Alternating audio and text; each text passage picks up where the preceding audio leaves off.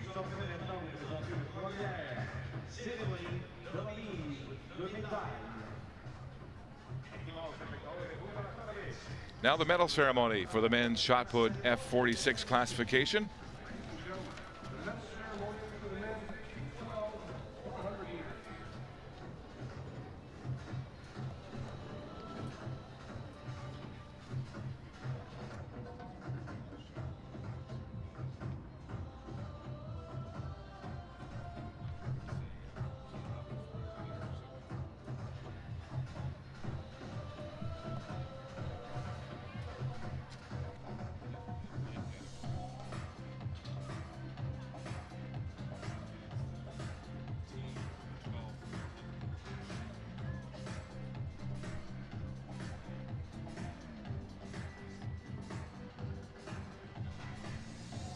Les médailles seront présentées par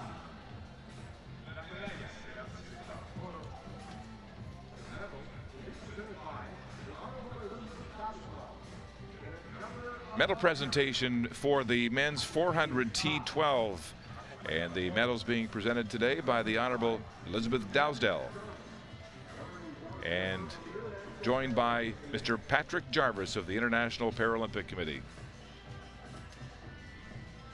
médaillé de bronze. Médaille avancée.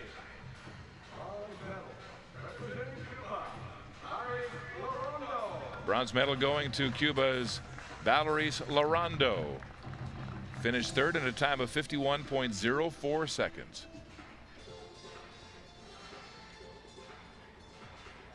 The Honorable Elizabeth Dowswell making the presentation.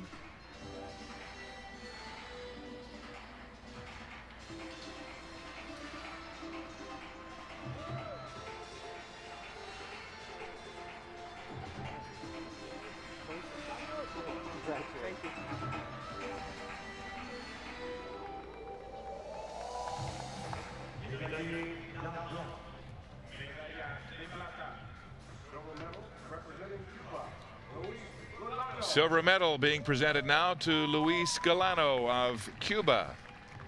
Finished in a time of 50.86 seconds.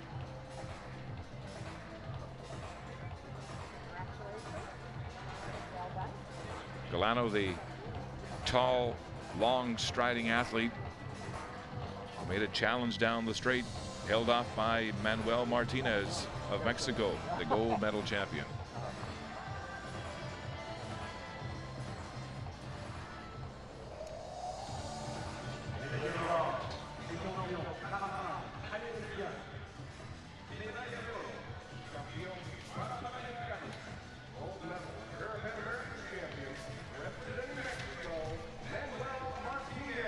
And the gold medalist from Mexico, Manuel Martinez. First at 49.94 seconds. The only man sub 50 in the T12 400 final.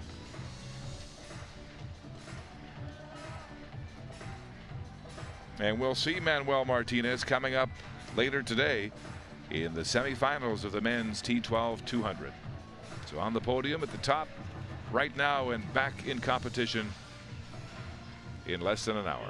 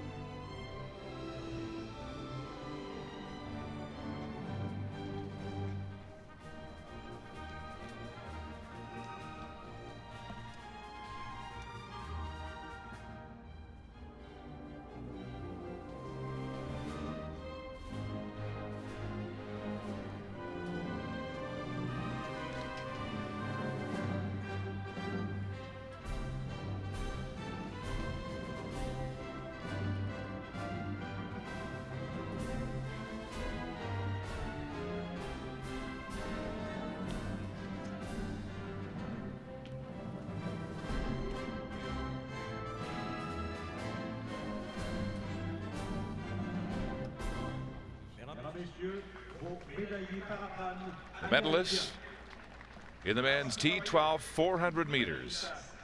Manuel Martinez on top of the podium, the gold medal champion, along with Luis Galano of Cuba and Valeris Larando of Cuba for silver and bronze.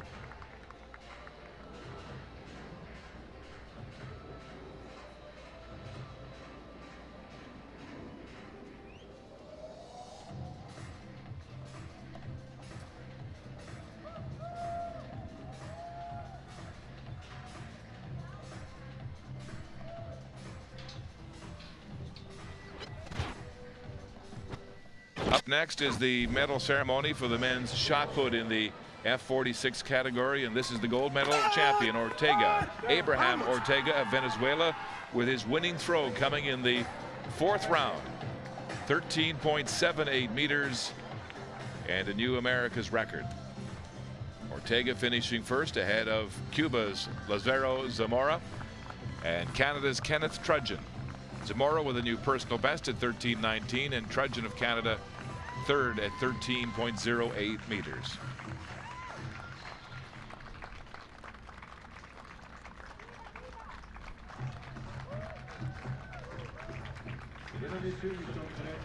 Now it's time to decorate the shot put medalists here in Toronto.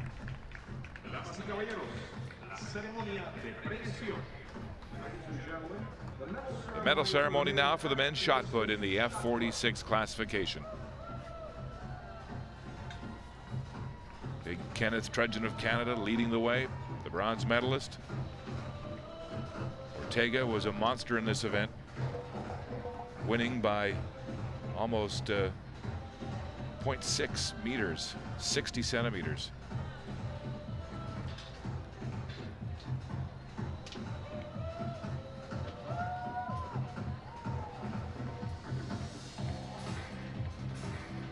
And outside of North America, we've seen the Cubans, the Venezuelans, and the Brazilians so dominant. Brazil, of course, running away with the medal race overall of these Parapan Am Games, but also here in athletics. This is a rarity not to see a Brazilian on the podium. Kenneth Trudgeon, Canada, accepting his bronze medal.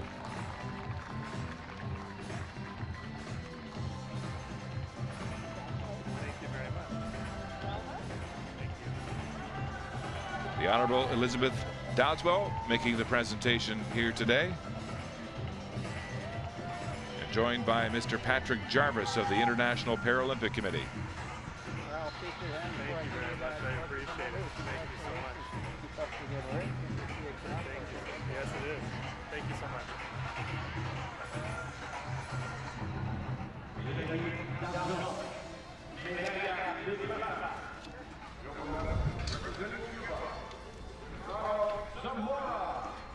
The silver medal going to Lazaro Zamora of Cuba with a new personal best here in Toronto, 13 meters, 0.19.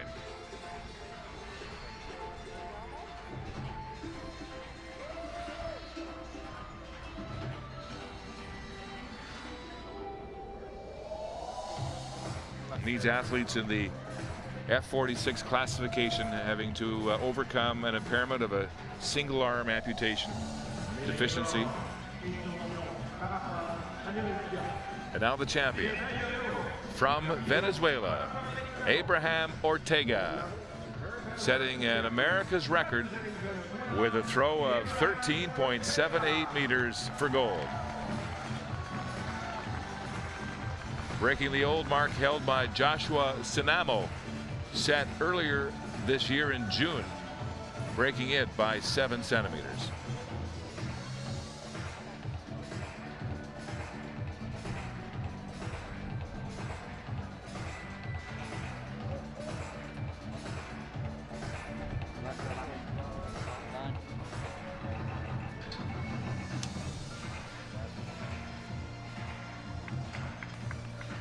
Abraham Ortega of Venezuela, the champion in the men's shot put F46.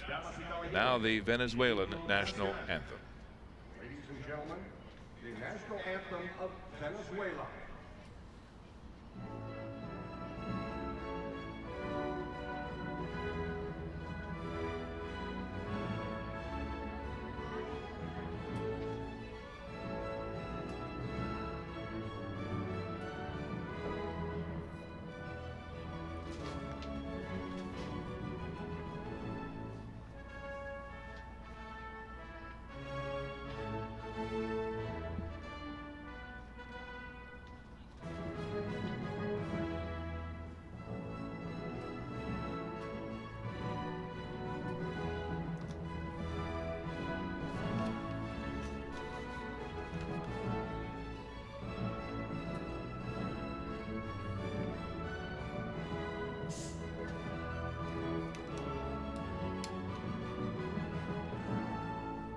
Mesdames, Messieurs, vos médaillés Parapan American.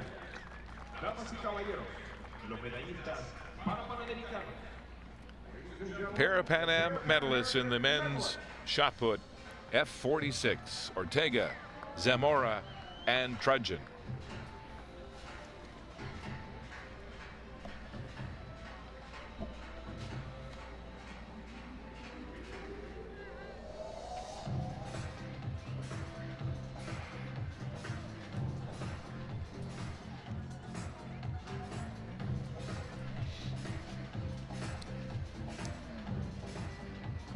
Next up, the medal ceremony in the men's 100 final, T42 classification. And the champion last night was this man, Shaquille Vance, blazing to victory in 12.69 seconds, a new Parapan Am record, ahead of Regis Woods and Desmond Jackson, an All-American final on All-American sweep. Shaquille Vance for gold, Regis Woods for silver, and Desmond Jackson in a personal best of 13:29 for bronze. And a brilliant display of athleticism by these lower limb amputees.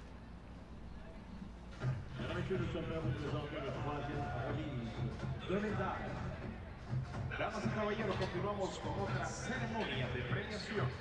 Ladies and gentlemen, the medal ceremony. And now the ceremony for the men's 100 T42. As they make their way into the bright sunshine here in Toronto this afternoon. It was really incredible watching this race as Shaquille Vance fell actually out of the blocks, stumbling, and the race was called back by the starter. There was some concern that Vance, who was the heavy favorite, might be charged with a false start. He was not. A stumble, a slip with the blade portion of his leg, causing him to go down. He was allowed to get back into the blocks and race again, and he made no mistake the second time, dashing to victory in that Parapan Am record.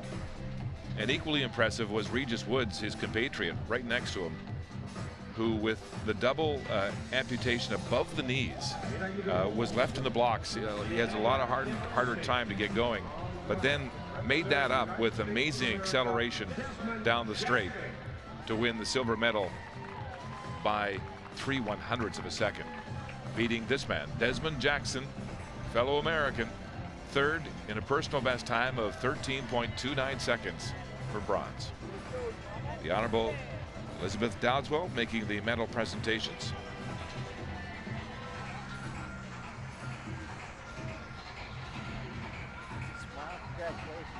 And Mr. Patrick Jarvis of the International Paralympic Committee assisting. Desmond Jackson, bronze medal in the men's 100 T42 classification. Silver medal, representing the United States of America, Regis Woods. Regis Woods now making his way onto the podium to accept his silver medal. And everyone last night marveling at his ability to turn it over and come from behind to win that silver by 3/100ths of a second.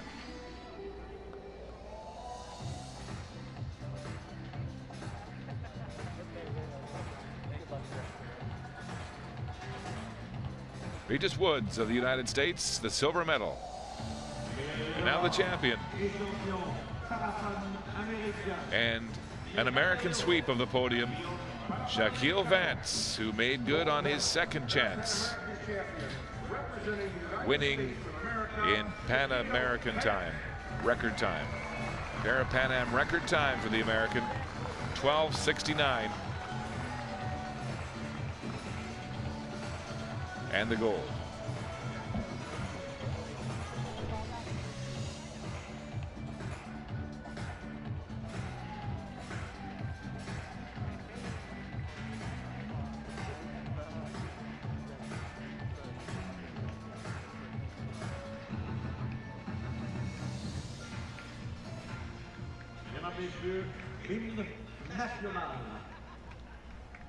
Now the national anthem of the United States of America. The national anthem States of America.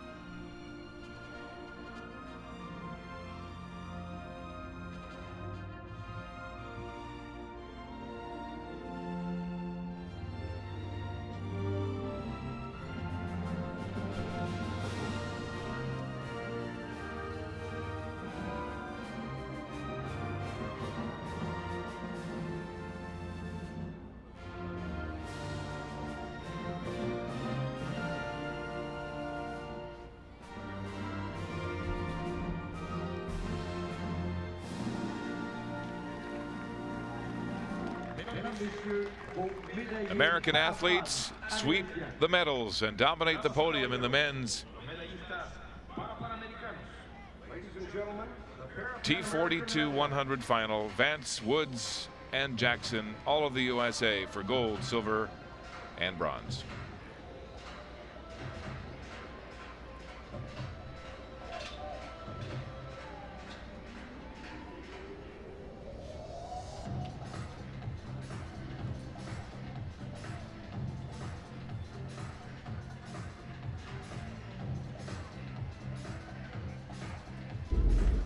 Next up is the medal ceremony in the men's T11 400 as Felipe de Souza Gomez raced to victory with his guide 51.13 seconds ahead of Dustin Walsh of Canada.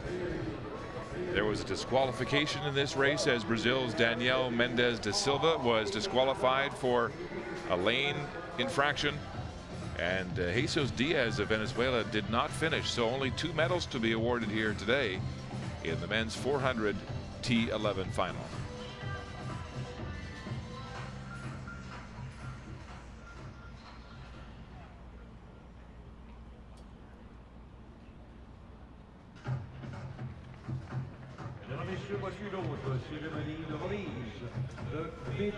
And the procession continues here at CIBC Parapan Am Stadium as the medalists for the men's T11 400 final make their way towards the podium.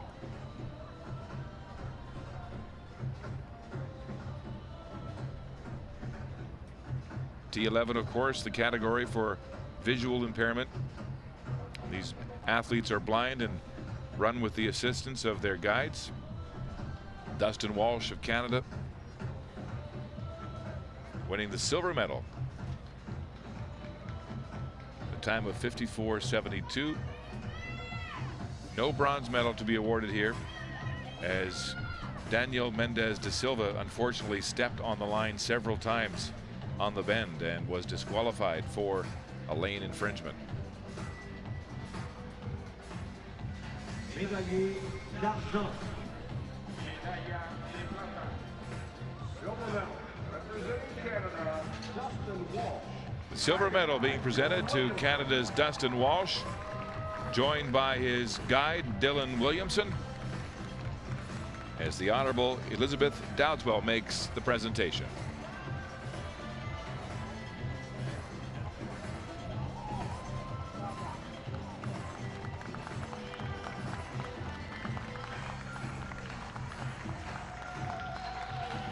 The guide's full value for these athletes' performances, 50% of the equation, and so they receive medals as well. Mr. Patrick Jarvis of the International Paralympic Committee assisting in the presentations here today. Dustin Walsh of Canada and his guide Dylan Williamson, the silver medalist. Now the Parapan Am champion in this event. Parapan American Games representing Brazil, Felipe de Souza Gomez. From Brazil, it's Felipe de Souza Gomez. joined by his guide, Jorge Pereira Borges. Gomez, the class of this field, winning by 3.5 seconds.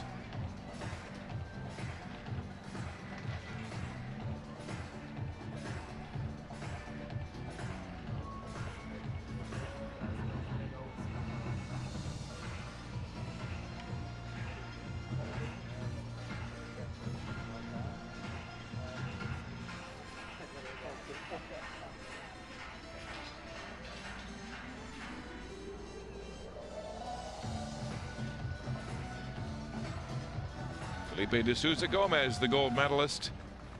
And as we mentioned, no bronze medal awarded here today because of the disqualification to Brazil's Daniel Mendes da Silva. Now the Brazilian national anthem.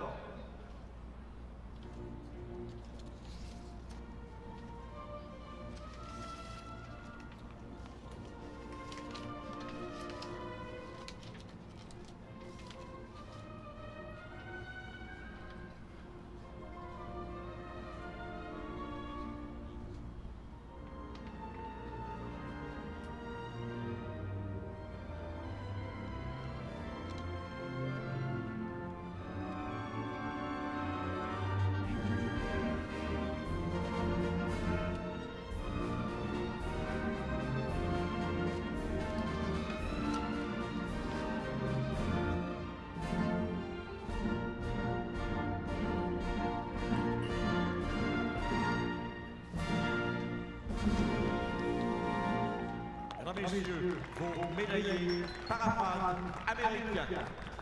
Damas y caballeros, los medallistas Parapan Americanos. Ladies and gentlemen, the Parapan American medalists.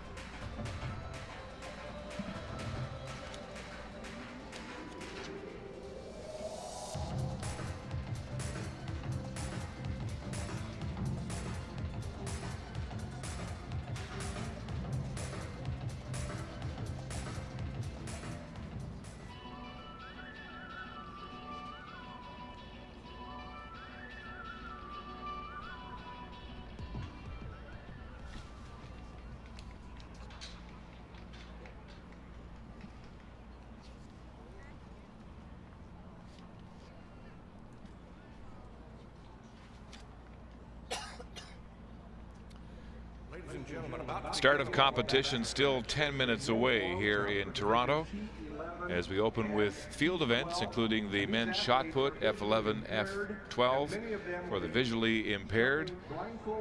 The field includes Alessandro Silva of Brazil, who's already won a gold medal in the discus competition in this classification, and Sebastian Baldessari of Argentina, who took bronze in the discus.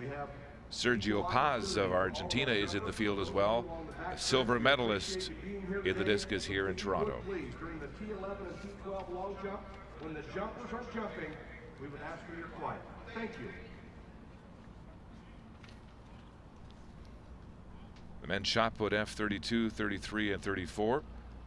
Only 4 competitors are entered, including Canada's Kyle Petty, the gold medalist in 2007 in this event at the Parapan Am Games in Rio.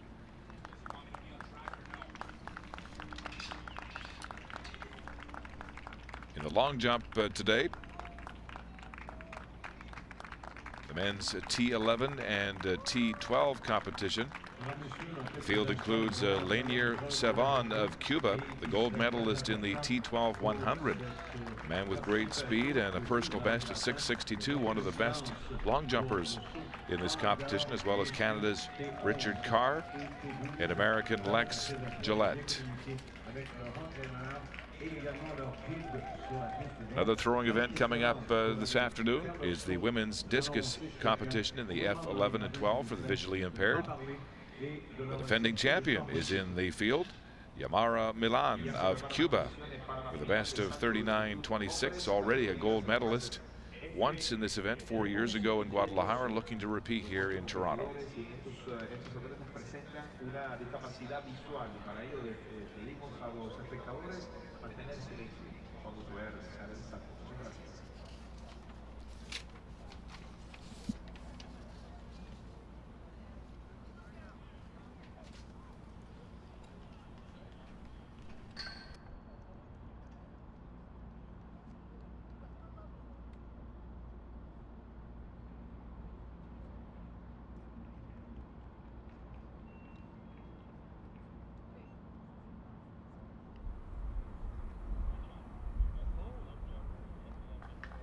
Warm-up still underway in the men's F11, F12 shot put final.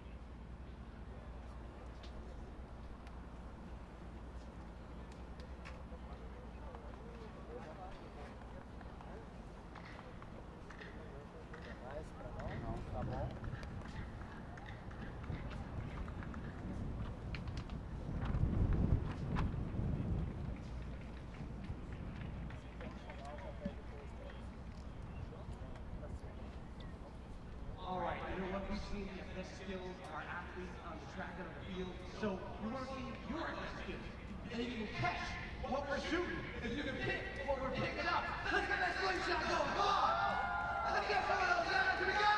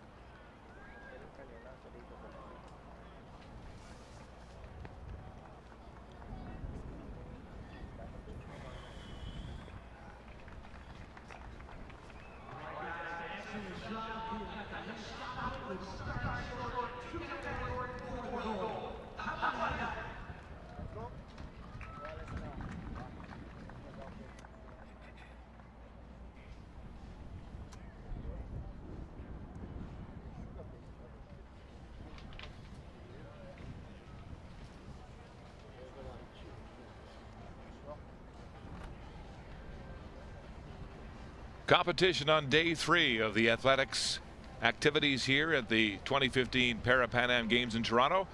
Getting underway with the men's shot put in the F11, F12 category for the visually impaired. I'm Mark Lee, along with 6-time world champion in wheelchair sport, Jeff Adams.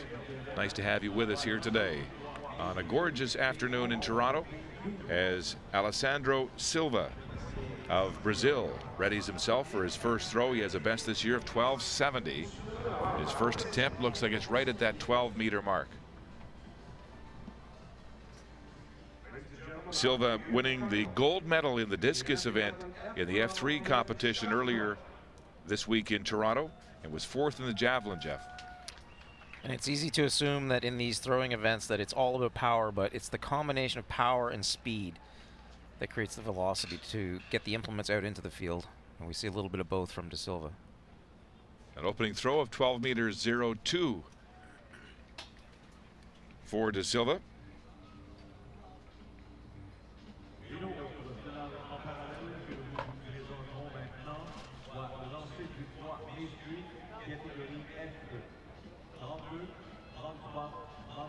The next competitor is from Argentina, Sergio Paz. Has a best this season of 11 meters 62.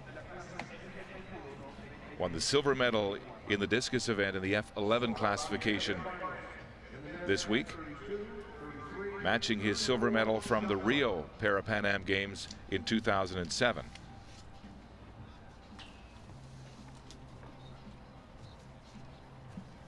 These athletes brought to the throwing circle by their guides.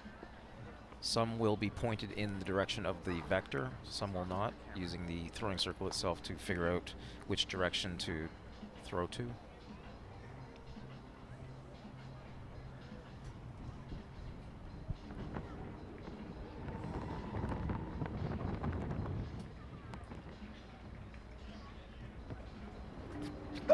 Sergio Paz with the slide technique.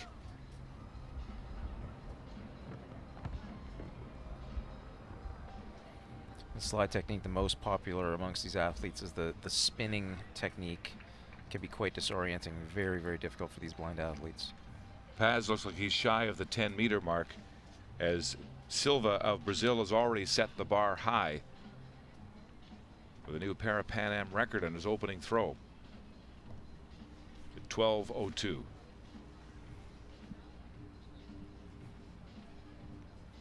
To 9:67 for Sergio Paz. And a combined competition here in the F11, F12. So, Jeff, they will use a scoring points table to combine these athletes in their various impairments. And that list, the way of scoring for these field events is, of course, based on world records, world bests, data that has been collected over years and years, and is used to ensure that the playing field is equal when the classes are blended, because the difference between having a small amount of vision and no vision at all is significant. This is Carlos Green of Trinidad and Tobago, an international power lifter. Competed in the discus and shot put in 2012 in London, and he's just passed, it looks like, that 10-meter mark. In terms of the points, De Silva of Brazil received 893 points for his Parapan Am record throw in his first opportunity. Paz received 572 for his 967. And he gets away with probably a bit of a foul there, if you want to be absolutely strict about the technique. Shot put is supposed to go straight out, and you see Paz come through and kind of throw it out into the field. 10 meters 47 for Carlos Green of Trinidad and Tobago will move him into second place in this competition as we move to Anibal Bello of Venezuela. He holds the America's record in the F11 javelin throw. Many of these athletes compete in the shot put, the jav, and the discus. Very versatile throwers. And blindfolded, of course, because of the F11, F12 combined class. All of these athletes given the same disadvantage, as it were. That's right. All of the F11 athletes are required to wear blackout devices, whether it be a blindfold or glasses that restrict their vision to absolutely none. And Bello is past that 10-meter mark.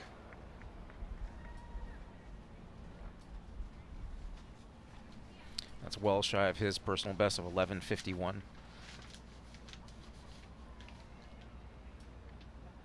Again, the slide technique for the Venezuelan athlete, who came here with a personal best of 11:51. He'll have a 10:68 score. It'll move him into second place in this opening round of competition.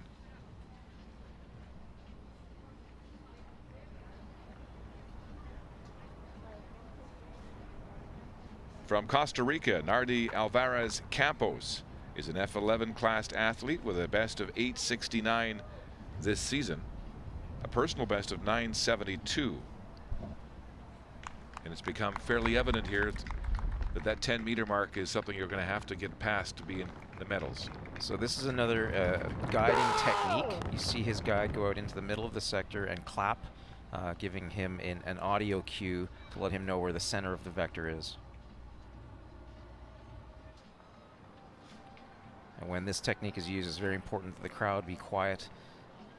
And they'll often ask for the crowd to reduce the noise if the crowd is being noisy at the moment that the athlete is trying to throw. So the athlete can hear the communication from his guide.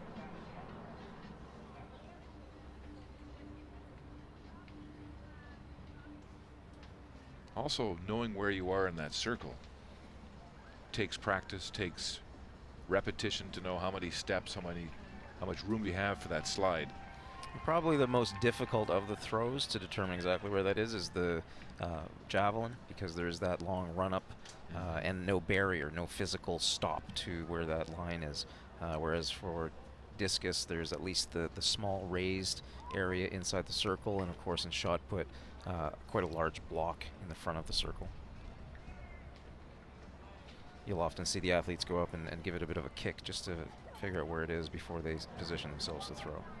Here's Sebastian Baldassari of Argentina, one of the favorites with the best this year of 11.73, a two-time Paralympian. And he clears the 10-meter mark with his opening round throw. Baldassari won the bronze in the F11 discus competition. Holds the America's record in the discus. It really doesn't get nearly as low as he could to use that slide technique the most effectively. Stays very upright through the course of his throw. If he could get down a little bit and use the strength of his legs to push the shot put out there, he would be a lot more successful.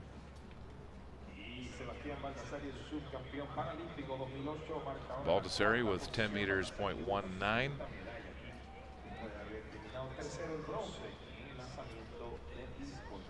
Leaves him in 4th place right now.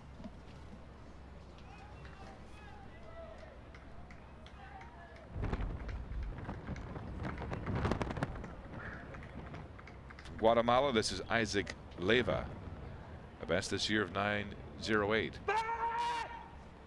Interesting technique, just launching that shot and then spinning afterwards.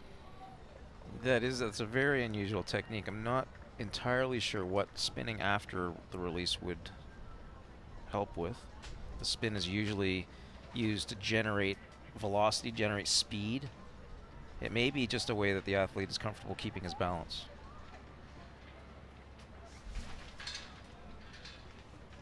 $8.58 for the Guatemalan, Leyva. Looking at this start list, Jeff, although this is a combined category, F11, F12, there are no F12 athletes in here, so the points really are academic. It will be based on distance here.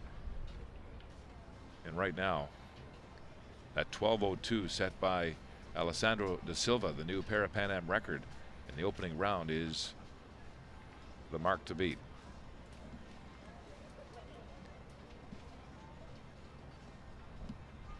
From Colombia, this is Rodriguez.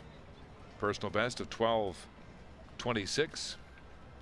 And you can see the athlete using his feet to determine exactly the positioning of the front border of the throwing circle, using that tactile field feedback to help orient himself.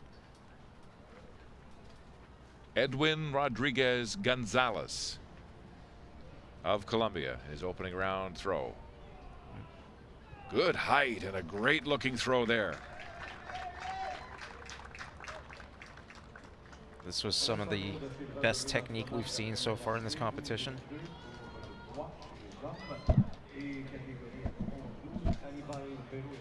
With Gonzalez getting nice and low, springing into it, and really getting some very, very nice height on that throw. Well, that's going to move the Colombian up into 2nd place, 11 meters 50 for Edwin Rodriguez Gonzalez.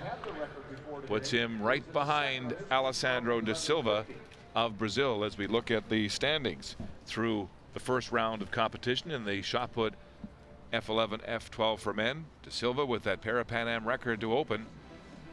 And we're looking at the points tables here with Rodriguez Gonzalez in 2nd place with that 11.50 mark.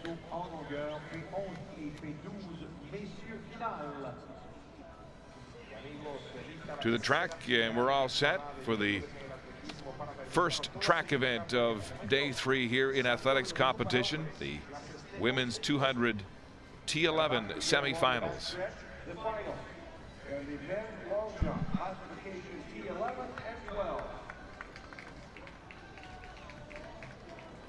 Just 2 athletes in semifinal number 1. from Brazil, Thalita Simplicio de Silva, and her guide, Felipe Veloso de Silva. Also from Brazil in lane number 5 is Julia dos Santos, accompanied by her guide, Fabio Dias de Oliveira Silva. So the first place finisher in each of these semifinals will qualify for the final, and then the next 2 fastest overall advance. So the 2 Brazilians getting set to duel here this afternoon. Simplicio de Silva with a silver medal in the T11-12 long jump in Toronto this week. And Dos Santos, a bronze medalist 4 years ago in the 100 at the Parapan Games in Guadalajara, Mexico. The wind today may not be absolutely perfect for 200 meters. It looks like, by the way the flags are blowing, they may be heading into a headwind for the first very short portion of this race. They will get the wind for the entirety of the finishing straight, though, so a good wind, but not a perfect wind. Yes, they'll be challenged on the bend. No question about that as they run into this brisk northwest gusting wind up to 70 kilometers per hour. So 2 Brazilian athletes here in semifinal number 1 of the women's T11-200. Thalita de Silva Simplicio in 3, Julia dos Santos in 5, both from Brazil.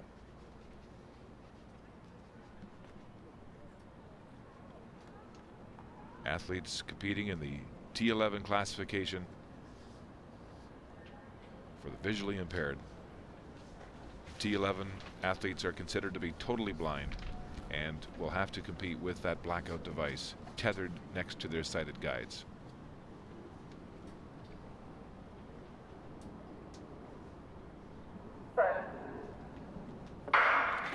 Gun and a good start as these athletes run with their guides through the wind. A tough headwind in that bend, and a fairly equal bend indeed as they come around the corner and head down the straight. Dos Santos looking strong, but here comes De Silva. De Silva now turning it on down the straight, running away now from her compatriot Dos Santos, and De Silva striding first to the line in 25.31 unofficially. And it's been rounded down to 25.29 officially. Thalita Simplicio de Silva automatically moving on to the final in the women's T11-200. And her compatriot Julia dos Santos will have to wait and see if her time will stand up among the 2 fastest overall. A very interesting start technique by De Silva, lining up on the very outside of her lane so that she could run a straight line out of the blocks. And then running into the inside of the lane, but we see Dos Santos just not able to keep up with the faster De Silva down the home straight. De Silva running away from it, running away with it, and powering across the finish line. You can see the guide speaking all the way down the straight to De Silva, ushering her to the finish line. And right at the finish line, the guides must turn their runners loose to ensure that the runners cross the line first. If the guide crosses in front of the runner, it's an automatic disqualification. And I would think those guides are really important on the bend. Absolutely. With these runners who have absolutely no vision in particular, they really have to help them run that bend very effectively. So Thalita Simplicio de Silva qualifying automatically to the final in a time of 25.29 seconds and a following wind of 4 meters per second. So the windy conditions here once again being a factor down this home straight.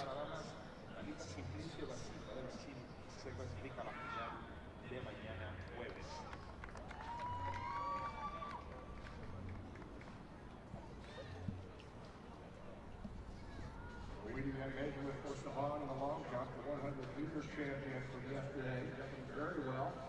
And he jumped 6 meters 40 with a legal win. Legal win for Saban, 6 meters 40. And that is a new Parapan Am Games record for the T12, 640 for Saban.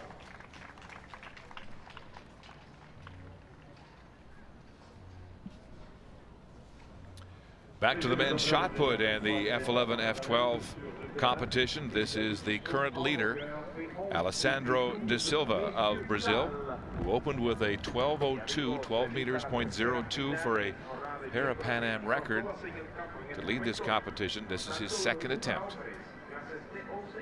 It's competition for the visually impaired. All of these men legally blind. Da Silva launching that shot. Oh, it's a beautiful throw. Well past that 12-meter mark, and another improvement here. Da Silva probably the biggest man in this competition. 12:54, an America's record. So Alessandro da Silva with back-to-back records here on his first two throws in the men's shot put F11, F12. Very, very powerful athlete, using all of that power in that throw.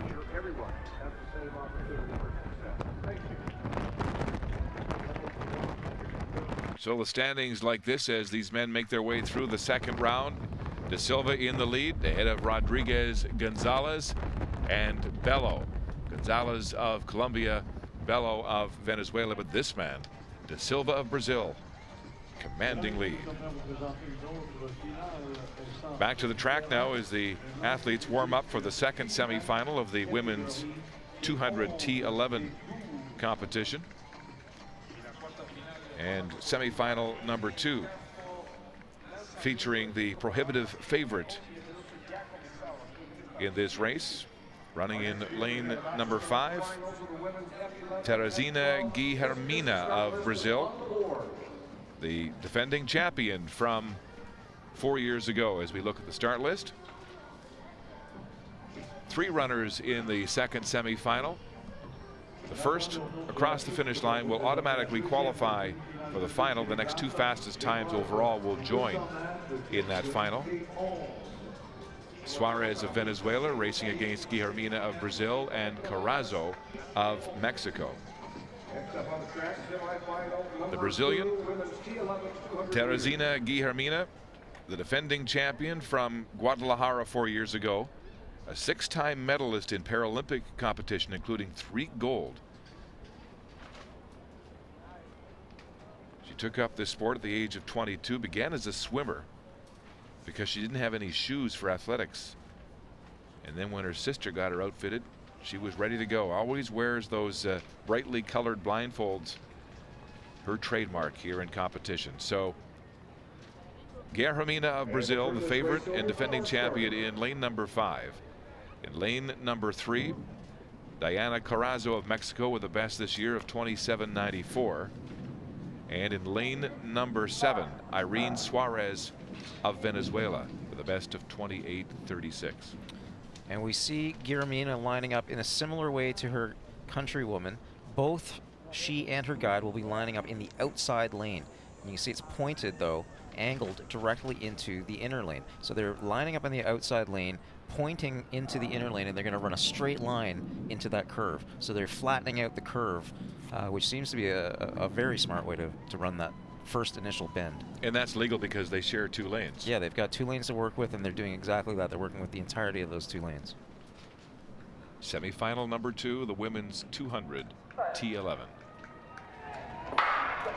And they're away in the second semifinal, going through that tough headwind and through the bend. Look at that. Guilhermina has already made up the stagger on Suarez of Venezuela, running away from the other 2 athletes along with her sighted guide out of the bend and now down the straight with that very strong following wind.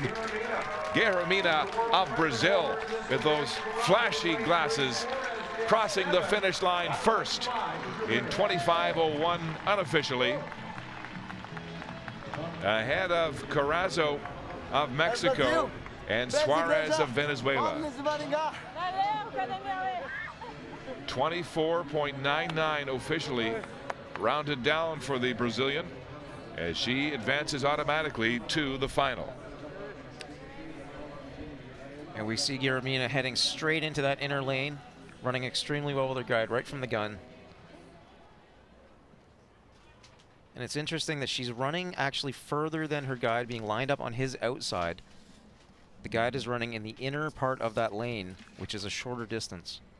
But a definitive victory for Guilhermina here in the women's semi of the 200 meters absolutely no contest. But the great competitor she is, she still dips at the line, trying to make the most of her performance. 24.99 with a following wind of 2.8 meters per second, so just over the allowable 2 meters per second. So a windy time for the defending champion, the world record holder and America's record holder from Brazil. Teresina Guilhermina first, automatically qualifying ahead of Diana Carrazzo, who will get in as one of the two also-rans at 27.21. These are the athletes who will advance now to the final in the women's 200 T11. Led by Guilhermina, then Simplicio da Silva, and then Dos Santos of Brazil. So look at that, the Brazilians with 3 of the 4 fastest times headed to the final.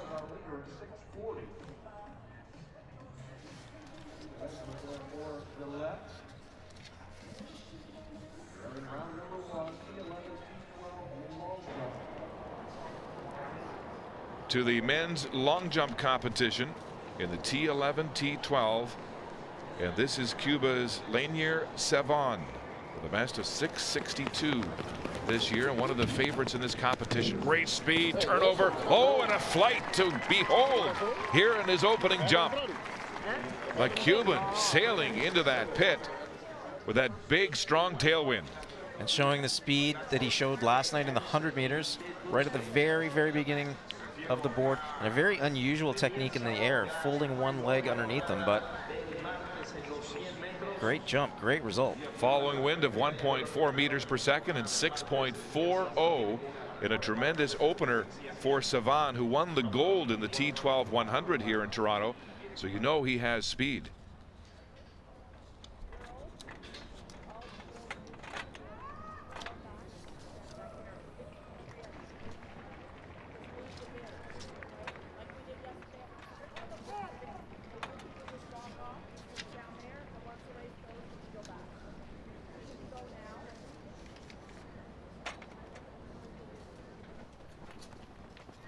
On the track now, women getting set for the T47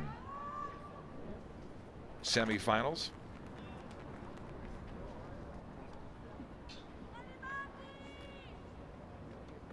World record in this event is held by Unides Castillo of Cuba, who will be running in the second semifinal. She also holds the America's record, the best time of 24.45.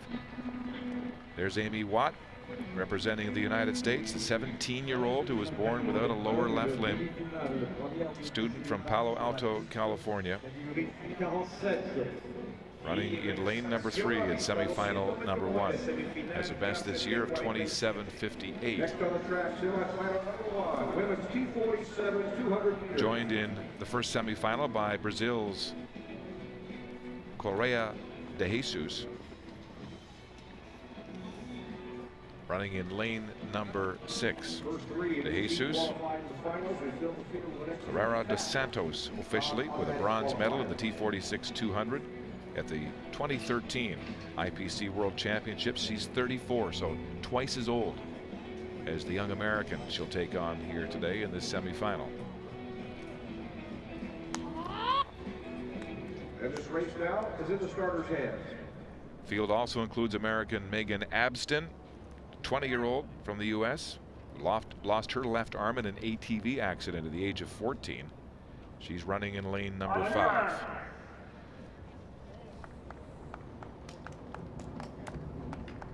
Semifinal number 1, women's 200 T47.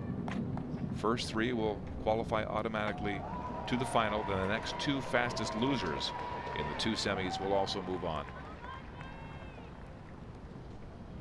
4 of these athletes using the blocks. Urso of Argentina standing up. And they're away in this first semifinal as they go through the bend. And De Jesus Carrera looking very strong, striding smoothly. Running hard and down the straight. The Brazilian looking very powerful. Amy Watt running strongly as well, outside in lane number 3. But Brazil's De Jesus Carrera dos Santos will ease up at the line in 27:01. First, her time rounded up to 27:03, ahead of Amy Watt of the United States. And one of the specific elements technically in this race that is disability specific is if these athletes are missing a limb on the outside, it's much more difficult to run the bend.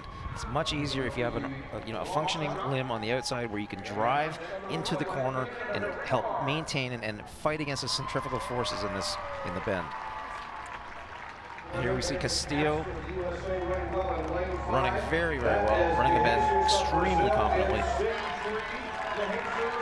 and ultimately running away with this race. Coming up on the finish line, dipping and cruising into the final. Would it be a help that her able arm was on the right side going around that bend? Absolutely, because the able arm on the outside allows them to create a force going into the turn and helps them fight against the centrifugal forces. So here are the results from semifinal number 1 in the 200 T47 for women. De Jesus Carrera dos Santos prevailing there handily and moving on, along with Amy Watt of the United States.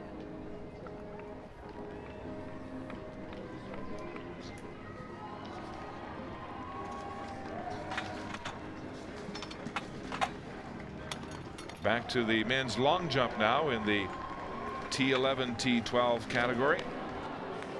And this is Lex Gillette of the United States.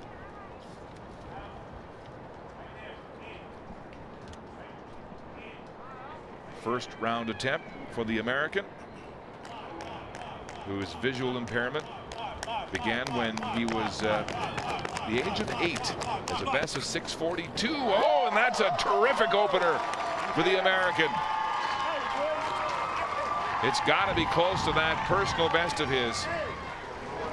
You see the guide giving him an audio cue and then getting out of the way just in time, planting on the board and getting great distance off that jump. These blind athletes have a bigger board, a bigger takeoff board to give them a little bit more margin. Look at that, 6:73, and the lead for Lex Gillette of the United States, and a new best this season for him, ahead of Lanier Savan of Cuba and Carr, the Canadian, at 5:30.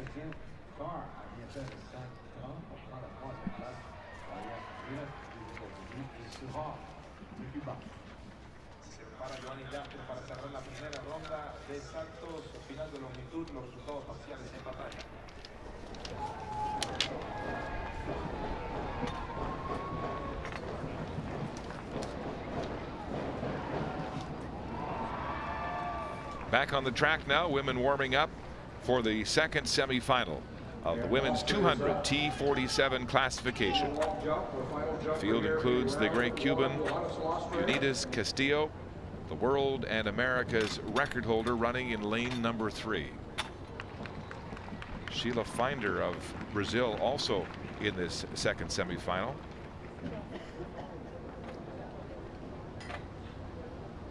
Silver medalist in the 100 4 years ago at the Parapan American Games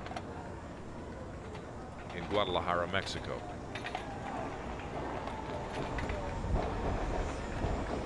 You can see Castillo lining up, of course, only with 3 points of contact on the track, and she's putting her hand very much in a central position to give herself as much stability as she can. Some of these athletes will use prosthetic devices, some of them will use blocks, others will choose to just position that hand more centrally using a bit of a triangle, getting the firm foundation from which to start the race. So these athletes in the T47 classification for upper limb impairments, amputations. And the athletes running this bend to their left, like Finder and Castillo, with the amputation on their right arms, will be a bit of a challenge for them as opposed to an athlete who has that right arm to swing the momentum. It's definitely, you know, apples to apples. It's an advantage to have the amputation on the inside part of the bend. You create more force with the fully able arm on the outside. Fight that centrifugal force that's pushing you towards the outside of the track. Sheila Finder, the silver medalist in Guadalajara 4 years ago, a 2-time Paralympian.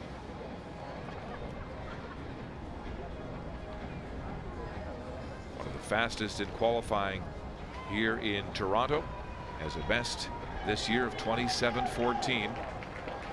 She's actually run a faster time this season than the world record holder and defending champion Unidas Castillo of Cuba, who ran 27:40 this year. So here's the start list. The defending champion and world record holder Castillo of Cuba in lane 3.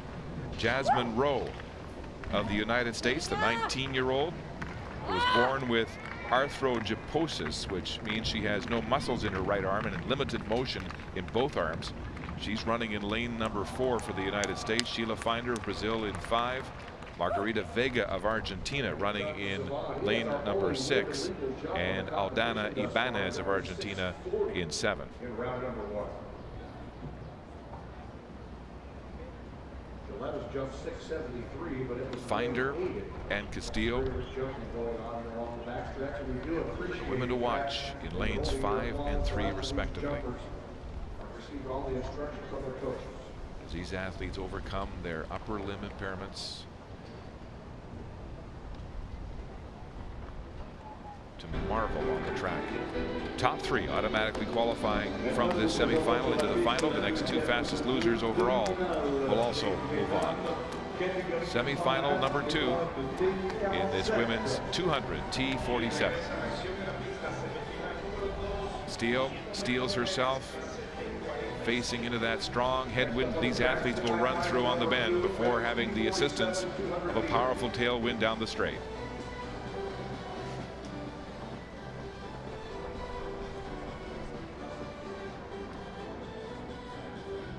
On your mark. Turn this race over to our start. Race in the starters' hands now in this second semifinal of the women's 200 in the T47 class for upper limb impairments. These women dealing with upper limb amputations. Ibanez will start in a stand-up position, as many of them have difficulty with these amputations finding their balance in a 3-point stance out of the blocks. Castillo of Cuba, the world record holder and defending champion in 3. And they're away in this second semifinal. T47 200, and Castillo running right by Jasmine Rowe of the United States, being chased by Sheila Finder as they come through the bend and down the straight. And look at the margin for the Cuban. Unidas Castillo opening a 10-meter lead on Sheila Finder. Jasmine Rowe hanging on to 3rd. The top 3 will qualify automatically. It's Castillo, Finder, and Rowe of the United States in that order. Castillo first at 25.86 seconds. And those women will meet again later today in the final of the 100. So a busy day on the track for these favorites, Castillo and Finder. Castillo made up most of that gap in the first 20 meters. Watch her start just flying out of the blocks. She's running the bend very, very well, but by this point she's well past Finder and has nothing but clear track in front of her as she runs to the finish line. Finder running quite well, but just no match for Castillo today. And that's so dramatic because Finder was 2 lanes ahead in the stagger.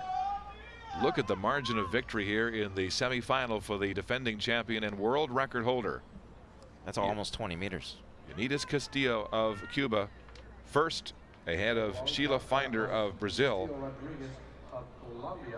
And Jasmine Rowe, the young American who has no muscle control in her arms. They're really persevering through that bend and down the straight to finish in the top 3. So here are the results to the second semifinal. Castillo and Finder and Rowe all automatically qualifying. Margarita Vega will get into the final. 4th here in the second semi, but among the 2 fastest losers overall to qualify for the women's 200 T47 final. They'll be joined by Amy Watt of the United States, Teresina de Jesus Correa dos Santos also in the mix from Brazil, and Megan Abston has made it into the final, hoping to make good for that false start she had in the 100 semis yesterday. She pleaded for her chance to get a second start, but was denied and disqualified for that false start. And you know, the point she was making is that an able-bodied athlete would be able to raise a hand to ask for them to stand up, and you know, she just simply can't do that.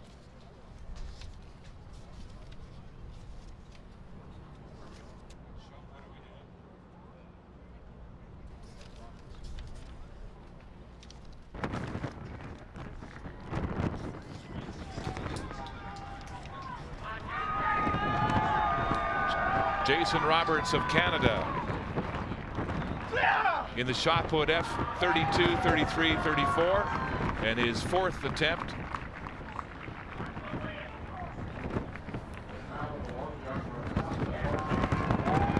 You can see him throwing out of his throwing chair. He's got a large grab point on the front that he's using for balance and also to generate speed and power.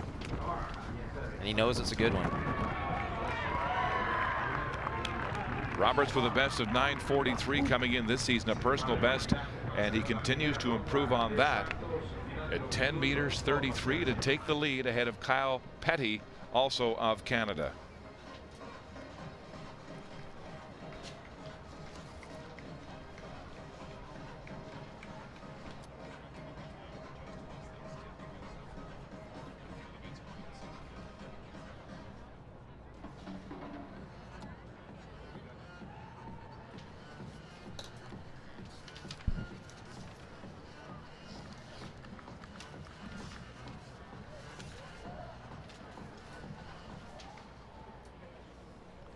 On the track now, the semifinals in the men's T12 200 meters in this classification for visually impaired athletes.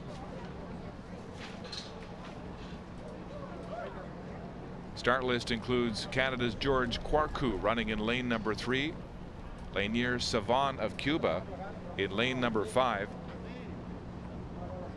He's also competing right now in the long jump, so this is amazing how he would leave the long jump and get on the track and race in the semifinal. I've honestly never heard of that. That is quite remarkable.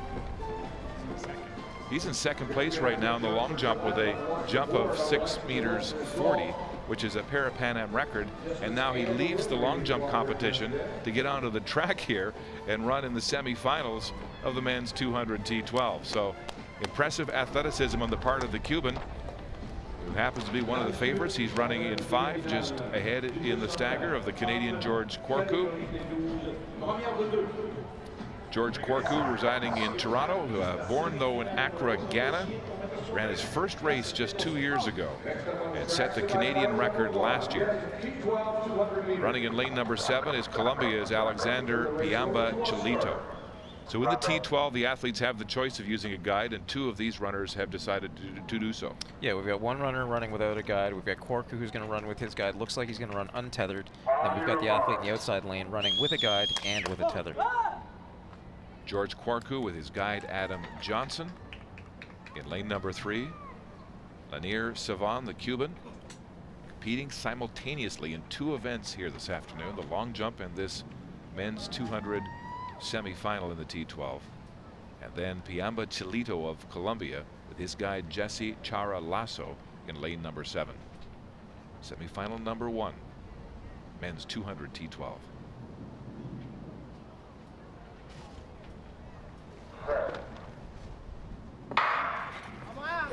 The gun and a fair start in this opening semifinal as Lanier runs right through the stagger impressively, right past the Colombian Piamba Chelito, and down the straight Lanier of Cuba comes, opening a 10-meter lead. Kwarku of Canada striding well as he moves into 2nd place, but the Cuban Lanier Savan easing up with 15 meters to go, winning handily here in semifinal number 1, and now he'll catch his breath and go back to the men's long jump final. You know, for a guy who's in the middle of a long jump final, I would have expected him to maybe take it down a level or 2, but he only really let up in the last 15 meters. He gave that race quite a bit of effort. So Savan of Cuba will qualify automatically into the final as we take another look at it. Very, very good start for Savan. Gets out very quickly. He's running the bend extremely well, running right on that line. Right past Piamba Chelito of Colombia. Yeah, he made up that stagger like it was nothing. And coming into the straight, he's already got 20 meters. Kwarku running a very good race himself. but simply in a different class than Savon, who runs away with it today. He's an amazing athlete, Lanier Savon. He's already won the gold medal in the T12 100 here at these Toronto 2015 Parapan Am Games. He's in second place right now in the long jump final, and he blasts his way easily into the final of the men's 200 T12 ahead of George Quarku of Canada, the Toronto native running on home soil here. Second at 23.83 ahead of Biamba Cholito of Colombia at 24.89. So Quarku will have to hope he's one of the next two fastest also-rans overall in these three semifinals to get into the final.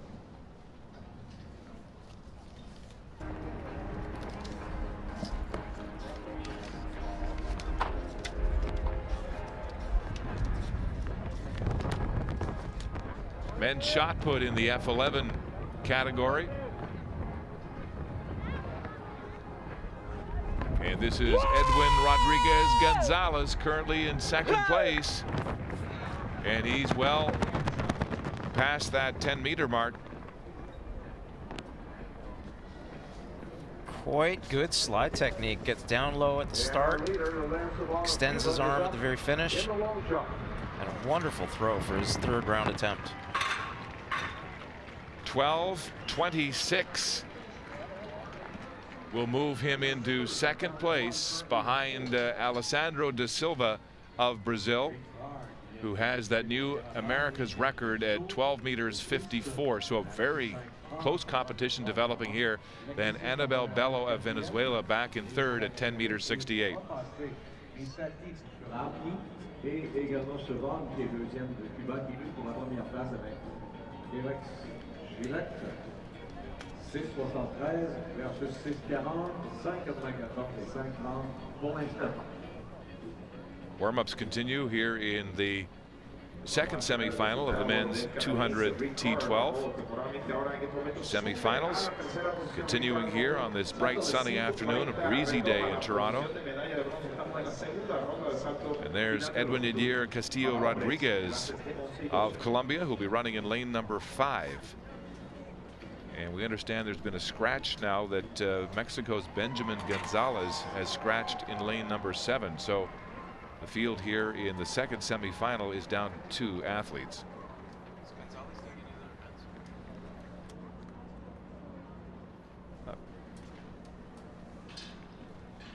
Argentina's Eduardo Aguiar running in lane number 3.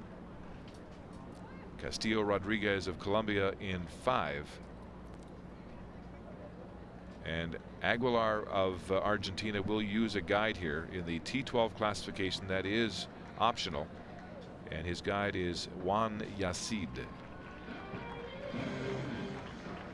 But Benjamin Gonzalez, who was considered one of the favorites here for the best time of 22:28, is not starting, has scratched in this second semifinal. He was 4th in the 100 final the other day here in Toronto,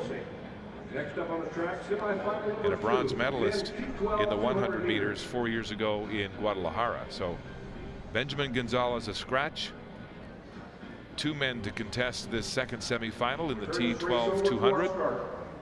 The winner will automatically advance to the final. Both these men very close in times this year, with Aguiar posting a 24:10 seasonal best and Castillo Rodriguez at 24:71.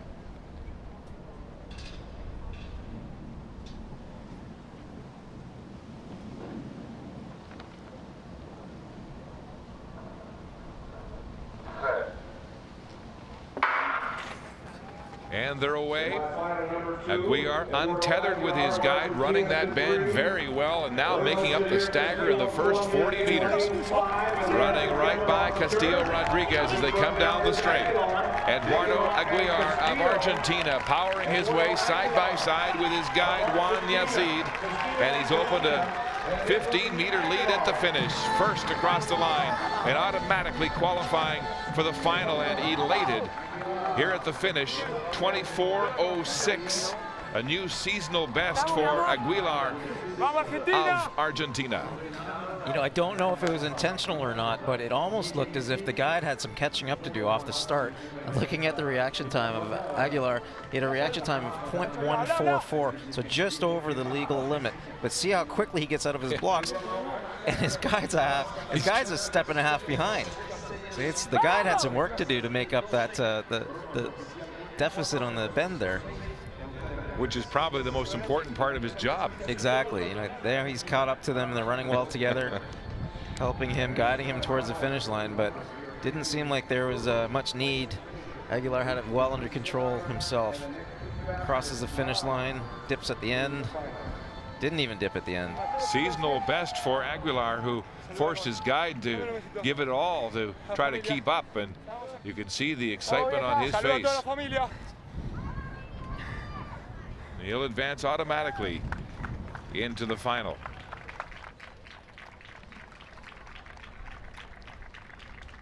So the official results now for semifinal number 2.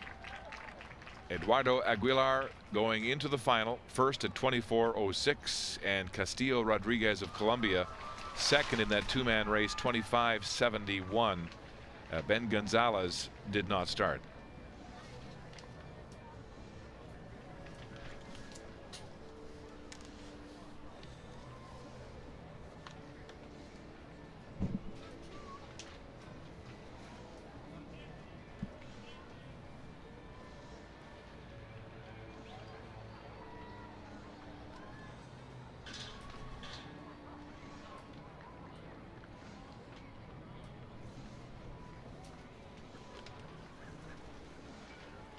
And 2 rounds have been completed in the long jump. Mike Gillette of USA has jumped 3 jumps over 6 meters. 673 is our leader at the twin 80. Johannes Lasse of Cuba jumped 6 meters 60. He's currently in second. Esteban is in third, 6 meters 40 here in round 3 of the long jump. Nous sommes dans la 3e ronde de 6, c'est pour le saut en longueur, messieurs, et pour l'instant c'est toujours Girette qui domine les énergies 6,73 devant 2 Cubains, Lastré et Chauvin 6,60 et 6,40. À noter que Chauvin a quitté l'épreuve pour venir faire une demi-finale sur la piste et il est retourné au saut en longueur.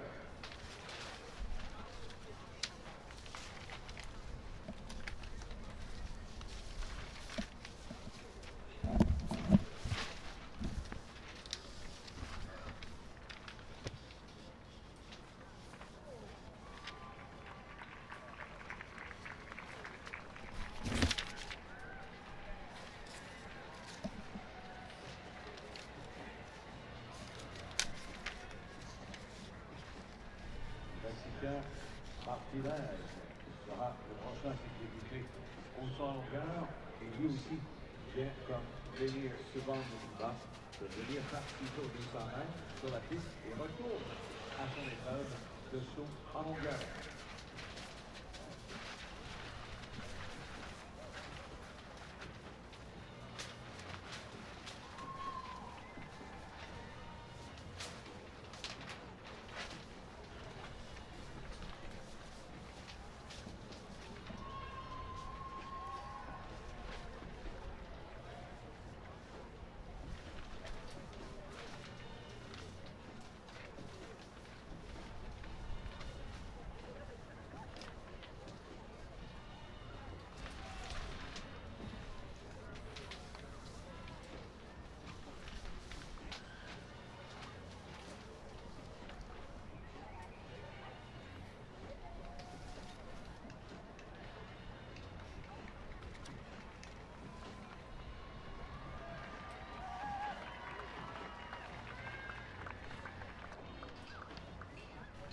Got a good jump there for Carr of Canada.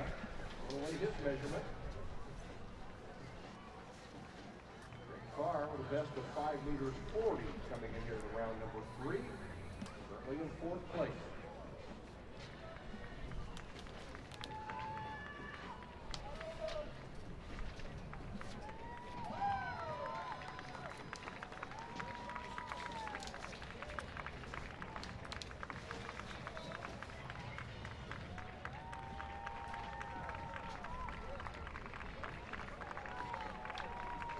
We're all set for the third semifinal of the men's 200 T12 competition for athletes with a visual impairment. 3 athletes in the field. Josiah Jameson running in lane 3 with his guide, Roland James Slade. Manuel Martinez of Mexico running in lane number 3, and Brazil's Diogo Geronimo da Silva in lane number 7. The American Jameson, 32 years of age, was born with retinitis pigmentosa. He's a 2-time Paralympian, won the gold in the 100 meters in Beijing in 2008. Has a best time this year of 22:92. Manuel Martinez of Mexico running in lane number 5.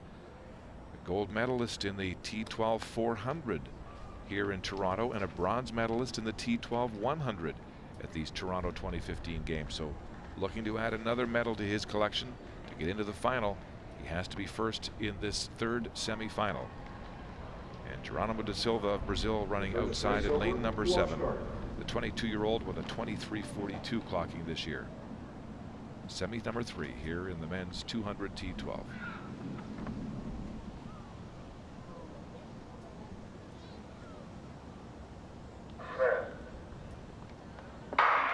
Oh, it looked like a false start in lane number 1. Josiah Jameson, and he knows it.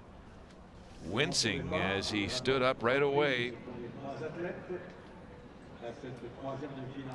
He really he false starts by no small margin here, coming out of the blocks well early.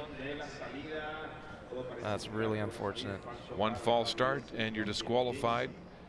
And so Jameson awaits the official ruling from the judges in Toronto.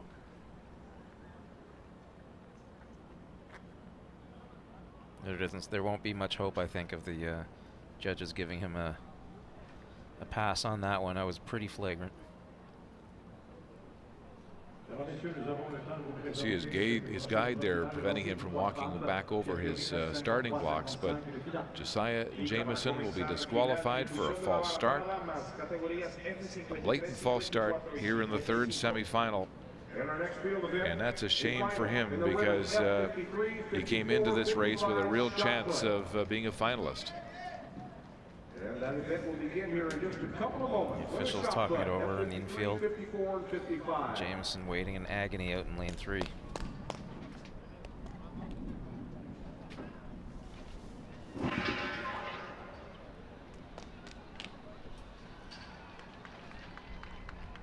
I'm not sure if you can make a case for a sound that threw him off or anything like that. We have heard the wind blow things over and make rackets in the stadium, but that was pretty blatant. And look at that, he is going to get a green card, so there is no charge for Jameson, who was bracing for the worst. So the wind here has been knocking various apparatus over, and but you know, generally when you see a call like that, you'll see the athletes spring out of the blocks as if they heard the gun.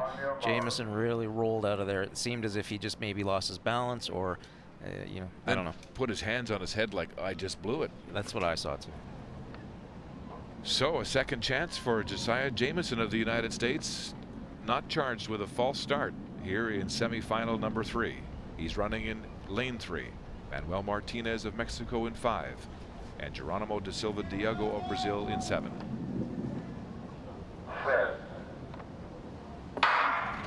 They get away cleanly here in this third semifinal, and Martinez of Mexico striding away from the American, and it looks like he's given up. Jameson has pulled up on the bend. He's limping as the other athletes come down the straight. It's da Silva Diogo being chased by Martinez. The first place finisher automatically gaining entrance to the final. This will be close, and it looks like the Brazilian holding off Martinez of Mexico as Geronimo da Silva Diogo finishes first at 22:65. Wow. 2/100ths of a second ahead of Martinez of Mexico. Smallest of margins for that, qualifying for the final. And back down the track, Josiah Jameson in some discomfort as he pulled up in the bend.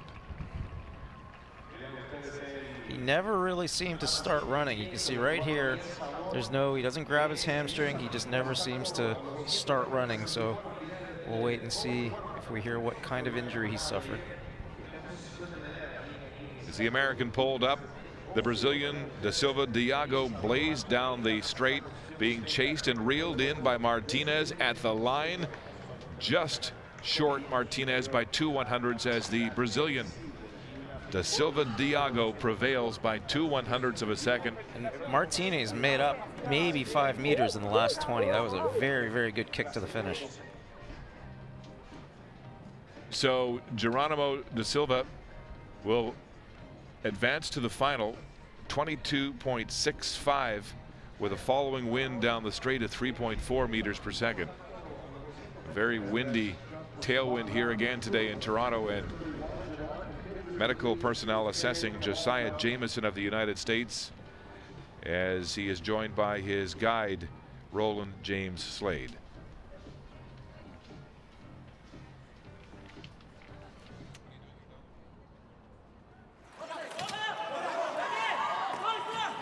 Five and a half minutes to go, opening quarter. Mexico and Brazil, quarterfinal action at the Ryerson Athletic Center. This one's a great start, 6-6 tie. Luke Kristen has it for Mexico. Just 3 on the shot clock, puts it up and hits it. Just a 2-point shot, but great recognition there with the shot clock ticking down, curled around and gets a nice little outside shot that'll really open things up inside for the forwards and centers of Mexico.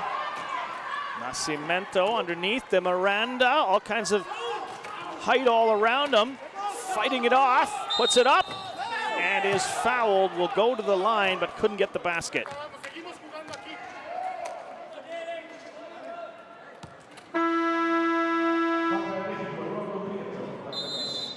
Leandro de Miranda, an important cog in the Brazilian offensive machine, has been held in check so far.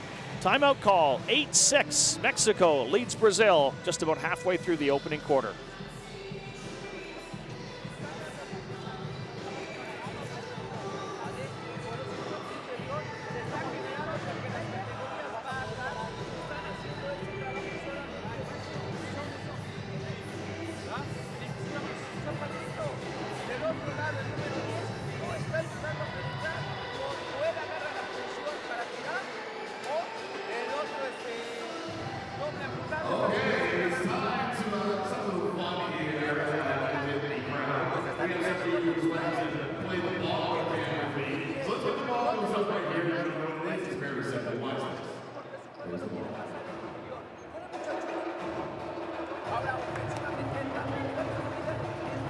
In the Brazilian timeout, this is the Mexican timeout, of course, Marnie, but in the Brazilian timeout, what are they now discussing, realizing what Mexico is bringing that they hadn't really seen the rest of the tournament?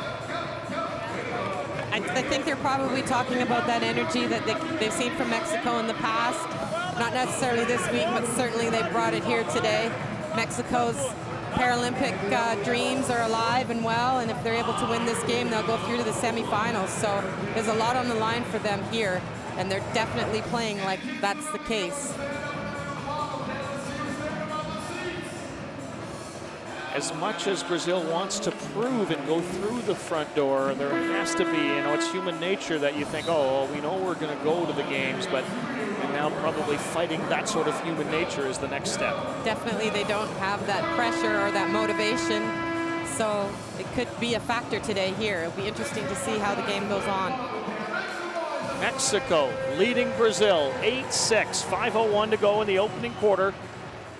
Leandro de Miranda to the free throw line for Brazil, and he hits. De Miranda shooting 50% from the line so far in the tournament. Better now. Well, back to 50. Zavala, the 42-year-old veteran for Mexico. Perdomo, Zavala, free throw line, fouled, hits, and he'll have a chance at 3. That's a tough call there. I'm sure Brazil would rather have not taken that foul there. Just a little tic-tac foul by number 8. Push on the chair. Enough for the official to make the call and put Zavala on the line.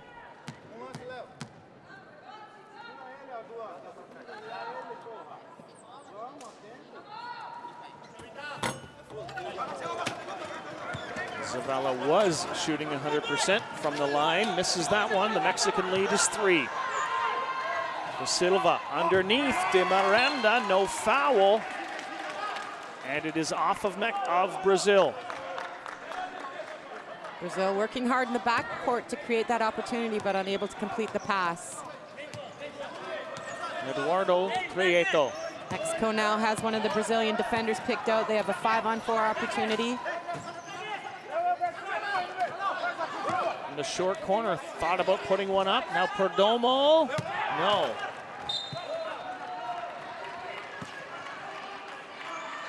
Brazil back to offense with Nascimento.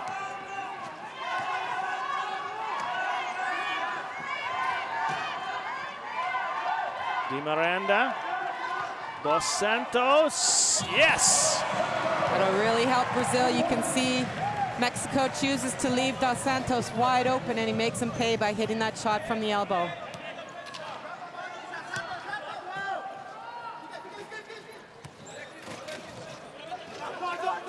Underneath, Prieto, rebounded but out of bounds off of Brazil. Oh, they're not happy with that call. I think Prieto was looking for a call under there. Really not a very effective shot attempt. Mexico's ball with 11 seconds on the shot clock. Zavala, watched by De Silva. Good hustle by Dos Santos to keep it alive. De Silva. Underneath, De Miranda, no. Good defense by Mexico to recover on that broken play. Still 13 seconds on the shot clock. Brazil ball.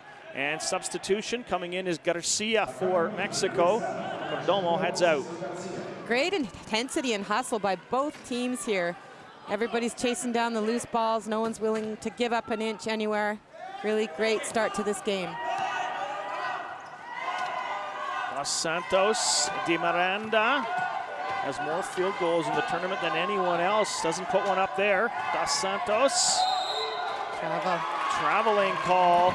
So in wheelchair basketball, you're allowed to push twice on your wheels.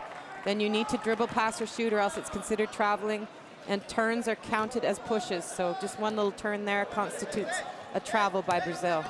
And you could turn by shifting your body, but not by moving your hand on your wheel, correct? That's right, yeah. Prieto, Zavala. Up, no, short. De Miranda bats it away, but it'll go out of bounds. Mexico ball. Mexico doing a good job trying to chase down those offensive rebounds. Really aggressive, good attack.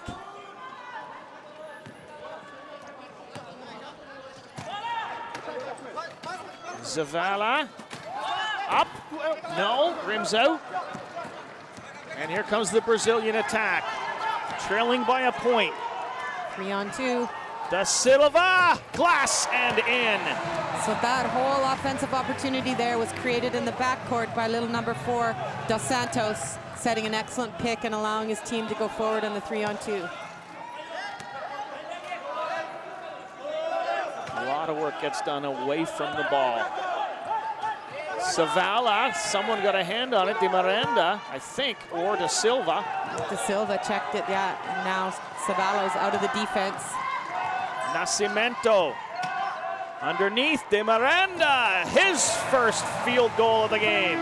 Really well executed 5-on-4 opportunity there for Brazil. Back picking the defender and then hitting that open lane and getting a nice uncontested layup. 3-point lead, Brazil. 1:57 to go in the opening quarter. Quarterfinal action at the Ryerson Athletic Center.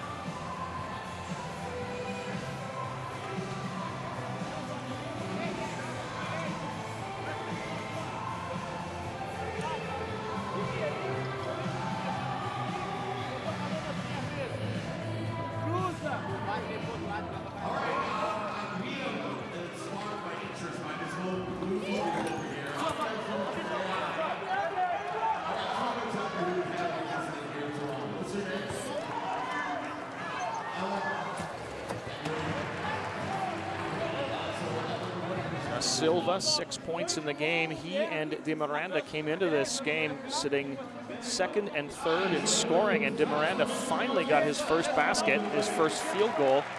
And let's see if that gets Brazil on track. Antonio Perez de Magalhães, the head coach of Brazil. Brazil with 5 turnovers already here in the first quarter. They're going to want to cut that down as the game carries on. Good start by Aaron Davila's team.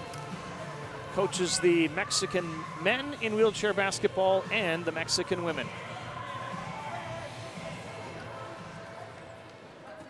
3-point lead, Brazil over Mexico. Minute 57 to go in the first quarter of this men's quarterfinal game.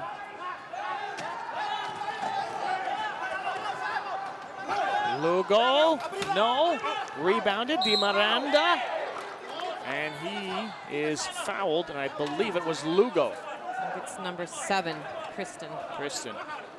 Great fake by Lugo there to draw the defender away, but unable to finish the shot.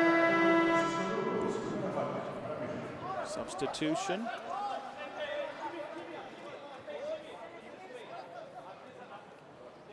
Into the game for Mexico comes German Flores. Out goes Lugo.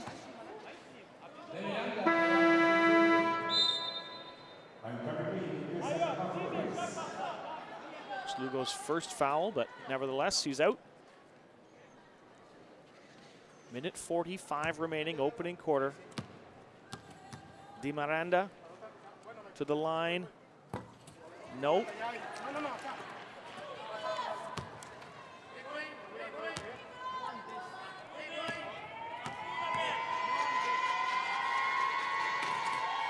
He likes the noise. He can focus a little bit more. Averaging 18 points a game so far in the tournament.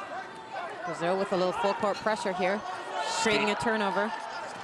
And a steal. Di Miranda. Dos Santos. Nascimento. Da Silva. Good hustle by Dos Santos.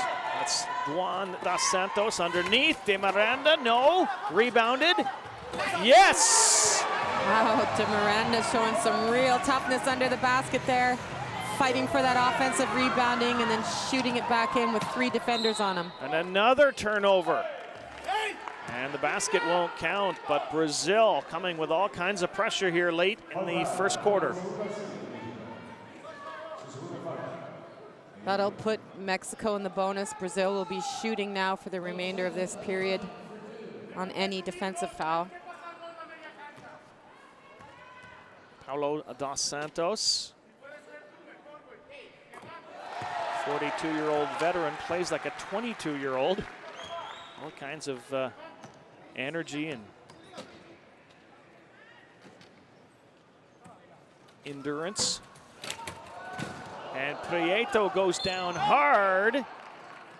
And the referee a little slow on the whistle.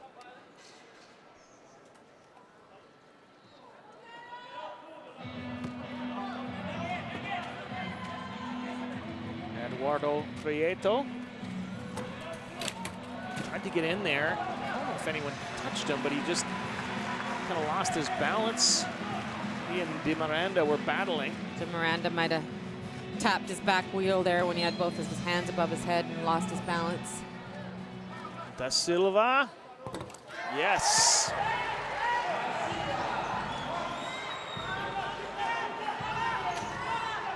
Da Silva with 8 points now.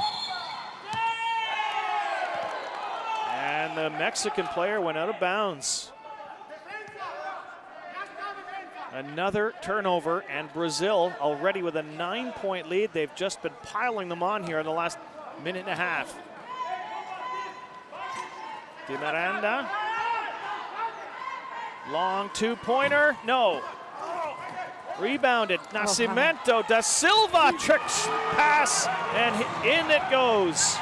Great play by Nascimento there. You can see he's a little weaker in his right arm, but able to grab that offensive board and dish it back to his shooter. 11-point lead for Brazil.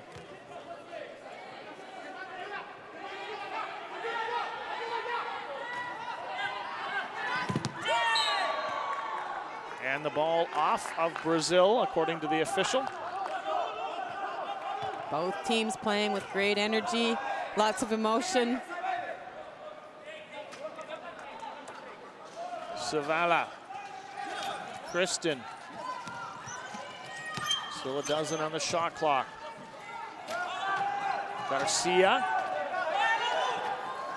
Inside. Kristen, no. Prieto. Christian, no, just doesn't even put it up. 8.6 seconds left in the period. Is not aware of the shot clock there. They need a little help from the bench, letting them know that. Good rotation by Mexico, though, to get to the open shooter.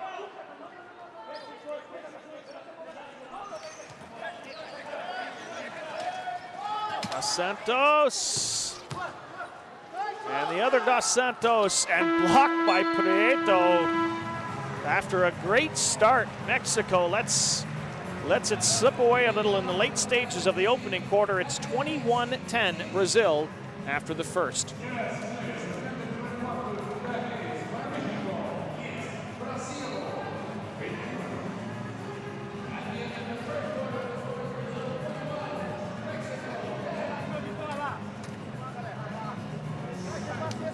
Boy, did Brazil ever turn it on late, Marnie? It was Mexico leading, there was a timeout, and then it was close for a while, and then all of a sudden. Yeah, and with 4 offensive rebounds late in the first quarter there, really helped them increase their lead, getting those second chance opportunities. Mexico's going to want to talk about blocking out, boxing out, making sure they're not giving up those offensive boards. Mexico looks so much better than we saw them yesterday. Yes, they did beat Venezuela, but they didn't show a lot. They kind of kept maybe some of it in under wraps. They gave their bench a lot of minutes yesterday as well, and some of the younger players, so their starting 5 should have lots of energy today.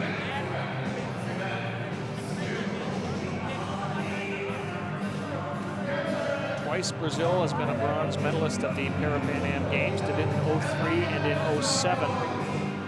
Mexico took a bronze back in 1999 when they had the games in Mexico City. So both of these teams know that you win here today, you've got a medal game to play.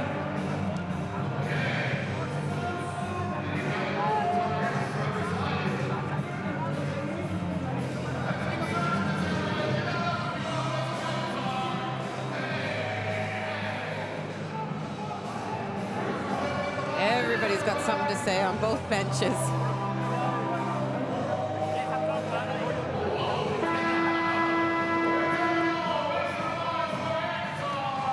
Here we go, second quarter action. Mexico and Brazil quarterfinals, men's wheelchair basketball.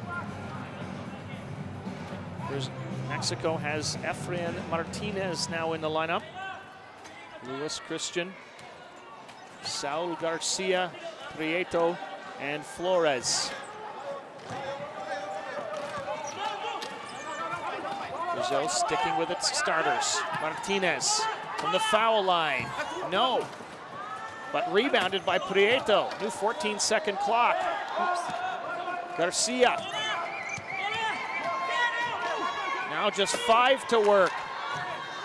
Christian, long 2. Yes! He won't make the same mistake he made on that last play, taking that open shot with the shot clock ticking down. Brazil looking to backpick again and create that player advantage. Nascimento, Di Miranda, bit of a broken play, has it. Dos Santos, Nascimento, from the baseline. Nope. Not a real good shot there. No rebounders under the hoop for Brazil. Easy rebound for Mexico. And Da Silva fouls Martinez. Luciano da Silva. Non-shooting.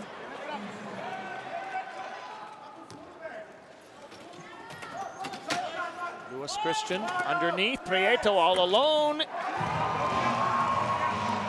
Hammer time for Prieto. If he's on loan by himself and time to shoot, he'll finish. Nascimento averaging over 36 minutes a game, more than any of the other Brazilian players. Great condition. Dos Santos cutting into the paint. One hand shot almost dropped. Both teams still playing with that intensity we saw to start the game. Some subs coming in on both sides here. Sergio Alexander and Eric da Silva for Brazil. Perdomo is back in the game for Mexico. Hector Perdomo.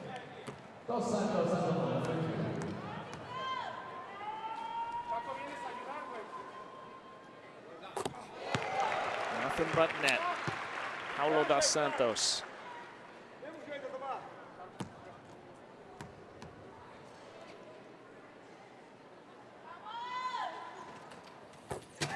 And the Brazilian lead is 9 again.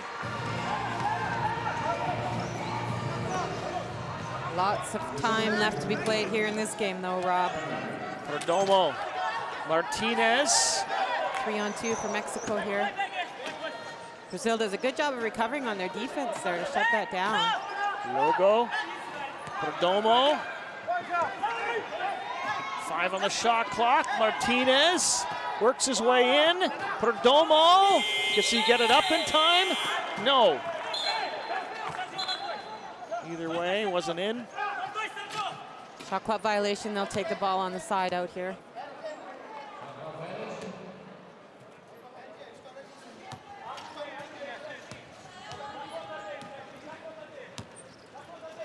Nascimento.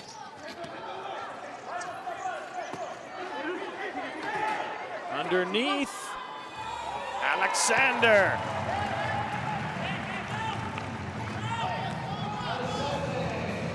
.11 lead now, Brazil. Martinez. Lugo with a screen, no. Mexico choosing just to settle for those outside shots, really giving Brazil an opportunity to increase their lead here. Eric da Silva. Di Miranda underneath. Da Silva, little give and go, and he finishes. It's a great pick there by number 9, Alexandra, to allow Da Silva to go to the basket.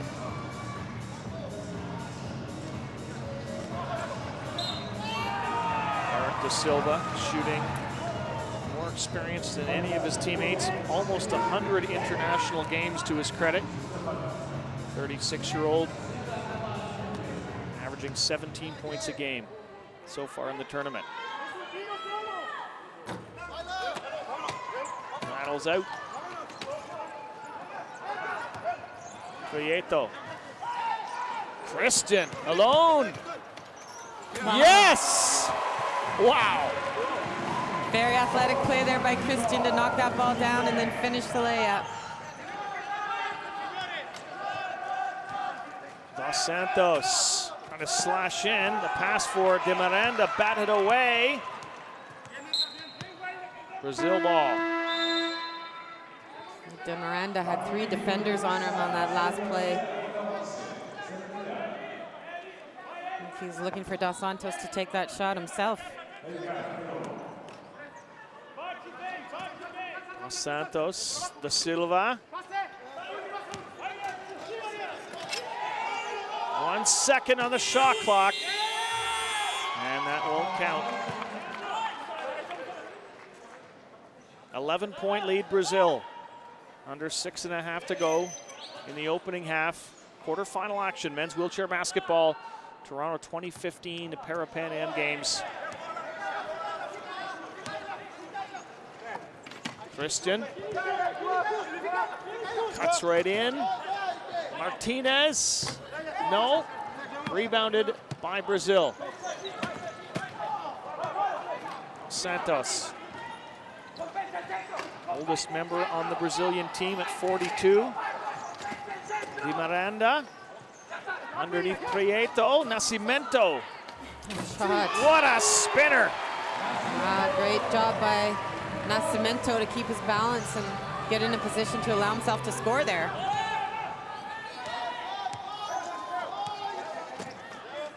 lead 13. And Garcia couldn't handle the pass behind him.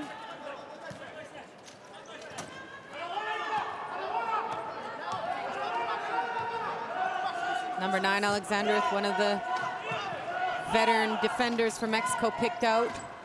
Oh, great defense by Mexico there. And here they come with Prieto. 4-on-2. Prieto, almost a circus shot after getting fouled. Foul on number 9, Alexander. That's his first personal. Team's second foul for Brazil here in the second quarter. Zavala coming back in for Mexico. Martinez will take a rest.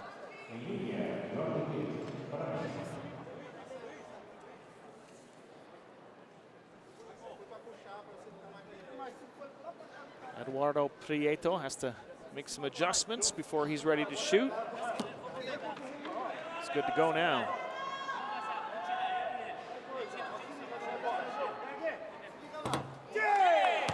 These are his first free throws of the day.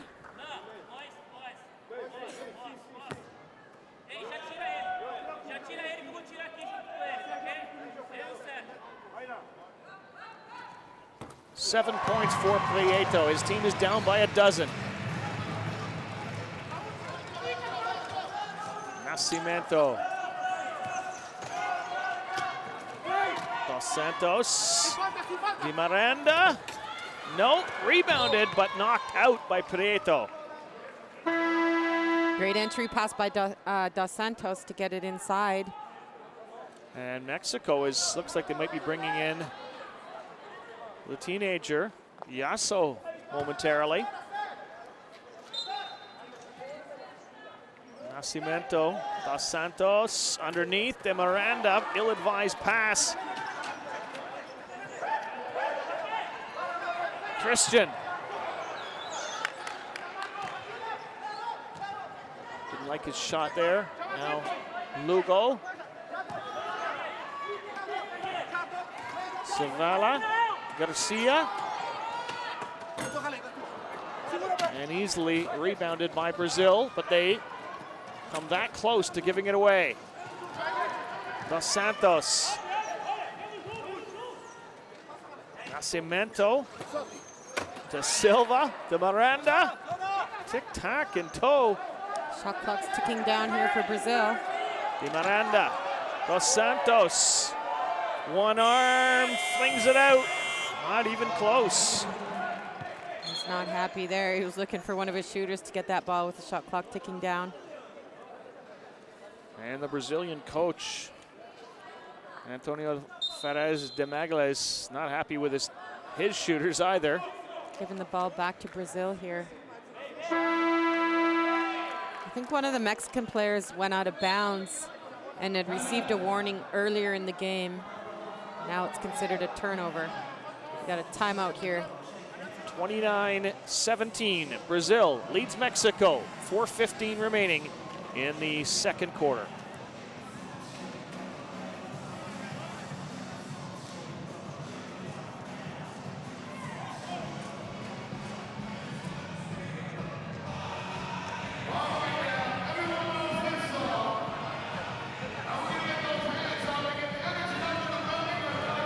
Is it what Brazil's doing or what Mexico's no longer doing that has changed the tide of the game? I think Brazil's just had a little bit better shooting percentage.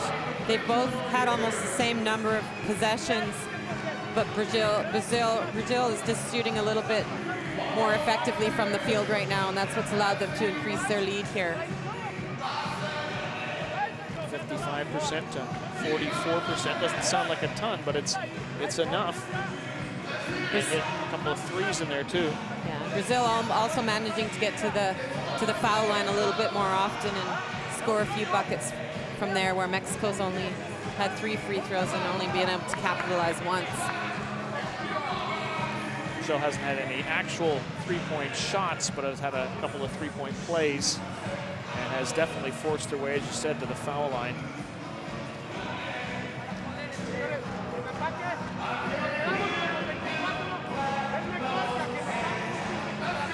Mexico's going back to that lineup, Rob. We talked about the classification system earlier with the 14 points allowed on the floor at once. Mexico has a lineup here where they run 3 Class 4 players and 2 Class 1 players. With Brazil only having 1 Class 1 on the floor, it might be interesting to see how that matchup works at that second spot where their second Class 1 will be guarding and playing offense against a Class 2 from Brazil. So it could be a bit of an advantage for Brazil here.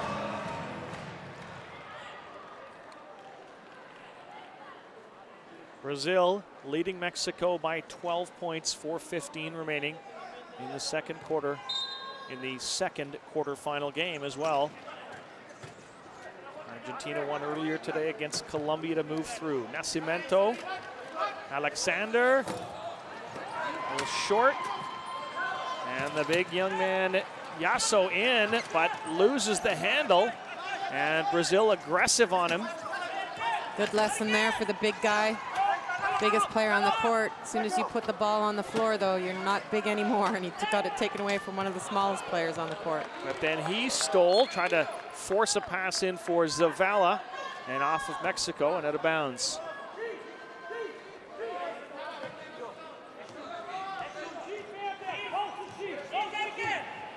Brazil, full shot clock to work here. Di Miranda. Sergio Alexander, no. And Yasso rebounding for Zavala. Jimenez, Prieto with Yasso joining him on the 2-on-1. Yasso, no. And Da Silva and Nascimento just interrupted his shooting a little.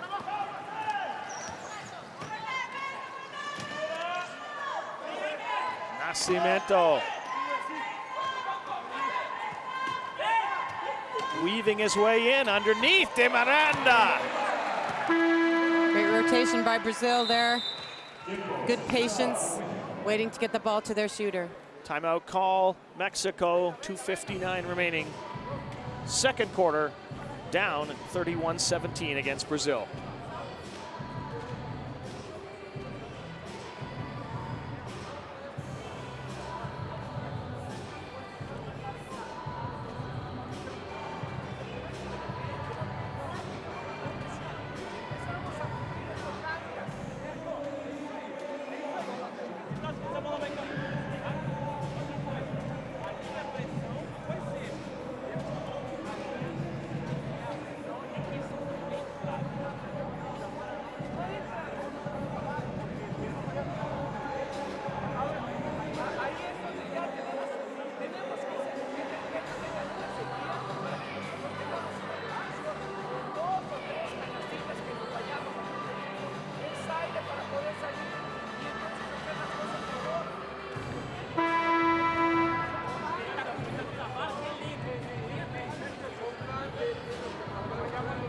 Mexico started with a flourish in this one and maybe surprised Brazil a little early on. They had the lead, but it has been pretty much all Brazil since about midway through the opening quarter, leading now 31-17 with just under 3 minutes remaining in the opening half. Rob Snook alongside Marnie Abbott-Peter, 3-time Paralympic gold medalist in wheelchair basketball. Mexico inbounds. 18-year-old Luis Yasso for the oldest member of the team, so the oldest and the youngest, Salvador Zavala. 42-year-old takes his time underneath Prieto. Good defense by Brazil there, just tipping that ball away and creating any turnover. Di Miranda. Nascimento. Sergio Alexander finally gets one to drop.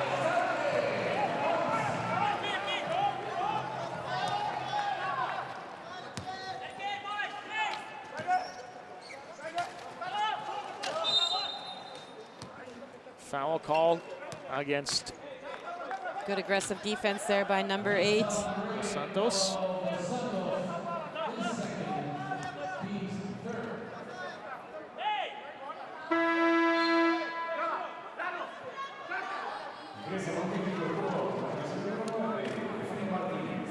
Zavala going out.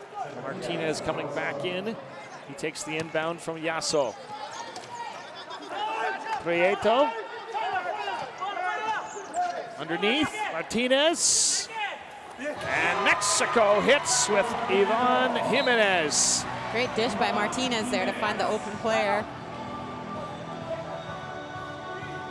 Brazil a little mixed up on their defense, no communication, left the baseline wide open.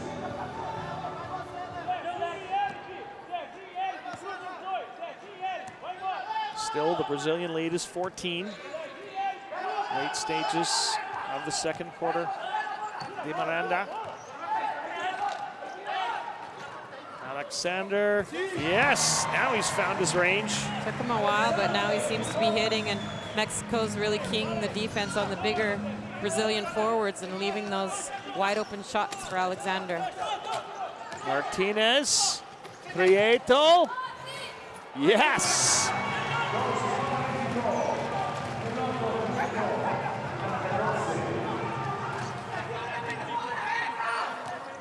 Prieto again, back picked here. Da Silva. And takes advantage of the size mismatch.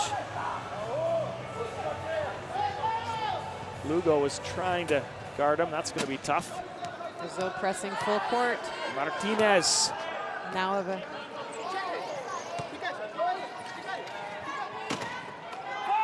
Prieto. Little size mismatch there. He can't take advantage. And Alexander to Dos Santos. Final minute now of the first half. Sergio Alexander, 6 points now in the game. Nascimento underneath De Miranda.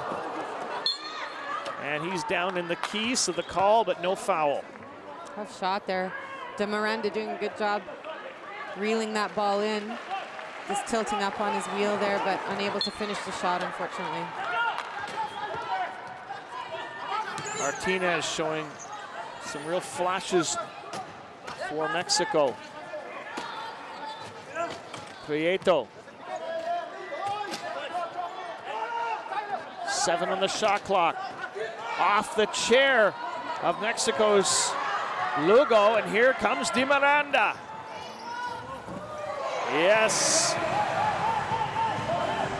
Mexico had their big guy in underneath, but didn't get the ball to him. Quiet start for Di Miranda. He's got 10 now, and his team leads by 18 after the first half here in Toronto.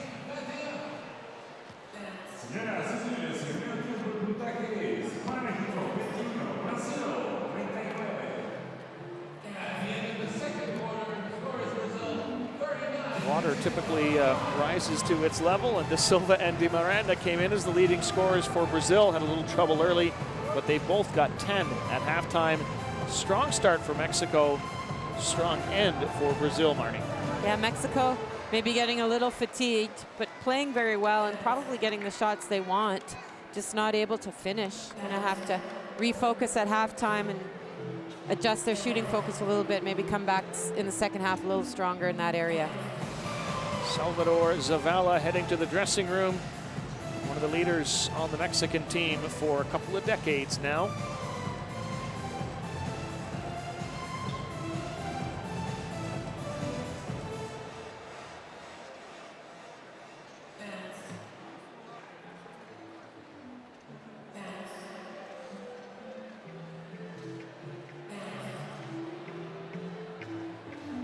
See the stats there, Rob. Points from turnovers, significant for Brazil. Able to score 12 points off of turnovers. Really the difference in the game at this point.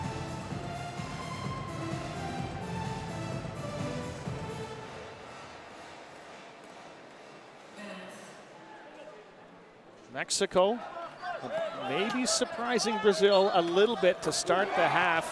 The veteran Zavala hitting on a couple and gave his team the lead. Got some help too from Eduardo Prieto. A couple of veterans pushed Mexico into the lead.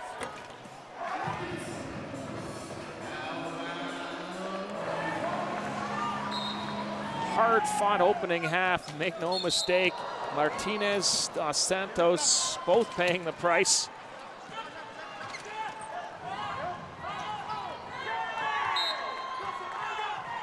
And eventually, Brazil's offense would catch fire. Di Miranda.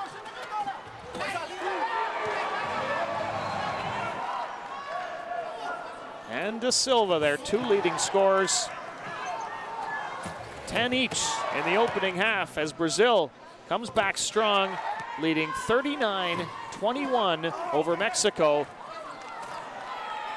And again, Da Silva and his team, 18-point lead at halftime.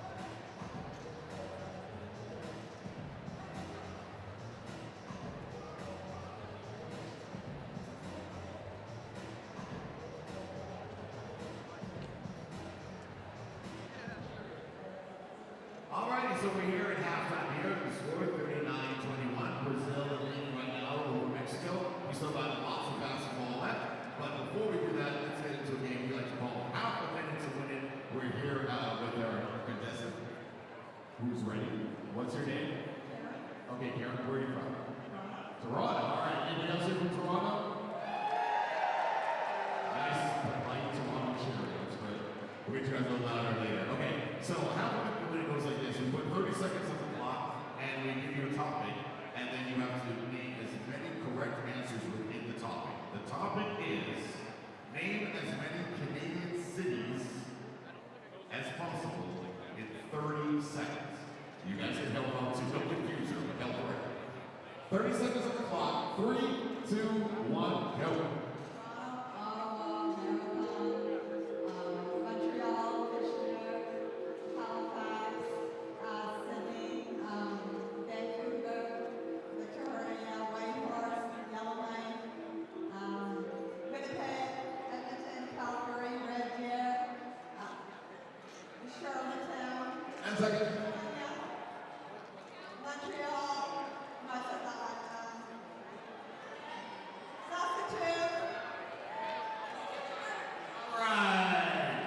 Round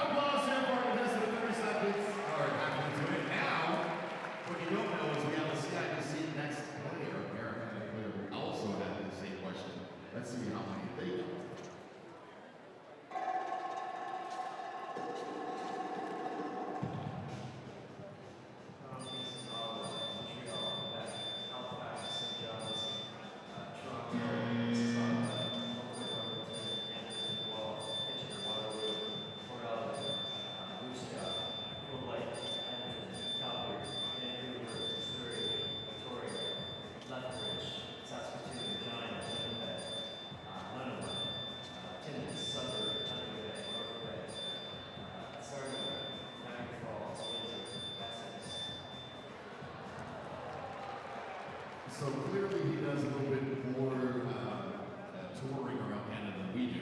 He got 35, you got 19, which is really good. So for that, we're going to give you a Toronto 2015 Central home win. Thank you very much for playing half a minute to win it. Once again, make some noise for our contestant, everybody. Well done!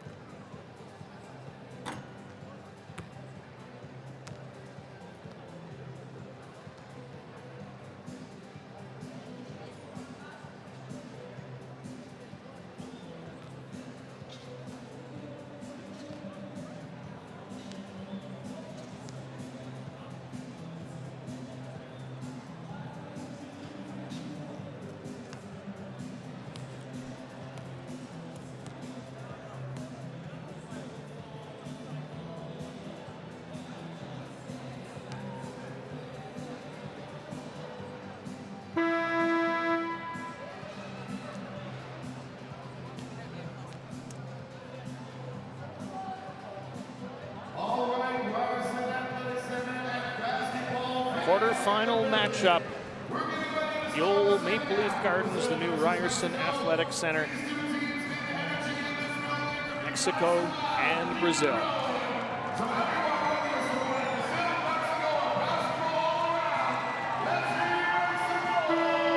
Mexico started strong.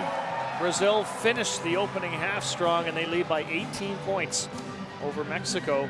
Paulo dos Santos is going to inbound. He has been nothing short of consistent and really strong throughout this tournament for Mexico. He's got 4 steals in that opening half. Big numbers. We're underway now.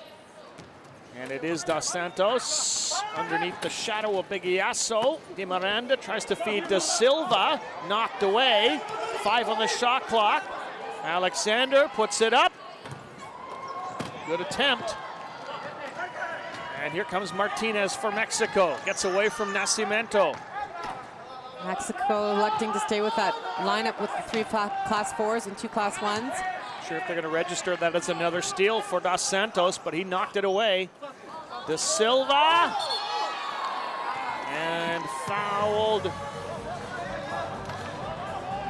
That's a foul on number 19, Iaso. That'll be his first personal, team's first personal here in the third quarter.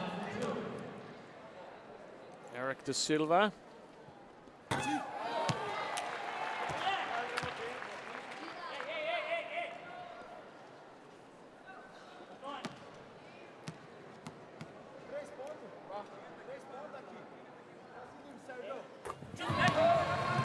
6 points in the game for De Silva. His team now ahead by 20. Efren Martinez. Trying to get Mexico back in, heads to the baseline, cuts into the paint, off the glass and in with De Silva lying down in the paint. Great seal by Lugo, number 13 for Mexico, to allow that opening and help Mexico get that basket. Opening minute, third quarter, quarterfinal action. Brazil in white, Mexico in red. Leandro Di Miranda. So in the backcourt, Brazil has one of the big defenders picked out. They choose to play 4-on-4. And the ball off of Mexico. It'll be Brazil ball again. Iaso was way behind the play. Now he comes back to his own defensive side.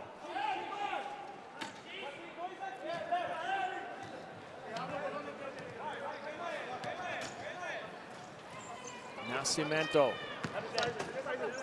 Di Miranda.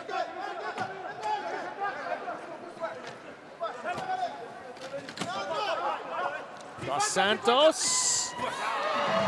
Bingo. Dos Santos doing a fantastic job of picking and then rolling to the basket to create those opportunities for himself.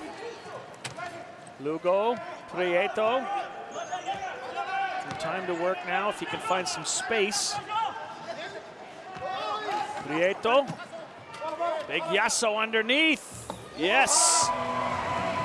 Good job by Iaso to get himself open inside. Really hard to stop once he's posted up in the middle of the key there. Brazil slowing things down on offense. Their lead is 18. Use the shot clock. Di Miranda. Sergio Alexander.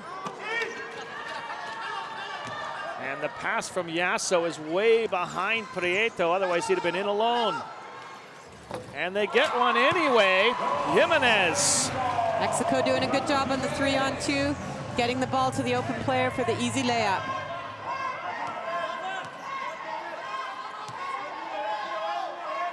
Brazilian lead at 16.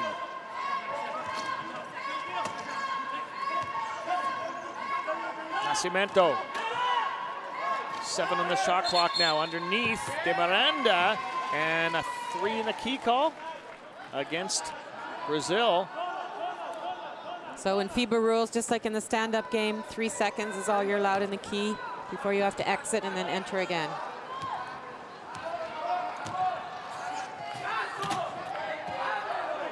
Prieto. has a chance to inch his team a little closer again. Oh. And he is fouled. It's going to be 2. Does a good job to draw that foul, a little lean into the elbow of Nascimento.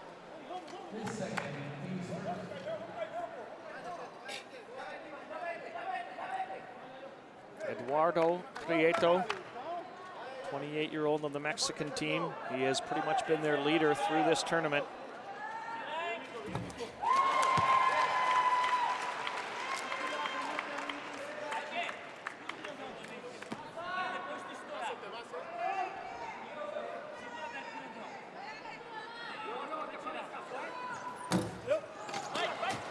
Prieto stuck at 10 points in the game.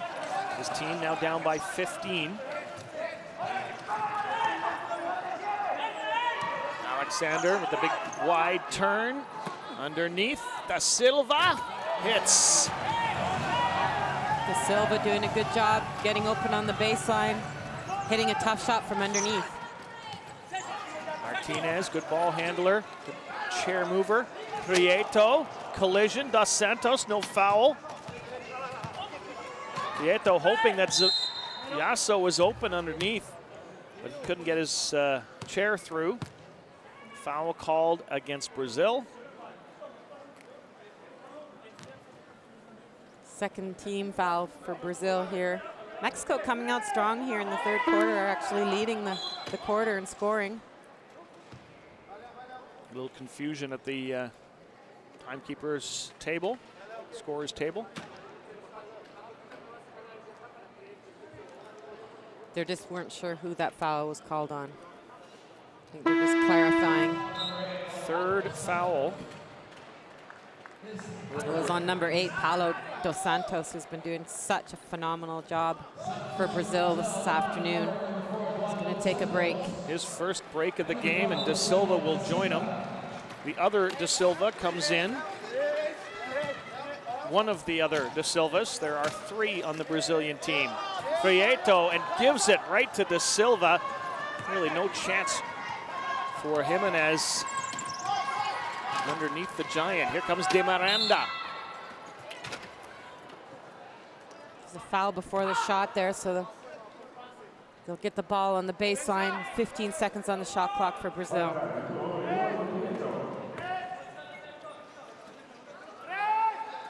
Foul was on number 14, Eduardo Prieto. That's his 3rd personal. Could be crucial going forward the rest of this game. De Miranda. Again, the fouls continue.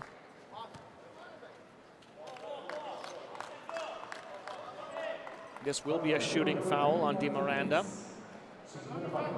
He's already got 10 in the game.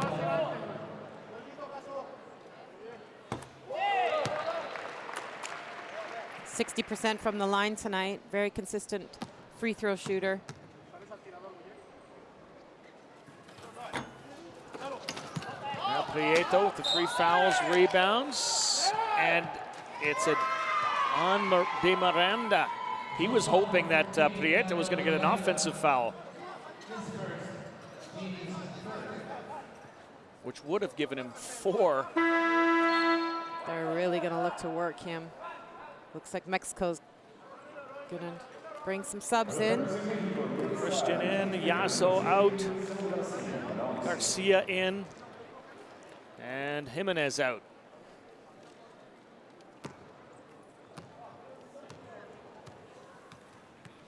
Clock starts as Christian picks it up.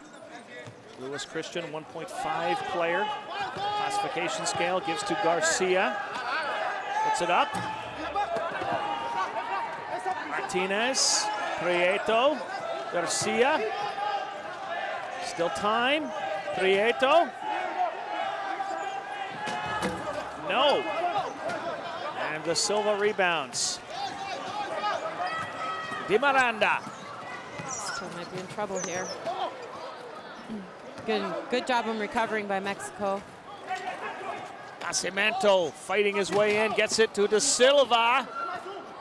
Nicely done. Da Silva so tough under the basket, able to use his hips to maneuver his chair and get himself into position to take a good shot there. Timeout call, 48-28. Brazil leads Mexico. After this great little flurry of action, finally converted by Luciano da Silva.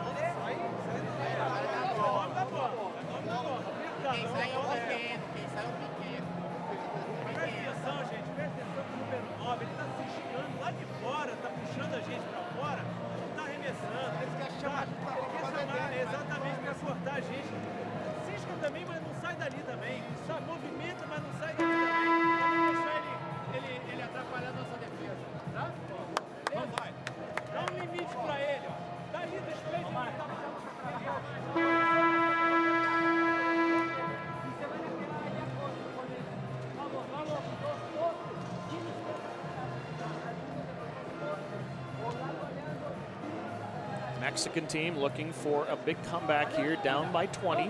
5:10 to go in the third period. 10-minute quarters in wheelchair basketball, just like international FIBA standing basketball rules. The action happens far away from the ball.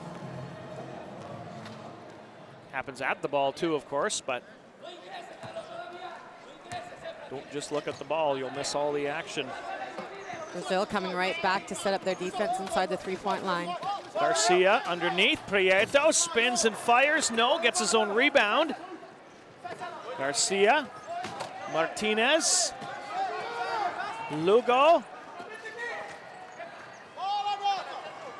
Christian, 2 on the shot clock, and they give it away. Nascimento.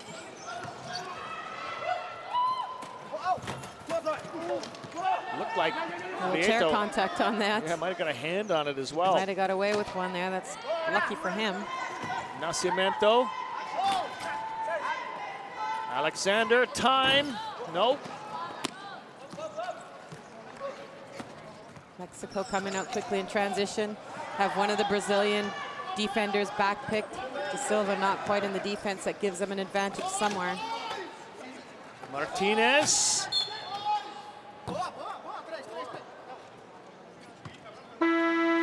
3 seconds in the key there, so it'll be Brazil's ball. We got a timeout on the floor. 20-point lead, Brazil over Mexico. 4 minutes to go in the third quarter.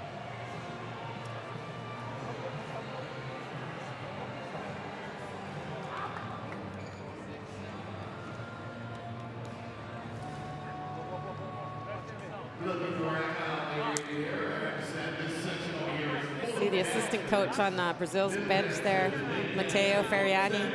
He's been a coach in the Italian Professional League for many years, a couple of different teams.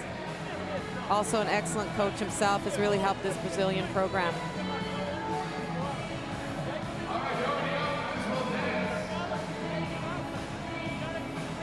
There's Matteo. Really, you can see him during timeouts and on the bench providing assistance and support to the head coach from Brazil, Magalhães.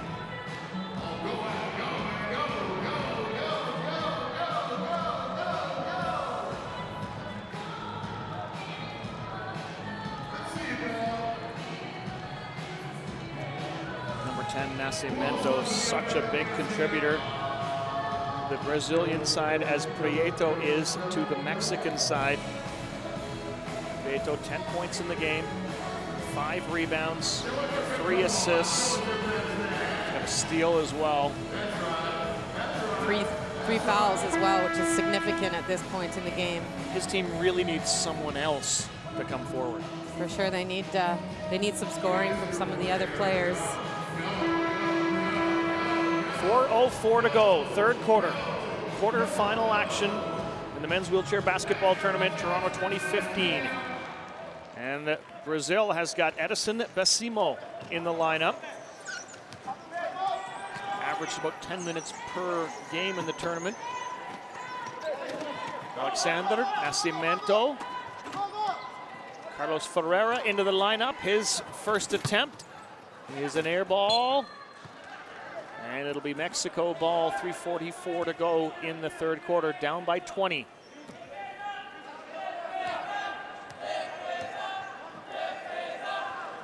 Lots of movement on the Mexican offense. Let's see if it translates into points. Martinez almost gives it away. Still time to work. Garcia finally puts up a shot. He seemed reticent to do so. Bassimo. Nascimento.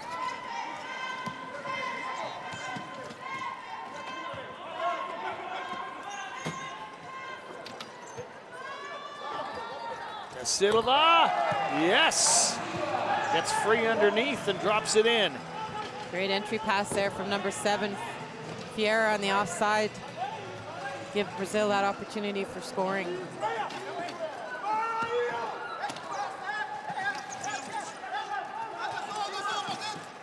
Martinez does well to fight to get free. Slashing in. Lugo. Garcia. Prieto can't get a shot. Gets it back, but no time to work.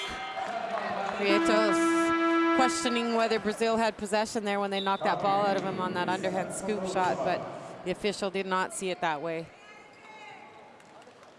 Had he seen it that way, it would have been a new shot clock, and they'd have been able to steal it and start another new shot clock. Carlos Ferreira.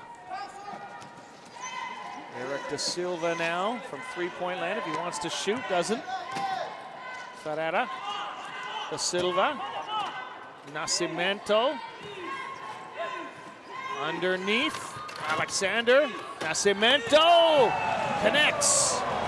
Great pick and roll and a little give and go there by those two players. They had two of the bigger Mexican defenders on their side, but were able to beat them to score there. Zavella back in the game for Mexico. Prieto. Can't get around Bassimo. Zavella. Shot clock's kicking down here for Mexico. Doesn't seem to want to shoot. Finally puts one up. It's short, but he's fouled. And we'll go to the line, Da Silva. His first personal.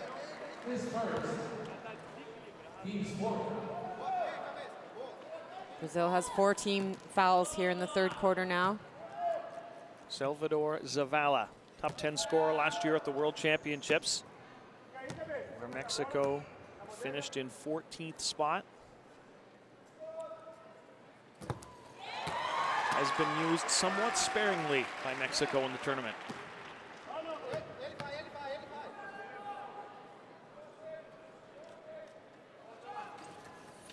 Six points for Salvador Zavala. His team, though, is down by 22.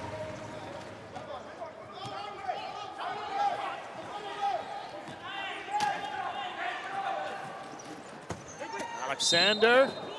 And count it.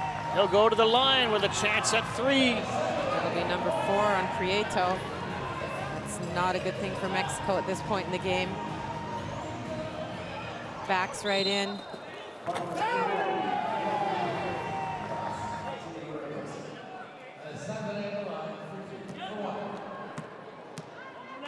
Oh, it looks like they give that foul to Garcia, actually.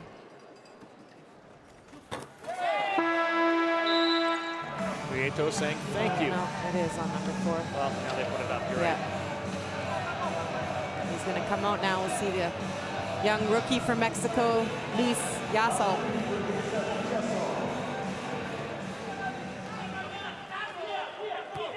Zavala and Yasso. Good defense by Brazil. Big pressure here. Kristen.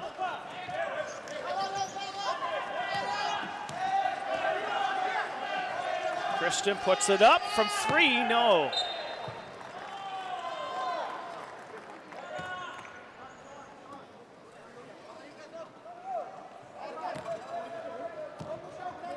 .25-point lead, Brazil. Late stages, third quarter. Quarterfinal action underneath. The Silva. Rebounded Yasso. Garcia. Yasso.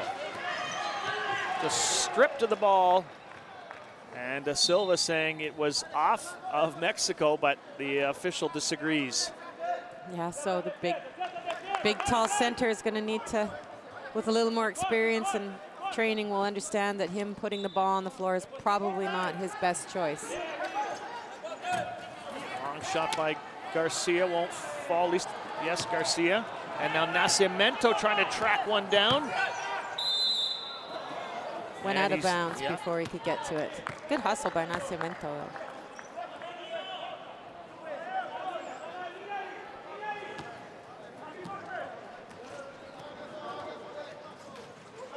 Final minute, third quarter.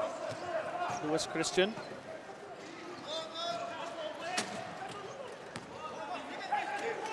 Zavala. Lugo underneath. Zavala converts. Still needs to get a stop here. Ferreira. Nascimento. Da Silva. Nascimento, foul line, no, won't shoot. 4 seconds on the shot clock. They put it up, and it's off the mark, and that's the end of 3 quarters here in this men's wheelchair basketball quarterfinal. It's a 23-point lead for Brazil over Mexico.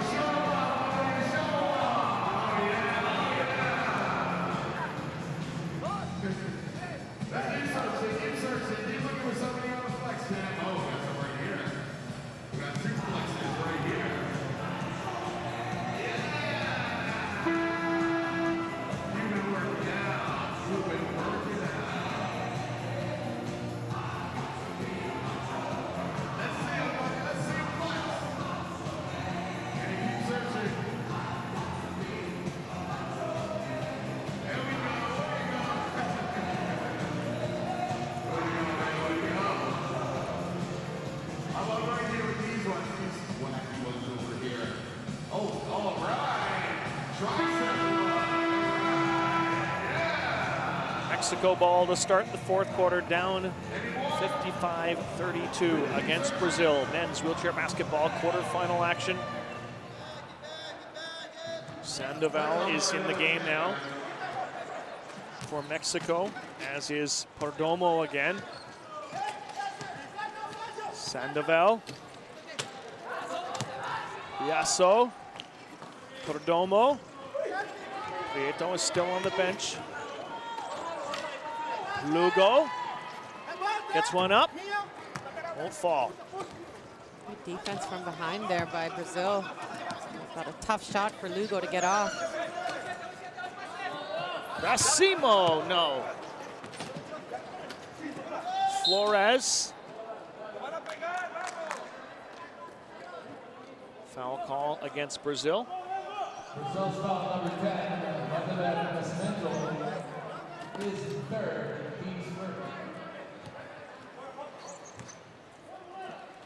Gatterman Flores, one of the younger players on the Mexican side, only 22, sends for Sandoval, another younger player, a 20-year-old, puts one up.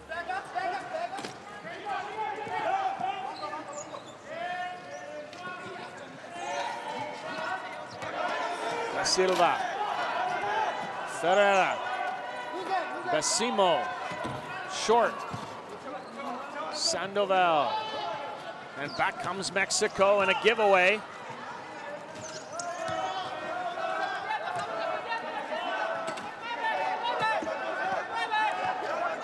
Nascimento, Da Silva, puts it up and in. It's like no matter who Brazil has on the floor, Marnie, they want to have Nascimento out there. They definitely do. He creates havoc out there for the defense and may not always be the shooter, but certainly slashing and making the defense make decisions. Sandoval. Yasso. Nice rebound by Da Silva. And Nascimento all alone may get rewarded for all of his hard work off the ball, and does. He's leaking out early there to create that opportunity in transitioning, hit the fast break. Only 6 points for Nascimento, but he contributes in so many other ways. Offensive foul against Mexico.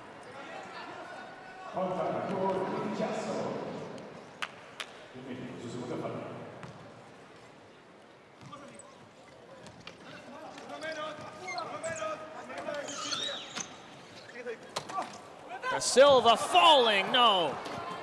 Good defense. Mexico didn't initiate any contact there.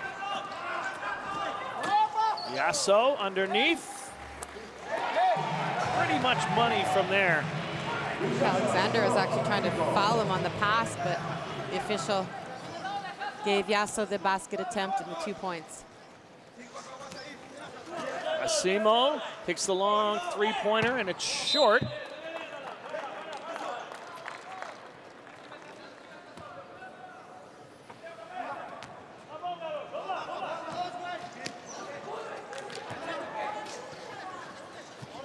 Sandoval trying to show his stuff here in the fourth quarter. First chance to do so in the game. Perdomo hits it from long range. Just a 2-pointer there, but great job by Perdomo. Just to curl away from the defense and then nail the shot. Ferreira, hard pass underneath. The give and go works with Da Silva. See that opportunity created by number 9, Alexander, by picking in the midcourt and rolling to the basket. Brazil getting ready for more substitutions. Sandoval. Perdomo got to force a pass in for Yasso, and he's fouled, or there is a foul.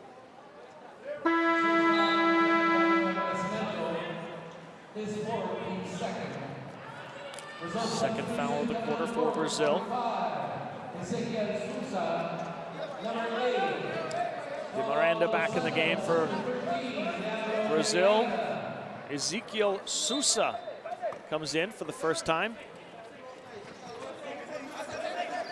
And Dos Santos as well back in, Marnie. Perdomo. Flores. Mexico just having a hard time getting any quality shots. Really, Brazil's defense is doing a good job forcing them to take shots that they might not want to take, but with the shot clock ticking down, they're forced to put up those shots. Di Miranda. Ferrara. Di Miranda, still time to work. Dos Santos. Di Miranda. Off the mark on that three-point attempt. And good job by Brazil to keep it alive. Dos Santos, Sousa, yes! Sousa, one of the younger players here on this Brazilian squad, just 22 years old. Hasn't played a lot of minutes this week, but has taken advantage of his opportunities here. 4th assist of the game for Dos Santos. Actually, I don't think they counted that one. Sousa. Dos Santos.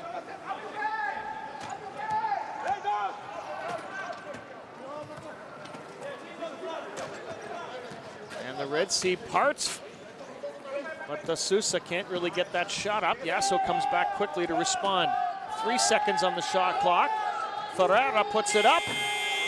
Shot. Almost hit it. Perdomo gets away. Lugo. Yasso trying to clean it up. Finally does. Yasso doing a great job on the boards underneath there. Just his second basket of the game.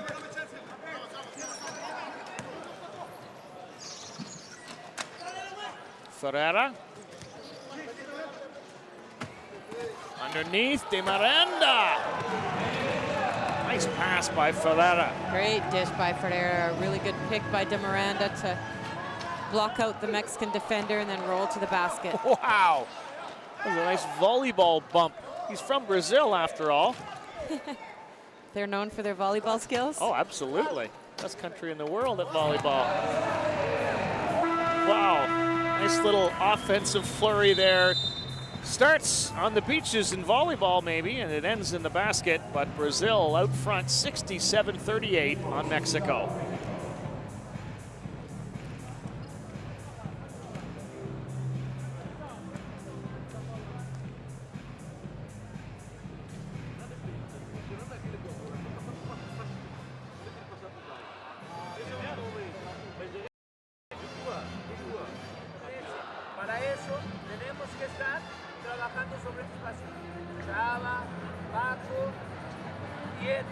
Atentos a los 3 jugadores que queden libres.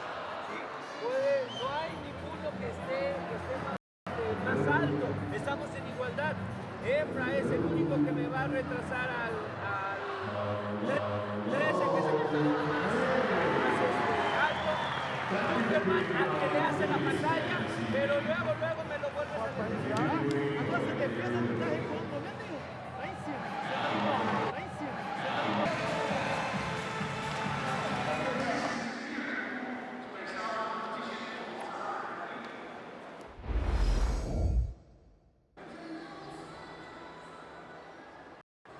The 16-year-old Colombian who is lighting up the pool every time he gets into it. He just missed a gold medal in one race, 2 gold medals in the other 2 races.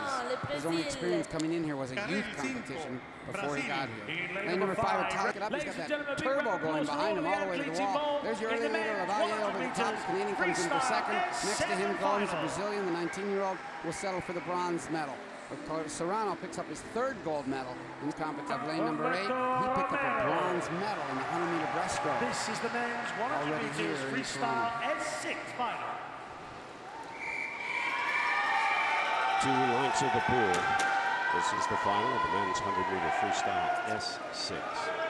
Lorenzo Perez of Cuba, the defending champion, in lane 4.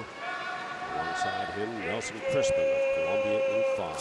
Allison Glock in lane 3, swimming for Brazil. There's the defending champion, Lorenzo Perez. Gold in the 400 free, silver in the 50 free.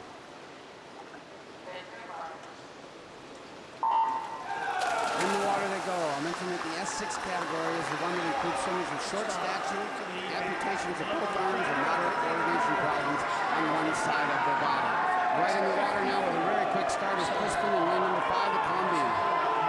Perez, the defending champion in lane 4, swimming for Cuba, didn't get the great start, but he really comes on strong over the last 50 of this event. It's Crispin and Perez heading to the wall. Great battle is shaping up for the finish. Perez leading the way now. Crispin in second place, less than 50 to go. In the 50-meter freestyle event, we saw Perez, the Cuban, in lane number 4 on this side, closest to the bottom of the screen, really build it and build it and build it, and was able to almost come back strong enough to be able to win. He gives away a bit on the start in the turn, but he's got more power, and he's now generating it. And the early leader, Crispin from Colombia, is starting to have a little bit of trouble keeping up that power. Less than 10 meters to to go in the men's 100 free S6. It is the defending champion, Lorenzo Perez of Cuba, retaining his title and gets the gold. The silver to Crispin. The time for Perez, 104.60, 106.17 for Crispin, and the bronze goes to Tyson Block of Brazil. Fourth place to Adriano Gomes of Brazil, and fifth place to Shabbat. That is a world record time for Lorenzo Perez of Cuba. What a terrific swim, 104.60. Very, very interesting. There was no indication ahead of time that he was actually going to be able to challenge the world record. He's had a good meet to this point, but he hasn't been breaking world records before. But at this point, at the 50, in and around, he does lose a little bit on the turn to Crispin, but Crispin was maybe his little rabbit, taking him out, making him go out faster than he's ever gone before. But he just looks so strong and so efficient as he's coming back down. Watch the stroke as he's hitting the wall. Just perfectly placed. The arms in. Not breathing every single stroke.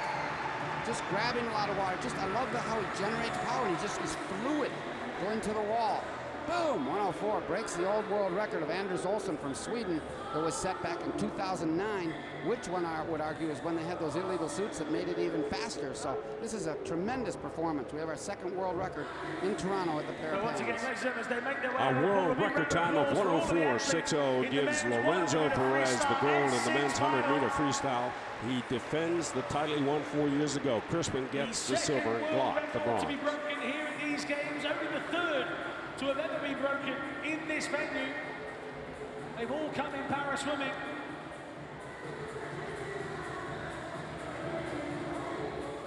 Well, Nelson Crispin has seen his America's record go there as well. That was 106.60, which he was inside.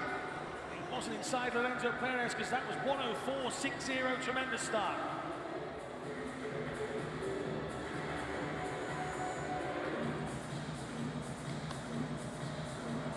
Mesdames et messieurs, voici les adeptes pour l'épreuve de 100 mètres libres assises pour les femmes. Damas y caballeros, bienvenidos a la gran final.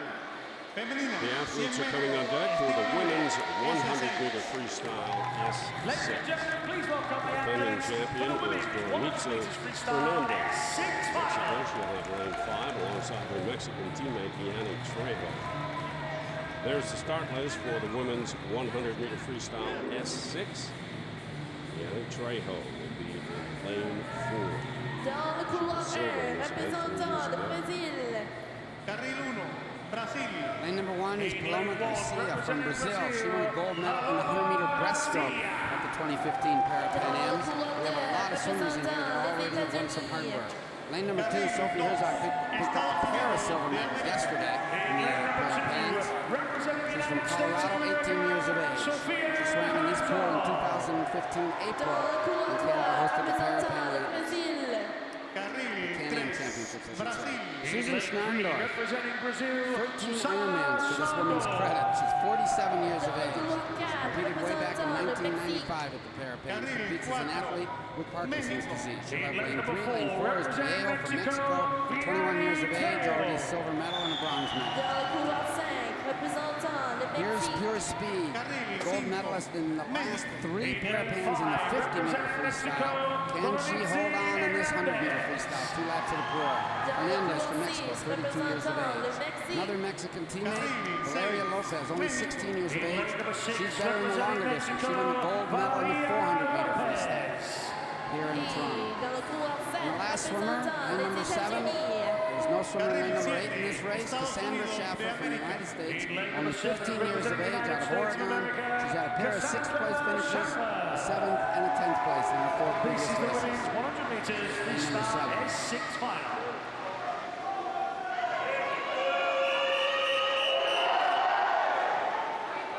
Waiting for the one strong whistle. The 2 or 3 little whistles means get ready to get on the blocks. And then you have one big long whistle, and that means get on top of the blocks.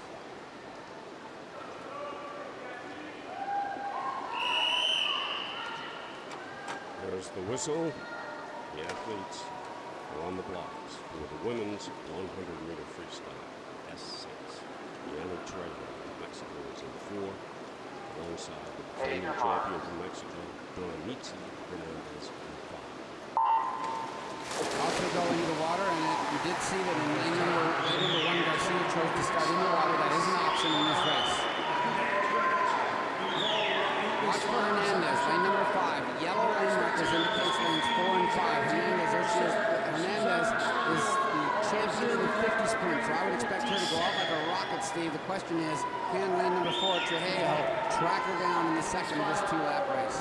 Hernandez was gold in the 2004 Athens Paralympics in the 100-meter freestyle, and she is leading the field to the wall here. She'll touch, turn over, and have less than 50 meters to go in the women's 100 free. Hernandez in front, followed by her teammate Trejo and Herzog of the United States. Herzog down on this side. You can see her in lane number 2. She's got a nice battle way up at the top there. In lane number 6, Lopez, the other Mexican swimmer. That would obviously be something the Mexicans were talking about before, trying to go 1, 2, 3 in this race. They've already done it once here. But right now, that just might be 1, 2, 3. Way out in front, obviously, is Hernandez, but way down there is Herzog in the bottom right. It does look like Mexico. 1, 2, 3, Steve. Just over 10 meters to go for Doromitzi Hernandez, the defending champion. A chance to retain the title she won 4 years ago in Guadalajara. And it is Hernandez touching for gold. Great battle for silver, driving to the wall. And it's Lopez and Trejo. So the Mexicans have swept 1, 2, 3 in the women's 100-meter freestyle S6, led by Doromitzi Hernandez of Mexico. Lane number 7, Schaffer just coming in to finish now. And one more swimmer here in lane number 1. We got Garcia, Brazilian, and just getting to the wall now, a couple meters out. This is Paloma Garcia of Brazil. So this race goes into the record books. What a moment it was for Mexico. 1, 2, 3. Hernandez winning it with a time of 1:21.47. Second place to Lopez, 1:23.80. Third place to Trejo, 1:23.88. Well, coming back, the possibility of Hernandez dying did not transpire. She's got Gonzalez written on her bathing cap. You can see her right there. But she started out with a 1-second lead and just kept extending. But look at the battle for silver between the 2 Mexican swimmers. You got Lopez on the top and Trejo at the bottom, and Lopez came back with a brilliant last 10 meters and was able to steal the silver medal away from Trejo. Trejo was favored, qualified first for the final, had to settle for third. But Hernandez, Gonzalez, is going to win the gold medal easily. One of the premier sprint freestylers in the world for the last decade in the S6 category. Don't forget, you can keep tweeting a Mexican sweep for the women in the 100-meter freestyle S6, led by Doromitzi Hernandez. He's sending us a picture of the world record. Says 3 consecutive.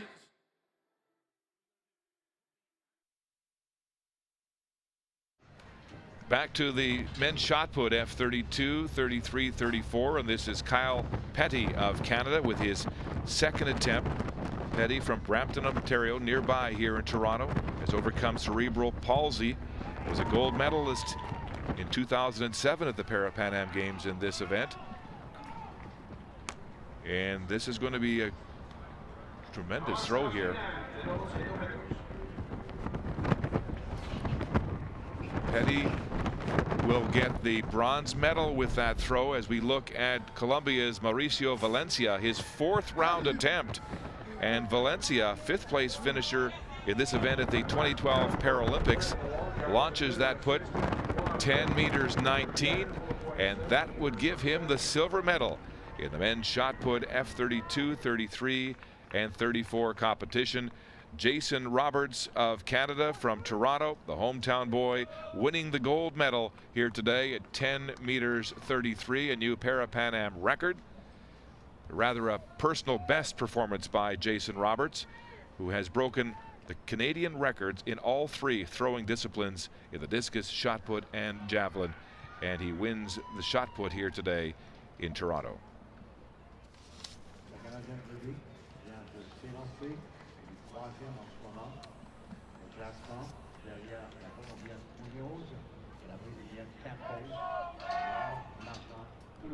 On the track, the wheelchair athletes are warming up for the final of the men's 800 in the T53 classification. And 2 Canadians among the favorites here today. 3 Canadians in all in the final. Brent Lakatos running in lane number 3, one of the big favorites, along with Jean-Philippe Miranda in 6. Wes Wick of Canada running in lane number 4 today. Jean-Philippe Miranda, 28-year-old who earned a spot on the national team just 2 years after starting this event, after previously competing in weightlifting competition. Wes Wick, one of 3 Canadians in this final, Toronto native as well, suffered a spinal cord injury in a dirt bike accident. He's won silver medals at distances of 400 and 800 meters at the Canadian Championships this year. Brent Lakatos, the man to beat. He won the gold medal in the T53 100 on Monday, and he'll be rolling in lane number 3 here today. Lakatos, a quadruple world champion, and already on the top of the podium, as I mentioned, in the 100 in his debut performance here in Parapan Am competition. And because of the nature of these races, there's a big draft element, there's a pack. These sprinters can really hide out and sometimes be carried along by the pack and use that raw speed right at the end to take away these victories in the longer distances. It's one of the reasons why the wheelchair athletes tend to compete in various distances and don't specialize quite as much as the runners would.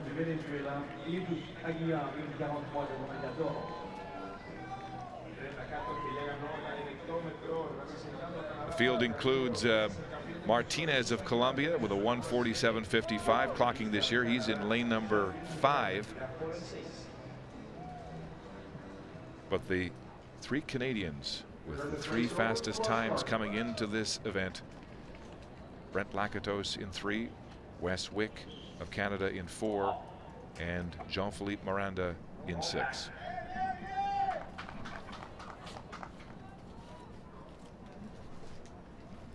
The start in the 800 is very, very important to establish a good position going into the first 100 meters.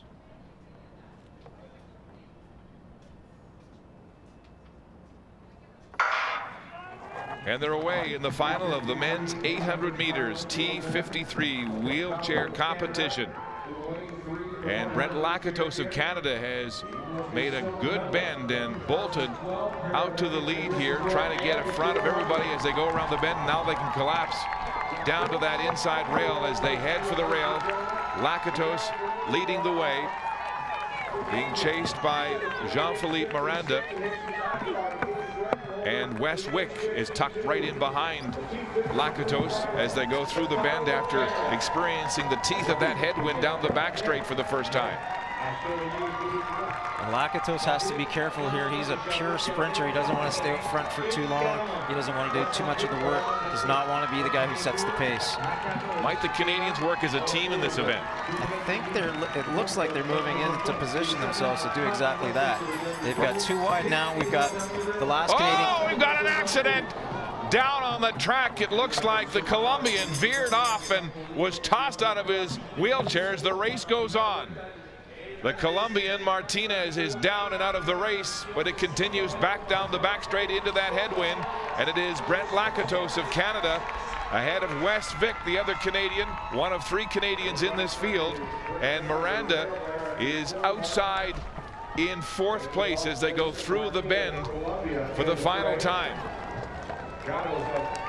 Brent Lakatos, the gold medalist in the 100 on Monday in this classification, now opening a lead of about 5 meters.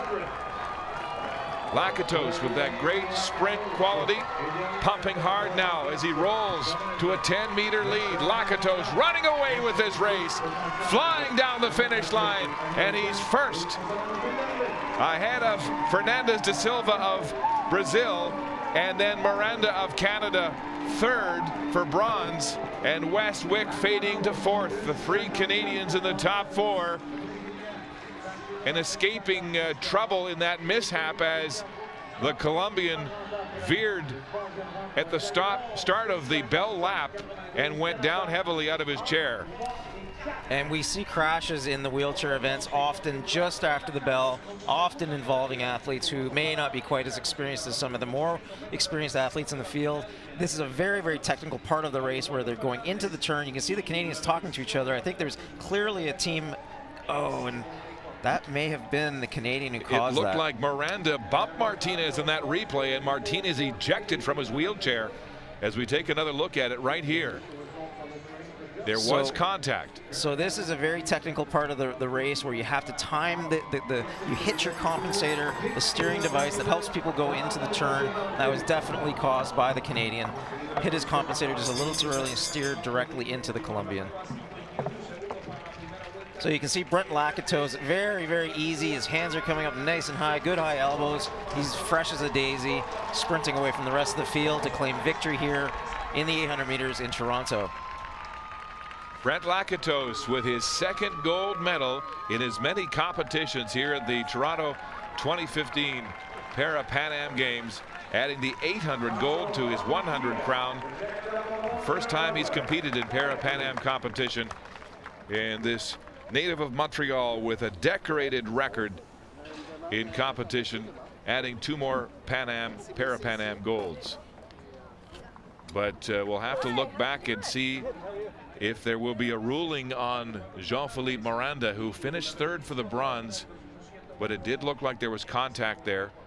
We'll have to wait and see what the judges decide, as Martinez of Colombia, Edson Andres Martinez, unable to finish after being ejected from his wheelchair. These are the unofficial results. Brett Lakatos for gold for Canada, Fernandez da Silva of Brazil silver, and Jean-Philippe Miranda of Canada for bronze, followed by Wes Wick. And if there is a disqualification, the race will not be rerun. Vic will be bumped up to the bronze medal position, but they will not rerun that race.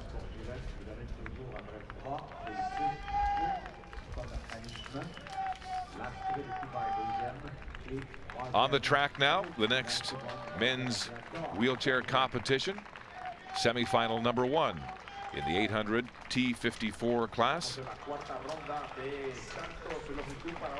Canada's Alex Dupont racing in lane number 7 out of Clarenceville, Quebec. He'll be challenged here today by Juan Valadares of Venezuela, who has the 2nd fastest time next to the Canadian this season, 1:37.16 clocking. Valadares of Venezuela inside and behind in the stagger of the Canadian in lane number 6. The top 3 automatically qualifying to the final, and the next 2 fastest losers overall. And it'll be critically important for the men in this race to stay away from danger, avoid any of the contact that we saw in that previous heat, race clean, get through to the final, make sure that they've got a position there to challenge for the podium. Alex Dupont of Canada, racing in lane number 7. Took up the sport at the age of 18 after watching the Athens 2004 Paralympics. And they're underway here in the first semifinal of this men's T54 800 as they go through the bend for the first time. And Dupont beginning to move away as he tries to get down inside on that lane as they get through the bend for the first time. It's going to be difficult here as Lopez of Colombia is racing well along the inside rail, but the Canadian manages to get to the front. Alex Dupont leading as they go through the bend and down the straight for the first time in this 2-lap race of the men's 800. 2012 London Paralympian holding the lead as they string out. Right behind him is Lopez of Colombia, and then Valadares of Venezuela. On the bell lap of semifinal number 1, the men's T54 800. Valadares trying to get outside. Looks like he might be boxed as Dupont of Canada continues to hold the lead. Down the back straight they go, hard into the teeth of that headwind, really picking up the pace now. The Colombian Lopez side by side with the Canadian. Dupont of Canada still holding on to the lead as they round the bend into that headwind, and now he'll get that gusty tailwind down the home straight. Alex DuPont still in the lead, ahead of Lopez of Colombia as they pump down the home straight. DuPont holding on to that lead, hard to the line, and he'll qualify easily first ahead of Lopez of Colombia. And we'll look to see who got that third qualifying position. The top three automatically moving on to the finals, and it will be Valadares who manages to squeak in that third spot.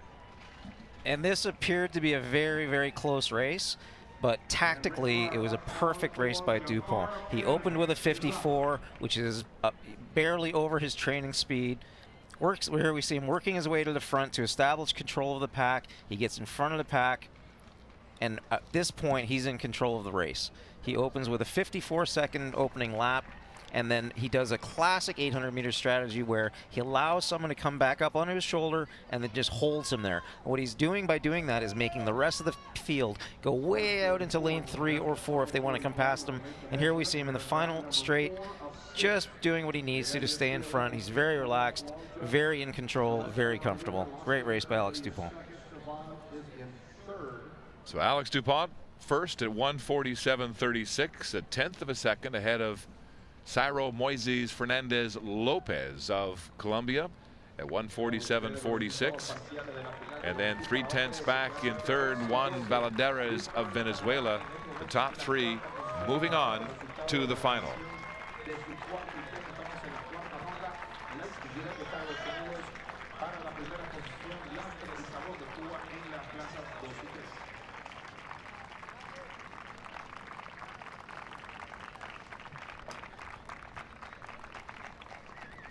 We see the arrow helmet used by that South American athlete. It may seem like overkill, but when you win races by tenths of seconds, every little bit counts. Well, on a windy day like this, any kind of slipstream you can get has got to be a bonus.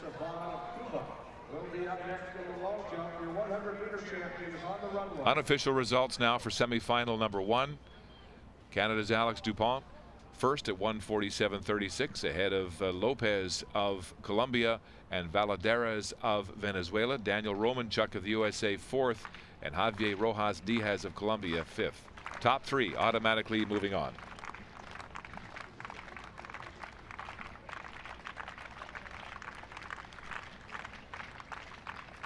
Wheelchair athletes on the track now for heat number 2 of this men's 800 T54 wheelchair semifinal. The field includes Canada's Josh Cassidy, world record holder in the marathon, the Canadian record holder in the 1500, 5000, 10,000, and of course the marathon. Cassidy racing in lane number 3 next to Eric Hightower, the American, in lane number 4. Hightower is the defending champion in the 100 and lost his title when his hand slipped in the rain in a disappointing 7th here the other night.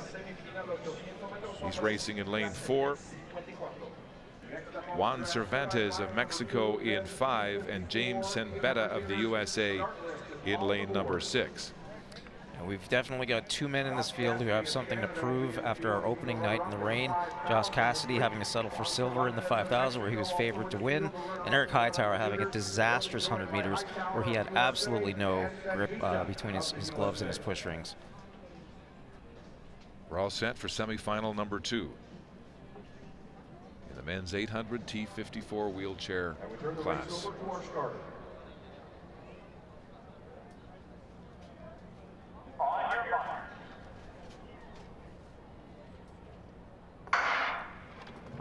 And they're away in the second semifinal as these wheelchair athletes pump hard already. Senbetta is in trouble out in lane number 6 as the other three roll right past him. In lane number 3, Cassidy trying to move up. It looks like Cervantes of Mexico has gotten a jump on the rest of the field as he gets down on the rail ahead of Josh Cassidy.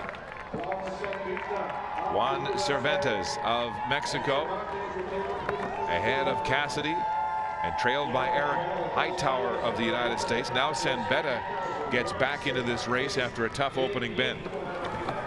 There's an interesting race between Cassidy and Hightower. Hightower stretching up to the 800. He's better at the shorter distances. Cassidy stretching down. The longer the races go, usually the better it is for him. The bell lap, the Mexican in the lead. Cassidy in second. Sembetta trailing at the back as they go through the bend and back into the teeth of that headwind. You can see Cassidy with his front wheel position just outside of the Mexican's rear wheel. That's protecting his position, and now he's braking, attacking away from the rest of the pack.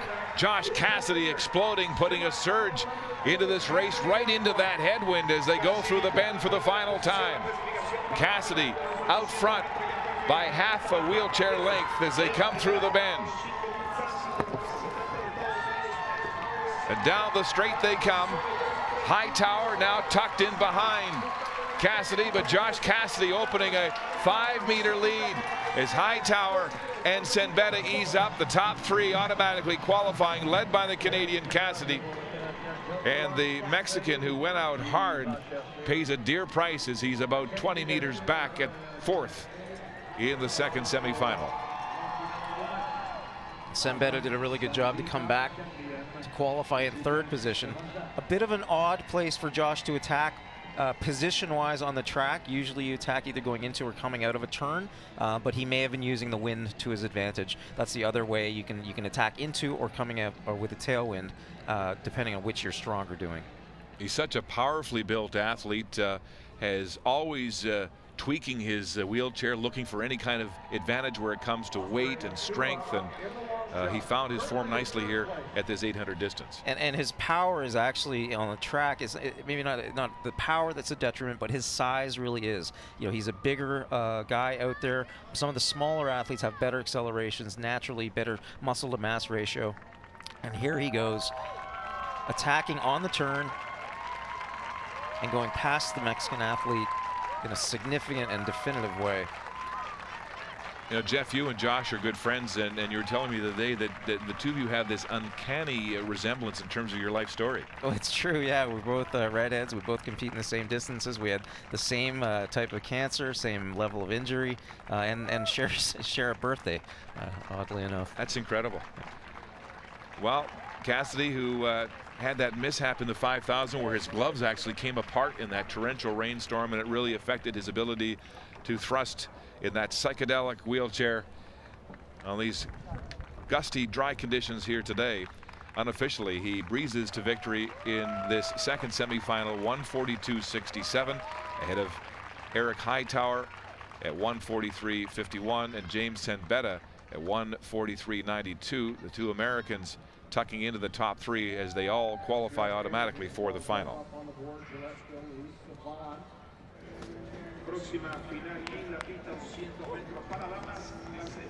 On the track, women all set for the final of the women's 200 in the T37 classification. As we check the start list, and the field includes Canada's Leah Robinson running in lane number 3. In lane 4, Lise Scaroni of Argentina. In 5, Brazil's Suliane Marcheski de Oliveira. Lane number 6, Venezuela's Yescarly Medina, and in 7, Venezuela's Berliana Castellanos. The Brazilian Marcheski de Oliveira, fastest in the field in lane number 5. The Canadian Leah Robinson with a best of 31.82 from Mannheim, Ontario. She's overcome cerebral palsy to be a part of this competition in parasport track and field.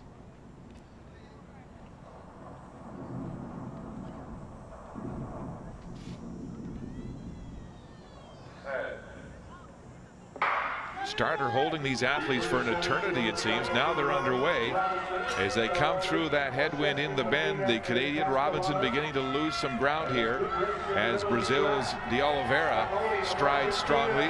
Outside of her from Venezuela, Medina looking very strong as they come down the straight. Marcheski de Oliveira running strongly. But now it's Scaroni of Argentina holding on as they come to the line. It is Scaroni just ahead of the Canadian and the Venezuelan Castellanos. So Lise Scaroni of Argentina being congratulated at the finish by Leah Robinson of Canada, who looked like she got there for third, just behind Castellanos of Venezuela. And these athletes, in a similar way to the upper extremity amputees, depending on which side of their body is affected, because one side is affected in this category, it could be easier or more difficult to run the bend. The other element that these athletes are dealing with is muscles that are always in an increased state of tension, and so fatigue sets in, and when it sets in, it hits them harder than it normally would. And you see this as they come out of the bend. You watch some of the athletes really tying up. This is where in the 200 you really need to have that speed endurance. You need to be able to carry yourself through to the finish. And you see Leah Robinson on the inside there. Her stride length is lengthening. She's really tying up. But the athlete from Argentina, Scaroni, is not, and finishes first to take the gold here today in Toronto. Tremendous exhibition of determination and athletic ability from these women. You know, one of the favorites, de Oliveira of Brazil, ran really well through the bend, but as she came out of the bend, she really tied up and ended up finishing in fourth place behind Leah Robinson of Canada. And we talk about lactates building up and able-bodied athletes tying up, and with these athletes with cerebral palsy, it's just accentuated all the more because of the disability. Lise Scaroni officially the winner here for the gold in 31:33 with a following wind of 2.1 meters per second, slightly wind aided, ahead of Castellanos of Venezuela and Robinson of Canada for bronze.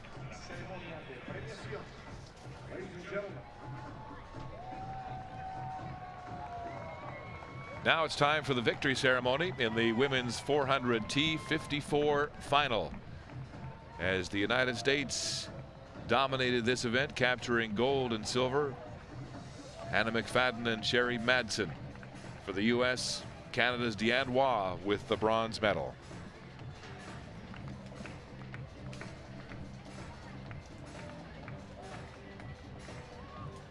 Deanne Waugh continues to be an enduring image in this sport, Jeff. Continuing to race against women half her age in some cases, and continues to prevail on the podium. She trains incredibly hard. She trains in Sherbrooke. They have a rich history. They've produced champions for decades and decades. She's had a wonderful, wonderful career. Dr. Stephen Ungerleider presenting the medals here today. And he's joined by Dr. Haozi Gao, who is one of the competition managers for the International Paralympic Committee.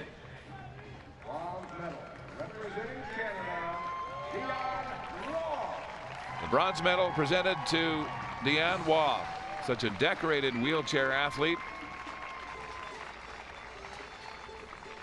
Racing to victory with a seasonal best here today. A 1:02 clocking in her competition, and today accepting her bronze medal.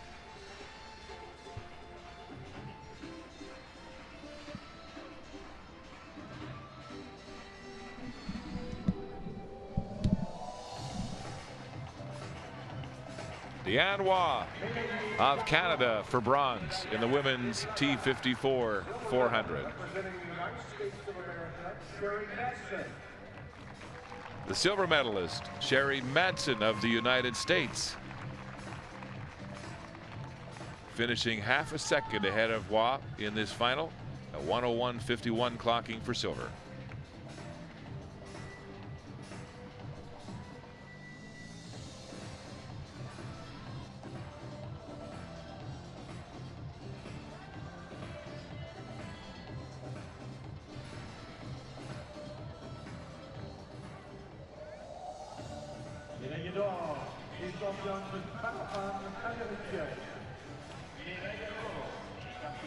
And now the gold medalist from the United States, Hannah McFadden, a victory of 1:15 seconds. Her older sister is the world record holder in this event with a 51.90 best. The McFaddens continue their prowess in wheelchair sport. The gold in the T54 400 to Hannah McFadden of the United States.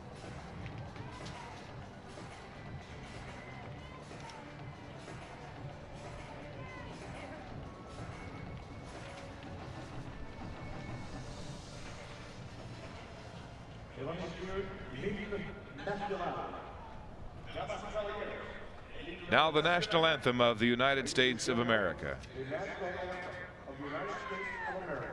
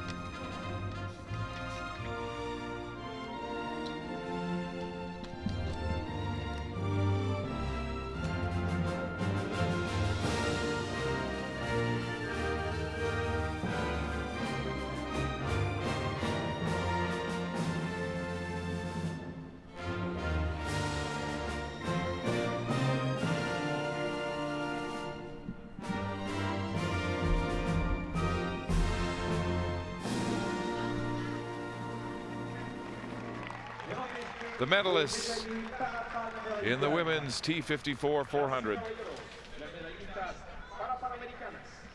Ladies and gentlemen, the Parapan American medalists. Hannah McFadden and Cherry Madsen of the United States, first and second. Deanois of Canada, third for bronze.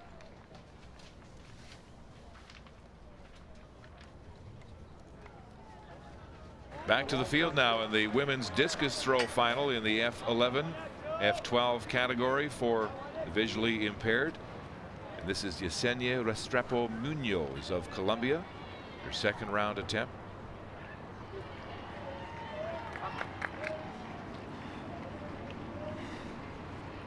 It's a best of 26.91.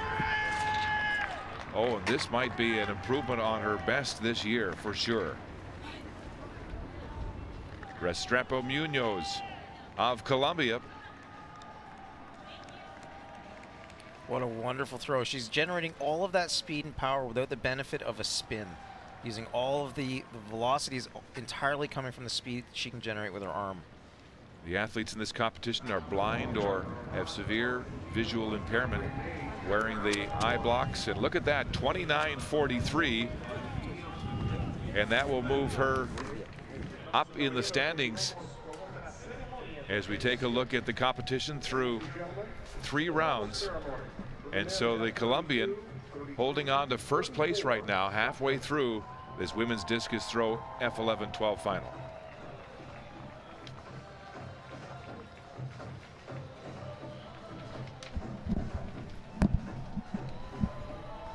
Now the men's shot put, F32, 33, and 34 classification medal ceremonies.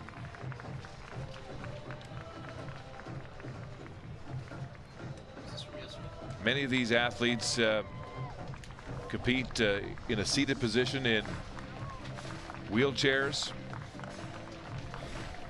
Their variance from the early 30s in the classifications based on levels of spasticity, coordination, and impact on function to perform their sport of choice.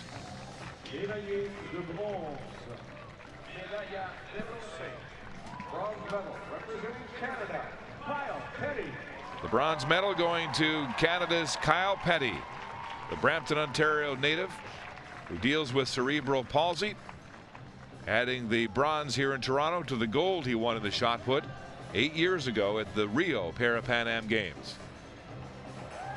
At a best of 8 meters 93 for the bronze medal here today.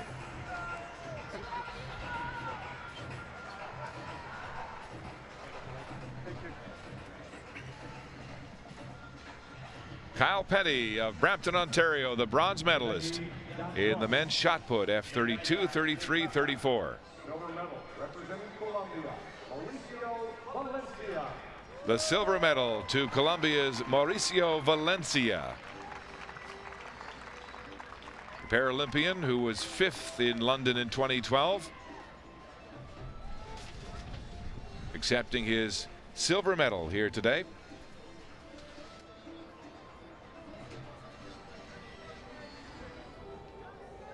Many of these athletes, including Valencia, competing in the shot put, the javelin, the discus. And he'll remember this moment. No question about that. Silver medal for the Colombian. Now it's time to decorate the champion. From Canada, this is Jason Roberts. Local boy making good on home turf. The Toronto native steps to the top of the podium here today. The gold medal champion in the men's shot put, F32, 33, 34. He's only 19. He's already broken all of the Canadian records in the 3 throws. He did that this year. And his 10:33 mark gives him the gold medal. A new seasonal best here today and a new personal best overall for the young man from Toronto, Jason Roberts.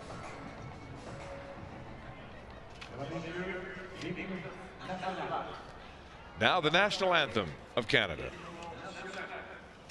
Ladies and gentlemen, the national anthem of Canada.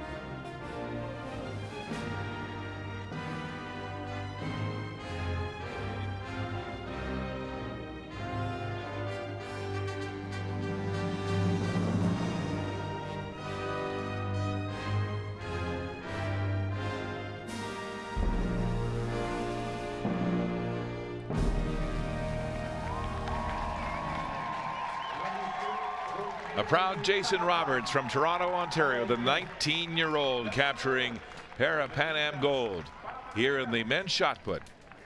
F32, 33, 34 classification. Joined by compatriot Kyle Petty and the Colombian Mauricio Valencia. The medalists here in the men's shot put.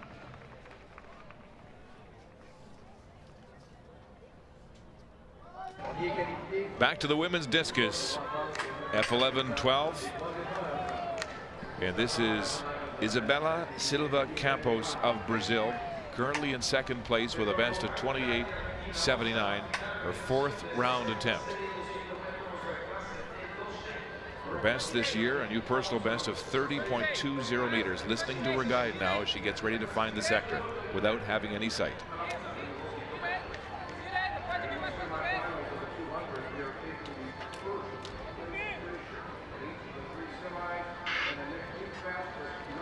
Silva Campos using the spin technique and well past the 30 mark. An impressive throw for the Brazilian.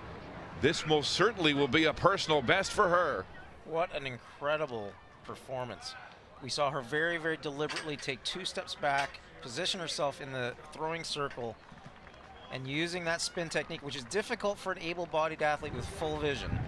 Gets it out there high, clean, and right in the center. Look at this, a personal best, 30.87 meters, enough to capture the gold medal on this day in the women's discus F11-12.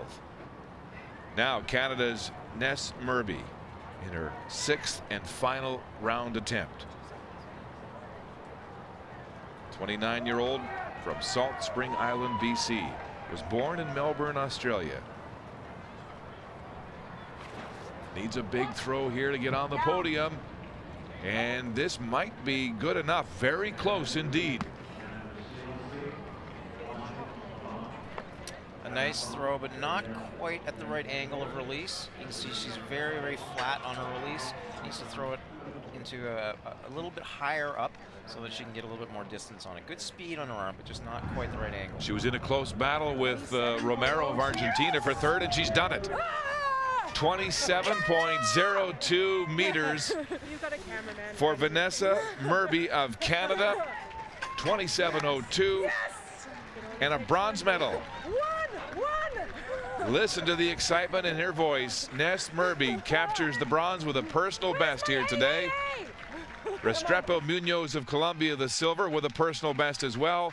And Silva Campos of Brazil with that 30.87 monstrous throw, another personal best, captures the gold in a great competition in the women's discus F11-12.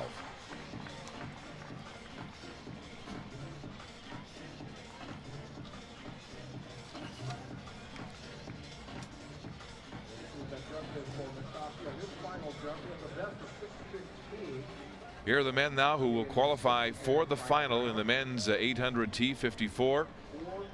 Alex DuPont will join Josh Cassidy. 3 Americans in the field: Hightower, Sanbetta, and Romanchuk. And Juan Cervantes managed to make it in as well as one of the 2 fastest losers, along with Romanchuk of the United States.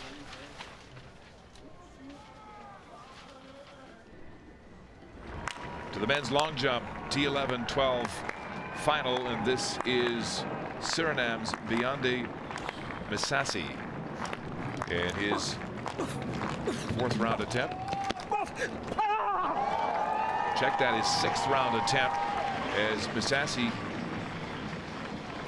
gives it his best here in Toronto. He's currently in 4th place, just off the podium. He's well into the plasticine there. Bit of a rough landing for him. This is going to be so close. Misasi loves the jump, but the distance to catch is 6:37, held by Lastra of Cuba. And I don't know, he's not going to get it. 6 meters 35, 2 centimeters off the podium, if you can believe it, for Misasi of Suriname with his 6th and final round attempt. Oh, how difficult that must be to digest. The 2 leaders, Lex Gillette of the United States and Lanier Savon of Cuba, appeared to have injured themselves after their 4th round jumps, and they have passed in the 5th round. Leading the competition, Gillette at 6 meters 73, then Savon at 6 meters 62. As we look at the Canadian now, Rick Carr from Port Elgin, Ontario, lost his vision due to retinal detachment. That was 10 years ago. He's 43 and competing hard here, currently in 5th place. Rick Carr launching himself. He's past that 5 meter 50 mark and has a best coming here at 5:52, so well within his personal best range. And here we see the guide giving him an audio guide, so he'll be standing. What a great position on the board. So the guide will stand in the middle of the track and give him an audio cue. The athlete runs directly at the guide, who then jumps out of the way just at the last minute. What a wonderful coordination between these 2 men. Perfect takeoff, and you're right, terrific team effort for Rick Carr of Port Elgin, Ontario, who was sitting in 5th place. He'll get 5 meters 51, so just off his personal best by a centimeter. Can't ask for more than that, coming here and delivering your best effort. As we look at the standings right now, it is Gillette of the USA in 1st at 6 meters 73. Lanier Savon of Cuba at 6:62. Remember, those 2 men were injured in the 4th round, passed in the 5th round. And then the other Cuban, Johannes Lastra, in 3rd place right now, 2 centimeters out of silver. Big jump there for Gillette. So he now will be your Parapan American Games record holder in the On the track, they're warming up for the men's 400 final in the T47 class. And the field includes Shane Hudson of Jamaica running in lane number 5. The silver medalist in this event 4 years ago in Guadalajara at the Parapan Am Games. There's been a scratch now as Guatemala's Raul Perez, listed in lane 1, will not race, so lane 1 will be empty. Lane 2, Argentina's Brian Villarreal. In 3, it's Cuba's Etienne Calderon. Brazil's Nascimento Ferreira running in lane number 4. He's the defending champion in the 100 at the Parapan Games in Guadalajara, Mexico. He was born without both of his hands. Lane number 7, that's Samuel Colmenares of Venezuela. The men to watch down the middle of the track in lanes 4 and 5. And this is a combined event, 45, 46, and 47 athletes competing all together here in this 400. Featuring the upper limb disabilities. Final of the men's 400 T47.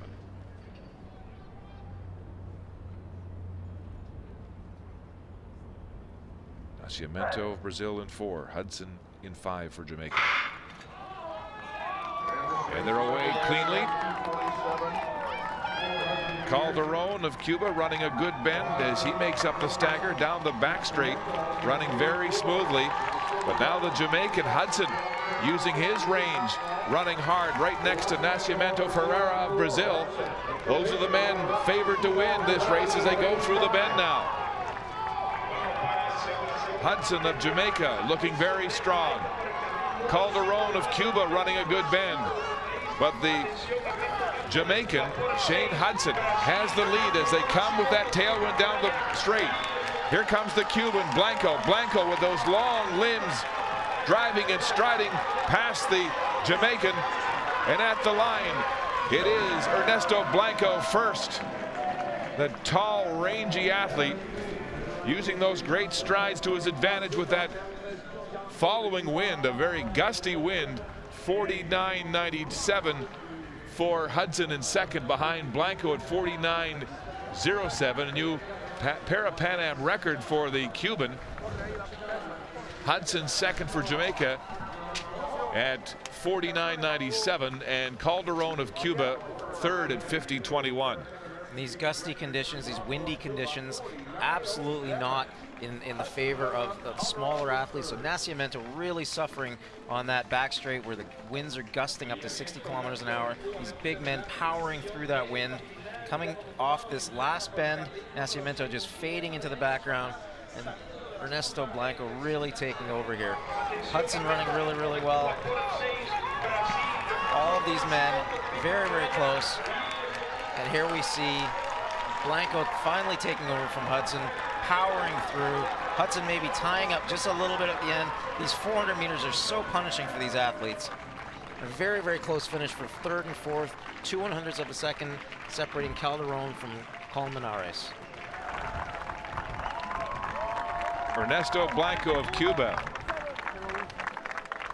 with a new personal best and a Parapan Am record at 49.07.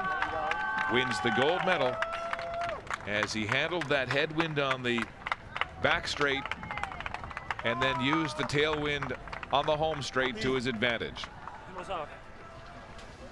The Cubans first and third as Etienne Calderon captures the bronze medal with his compatriot Blanco.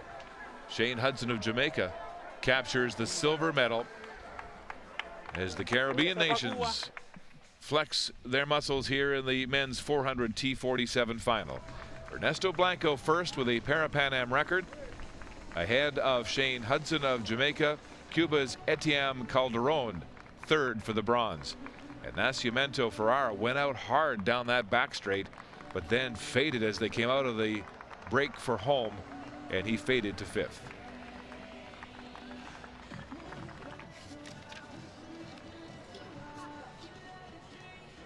Final standings here in the men's shot put competition in the F11-12 classification. America's record for Alessandro da Silva at 12 meters 54 for gold. Colombia's Edwin Rodriguez Gonzalez for silver, and Anabel Bello of Venezuela captures the bronze at 10.68, just 10 centimeters ahead of Carlos Green of Trinidad and Tobago. One of the favorites here, Sebastian Baldassarre, finishing in 5th place at 10.19. Our next field event will be the F46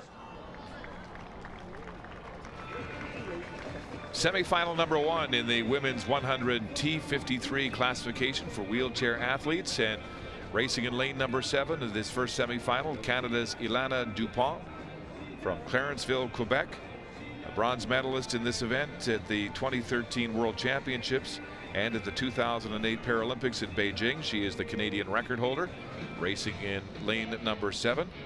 And her chief competition in this race will be Bermuda's Jessica Lewis in lane number 4. The 22-year-old Lewis suffered a condition at birth which caused her spinal cord to split, resulting in paraplegia. She became the first para-athlete to represent Bermuda at a major championship when she competed at the Parapan American Games in Guadalajara 4 years ago. But there's the Canadian Ilana Dupont in 7, taking on Lewis in 4. Mexico's Velasquez will race in 3. Huang of USA in 5, and Soterno of Venezuela in 6. Semifinal number 1 in the women's 100-meter T53. The gun, and they're away fairly. And right away, Dupont of Canada gets a great start. Lewis also ahead of her now, pumping down the home straight. The top 3 in this heat will automatically qualify. And so it is Jessica Lewis of Bermuda first, ahead of Ilana Dupont of Canada.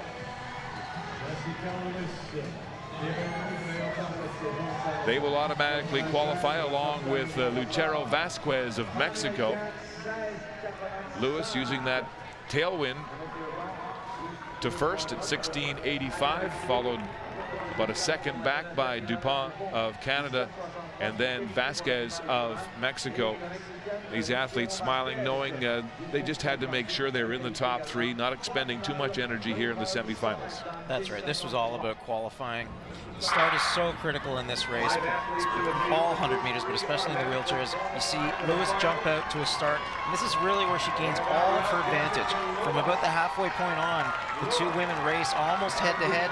No one really gaining much more of an advantage, but Lewis just maintaining that 1 second lead that she had, gained mostly on the start. You can see her powering, and like most of these 100-meter athletes, trying to keep the chair going straight down the straightaway is very, very important and very, very difficult. You can see her chair just moving side to side a little bit. If she can keep that to a minimum, she'll be going even faster in the final. Jessica Lewis of Bermuda, that island nation's most famous para-sport athlete. The first Bermudian to compete in the Paralympics in track and field in 2012 in London. First in this semifinal ahead of Canada's Ilana Dupont, whose husband Alex won his semifinal in the 800 T54 this afternoon and advanced to the final. These are the official results in semifinal number 1. Jessica Lewis of Bermuda first, Canada's Ilana Dupont second, and Lucero Vasquez of Mexico third. They will automatically move on to the final in the women's 100 T53.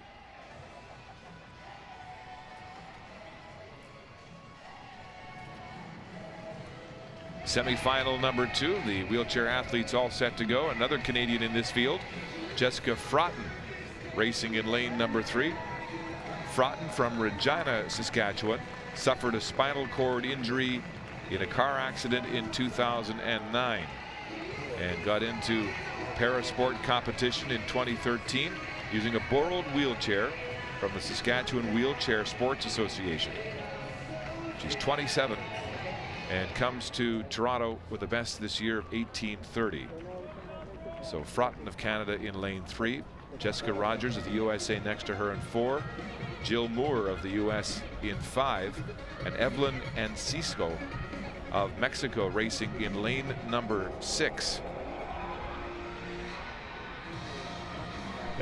Rogers of the United States is only 18, won a bronze at the U.S. Para Track and Field Championships in this event this year, has a best of 19:55. And Jill Moore racing in lane number 5 for the United States. Her impairment is spina bifida, She was introduced to parasports at the age of 8 while riding a tandem with her dad, and met a man who told her about wheelchair sports, and the rest is history as she's become one of the United States best sprinters in wheelchair T53 competition. So the top 3 here, Jeff, will automatically move into the final.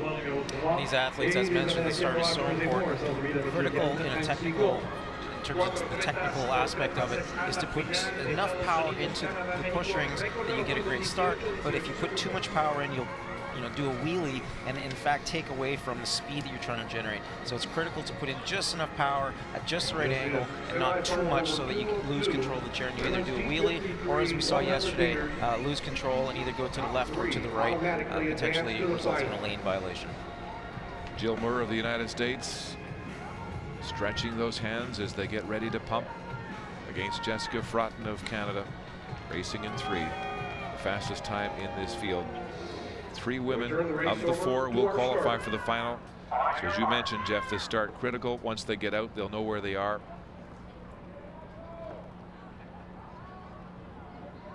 to position themselves in the top 3. Semifinal number 2. The gun, and they're away. Mexico's Enciso gets a good start. They're 4 abreast right now. The Americans, Jill Moore, pumping very hard in lane number 5. Now here comes Jessica Frotton. Frotton putting on a surge along with Moore. And it is Jessica Frotton first. Halfway down this race, they were 4 abreast. And a sense of urgency kicking in. The Mexican and Enciso is second. The 2 Americans dueling for that 3rd automatic qualifier. So Jessica Frotton first at 18:34. Jill Moore second at 18:76 for the United States. There must have been a disqualification then. The Mexican athlete did seem to waver a bit in her lane. Nope. Right now she's listed in 3rd and an automatic qualifier. I'll have another look at it here. So here we see a good start from all the athletes. Seems like Frotton may not have gotten off to the best of starts, finds herself falling behind, and now's a time when you really have to just focus on your race. If you're a little bit behind, it's often this when athletes will tie up. She does a really good job of just focusing, getting up to her top speed, and you can see here she relaxes into her power stroke, crossing the finish line first, and very, very tight for that last qualifying spot.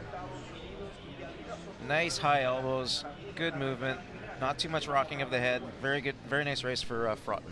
So Jessica Frotton recovering after a tough start here in semifinal number 2. She finishes first in 18.34 seconds, just 4 100ths off her seasonal best and personal best here.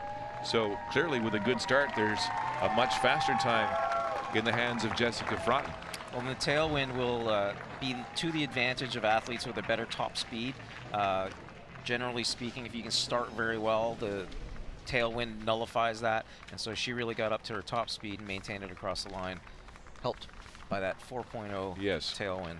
So a windy tailwind for the Canadian Jessica Frotton, who will join American Jill Moore and Mexico's Evelyn Enciso as the 3 automatic qualifiers to the final in the women's 100 T53.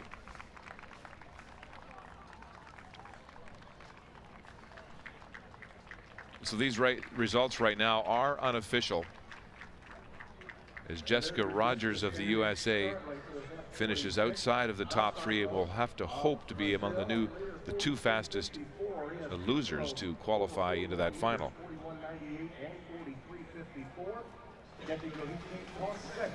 On the track, the final of the men's 400 meters in the T37 classification. Athletes with upper body impairments as they get out of their sweats and prepare to enter competition here on a breezy afternoon in Toronto. And especially in this event, these men will be running into a very stiff northwest wind down the back straight. Critical not to go out too hard in the opening 200, especially considering those headwinds. Look at the start list. Field including Omar Monterola, running for Venezuela in lane number 4 with the fastest time in this field. Mariano Dominguez of Argentina out in lane number 8 has also clocked a fast time of 57.04 coming here this season. The United States represented by Akil Whitehead running in lane number 6, the 58.75 clocking this year. Brazil's Paulo Pereira in lane number 5 with a seasonal or a personal best of 53.88. He should be a factor as well, but Monterola, a bronze medalist here in Toronto in the T37 100. He holds the America's record in this event at 53.74 and the Parapan Am record at 53.74. So the man to watch in lane number 4. We turn the race over to our starter.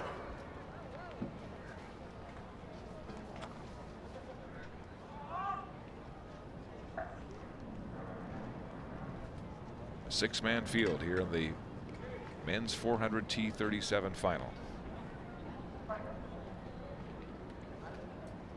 On your mark.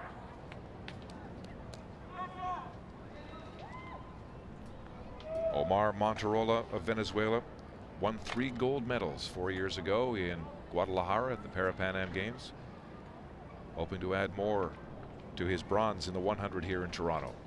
The final of the men's 400 T37.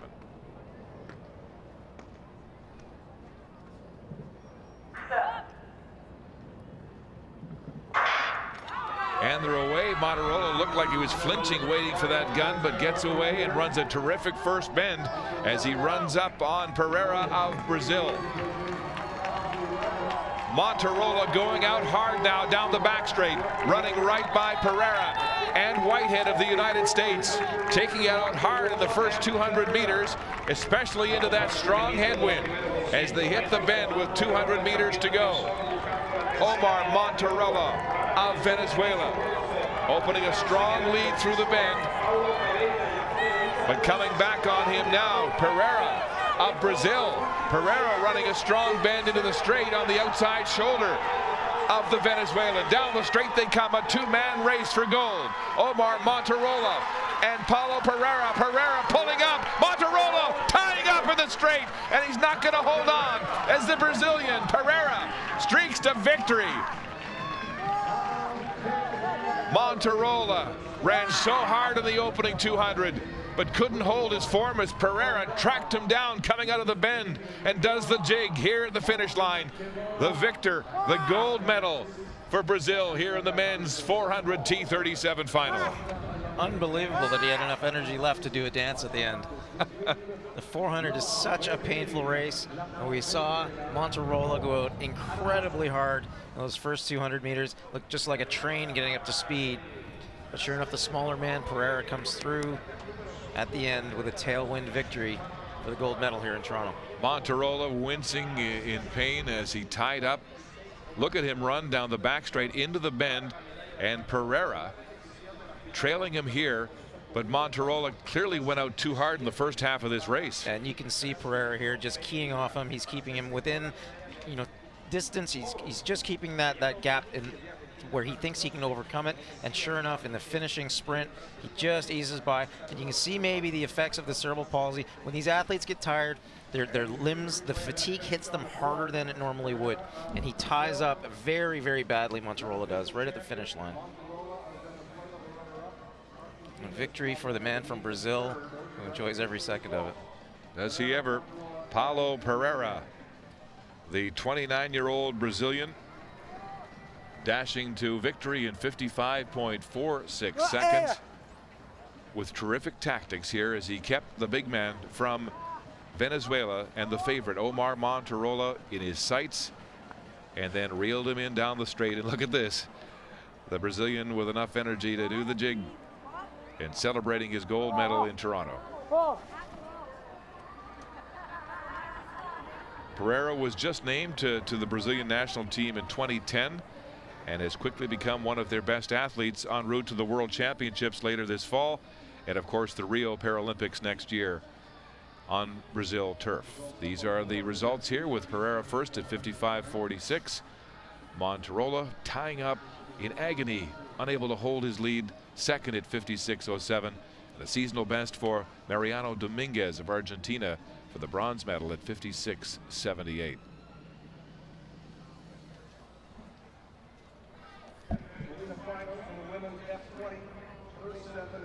The women's final in the shot put F 53, 54, and 55.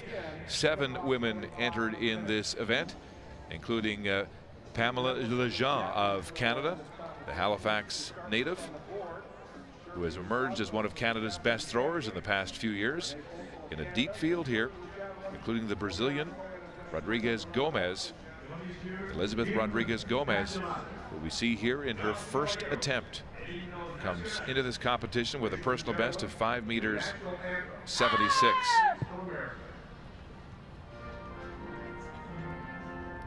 Gomez shy of that 10-meter mark, 6 meters 0.16 for the early lead in this competition for Brazil. Now to Erica Maria Castellano Salazar, representing Colombia, for the best this year of 6.84. This is her 6th round throw, and that will be enough to move her into 2nd place in the standings. So a big throw here.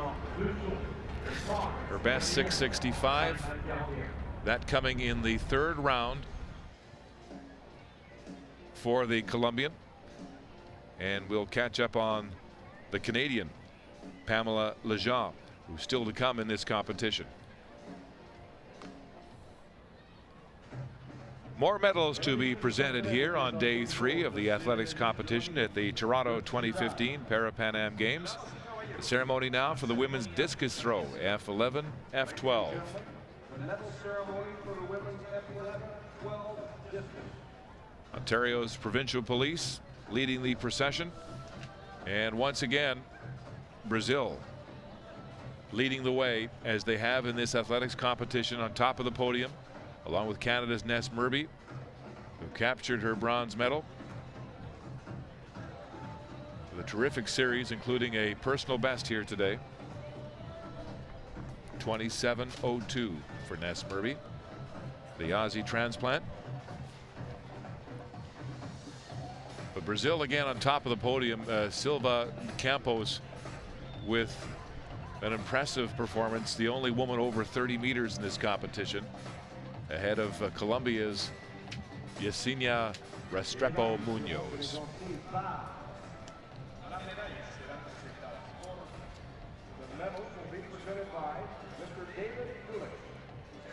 Now the presentation made by Mr. David Ulich, the member of the Foundation for Global Sports Development.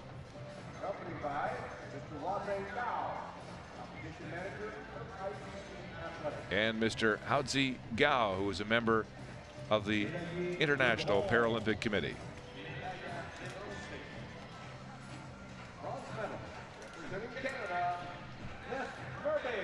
Bronze medal going to Canada's Ness Murby, the 29-year-old who lives on Salt Spring Island in BC, was born in Melbourne, Australia. Terrific competition for her. 27.02 personal best for bronze. She has lived and worked around the world, in Melbourne, Tokyo, in Spain, New York City, Vancouver, now Salt Spring Island.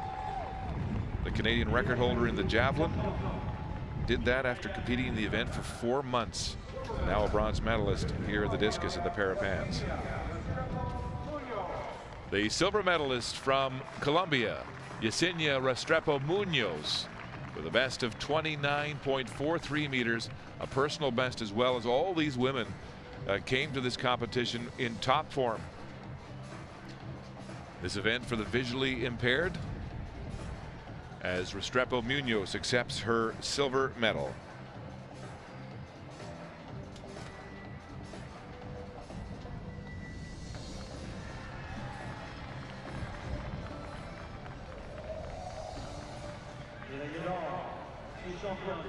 Parapan American.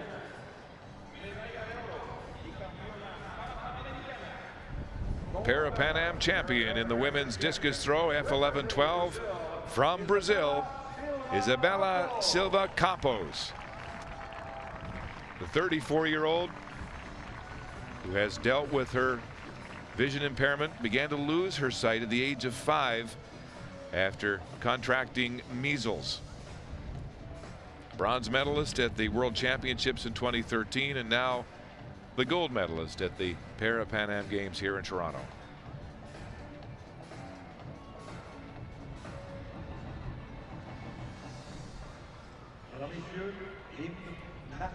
Now the playing of the Brazilian national anthem. Ladies and gentlemen, the national anthem of Brazil.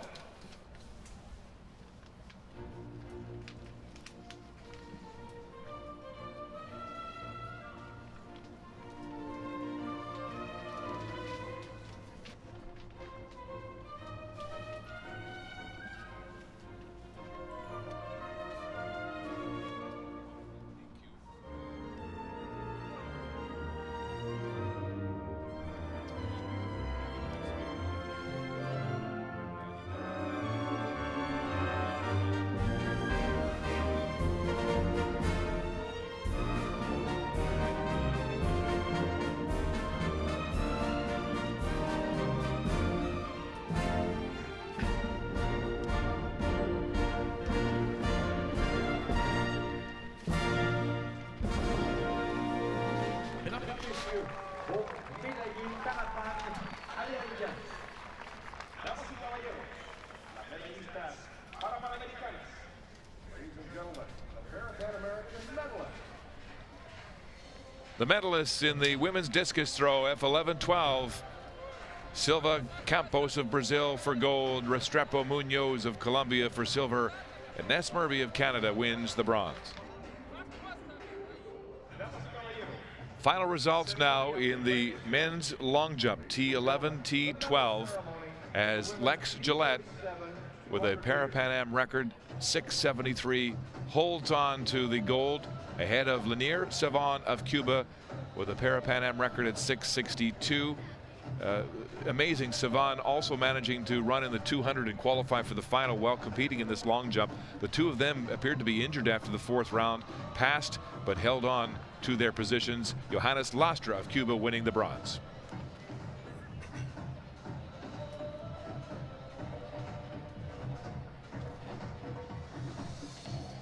Now the medal ceremony for the women's 200 T37 final. Canada represented here by Leah Robinson, who won the bronze, with the gold going to Liz Scaroni of Argentina, and Venezuela's Berliana Castellanos winning the silver medal.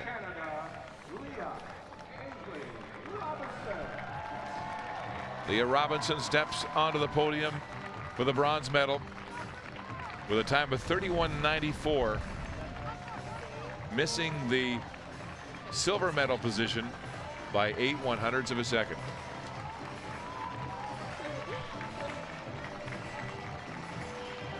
Thank you.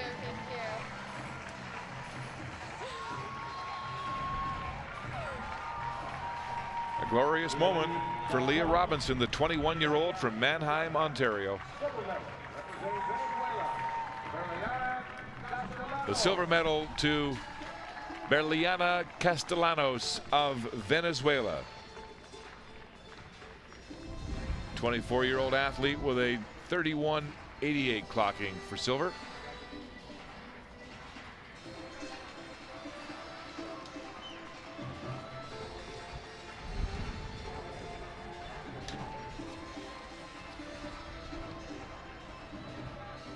These athletes dealing with the effects of cerebral palsy in the T37 class, and acquitting themselves marvelously in competition as the gold medal champion from Argentina, Liz Scaroni, steps onto the podium. The best here today at 31.33 seconds.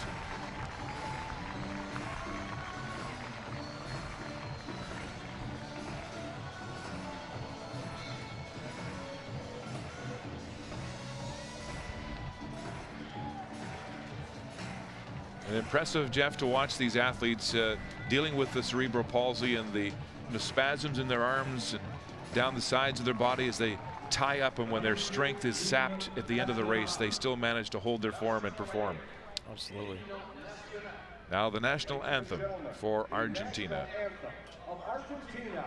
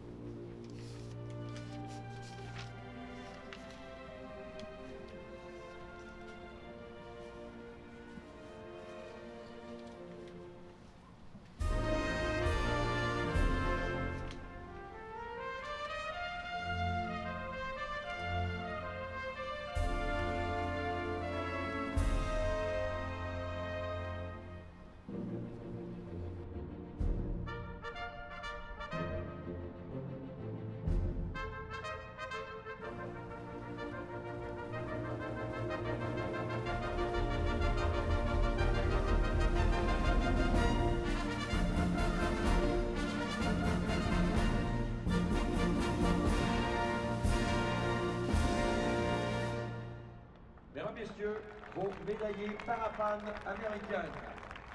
Damas y caballeros, las medallistas Parapan Americans. Ladies and gentlemen, the Parapan American. The medalists congregating at the top of the podium in the women's 200 T37. Liz Scaroni of Argentina for gold, Berliana Castellanos of Venezuela for silver, and Lee Robinson winning the bronze medal.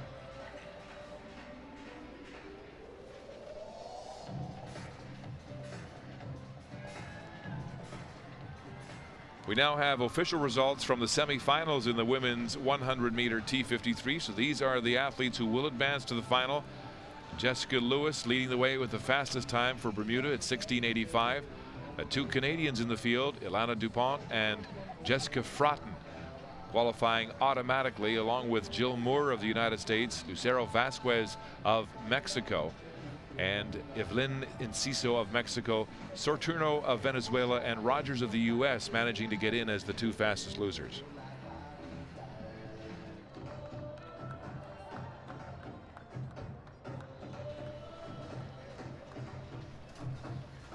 The medal ceremony for the men's long jump T11 T12 final. Cubans acquitting themselves marvelously here for silver and bronze, and the American Lex Gillette on top of the podium in a fascinating competition here today. Two Parapan records established by the American Gillette and the Cuban Sevan.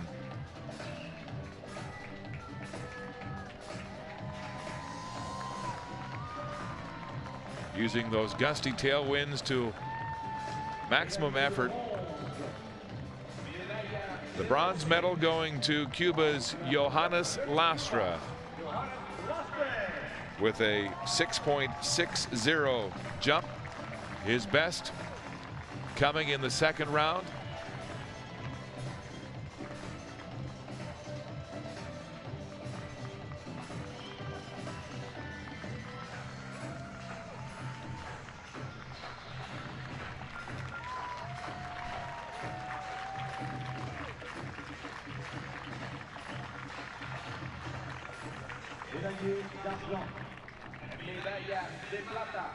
The silver medal from Cuba, Lanier Savon.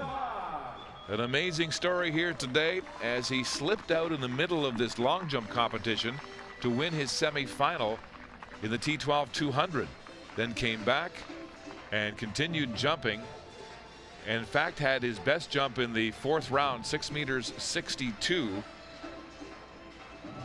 and then appeared to injure his hamstring in that jump and did not finish the competition, but that jump was good enough to solidify his hold on the silver medal. So we'll see more of this young man in the 200 final. And now the champion from the United States, Lex Gillette. He's the world record holder in the T11 category at 6 meters 73, and he nearly broke it today. He passed, he too appeared to injure himself in the fourth round, passed in the fifth round, and then came back into competition because these tailwinds were so favorable and launched himself within 6 centimeters of his world record, finishing at 6 meters 67 in that 6th round. His best was a 6.73 overall. That was the first round in which he cracked that world record, America's record, and Parapan Am record. Now the American national anthem. Ladies and gentlemen, the national anthem of the United States of America.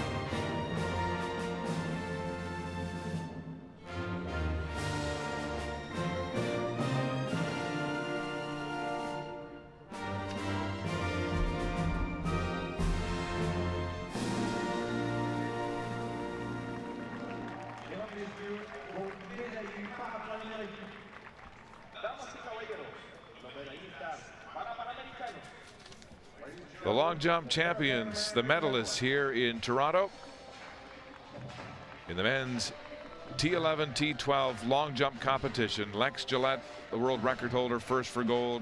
Lanier Savon, the two-sport phenom for Cuba, and silver, and Lastre of Cuba for bronze.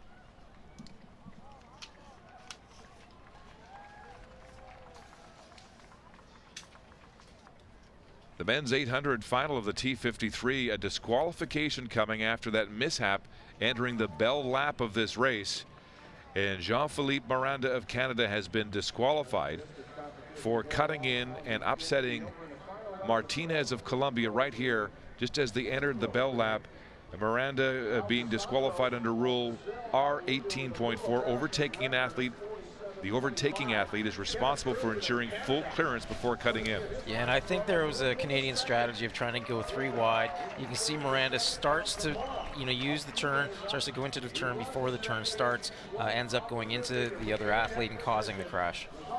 So Jean-Philippe Miranda of Canada disqualified, and compatriot Wes Vick, who was in 4th place, is promoted to 3rd for the bronze. So Wes Vick of Canada will take the bronze.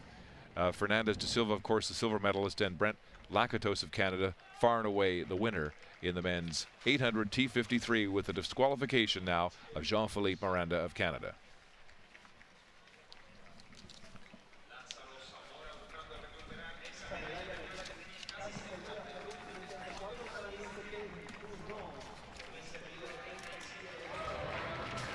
This is the men's discus final in the F46 competition. And you're looking at Brazil's João dos Santos in the 4th round here. Dos Santos, a 43-year-old veteran in this sport.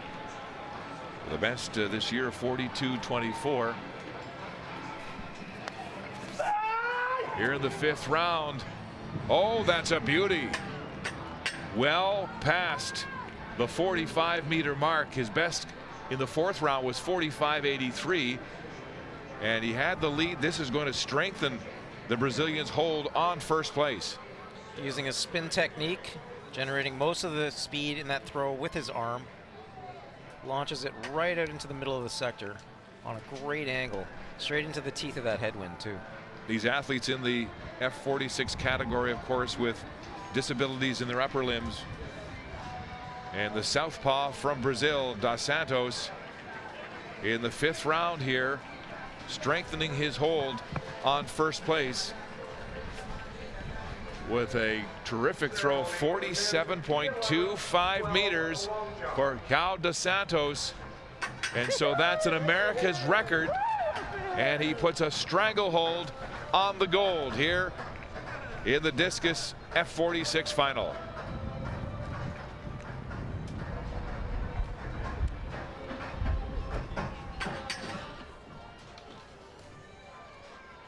to the track, and we're all set for the final of the women's 400 final in the T12 class for the visually impaired. These athletes have the option of using a sighted guide runner. They don't have to, and in this race we'll see 3 of the 4 athletes using sighted guides. Start list includes Omar Duran of Cuba, who is the America's record holder in this event with a best of 56 seconds flat. And Daniela Velasco of Mexico, also considered a threat here for gold, running out in lane number 7 as we set the lanes.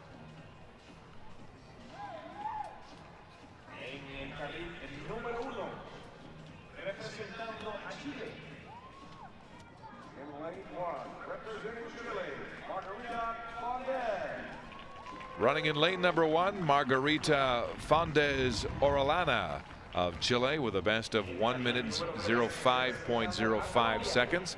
Running with her guide, Rodrigo Balado Donosa. In lane 3, Marcela Gonzalez Arias of Colombia with a best of 101.74. Her guide is Geifer Rivas Palacios. In lane number 5, the prohibitive favorite, the America's record holder from Cuba, Omara Durand, with a 56.01 clocking this year. She's already won the gold in the women's T12 100 here in Toronto, looking for the double here in the 400. And in lane number 7, bidding to prevent that, from Mexico, Daniela Velasco and her guide Jose Fuentes. Velasco with the best this year of 58.81. Final of the women's 400 T12. You can see the guides tethering themselves to their runners and positioning themselves for the start. Mara Durand of Cuba, a 2-time Paralympian, a champion at this distance in London in 2012, as well as the 100. She's won the 100 here in Toronto, looking for the 4 right now. The final of the women's 400 T12.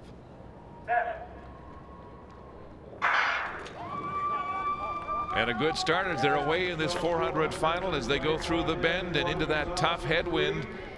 The Cuban Duran running very strongly and running right past her chief rival Daniela Velasco. Down the back straight they go. The Mexican trying to hold on with that sighted guide next to her. And Omara Duran running without the aid of a guide, taking the lead of about 5 meters through that back straight bend now at 200 meters to go. Cuba's Omara Duran with the lead. Mexico's Daniela Velasco trying to reel her in, but the lead just keeps growing as this gifted Cuban sprinter leaves the rest of the field in her wake. A 20-meter lead now as she powers her way down the straight. Looking very fluid and relaxed, holding her form. It is Omara Duran first for Cuba in a lead of at least 20 meters at the finish line. Velasco of Mexico pulling into second place. 56.96 the time for the Cuban, just off her America's record and just off her best this year. But battling those strong headwinds down the back straight, running unassisted and uncontested here today to win the women's 400 T12. And with 120 meters to go, it looked like Gonzalez was going to make a challenge, but we see Duran just running past her competitors right here, running through the back straight. And here's what I'm saying, 120 meters to go, we see Gonzalez, who looks to be challenging, but then ends up fading badly, ending up in 3rd place. With Duran running away from the field yet again. We saw her do this in the 200. She's definitely the class of the field over all of the sprint distances. Omara Durand of Cuba collects her 2nd gold medal this week here in athletics competition in Toronto, adding the 400 to her 100 gold in T12 competition for the visually impaired.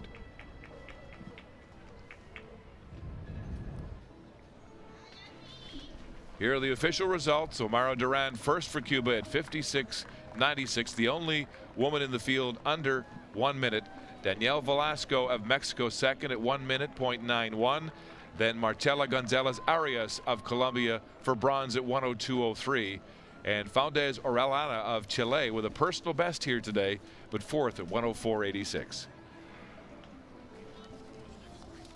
Now to the women's shot put final, F53, 54, 55. And this is Canada's Pamela Lejean in her fifth throw. Now these athletes with a field of only 7, they'll throw all 6 of their tosses in order. And this is Lejean's 5th effort here. A clean throw. And 4 meters 22, and that will put her into first place.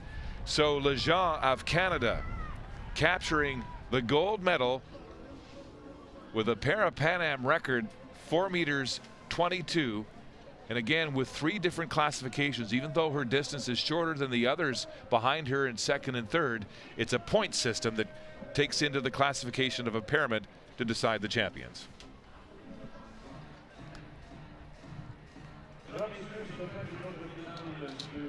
Back to the track. In rapier-like fashion we go to the men's final of the 1500 T38. In a field of 8 men contesting this final. The America's record held by Danielle Constantino of Argentina of 4:54.99.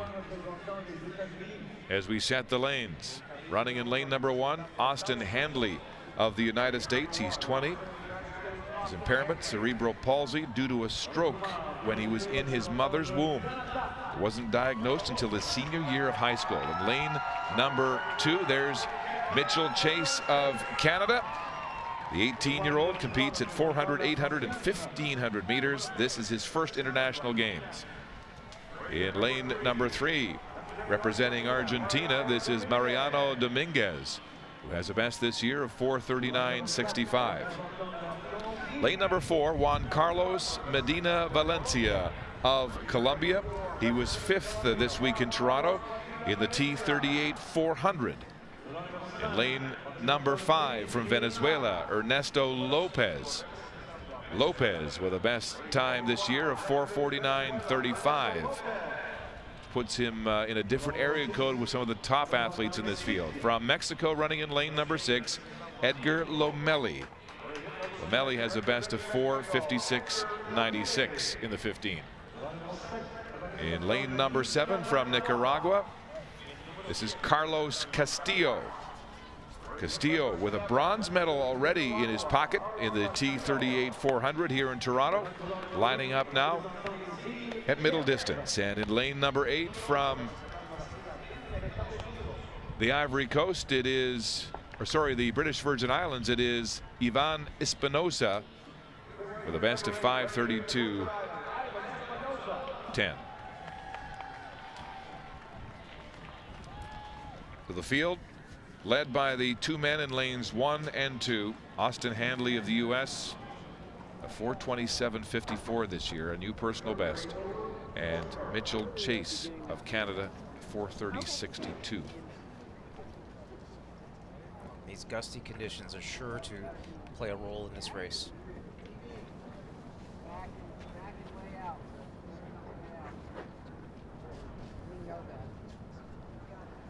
The American Handley says his goal is to win this event as a stepping stone to the Rio Paralympics for the U.S. next year in Rio.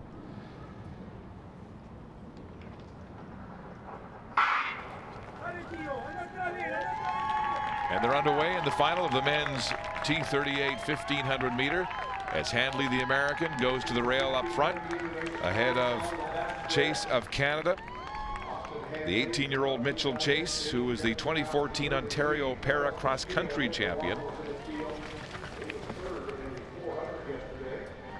You can see these athletes who have one limb affected by cerebral palsy, who will need to fight against that imbalance in power and try to even out their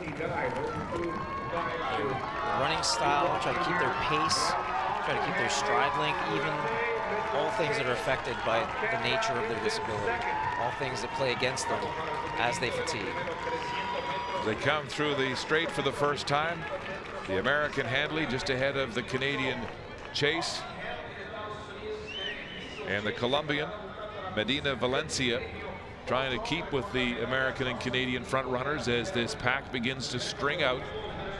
And you begin to see the various levels of athlete here. A real wide range of athletes from Handley and Chase right through to Espinoza of the U.S. Virgin Islands. It's interesting to see Chase and Handley running in a more upright style, and the athlete in third place running with his head down a little bit, more leaning forward into that wind. They're going through that backstroke for the second time now. 2 more back straights to run. It's going to feel like an uphill every single time they hit that wind. You talked about the cerebral palsy that these athletes in this 38 class affected with one limb. How does that become a factor in a distance race 1500? Well, the fatigue affects these athletes more in the affected limbs than in their non-affected limbs. So they start out with an imbalance of power. Which sometimes results in a stride length differential. Certainly something that they have to work against. As they fatigue, the fatigue affects their affected limb more than their non-affected limb. So that disparity just grows and intensifies. And in a distance event like the 1500, there's more than enough time for fatigue to set in. And as it does, the effects of their disability become increased.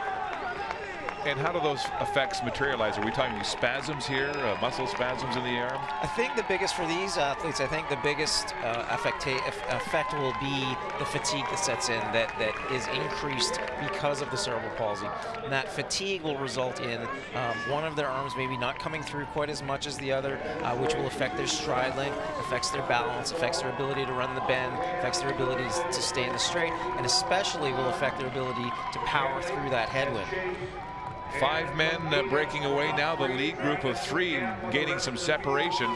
It is Austin Handley of the USA, Mitchell Chase of Canada, and then the Colombian Juan Carlos Medina Valencia laboring to stay with the lead 3. Falling back behind is Castillo of Nicaragua and Lopez of Venezuela.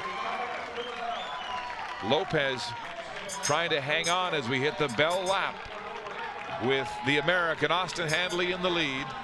Mitchell Chase of Canada right on his shoulder. And Medina Valencia making a move now with less than 400 meters to go. So the Colombian running hard and bravely around the bend into the teeth of this headwind. The wind's gusting up to 70 kilometers an hour.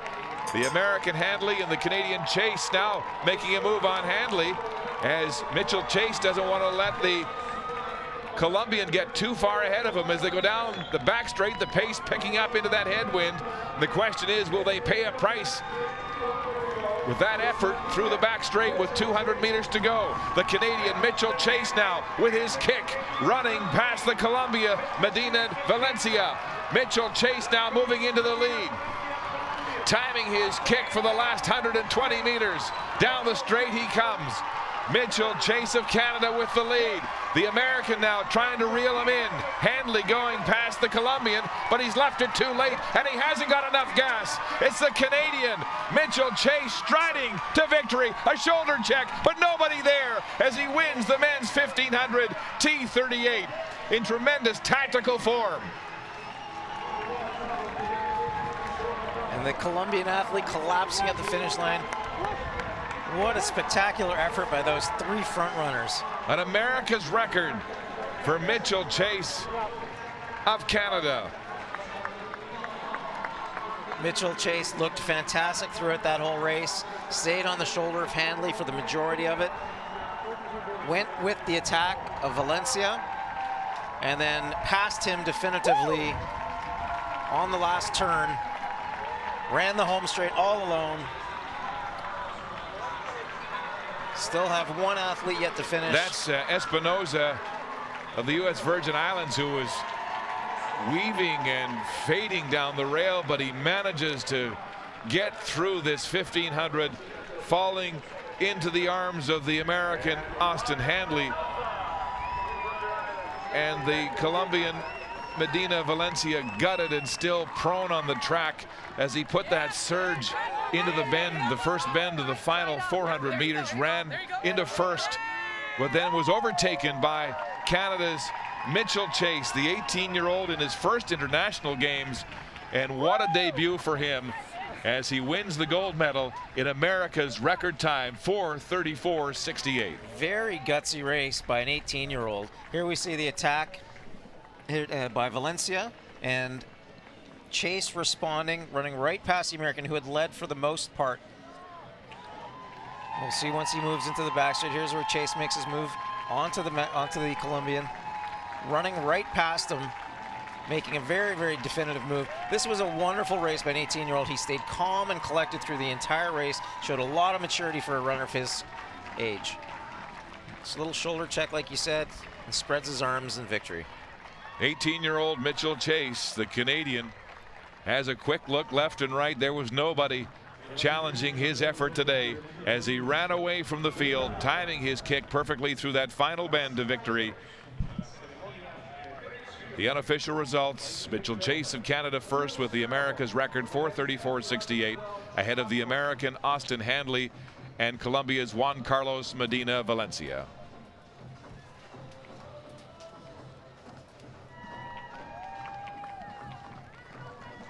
Medal ceremony now for the men's shot put F11 and 12 classification for the visually impaired. And Brazil's Alessandro da Silva marching to the top of the podium as Brazil continues to lead the medal parade here in athletics and overall at these 2015 Toronto Parapan Am Games.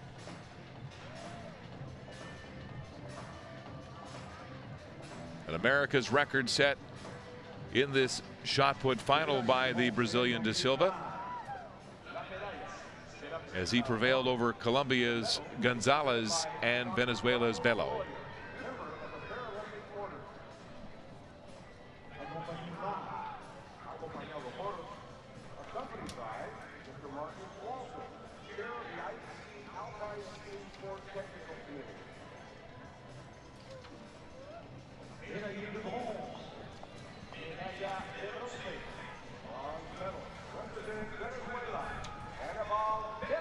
Anibal Bello, Venezuela, captures the bronze medal in the men's shot put in the F11-12 visually impaired classification. A best of 10 meters 68 here today, and he did that in his opening throw.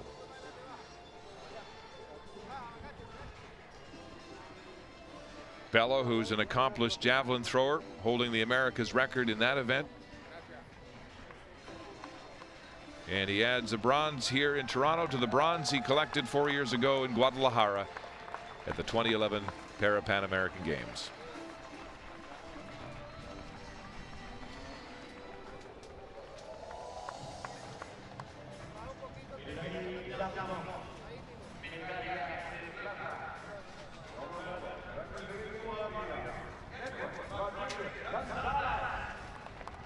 The silver medal going to Colombia's Edwin Rodriguez Gonzalez with a second place throw of 12.26 meters on his third round attempt. Gonzalez with an America's record coming into this competition, seeing that broken by the Brazilian here today, and he'll settle for the silver medal in the shot put F11-12 for men.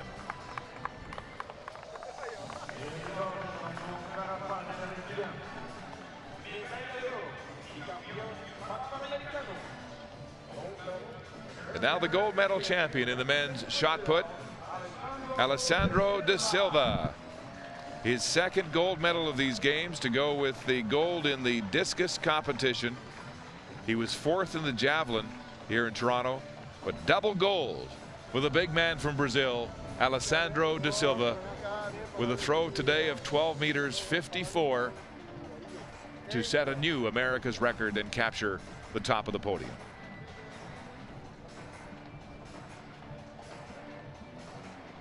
Opa, muito obrigado. Thank you. Yes, thank you.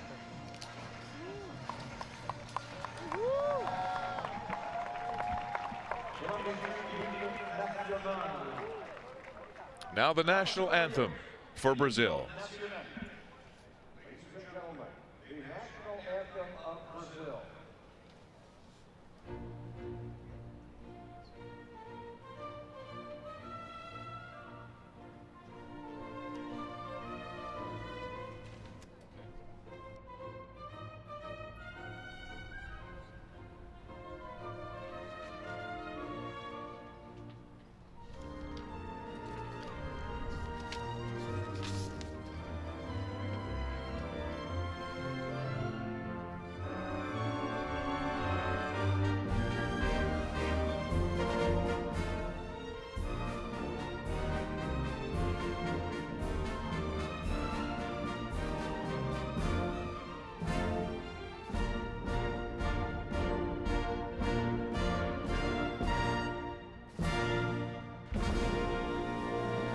Mesdames, Messieurs, Pour médaillé Parapan American. Damas y caballeros, los medallistas Parapan Americanos. Ladies and gentlemen, the Parapan American Medley. The medalists in the men's shot put F11 and 12 here at these Toronto 2015 Parapan Am Games, as Alessandro Silva collects his second gold medal of this competition, ahead of Edwin Rodriguez Gonzalez of Colombia and Anibal Bello of Venezuela. Gentlemen, the medal ceremony for the men's T47 400 meters. The medal ceremony now for the men's T47 400 meters, as Ernesto Blanco of Cuba topped the podium. The Cubans 1 and 3, surrounding Jamaica's Shane Hudson.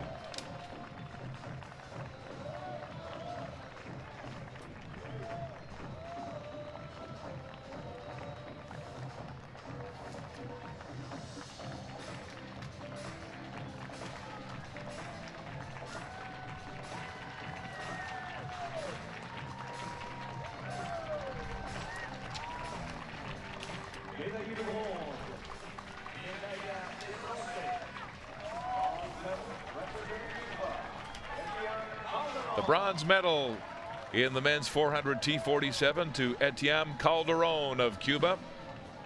Finished at 50.21 seconds.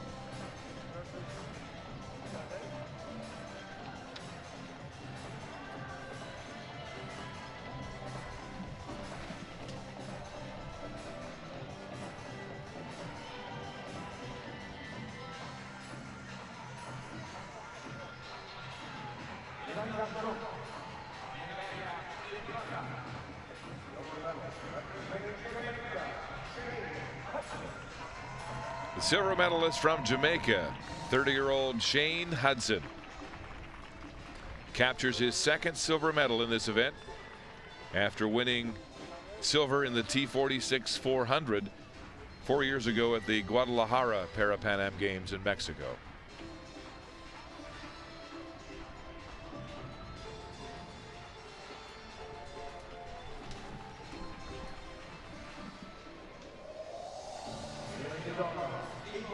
And now the champion, the Parapan Am gold medalist in the men's 400 T47, representing Cuba, Ernesto Blanco, with a Parapan Am record here today of 49.07, smashing the old mark held by Brazil's Johansson Nascimento, who was in this field, but Nascimento really did not handle the headwinds in the back straight very well and ended up fading to 5th place here today, as Blanco paced himself and came roaring down the straight with a tremendous finishing kick and gold for Cuba.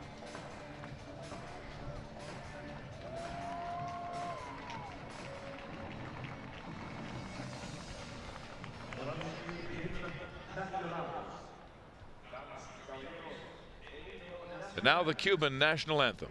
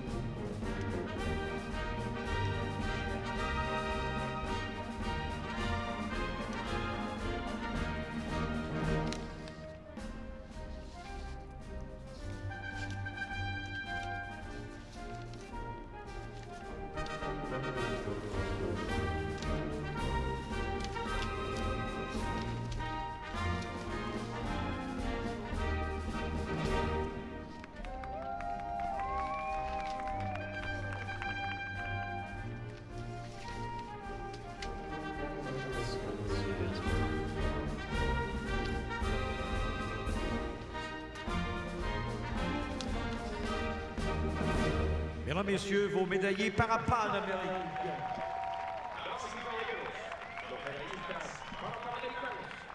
Ladies and gentlemen, the Parapan American medalists.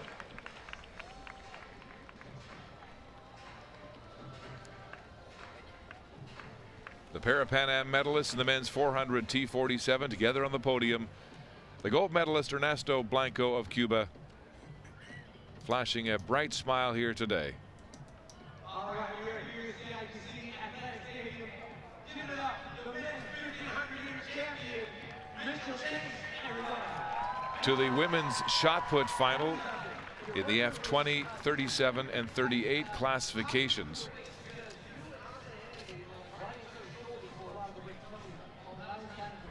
And this is the third round attempt for Canada's Jennifer Brown, native of Calgary.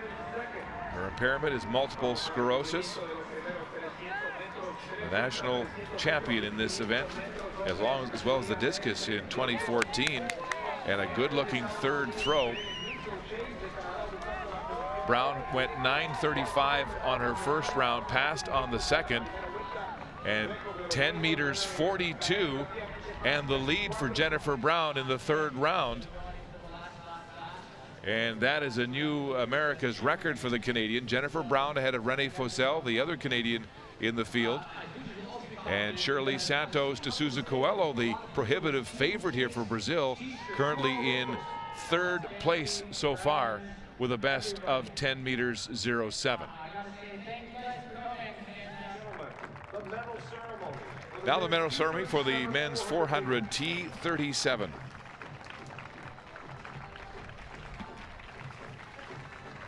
And this will be a day that Paulo Pereira will never forget as he hunted down Omar Monterola of Venezuela down the straight and captured the gold medal. Monterola really leading this race for 380 meters. In the final 20, the big man from Venezuela tied up. You know, the cerebral palsy conditions that are coming to the fore, perhaps, as he fatigued and the lactic acid gorged his muscles, and he couldn't hold on, couldn't hold his lead. It was a dramatic finish indeed.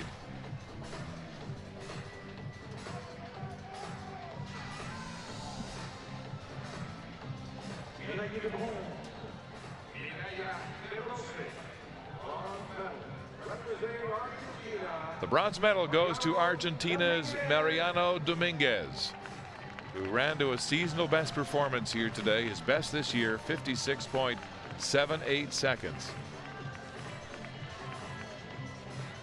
Dominguez, 27. Again, his impairment, cerebral palsy. The two-time world championship competitor gets his first major international medal, a bronze here in Toronto.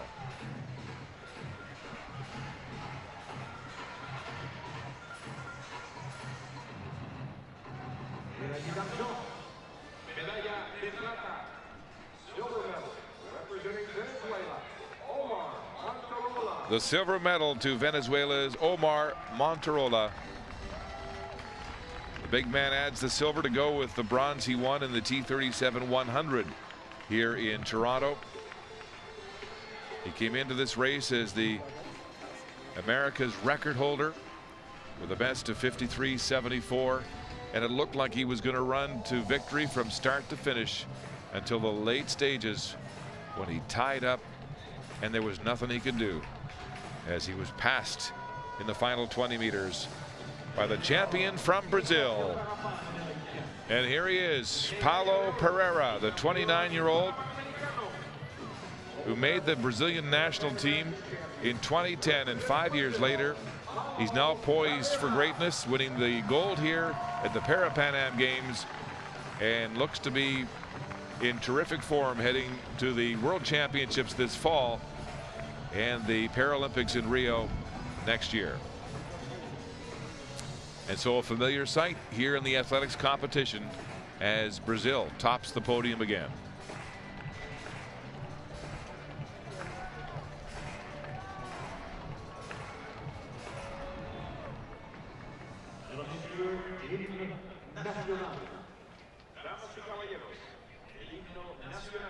Now the national anthem of Brazil.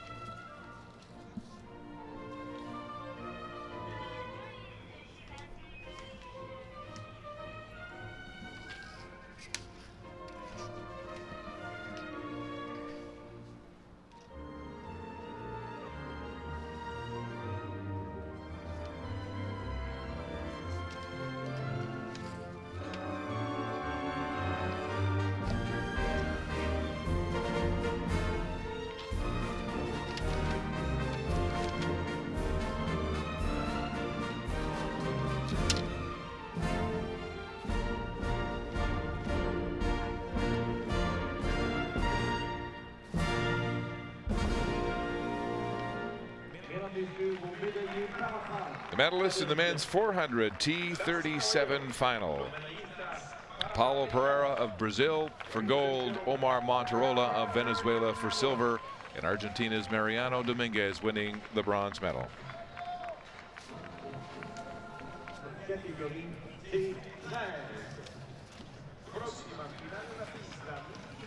The start list for the final of the men's T13 1500 meters. These athletes in the visually impaired classification.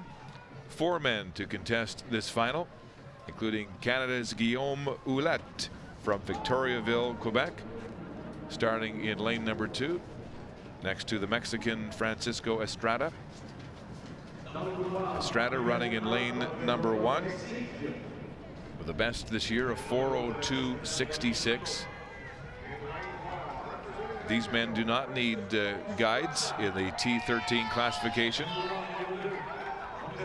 Estrada has the fastest time in the field coming here as we introduce Guillaume Ouellette of Victoriaville, Quebec. He was 4th in this event at the 2013 World Championships and is the Canadian record holder at 5,000. From Mexico, this is David Garza. Garza is only 20 and has a best time of 4:06.05, 3rd fastest this season in this field. And in lane number 4, representing Brazil, Aniceto dos Santos. Dos Santos is 39. His vision impairment is hyperopia. He has 10% vision in his right eye and 30% vision in his left eye. 3:56.76 is the America's record. And the two front runners, Estrada and Ouellette, separated by only 1/10 of a second on their PBs. The advantage going to Estrada by about 1.5 seconds on their season's best. And we'll see if the home country crowd can make a difference for Ouellette today. Men's final in the T13 1500. 4 men chasing 3 medals. And they're away, and Ouellette darts out and takes an early lead on a rather pedestrian pace in this opening lap, followed by the Mexican Estrada. What kind of vision in terms of this impairment do these athletes have? We know that Dos Santos, the Brazilian, has 10% vision in his right eye, 30% in his left. Well, by regulation, they're allowed to have between 5 and 20% field of vision, so they'll only have that amount of sort of vector. And then these athletes generally see what people with 20/20 vision would see at 20 meters, they would see at 6. So they can recognize objects, they can see the runner running in front of them, but mostly it's a blurry vision that they have. So Guillaume Ouellette of Canada in front right now, with David Garza of Mexico tucking behind him.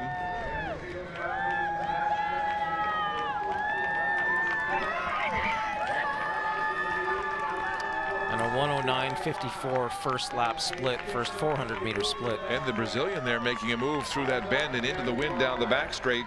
Dos Santos taking the lead from the Canadian Ouellette, as Estrada of Mexico moves up on the Canadian shoulders, and now he moves past and wants the lead as they come through the bend. So the lead shifting here 3 times in the opening lap and a half of this T13 men's 1500. Estrada, the Mexican, in front now with Ouellette of Canada behind him along the rail, and here comes the Brazilian again, putting a second surge into this race as Dos Santos runs to the front with 2 laps to go. Very, very unusual tactics in this 1500. Attack after attack after attack, and counterattacks from each of these athletes. Nobody being dropped, though. No, all 4 men staying together here. And there goes Estrada again, as Estrada takes the lead for the second time, and going with him is Guillaume Ouellette of Canada. The lane continues to change, and more movement now as David Garza runs up along the outside and into second place. He wants the lead. So back and forth, the lead changes unusual here, at least 5 or 6 lead changes. And a 4-second differential from first 400 to the second 400, the second one being quite a lot faster. Now Francisco Estrada of Mexico retakes the lead. Garza looks like he's paying a price trying to stick with this, and the Canadian Ouellette moving past Garza now of Mexico, back in behind Estrada, the other Mexican in this race, but all three of them very tightly bunched here. Gonna watch so that there's no pushing or shoving or spiking along the rail as they hit the bell lap in the men's 1500 T13 classification. We had very, very well placed here behind the Mexican runner, Estrada. If he can stay behind him for the windy section on the back straight, it'll serve him well for the sprint. There goes David Garza of Mexico on the bend as he wants the lead, going back in front, kicking hard with 300 meters to go down the back straight. Guillaume Ouellette goes with the Mexican. Ouellette in second place, and now Estrada, the other Mexican, trying to stay with them as the pace heats up with 200 meters to go. David Garza of Mexico passed now with 200 to go by Ouellette of Canada. Ouellette with a furious kick here around the bend, and the crowd standing here on home turf for the Canadian. Guillaume Ouellette let the others play tactical games for the first 3 laps of this race, and then he opens up a magnificent finishing kick. He looks to his left, but there's no challenge there as Guillaume Ouellette strides to victory here in Toronto. The Canadian first, followed by Estrada of Mexico, and then David Garza, the second Mexican, limping across the line in third. Dos Santos of Brazil is fourth, but what a stirring finish here. Estrada no match for the final kick of the Canadian. Guillaume Ouellette let the others toy with the lead in this race and then put the hammer down with 1:20 to go. I don't know if I've ever seen that many attacks in that short a period of time, and as relentless as they were. Attack and counterattack, one after the other.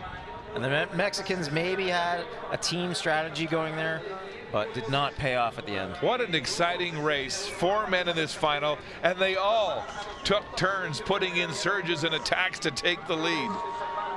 And here we see the Mexican Garza running in the lead with Ouellette right on his shoulder, struggling through that wind. And here's the attack by Ouellette, the final deadly attack. Estrada tries to respond, passes his compatriot.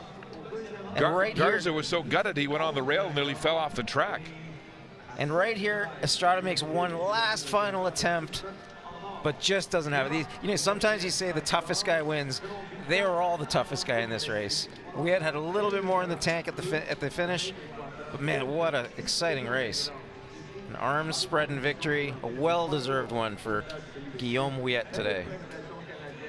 The native of Victoriaville, Quebec, looking for any threat. There was nothing as he opened a massive lead down the straight, leaving Francisco Estrada in his wake, and to victory here today at 4:07.27 as he takes his lap of honor. Guillaume Ouellette of Canada, the Canadian record holder at 5,000, puts on a scintillating display of speed here at 1,500. First at 4:07.27, ahead of Francisco Estrada of Mexico, then David Garza of Mexico, who was out of gas with 200 meters to go, wobbled and nearly lost his footing on the rail, and fourth, the Brazilian Ancieto dos Santos.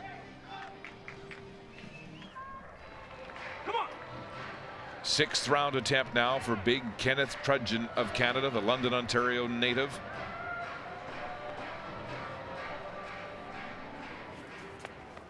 Spinning and heaving that disc in an impressive looking throw.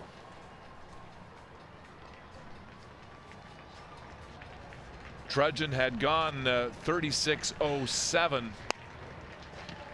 and was in third after 5 rounds, but here in the 6th, 37.12, Jeff, and that'll move him into second place.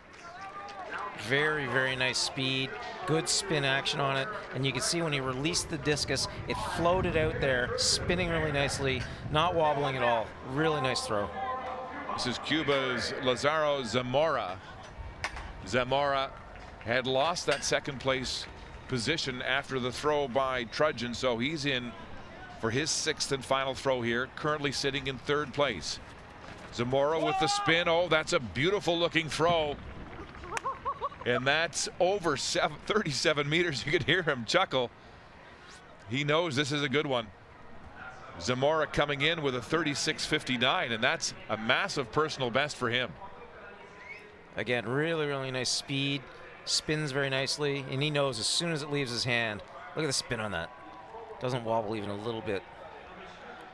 He knew he hit that one. 6th round, 37.72 to retake the silver medal and push the Canadian Kenneth Trudgeon down into 3rd place. So the final standings look like this. João dos Santos owning this competition by nearly 10 meters with an America's record at 47.25. Then Zamora of Cuba with a personal best 37.72. And Ken Trudgeon of Canada winning the bronze medal at 37.12 meters. Next up on the track, the final of the women's T47 100 meters. Start list is on the board.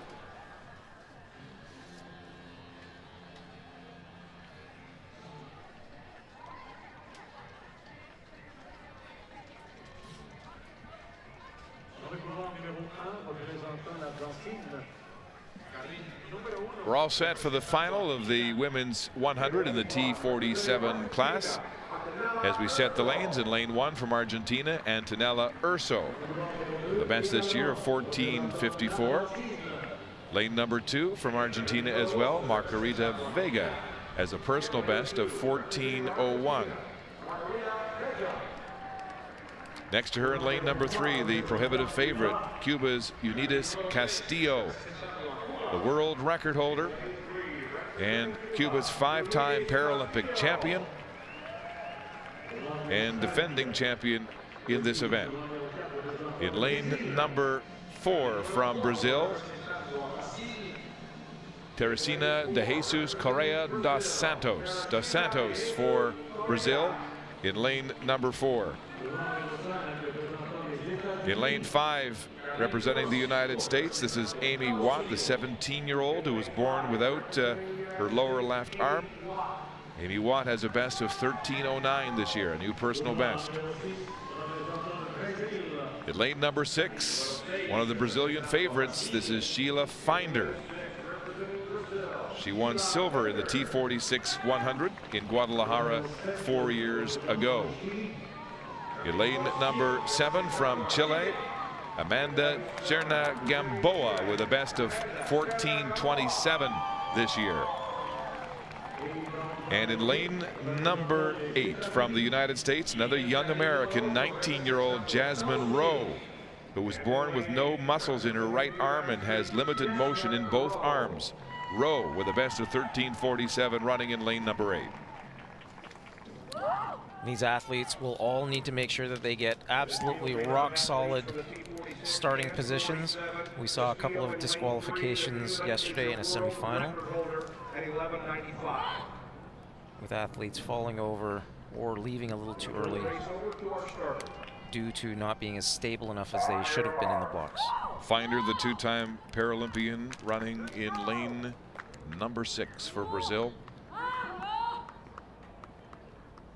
Cuba's Unitas Castillo in lane number 3 with the fastest time in this field, 12.87. She is the world record holder with a time of 11.95. Castillo of Cuba in 3, Finder of Brazil in 6. And you see Castillo lining up with her one arm centered in her lane to provide a good firm foundation, a stable foundation. And they're away cleanly in this women's 100 T47 final. And early it's Castillo running out to a lead. Finder can't track her down. De Jesus Correa of Brazil looking very strong, but it is the Cuban Unitas Castillo, the world record holder, prevailing and defending her title here in Toronto. First in 12.49. The following wind of 2.2 meters per second, so slightly wind dated for the Cuban champion. Unitas Castillo. A beautiful run for the Cuban athlete Castillo, never in doubt. Got out of the blocks really well, ahead of the field. Her acceleration phase was extraordinary, and she hung on for the win here today in Toronto.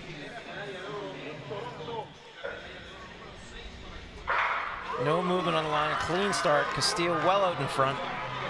We see Dos Santos and Finder battling it out for second and third. Finder looks like she has it, but Dos Santos comes right at the finish line, making up a lot of effort, making up a lot of that gap in the last 10 meters. But Castillo, the class of the field here in Toronto. No question about that, as the Cuban powers her way with the best start and then left the field behind, and it was really only a race for second and third here today as Castillo captures the gold medal, successfully defending her Parapan Am title, one of the most decorated Cuban Paralympic athletes in history. They call her the Queen of Speed. You know, she gave birth, Jeff, to a baby boy earlier this year and just returned to racing in June. And you wouldn't know she'd been off the track because she looks in fine form, capturing the gold. So these are the unofficial final results in the women's 100 T47, with Castillo first at 12:49. Teresha de Jesus Correa dos Santos almost takes half the time the race was run to get her name out. She's second for silver, 7/100ths of a second ahead of Sheila Finder. So an upset there as the two Brazilians battled for silver and bronze. Amy Watt and Jasmine Rowe, the young teenaged Americans, fourth and fifth. Chile's Gamboa is sixth. Vega of Argentina and Urso of Argentina, seventh and eighth.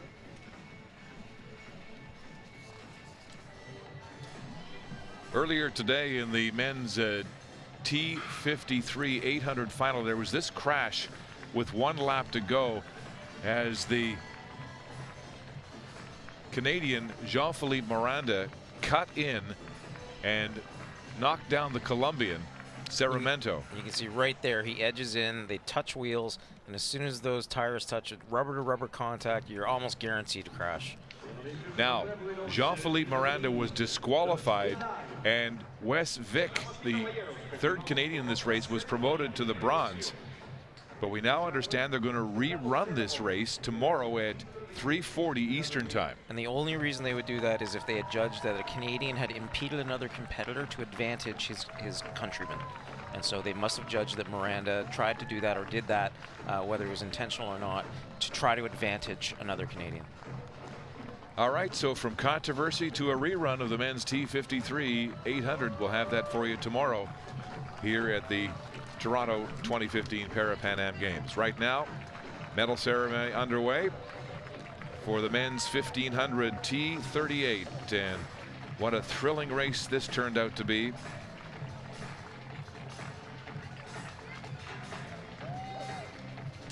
Mitchell Chase of Canada racing to an America's record victory in his debut in international competition. The bronze medal awarded to Colombia's Juan Carlos Medina Valencia.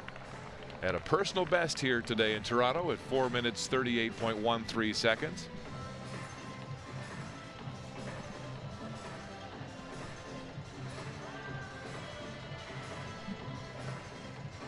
Valencia adds the bronze to a 5th place finish he had this week in the T38 400.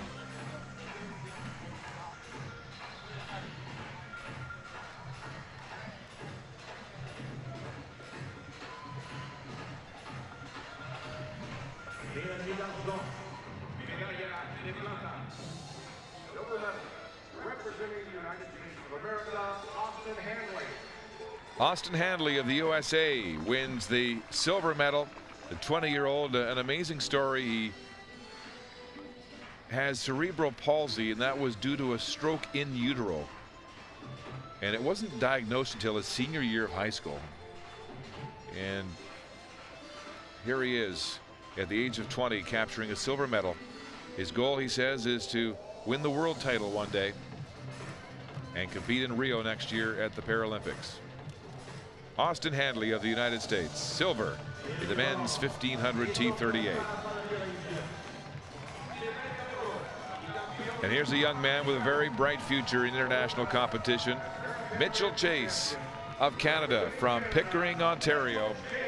18 years of age, his first international games here in Toronto on home soil. And he ran a terrific final 200 meters, blazing down the straight to victory. A man who has plans to study engineering.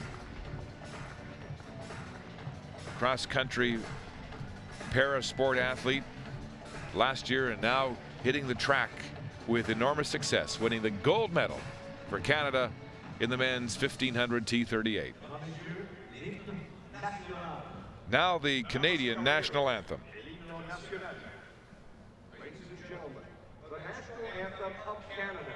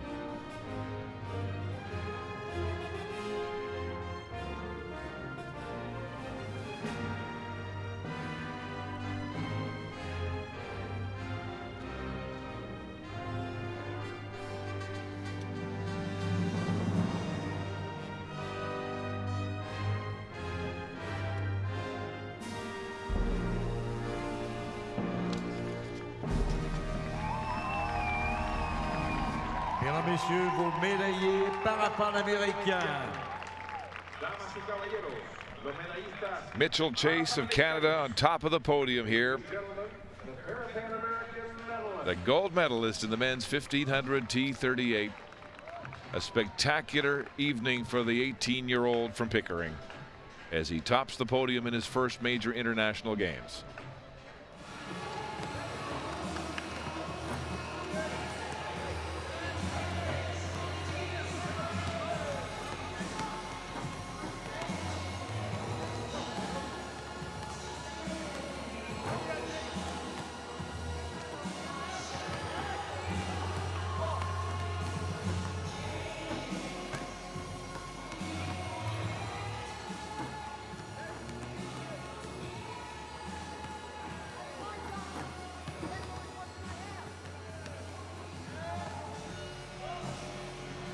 Nighttime in Toronto, outside Ryerson University's Athletic Center, the old Maple Leaf Gardens, inside the home of wheelchair basketball during the Toronto 2015 Parapan Am Games. It was the home of basketball during the Pan Am Games as well.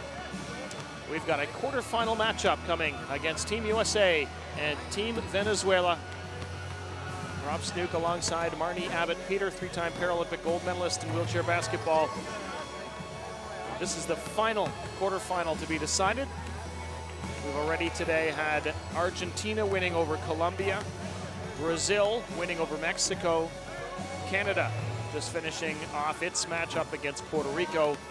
And here we go in a few moments with USA, the favorites, Venezuela, trying to pull off a big upset.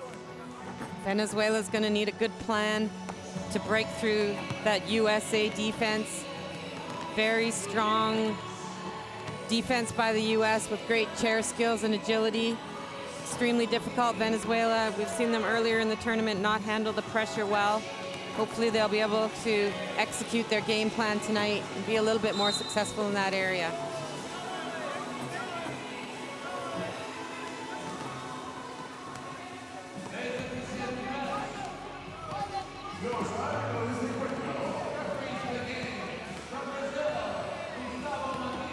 USA with wins so far over Colombia, Puerto Rico, and Brazil. The Brazilian win was close. It was only 4 points.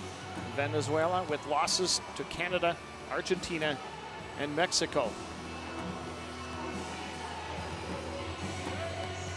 USA best defensive team at the tournament. They have only been allowing an average of 42.7 points per game, so under 43 points a game. Worst offensive team on the other side of the floor, Venezuela. They've only managed to score 27.7. So they will definitely be looking to their leaders, the likes of Manuel Aragort and Nelson Solarzano. And here is the bracket. We just talked about Canada-Brazil will meet in one semifinal. Winner of this game gets Argentina in the other semifinal. Remember, with Brazil here already in the semifinals, that means there are 3 spots up for grabs at this tournament to earn a ticket to Rio to the Paralympics next year. And so if you finish in the final, if you make the final, you are guaranteed a spot. If Brazil is in the final and you win the bronze, you are also guaranteed a spot next year at the Paralympic Games. Matias from Brazil officiating with Lapointe from Canada and Martinez from Spain, or El Salvador rather.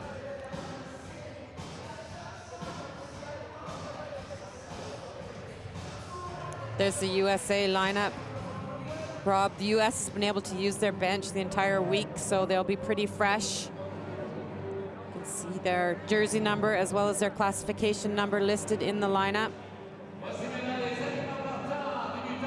Number on the right can only add up to 14 points.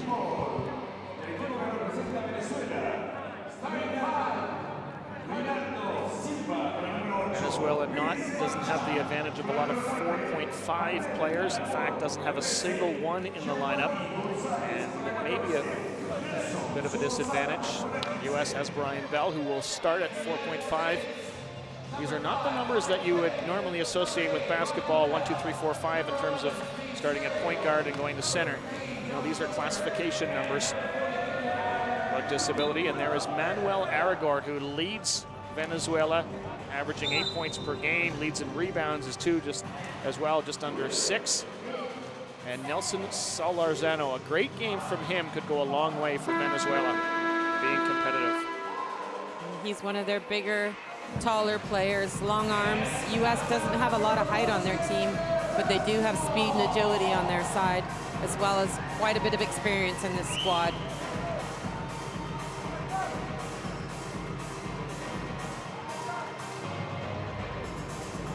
Here we go, quarterfinal matchup. USA in white, Venezuela in blue. Winner will face Argentina in the semifinals. Steve Serio, who plays professionally over in Germany, takes the ball right in, gives it to Googe, back to Serio, and USA just like that with the first basket, just 12 seconds in. USA coming back, not electing to play that full court defense. Just gonna look to keep Venezuela out of the paint. Nelson Solarzano. Venezuela will need him to hit those kind of shots if they're going to be competitive. And great job by Gilbert to trap 2 Venezuelans in. U.S. had numbers there for a bit. Now Serio, close to the baseline, fakes. Underneath for Bell. And he hits it off the glass, 4-0 USA already. We've seen some great patience by this U.S. offense this week, really passing the ball around, getting the shot they want. Shooting percentage was outstanding earlier in the week. They're looking like they're off to a good start tonight. Solarzano. Aragort, watched by Serio. And he runs out of time, and USA gets the ball back. 24-second shot clock in wheelchair basketball, much like you would see in FIBA rules, international basketball. Mikey Pay, another one of the American players who plays on a pro team in Germany, RSV Landhill, and there he goes with his first. When he gets hot, Arnie, he gets red hot. Mikey Pay, certainly one of the people that'll be looking to score here. That's an unfortunate call there on Solarzano, offensive foul, his first personal. Pay and Serio play together on that German team. They played last year and won. Their team won the entire Champions Cup. Yeah, the RSV Londell has been a very successful club in Germany, winning various German championships, quite a few European championships. They got quite the resume, that club. Aaron Gooch off the glass and in for USA. Their lead extended to 8-0 already. Louis Marchand dropping off. Venezuela trying to get something going out of the fingertips of Solorzano. And Bell brings USA back down the floor. Pay. Serio has a screen, uses the screen, and hits. Steve Serio takes a look around, see what's available, and then realizes he has the open shot and nails it. Already a timeout being called by Venezuela. They're down 10-0 early in the first quarter.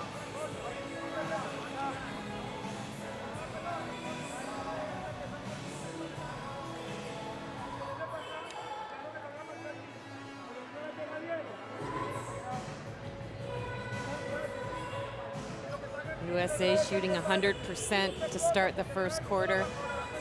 5 for 5 from the field. Seen really quality shooting out of this team all week long.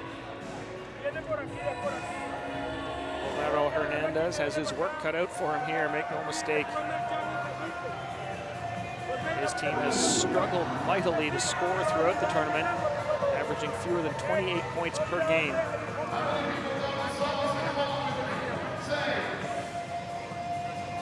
USA head coach Ron Likens, John Sikora and Rob Taylor, his assistants. He's been able to use pretty much his entire roster. Thus, the US scores maybe aren't leading as some of the other teams. Serio coming in with 12 points per game, Pay with 11-3, Josh Turek, who we haven't seen yet in the game, with 11 points. But that's what they've been able to do. That's a real strength. Oh, definitely. When any one of 8 or 9 players can come out and put up double digits, it's a tough on a defense. It's easier when there's just one threat that the defense could focus on. Solorzano with the shot clock running out. Not even close. He is hemmed in now. Brian Bell and John Gilbert doing a good job on him. Try to create a U.S. odd man advantage here. And do exactly that. Pay. Brian Bell puts the ball on the floor, cutting into the paint, puts a shot up and in, and the U.S. string of perfect shooting continues. Great patience by the U.S., really waiting and working to get the shot they want. Aragort, short. And USA will have the ball already ahead, 12-0. And here come the substitutes for Venezuela. Into the game come Ricardo Reyes and Juan Corrales. Wow, USA 6 for 6 from the field. USA back-picking, trying to keep one of the Venezuelan defenders out of the defense to create that player opportunity, and there it is. And Gouge taking advantage, and he'll go to the line and for the and one. It's a foul on number 7, Perales. Doesn't have chair position there, just taps Gouge as he's taking that shot.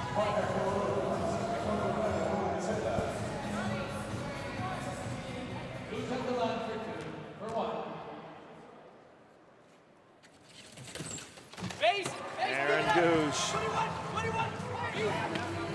29-year-old from Wake Forest, North Carolina. Solorzano. Corrales. Reyes.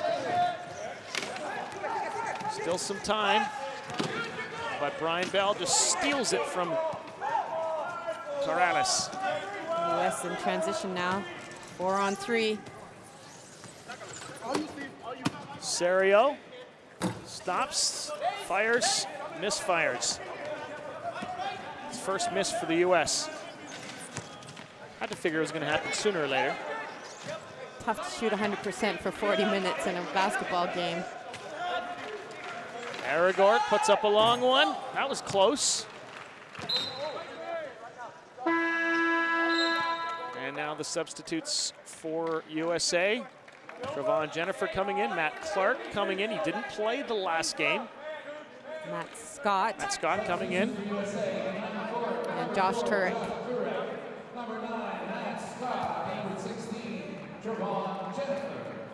Really, the U.S. can rotate through. Don't lose much by bringing in their bench.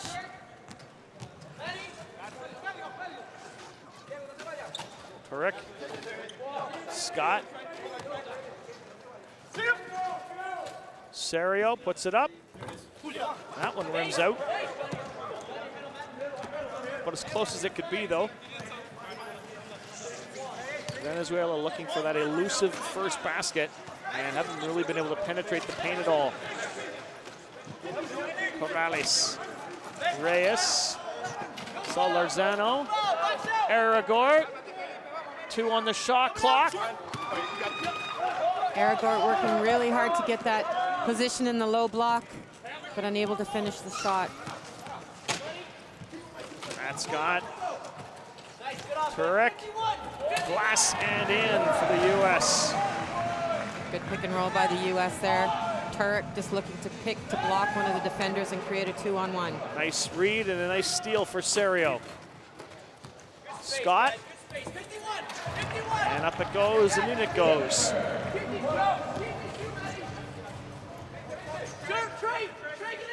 U.S. has extended their defense to the full court pressure. Steal by USA. Scott.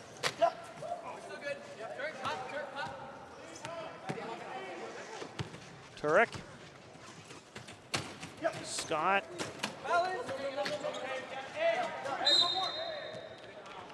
Foul call on Corrales.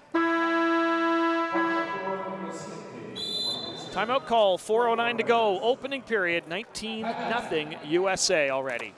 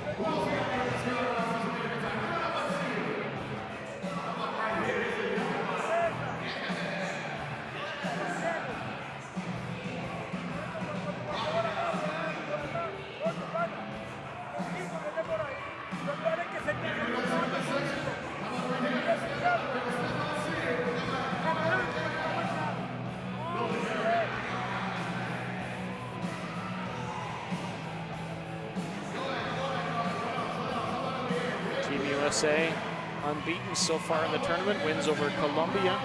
Probably their toughest, well, the tough way to start anyway. Puerto Rico didn't challenge much, but Brazil sure did to end the round robin. And then Aaron Gooch and his teammates jumping out to a huge lead here. Now just two starters left on, John Gilbert and Steve Serio. Serio, Gilbert, Scott, Turek, and the paint hits it.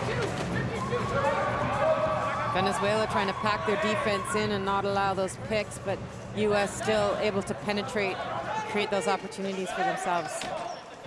Oh, that's a foul. Great defensive position by number 11, Steve Serio there. Solorzano coming full speed down the court, runs right into the side of him.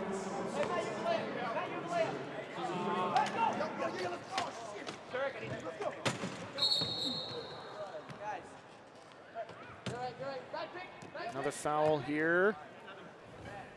It is on Corrales. Battling Matt Scott. Pretty powerful player. That'll put Venezuela over the limit. USA will be shooting bonus. Third foul already for Corrales. 6.5 minutes into the game.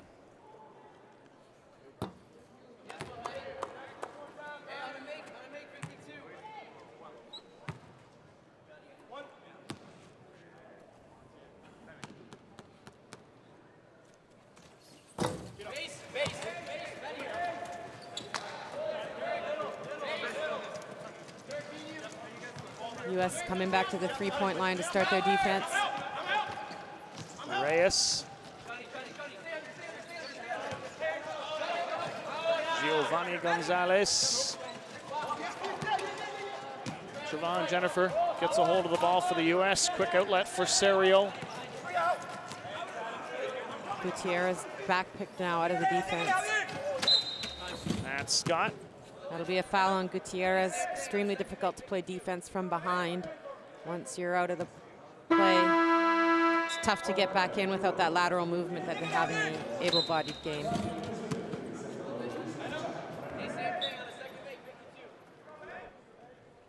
Gutierrez, teenager for the Venezuelan team. He's just 19. He's shown some flashes in the tournament, but also shown times that he's 19.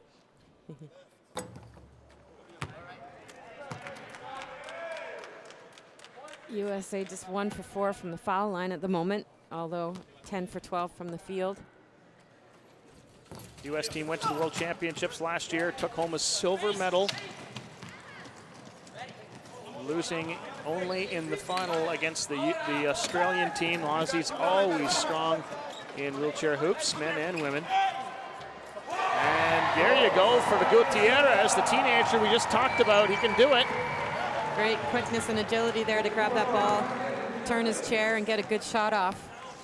The U.S. team was also a medalist in London in 2012, a bronze medalist. They beat Great Britain for bronze in that one. Depth of wheelchair basketball in the U.S. is very deep, and it's historic too. They've been doing it for years, and real world leaders. And like other countries, have had their ups and downs. Reyes for Venezuela. Gonzalez, Gutierrez, ill-advised. Back come the U.S. Scott, great speed, but lost it. Good check by Marchand there to strip Scott from getting a layup. Betancourt, Marchand, Reyes, Marchand. And Gutierrez had it knocked away. It'll still be Venezuela ball, 7 seconds on the shot clock.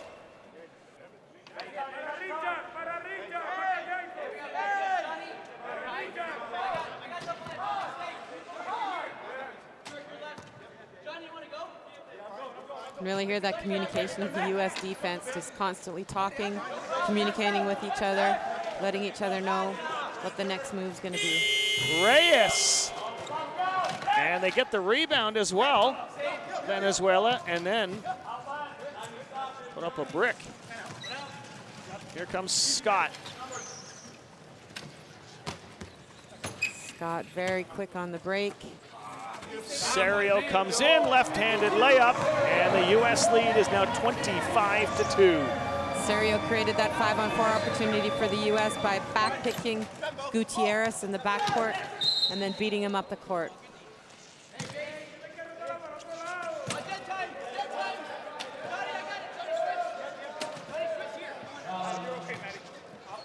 Luis Marchand will inbound for Venezuela. Giovanni Gonzalez.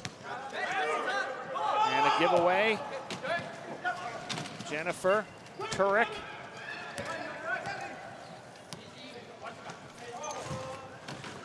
Scott underneath. Gilbert. And in it goes. Gilbert, +1 for the U.S. Catches that ball and is able to square up and get a great shot off. Shows some real athletic ability there. Gilbert averaging the most minutes per game for the U.S. in the tournament at 27 per. Foul call against the U.S. and Matt Scott. His first, team second.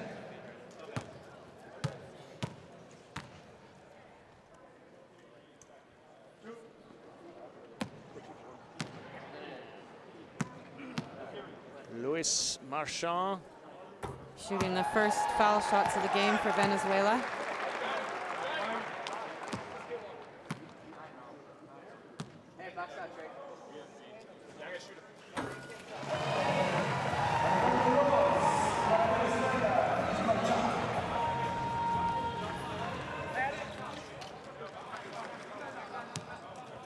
Gilbert and Serio, the last two from the U.S. starting lineup. They go pretty deep on their bench on almost any game. Serio looking for a three in transition there. Gutierrez, U.S. has not had a three-point shot in the entire tournament yet. Maybe looking to try to get somebody in a bit of a rhythm on that before the games get really meaningful. Final seconds here of the shot clock and of the period. Betancourt unable to hold on to that pass.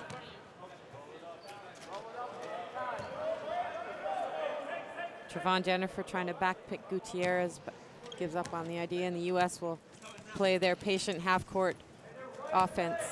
Scott slashing in and then kicks it back out for Turek, and he hits a three. There it is. And USA leads 30-4 after the opening quarter in their quarterfinal against Venezuela.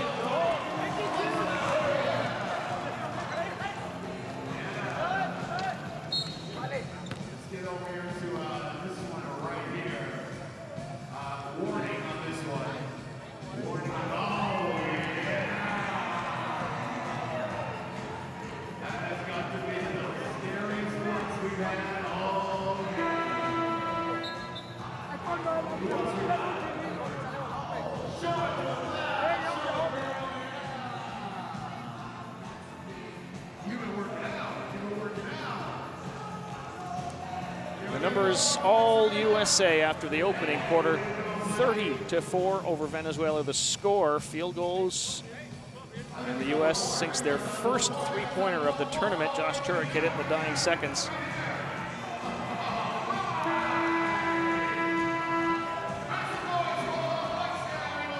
Venezuela was needing something special. So far, we haven't seen it. They are battling hard, though. No lack of effort on the floor. Corrales taken away. And Jared Arambula in the game for the U.S. with the steal. Solarzano gets fouled, or does the fouling, rather. His second, his third. Good job by Jared Arambula there to draw that foul.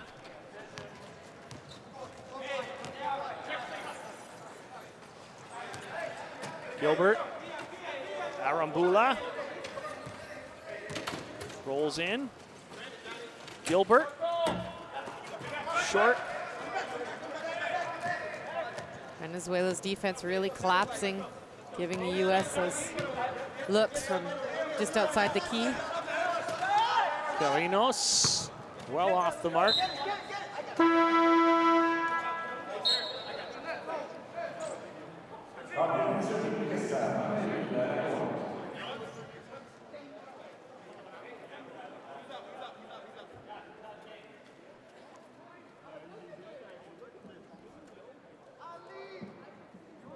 So Larzano subbing out. Josh Turek had him back-picked, but coach makes a strategic sub there and gets his extra player in on the defense. Arambula, 25-year-old from Valparaiso, Indiana. Across it goes for Turek. And then Arambula, the over the head shot. Behind the back. Out of bounds goes Avis Matos of Venezuela. USA gets it back again. Good defense by Matt Scott to cause that turnover. Great chair position in front. Arambula with some good chair work. Now Turek.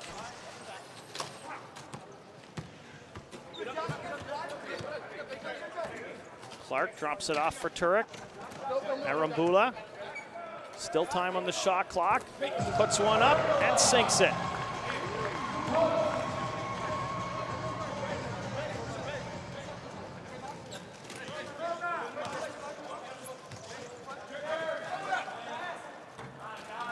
Venezuela back down the floor.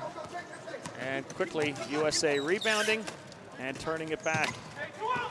Lots of talking on the US side. Pretty much every player instructing and letting each other know where they are as we see some substitutions coming in now for the US.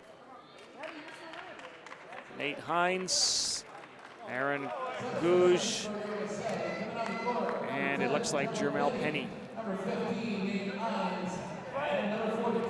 Yeah, it's 6 players on the floor right now. Oh, there we go. Trevon Jennifer leaving the court.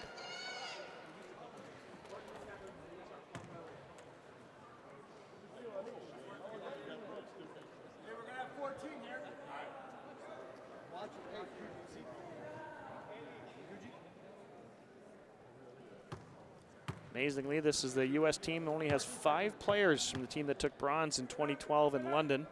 Says a lot about the depth of their program. Turek, Scott Serio, Nate Hines, and Trevon Jennifer. They took bronze then. They took silver the next year. U.S. has some real depth to choose from. They have a great junior program, excellent collegiate program, really good pathway for these high-performance athletes to come up through. Arambula.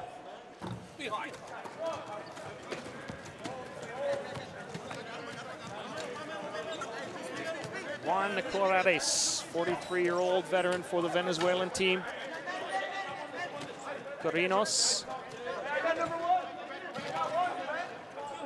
Drops it off for Rosales. Aragort, 3 on the shot clock. Puts one up. Off the mark. Venezuela really struggling as they've done throughout the tournament with generating offense. And of course the US comes in here as the best defensive team so far in the tournament. What is it about the US that makes them so hard to play against?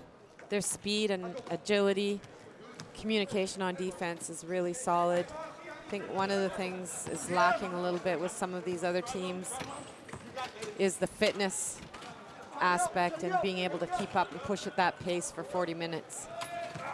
Well, and then with the depth of the U.S. team, they can bring all kinds of other players in and out as well, can't they? They can definitely run through with some shorter shifts to keep everybody fresh. That is Carinos.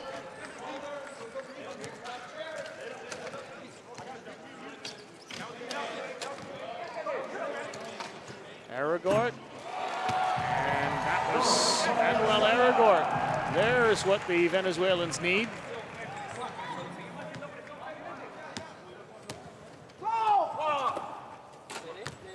Venezuela's had 3 baskets from 3 different players. Trying to find somebody to get hot. Nate Hines using his size underneath, off the glass and in.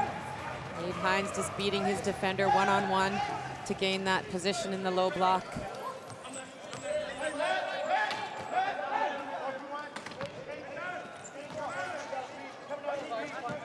Erigord tries the three. That's a couple he's tried now, and they haven't been too far off. He's doing a lot of the work this week for this team. Probably getting tired now later on here in the tournament.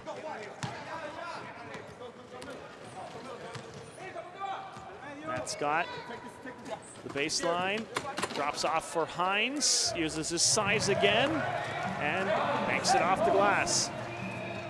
Matt Scott just drawing the defenders and then dishing it off to Nate Hines for an easy bucket low.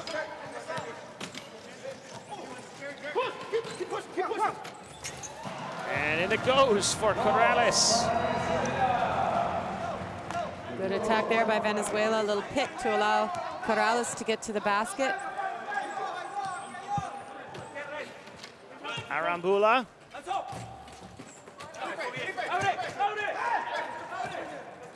Erigord with a shout to his teammates who weren't looking. Now Carinos. Morales.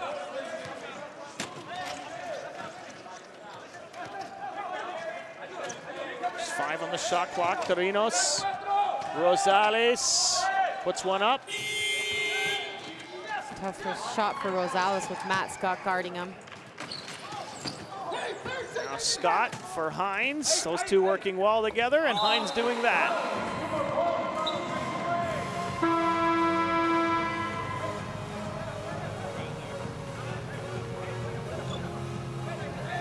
And he got clipped in the open court there and went down.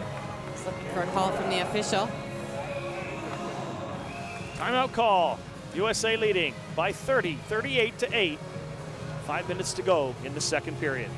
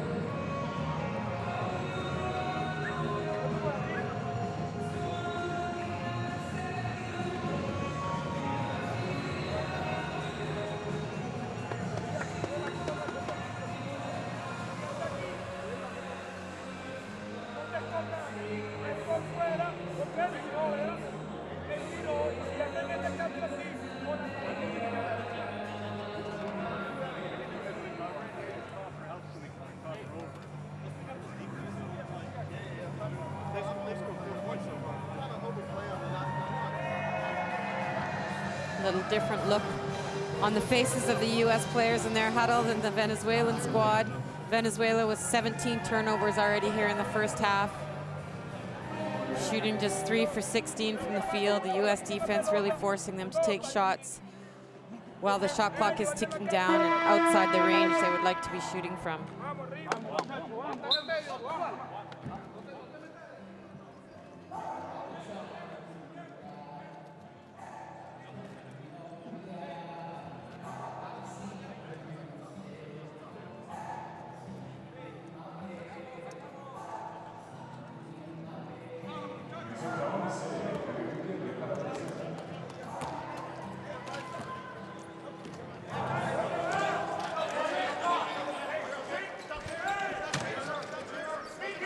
Past the halfway point of the second quarter. USA, big lead against Venezuela. Pass inside for Erigord, dishes to Gutierrez. Nice looking play, but the kid couldn't finish it. Matt Scott just busting back down the floor. And the pass for Googe, not quite what he was expecting. Just about got him in the headband.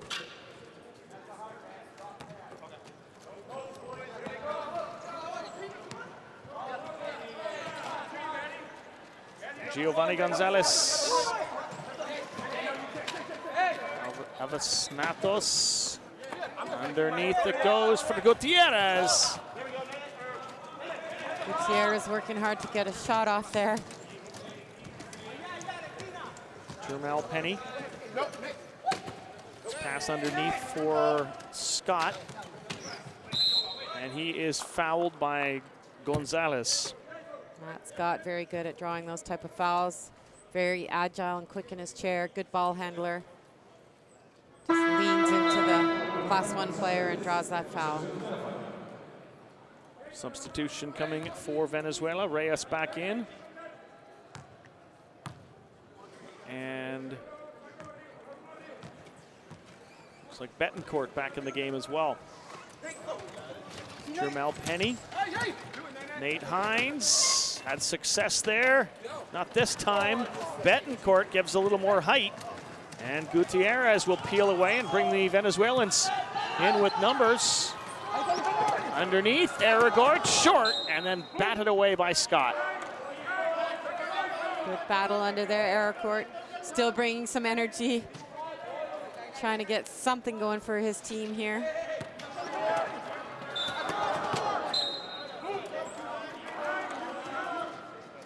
Betancourt just got that one to Miguel Aragort. Tries to get it back to him, but underneath the shadow of Nate Hines wasn't going to happen.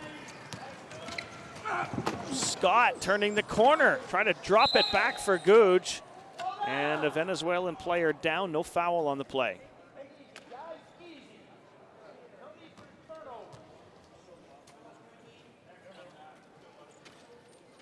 Coach doesn't want to see those unforced turnovers.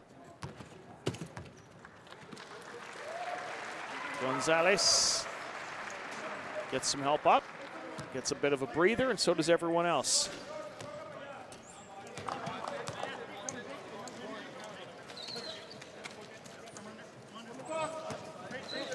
Wheelchair basketball has been a part of the Parapan Am Games since they began in 1999. And the U.S. team has been on the podium every time on the men's side. Gold in 99, silver in 2003, gold in 07, and gold in 2011.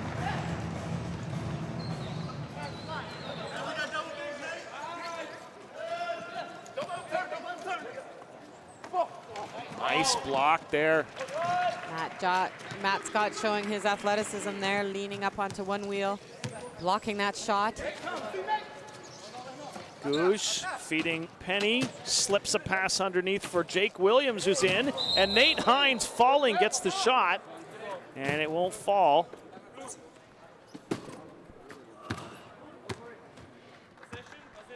There's no foul called there. Possession arrow will go to the U.S. Nate Hines just threw himself off balance there, leaning back, trying to get position.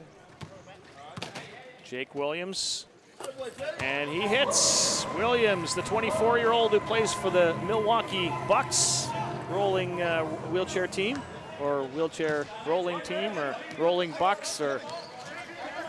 Sure, Milwaukee. We'll go with that. The Bucks. Betancourt, he's got some size, and the big grunt, he can't believe he couldn't drop it in. Googe. Hines uses one hand and does that. U.S. doing a good job finishing their shots. The referees have put their whistles away a little bit on that end. There's a lot of contact under there, but USA keeping their composure and continuing to shoot very well from the field. All right, they're the Milwaukee Wheelchair Bucks, just to clarify. I wanted to make sure we got that right. Reyes with the shot that's off. So that's the NWBA division. There's also the other collegiate division, which are two separate divisions, although some of the players do play in both. Right.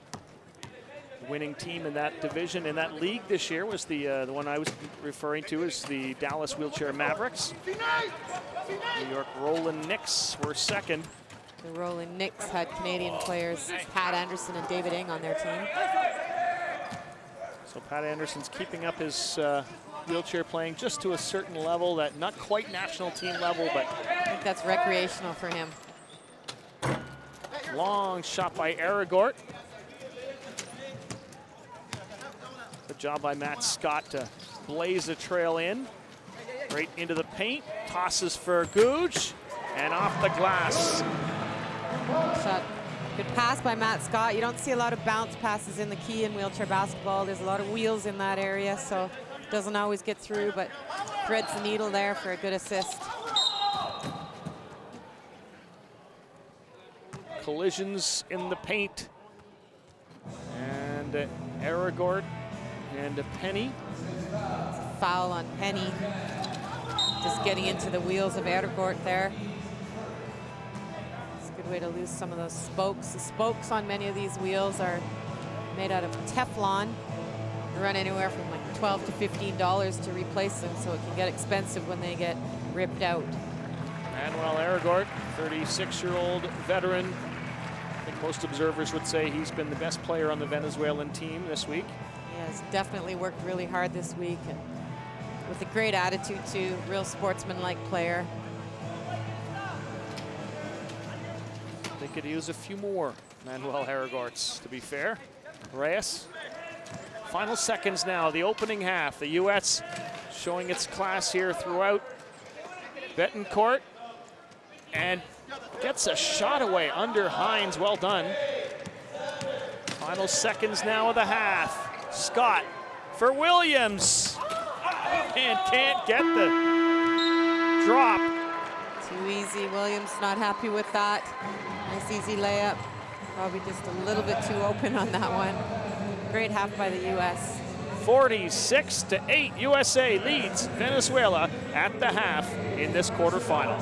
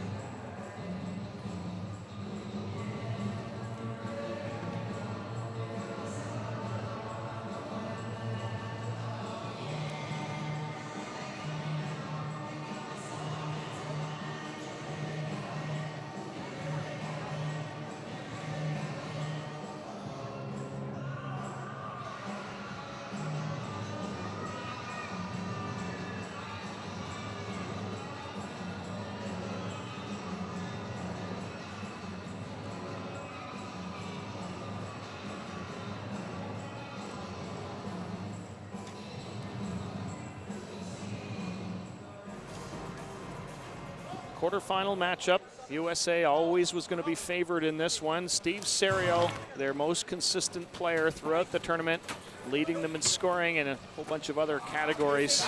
Solid all around. He puts a couple in. Does some passing to help set up the offense. Josh Turek contributing some as well, as did Matt Scott. Good dish there.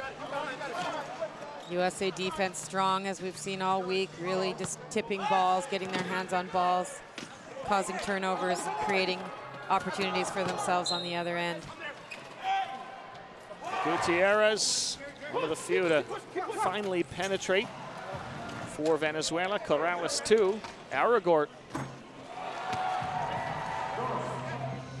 would hit one as well, but it was tough slogging for Venezuela, down 46-8 at the half against the top-ranked U.S. team.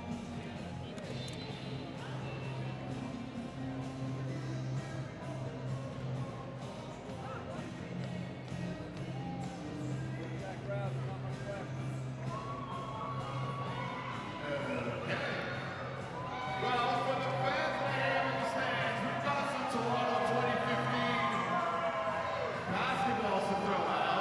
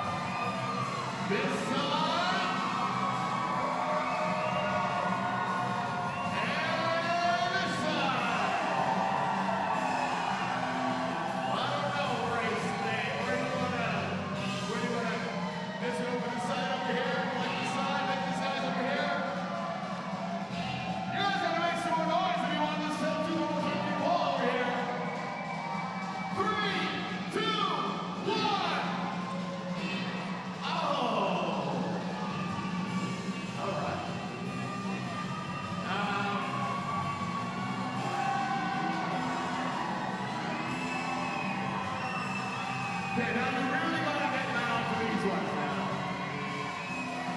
Make some noise for him. We got another shot. Hands up. 3, 2. Quarterfinal action, Canada, Puerto Rico. And the first half was a lot about Carlos Ocasio from Puerto Rico, scoring from short range, in tight, underneath, under duress, just about everywhere, and contributing defensively too. Definitely on both ends of the court, playing really well for Puerto Rico. 3 for 4 from the three-point line. And then this. Wow. Right on the buzzer, you can see how excited he is. At 19 points in the first half to keep Puerto Rico in the game, but that would be it. He would never score another point.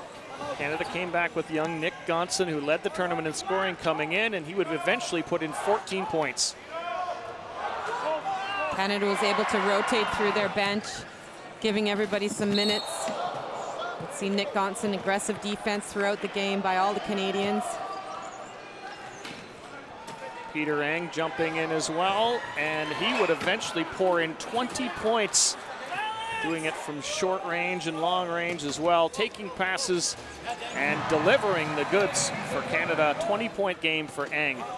David Eng, one of the captains of this squad and a veteran player, really taking over here and helping his team be successful in this quarterfinal game.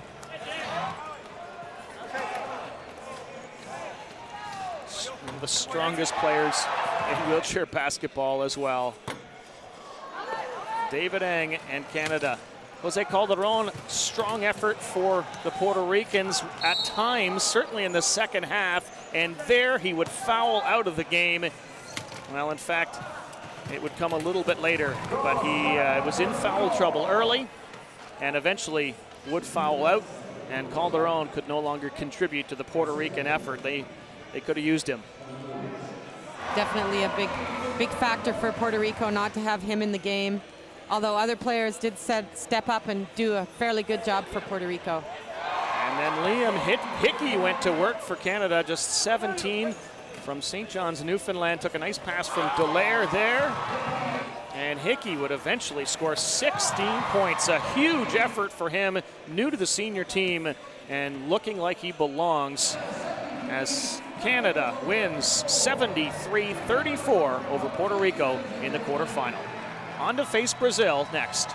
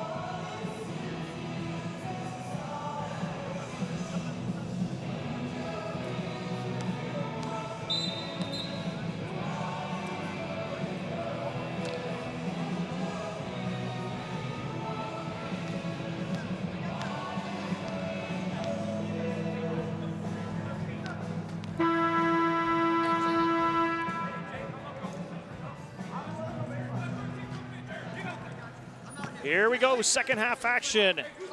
USA, Venezuela. Quarterfinals. Winner will go on to face Argentina in the semifinals. Venezuela looking to mount a comeback of historic proportions, down 46-8. But you've got to do it one basket at a time. USA pressuring out at half court. Just 10 seconds on the shot clock for Venezuela now. Nelson Solorzano back into the game for Venezuela, playing with 3 fouls. Manuel Aragort, not the worst ever three-point attempt. Here comes Trevon Jennifer with speed. Dishes inside for Jake Williams, and a little too hot to handle. US getting out quickly in transition there with a 3-on-1 opportunity.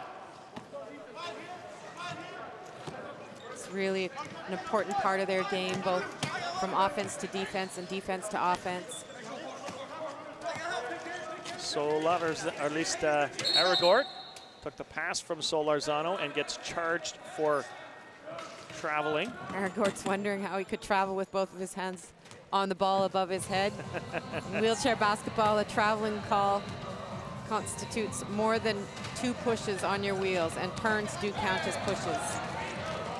Nice move by Jake Williams to get free. Dishes in for Brian Bell.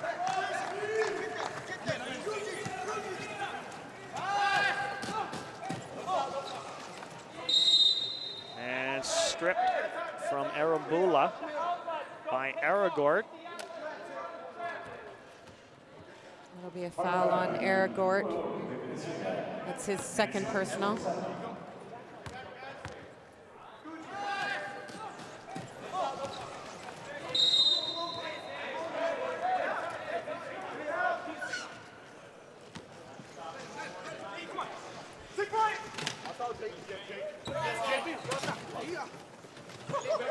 Aragort, nice rebound. Solorzano. US picking up with that half-court defense, really shutting down the Venezuelan attack. Solorzano underneath, Gutierrez behind the back, Aragort, and Brian Bell comes out of nowhere to knock it away. Gutierrez and Aragort doing a good job working together to try and create a little bit of space for them to get closer to the hoop. Bell gets up on that one wheel, tilts up, and bats that ball out. 3 seconds on the shot clock here for Venezuela. And the referee in a discussion now with the coach of Venezuela, Homero Hernandez, and wants to check something at the scorer's table. I think he wanted to check the time on the shot clock. Well, it's going to be 3 on the shot clock.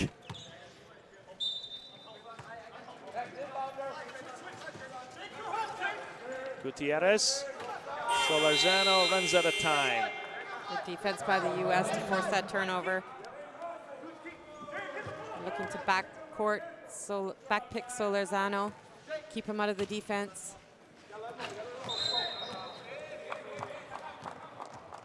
And one of the players went out of bounds. And maybe a technical foul here. I think they'll get a warning first, and the next one would be a technical. So the official went over to the bench to give the coach the warning so he knows the next one. Sort of gave the technical sign as if to say, next time. Not a point scored yet in the third quarter. We're almost 2 minutes in. USA outscored Venezuela by 26 in the opening quarter, by 12 in the second.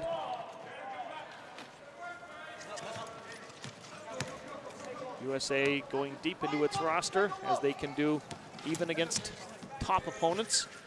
Arambula, Bell, Williams posting up, and hit short, gets his own rebound, short again. Gonzalez, Gutierrez, and back comes USA, 3-on-1. Bell, Googe, Williams, Bell, and it's not gonna count. The official called him on a 3-second violation there with that passing in the key. That's pretty unusual, isn't it? Maybe 3 passes within the key, 2, 3. A 46-8 game, sure. In a 2-point game, might be a different story. USA still working hard on defense there, causing another turnover. Jake Williams is going to inbound. Native of Milwaukee, Wisconsin. Gives it to Aaron Gouge. Lives in Texas these days, plays for the Dallas Wheelchair Mavericks, the team that won the championship in the NWBA. I think that pass was actually meant for Jake Williams. Brian Bell got his long arm in there and grabbed it and finished off the layup. Solarzano. Venezuela is still unable to capitalize. Solarzano had a good look there. Arambula. Now Bell again. And Bell again. Rings the bell twice. USA pretty much scoring at will here. Out pushing Venezuela. Gutierrez. Aragort. Solarzano. Gutierrez puts it up. Short.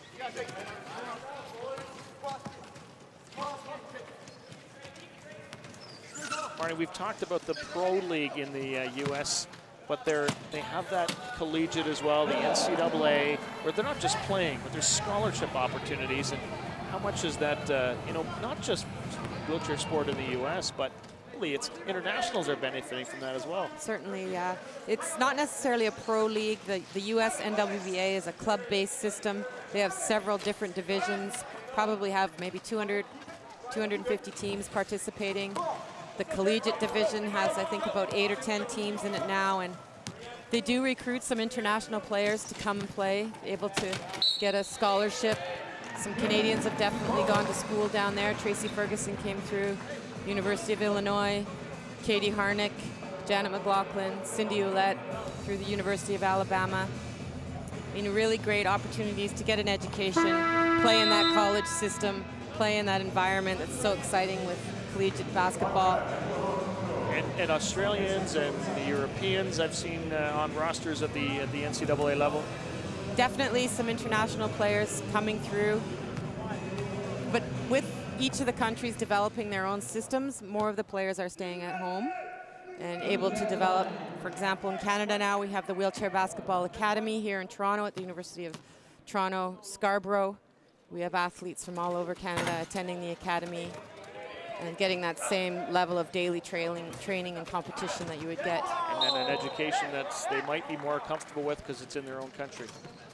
And other countries are doing that as well, European countries. And definitely, yeah, there's been some real development at all levels, pretty much globally in the sport of wheelchair basketball. What about equipment-wise? Are there companies that are really, you know, dominating in that market, or how is that? One of the things we've seen in wheelchair basketball is a huge improvement in the equipment. It's really changed the speed of the game and the agility of the players playing it. There are some teams, especially at the collegiate level, that are sponsored by wheelchair manufacturers. The wheelchair is really a personal choice. Sometimes it's difficult to sponsor a team when an individual athlete might have a different wheelchair sponsor, so there's a lot of things that come into play there, but it's just like a pair of sneakers. People have their own personal preference. The size, the way the seat is set up, the way the strapping is set up is all dependent on the ability of the athlete and what their preference is. Jake Williams has been looking for that one for a while. He's got 4 now in the game.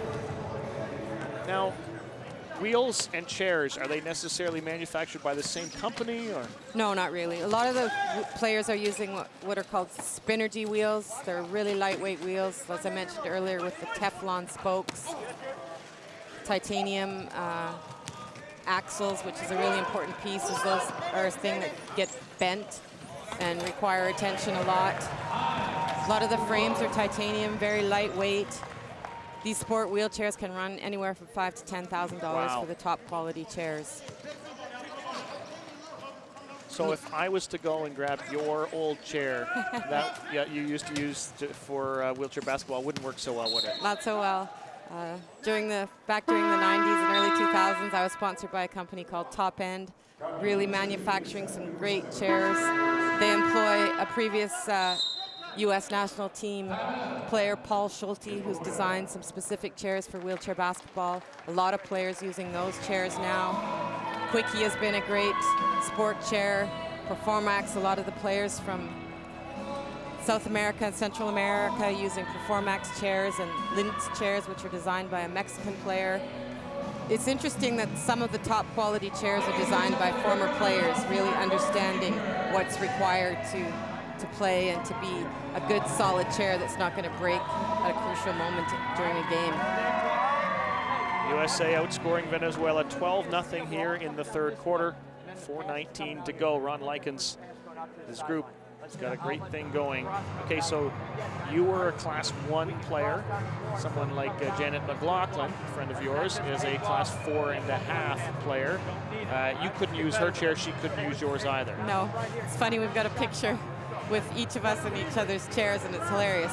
But as a Class 1 player, I sat in a lower chair with a little bit of dump, we call, so the chair where at the back of the chair is a little bit lower and my knees are a little bit higher. You'll see a few of these players with that same setup out here. Allows you to sit in a bit of a V position to really give you your optimum balance point in terms of wheeling, and then also being able to catch and shoot and maintaining your balance when you get that little bit of contact. A 4.5 player, there's a good shot of the wheels there with those Teflon spokes. Those are the Spinergy wheels. You can see the high-end hubs, really important, with the sealed bearings in there. This is one of the top-end chairs I was mentioning earlier. Side guards are an important piece of the chair, especially with the tilting that's now involved in the game. It really keeps the player solid in the chair, keeps the straps and everything really tight. And the chair wants to be as close to your body as possible, so you'll see the players having a really tight fit in a lot of their sports chairs. So yeah, Janet, a 4.5 player, minimal disability. She has damage to her knees that doesn't allow her to run and jump like an able-bodied player could. Similar to some of the players out here. See several varieties of people's disabilities, amputees, spinal cord injuries, CP, variety of different types of disabilities. And that's where they fit into that classification system, anywhere from Class 1 to Class 4.5. Interesting classification there for Aaron Gouge. We were just seeing him a minute ago. It's not just lower body for him. He's also missing some function in his, well, missing some of his fingers, and that affects it as well. Certainly does. Aaron Gouge, a Class 2 player, although he has a fully functioning trunk, does have some impairment to one of his hands, which will definitely cause a bit of a change to his classification. Venezuela with a couple here. Trying to make some kind of a statement before this one is all over.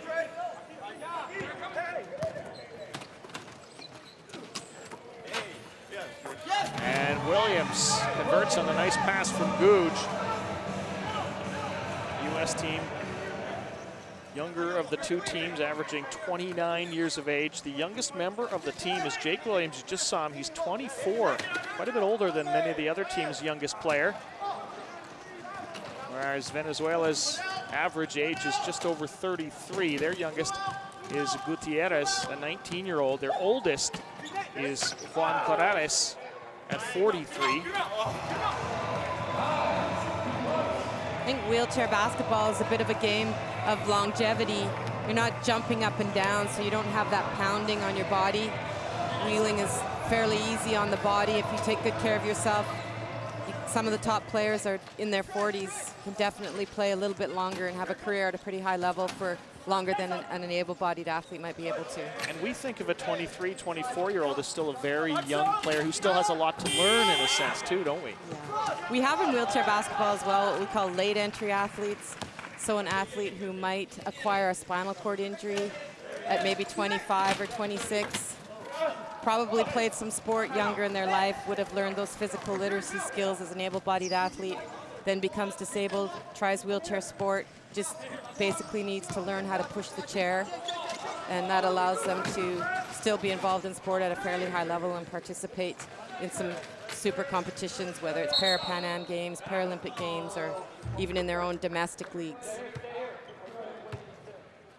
Some countries have rules about you can't play if you don't have a disability, and other countries are fine with that. Canada seems to allow it at the club level. If you don't have a disability, you can still play on a club team.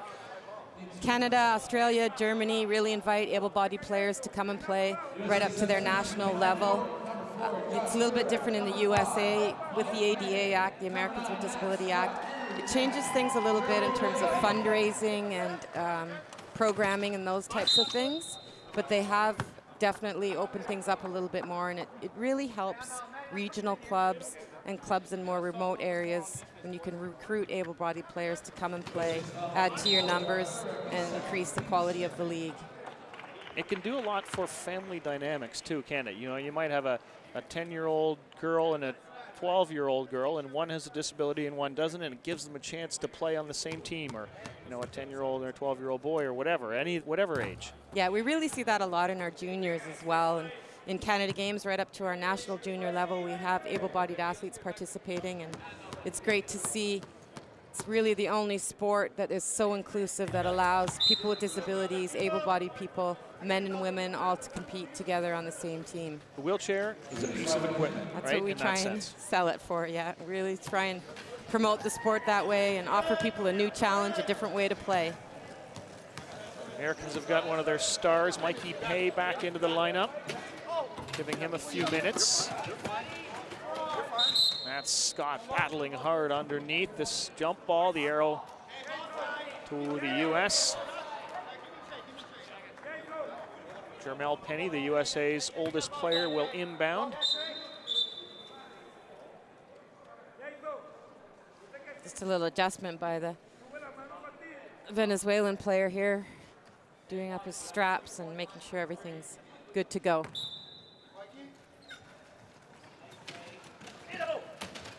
Mikey Pay indeed takes the pass from Jermel Penny. You might have heard him call him, say Mikey, and then Mikey does what Mikey does. Really focused, takes that little breath, and it's one of the favorite shots for him to shoot from. Came into the game, Mikey Pay shooting just under 70%. All he's done is shoot 100%, and just a couple of shots, but they're both been good from the field. U.S. still shooting over 60% from the field. It's very, very good shooting percentage. They're going to want to take that to the semifinal and really help with their confidence in terms of scoring. Nice job defensively there by Alice Carrinos.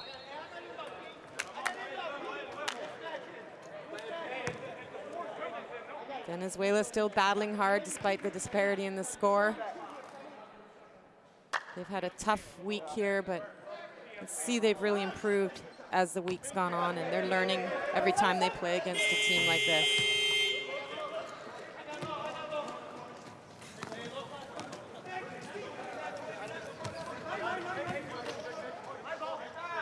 Carrinos tried the pass for Gutierrez, wasn't expecting it. In fact, that was Rosales.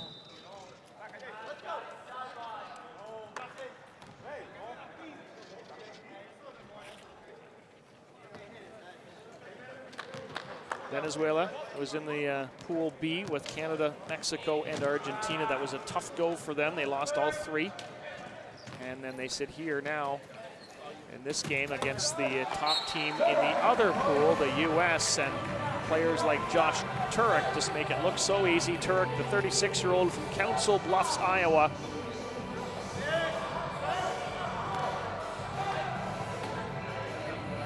Comes in averaging 11 points per game. Number one in the tournament so far in free throw shooting. Josh Turek coming into the game at 87%. And that'll do it for the third quarter. 68-12, USA leading Venezuela.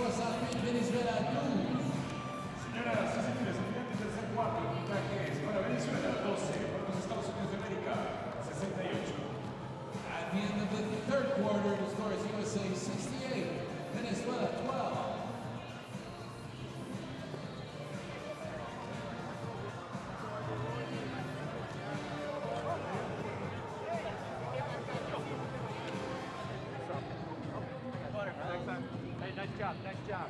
Hey, guys, let's should be third ball to start the quarter. Let's start with a stop here. We've averaged 4 points a quarter getting up here. I want to see the same effort, same intensity, work together defensively, work together offensively.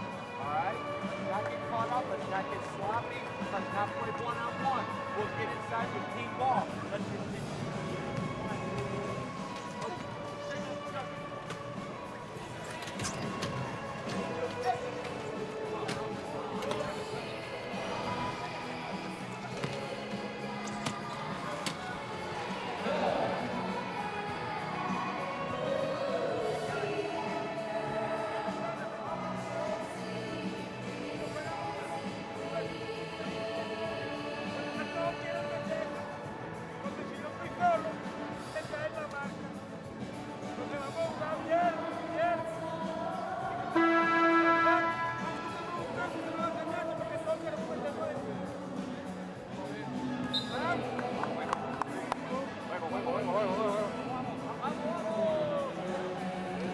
Coach Hernandez trying to give his team some energy.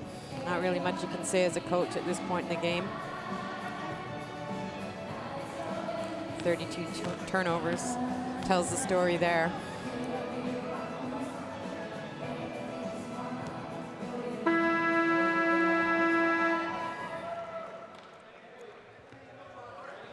Here we go, fourth quarter action.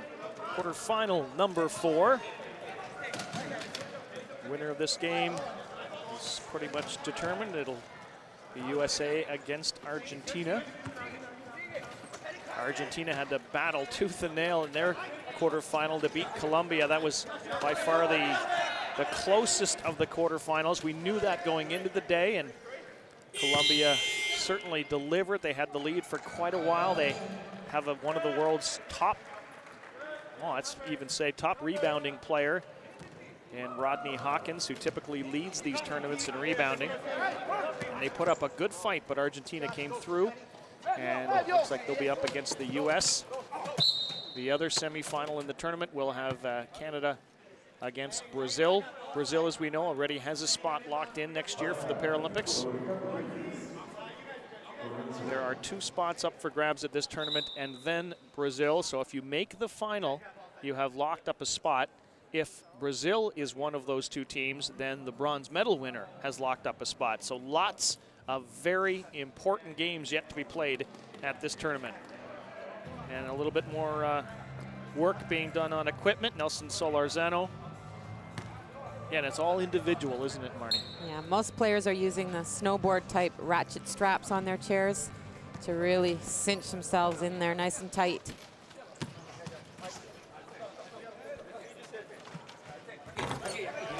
Mikey Pay just keeps on keeping on. Another for him, and he continues that perfect shooting in the field, 3 for 3. Probably up to about 80% shooting from the field in the tournament. Solarzano almost lost it, retrieves it, takes one with a few seconds on the shot clock.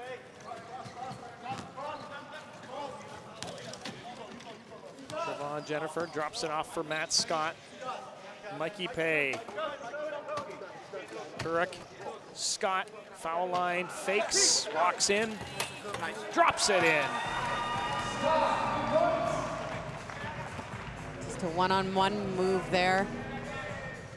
USA offense recognizing Matt Scott having the advantage, just stayed out and left that lane open for him to slash in and make that basket.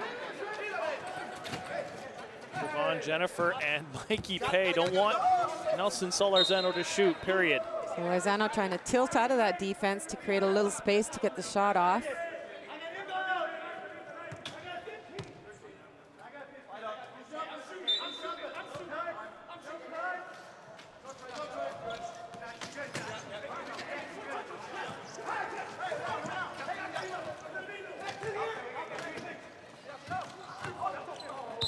Trevon Jennifer, and the ball is judged to be off the hands of Venezuela, and they just can't get a break. Outer court's going to be back picked now, and U.S. will go 4-on-4 at this end until Jennifer gets back into the offense. Scott underneath, catches, spins, fires.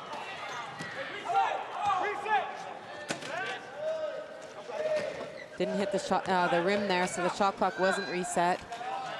And Matt Scott drains it. I think Coach Likens was wanting his team to be shooting three-pointers at this point in the game, but with the shot clock ticking down, really had no choice. Well, they came into the game without any three-pointers hit in the game. You have to think they wanted to hit a couple before it actually mattered at some point in the tournament.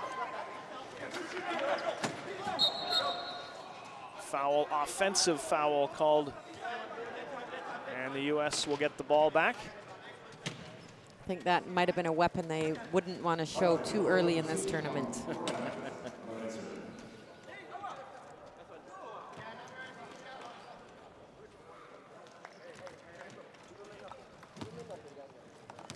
Just give you a real sense of the competitiveness of men's wheelchair basketball, and you know, the Canadian team didn't make the World Championships last year, despite the fact that they were the reigning Paralympic champions, and that's because of the Americas tournament in 2013. They finished 6th and had to be top 4. So in that tournament, Argentina ended up with a silver medal behind the U.S. Mexico got the bronze. And in this tournament, you see that both, well, Mexico will finish behind Canada. Colombia will finish behind Canada.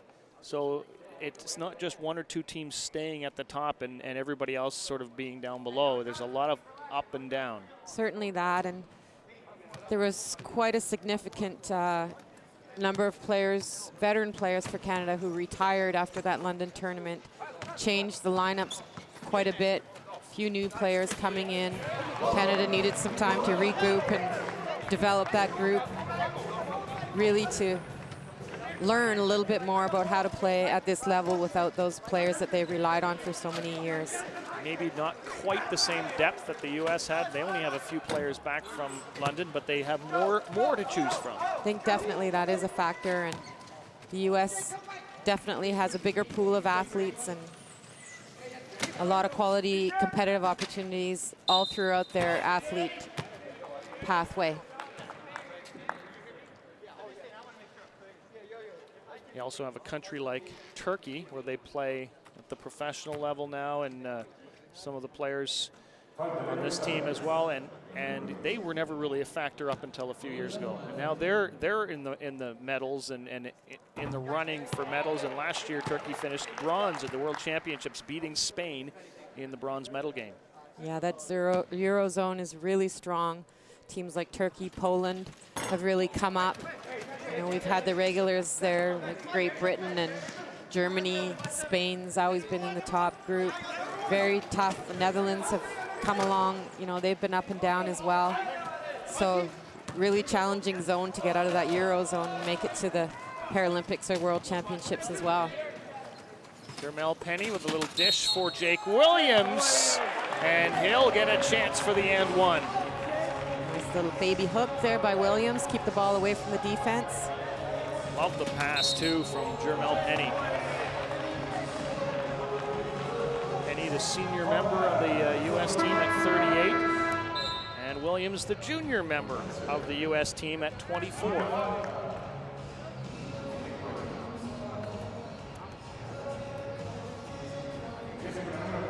Pretty much a full line change here for Venezuela with 5 minutes and 50 seconds remaining.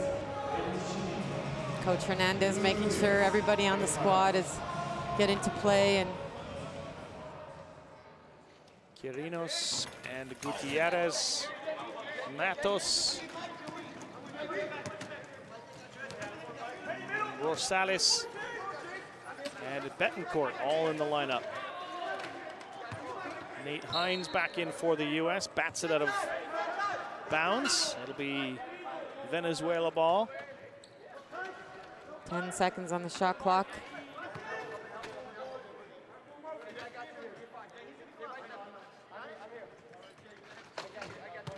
The official telling Jake Williams to let him in bounds at least.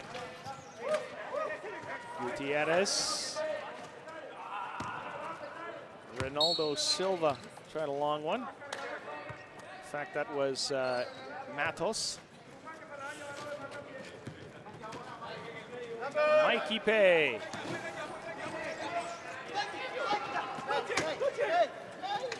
Underneath, Arambula couldn't handle the pass. And Venezuela a chance. Here's Carreños alone. Slows it down and banks it off the window. Good job by Carreños to reel that ball in. Did a little bounce stop, so he was able to bounce the ball, stop his chair, then catch and shoot.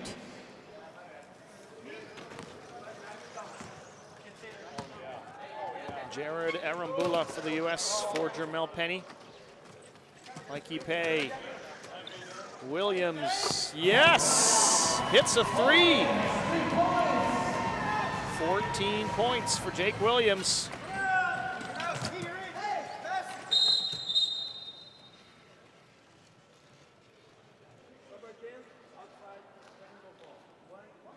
It's a technical foul. Jamal Penny. They had a warning earlier, you may recall. Going out of bounds and coming back in again. Oh, he... Timeout call on the floor. 4:38 to go in the fourth quarter. USA leading 83-14 over Venezuela.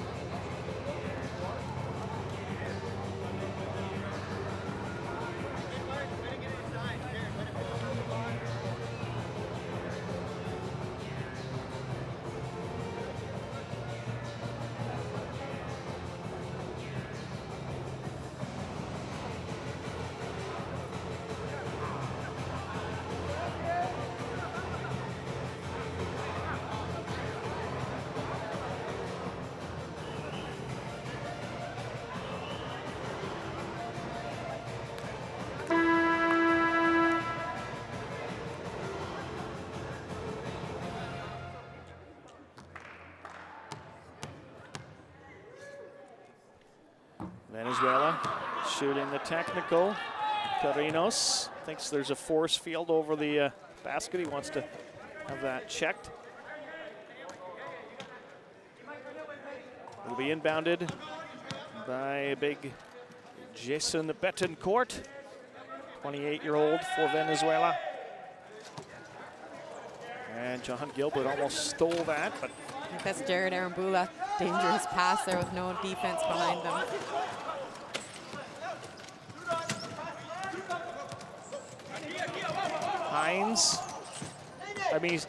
Mikey Pay. Hines is all tied up at the top of the key, and the U.S. score another basket to make it 85.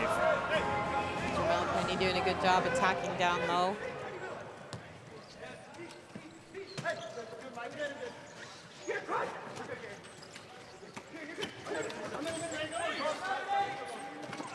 Betancourt just can't get the drop. Williams working on that 14-point game, dishes off for Mikey Pay. Wheelchair basketball was actually started in the USA back in the late 60s with all the veterans returning from Vietnam. Back in those days, wheelchair basketball and racing, chair racing, not really even track racing at that time. were opportunities for veterans to be competitive, and we've really seen over the years it go from a rehab or sort of a rehabilitation type of activity to a high-performance competitive sport, and it really speaks volumes to the quality of the Paralympic movement and how it's improved globally for everybody with disabilities around the world. And I think there's a bit of a trickle-down, well, quite a bit of a trickle-down effect. I mean, the chairs for the high-performance athletes, the artificial legs for the high-performance athletes, in a sense, trickle down to the everyday person who can then walk and push their chair more comfortably. We had a three-point shot there, just by... Giving Venezuela a little spark here to finish off the game. That was Carinos who hit it. Jake Williams just sees the blue jerseys part and weaves his way in, and he's got 16, make it 18 points for Williams.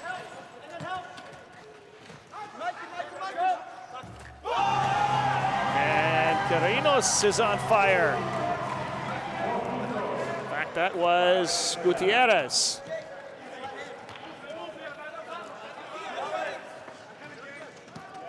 Williams heads to the baseline, heads to the basket, and heads to 20 points. Same play as the last time down, just powered by a nice little change of speed on the baseline and creates a layup for himself. US is determined to get to 100. That's a foul on Gutierrez, coming up with his foot plate right into the wheels of Jake Williams.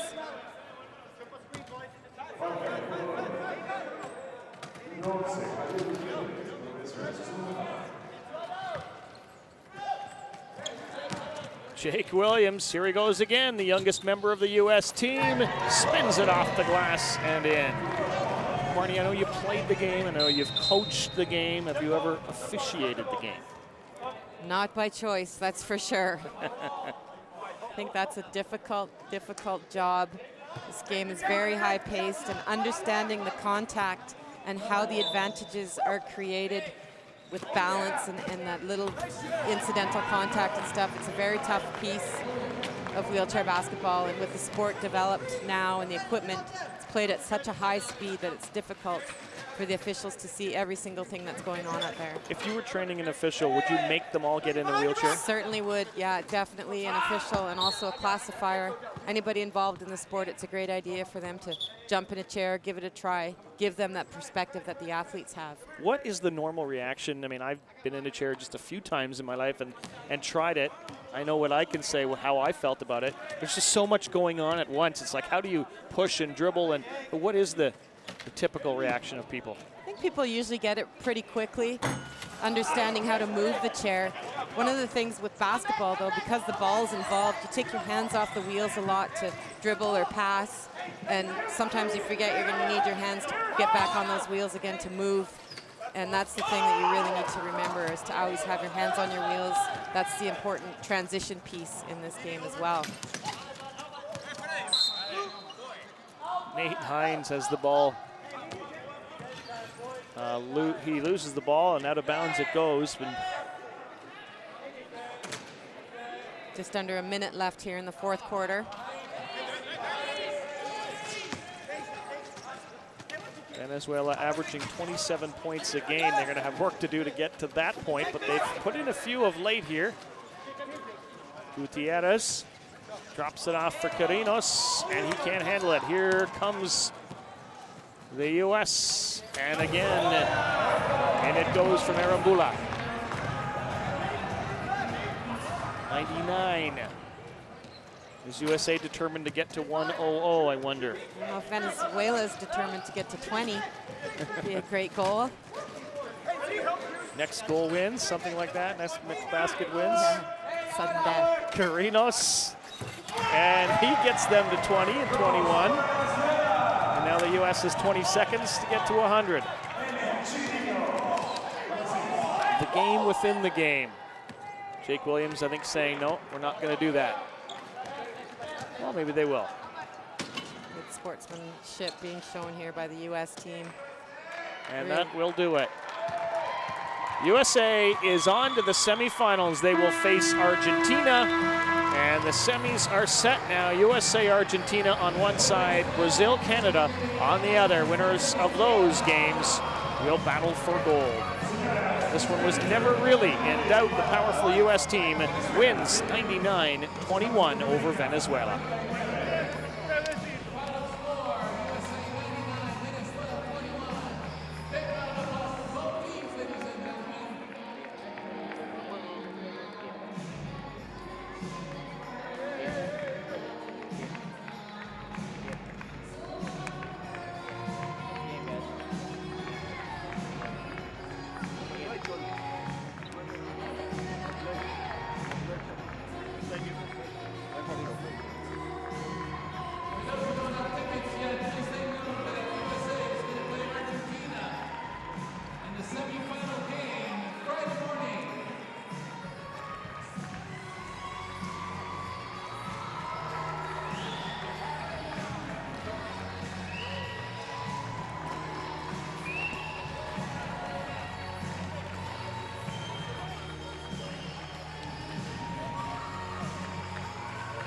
Turnovers, big number for Venezuela. They commit 40, and the U.S. scores 42 points from the turnovers.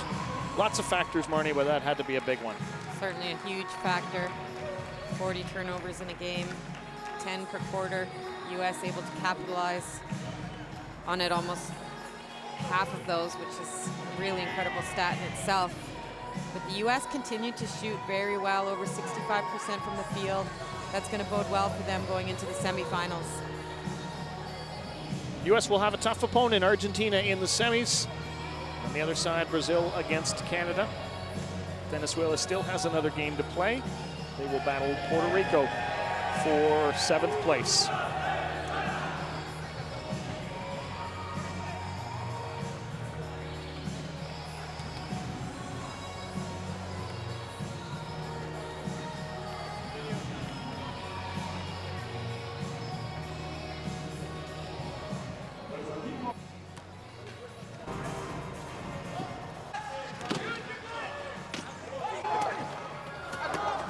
USA starters were impressive with the likes of Steve Serio. Came into the game as the real court general for the US. They got contributions from him. The likes of Matt Scott. Good defense from players like Jake Williams. And good offense from him too. Venezuela had a hard time, got a few from the likes of Corrales and Silva. Coach Hernandez tried to plead to get his troops to battle hard, but it was all USA in this one. They win going away 99-21 over Venezuela, and on to the semis they go. Before you go, I would like to look around to make sure you have all your belongings and have a safe ride home. Le comité d'organisation souhaite remercier tous les bénévoles de leur temps et de leurs efforts qui ont permis de faire de l'épreuve de ce soir.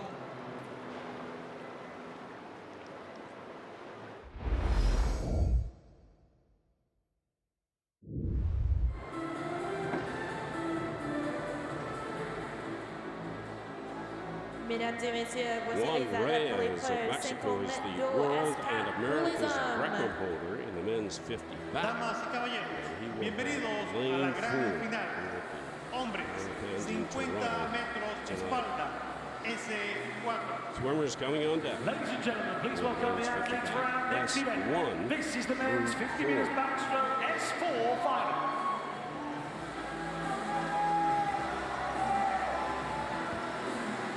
Here's the start list for the men's 50 back. Juan Reyes, world and America's record holder, is in lane 4, swimming for Dans le couloir 1, représentant Has to be le inspired Chili. by his countrywoman going 1, 2, 3 in the previous race. So we'll see how well he gets excited for this 50. In lane 1, Abraza from Chile. Dans le couloir 2, représentant le Canada. Lane number 2, riding the plane from Canada, from Vernon, BC. This is his first national team, senior national team. He's 15 years of age. He's 4th and 5th in his other 2 races here in Toronto. Gus Sanchez, 21 years of age, lane number 3. He won 2 gold medals at the Paralympics in 2012. He did a documentary on his preparation for that competition and showed it at the Monterey Film Festival. Juan Reyes, there's your world record holder. 33 years of age, 5 Paralympic gold medals, 8 world titles to his credit.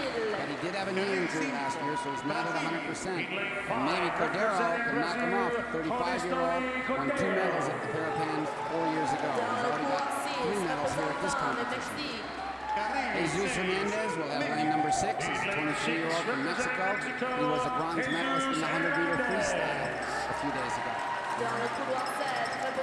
Next to him in lane number 7, Christopher Tronco from Mexico, 29 years of age, a veteran, 3 Paralympics, 4 Parapan Ams, already a gold medalist in the 50-meter freestyle sprint. And finally, Luis Uni will have lane number 8 from Colombia, 28 years of age. He's finished 5th and 6th in the 2 races he's had here in Toronto. This is the men's 50 meters backstroke S4 final.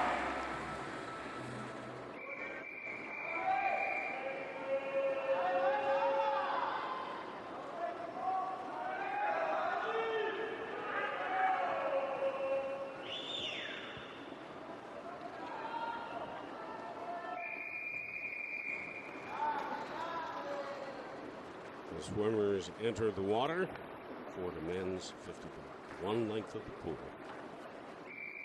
This is for swimmers S1 through 4.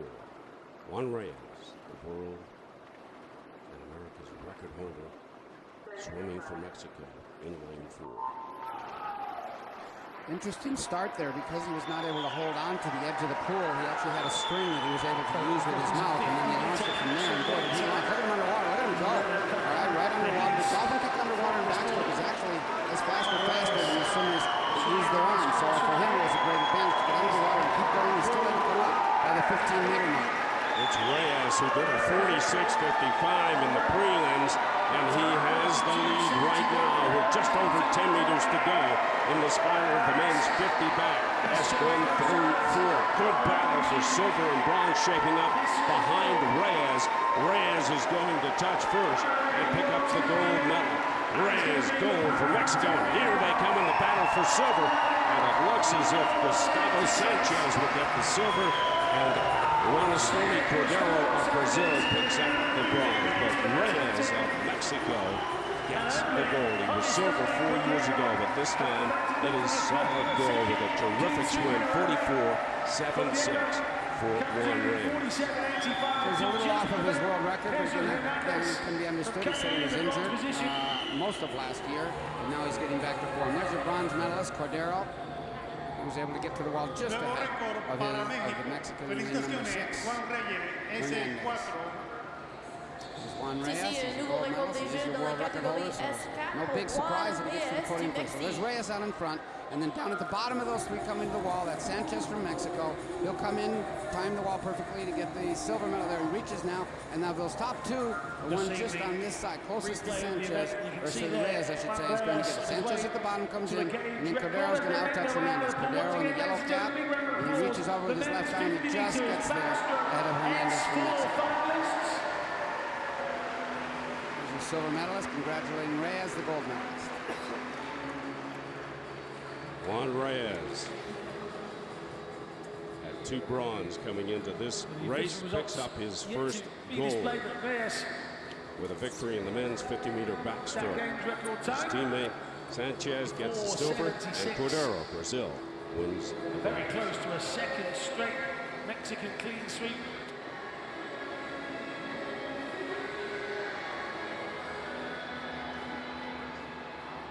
Adinha Garcia of Brazil is the America's record holder in the women's 50-meter backstroke. That's 1 through 4, and she will have lane 5 here at the Paralympics in Toronto. The women make their way on deck for the 50-meter backstroke. That's 1 through 4. Ladies and gentlemen, please welcome the athletes for the women's 50-meter Miranda, backstroke. the 43-year-old from Mexico, will be in lane 4. The battle in the women's 50 back will come from 3, 4, and 5. Cedez, Miranda, and Garcia.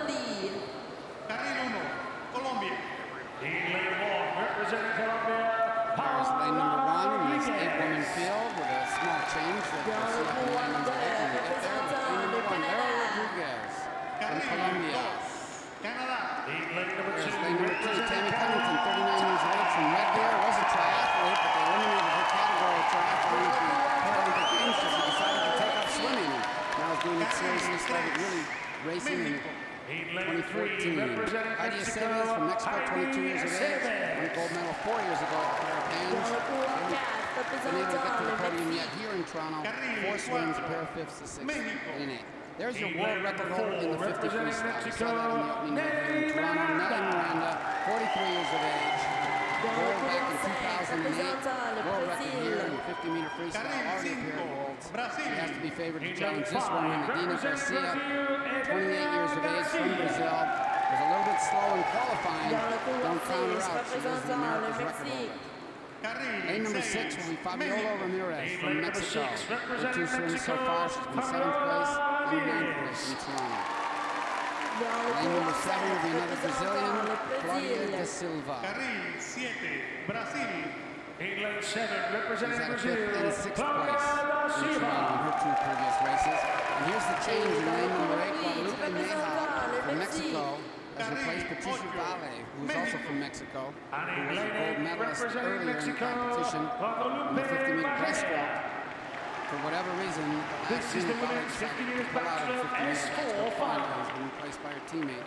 The 9th qualifier from the preliminaries, now moving into 8th spot and gets lane 8. Lane 1 at the bottom, lane 8 at the top. 1 length of the pool. 8 swimmers in the water for the women's 50-meter backstroke. S1 through 4. Nelly Miranda of Mexico in 4. Heidi Aceves of Mexico in 3. Adina Garcia of Brazil, the America's record holder, has lane 5.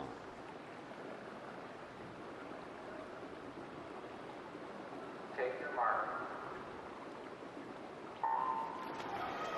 Off the swimmers go, and you are allowed to dolphin kick underwater up to 15 meters if that is your strength. And we saw that in Sanchez in the men's backstroke. Being used a bit in number 6 right now by Ramirez. So most of the swimmers chose to get up and start swimming right away if they possibly could.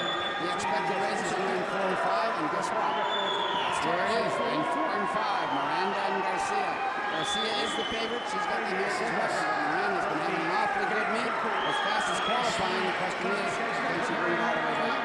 Miranda did a 54.47 in the prelims. Compare that to 56.89 for Garcia, the America's record holder. But right now they are going stroke for stroke with just over 5 meters to go. The women's 50 back, S1 through 4. What a terrific battle between Garcia and Miranda as they come to the wall. It looks as if Garcia just outtouched Miranda for the gold medal. And coming in for the bronze, in lane 3, Aceves of Mexico. She will touch and take the bronze medal. And coming in for 4th place, Fabiola Ramirez of Mexico.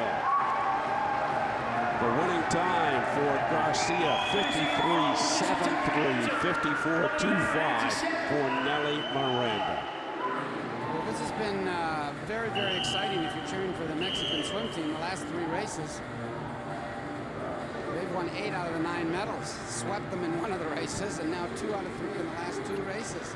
So as these athletes are coming down towards the finish, it's head on head. You can see these 2 right now. And it does look from this angle like Miranda's just slightly ahead. So you're going to be able to see that Garcia just has a little bit more power on each stroke. Just a little bit less slippage. You can see Miranda in the right there, on the bottom I should say, she's slipping the water just a little bit. She's pulling right at the surface. You don't get quite the same pull. Garcia with a little more experience. There's about 2.5 seconds faster than she did in the morning. Is able to top the time that the fastest qualifier Miranda has. And get where she probably deserves to be, since she's the America's record on top of the podium. For the S3 classification. Another gold medal for Brazil. Adina Garcia picks it up in the women's 50-meter backstroke. Silver to Nelly Miranda of Mexico. Another Mexican takes the bronze, Heidi Aceves.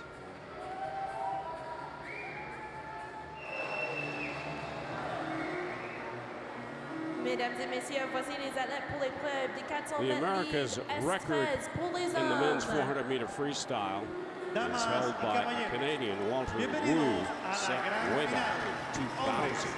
400 metros. Paralympics. Estilo libre. 4:22.3. Won't be in jeopardy here in Toronto.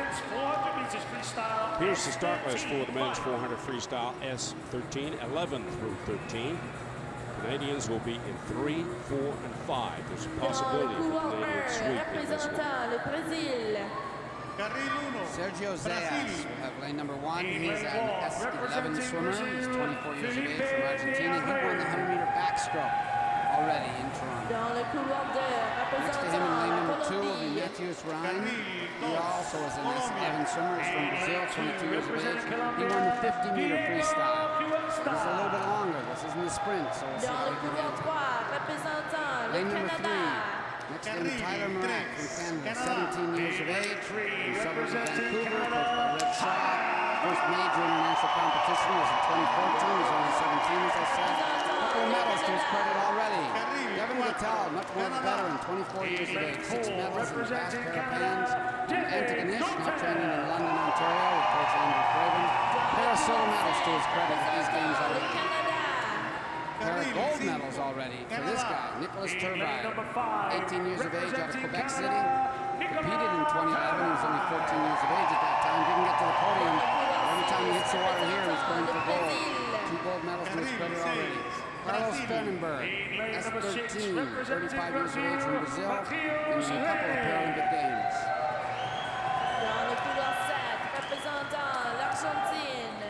Carril 7, Argentina. In lane 7, representing Argentina, Sergio Zayas. And here's Zayas. They've switched a couple of the lanes here. There was a late scratch. We just got the changes now. Zayas will have lane numbers. We'll have lane number 7, and lane number 8 will be Fires. He's the late addition to the competition. We will have lane number 8 This is the Argentina. men's 400 meters freestyle S13 final.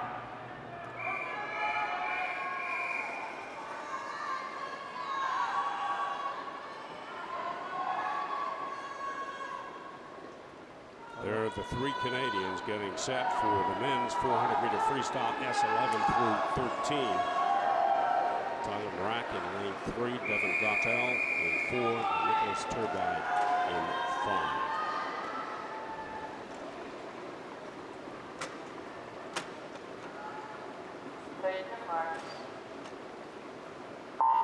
Eight lengths of the pool. This is the final of the men's 400-meter freestyle S11 through 13.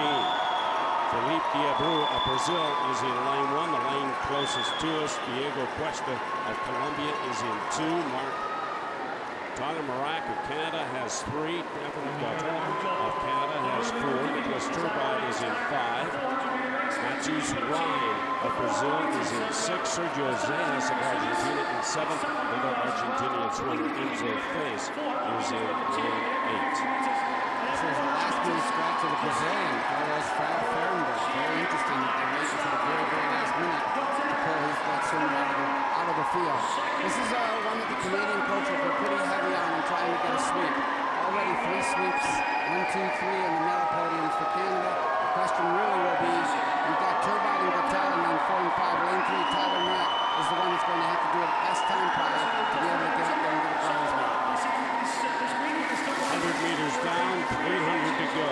The men's 400, S11 through 13. Gattel of Canada is in front, followed by his teammate Nicholas Turbide. Diego Cuesta of Colombia sitting in 3rd spot. Good race for Tyler Morak.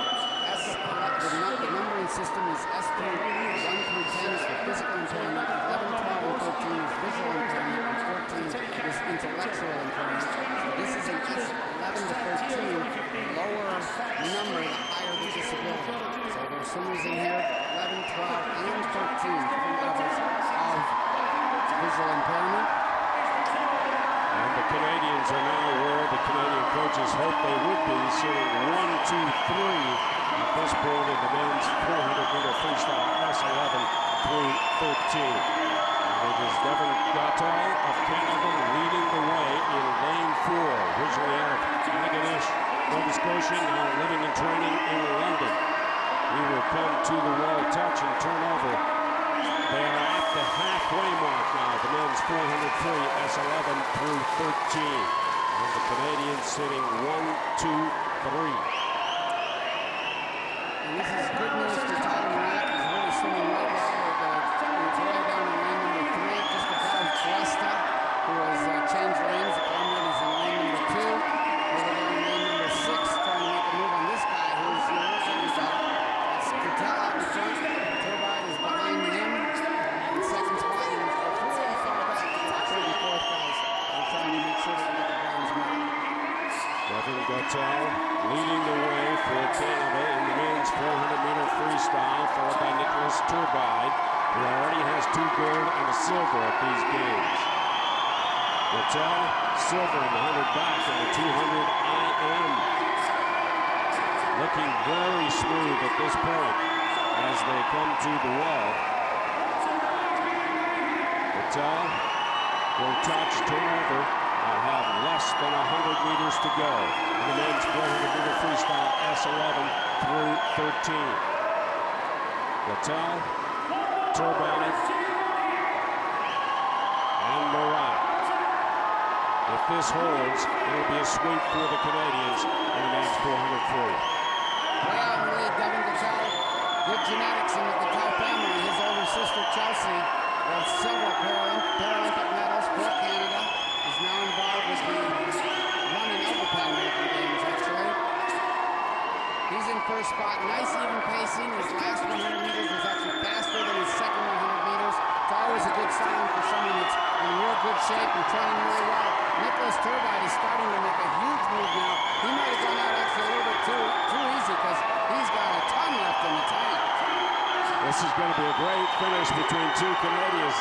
Devin Gattell, who's in front right now, and Nicholas Turbide swimming alongside him. He's on his right side, and Turbide has really turned it up. He's coming at Gattell right now. Gattell trying to hang on through the final 5 meters, driving to the wall. It is Devin Gattell of Canada getting the gold.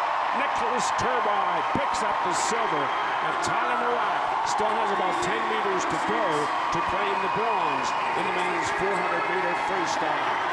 Morat will pick up the bronze, and coming into touch in 4th place in lane 6 is Matheus Ryan of Brazil. A 1-2-3 finish for the Canadian in the men's 400 free. Touching in lane 2, Diego Cuesta finishes his race. The time for Gattell, 4:27.46. For Turbide, 4:28.68. And for Tyler Morat, 4:43.09. Final swimmer in lane 8, Enzo Fez of Argentina touches. And this one goes into the history books as a Canadian sweep in the men's 400-meter freestyle. Devin Gattell takes the gold. This is Devin as they stroke it to the finish line, and Turbide up there in lane number 5 came back fast for the second half of the race, and he swam the first half of the race. He just simply waited too long to make his move. He did look awfully easy going out, and I was wondering if he'd ever get into a gear. He really found his gear on the last 100, just waited too long. Turbide probably could have made that race even closer. Gattell on the left, Turbide on the right, gold and silver medals, and bronze for Morat, who did way better than he did in qualifying, so he improved. A sweep for the Canadians in the men's 400-meter freestyle, S11 through 13, led by Devin Gattell with that games record time of 4:27.46.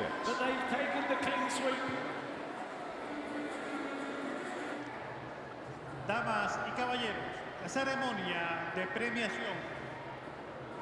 Ladies and gentlemen, we now renew the victory ceremony for the men's. The presenters and the athletes are coming on deck for the men's 50-meter backstroke victory ceremony. It's 1 through 4.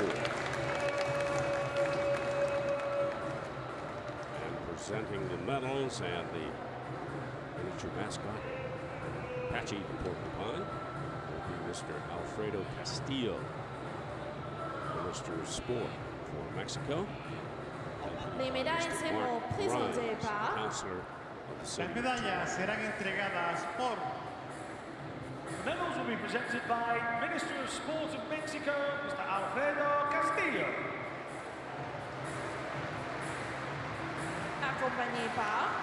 Acompañado por Accompanied by Councillor of the City of Toronto, Mr. Mark Grimes.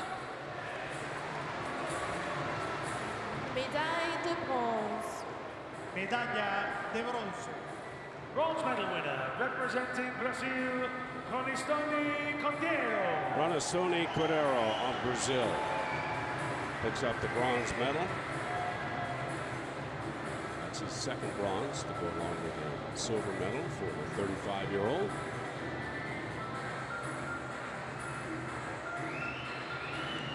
Ronnie Story competes, an athlete with spinal cord injury that he suffered from a bicycle accident when he was young. He's already exceeded his total from 4 years ago at the Parapans in Mexico in 2011. And very good competition here in Toronto. Ronnie Story Cordeiro from Brazil. Médaille d'argent. Medalla de plata. Silver medal winner, representing Mexico, Gustavo Sanchez. This has been a good night so far for the Mexicans. Gustavo Sanchez.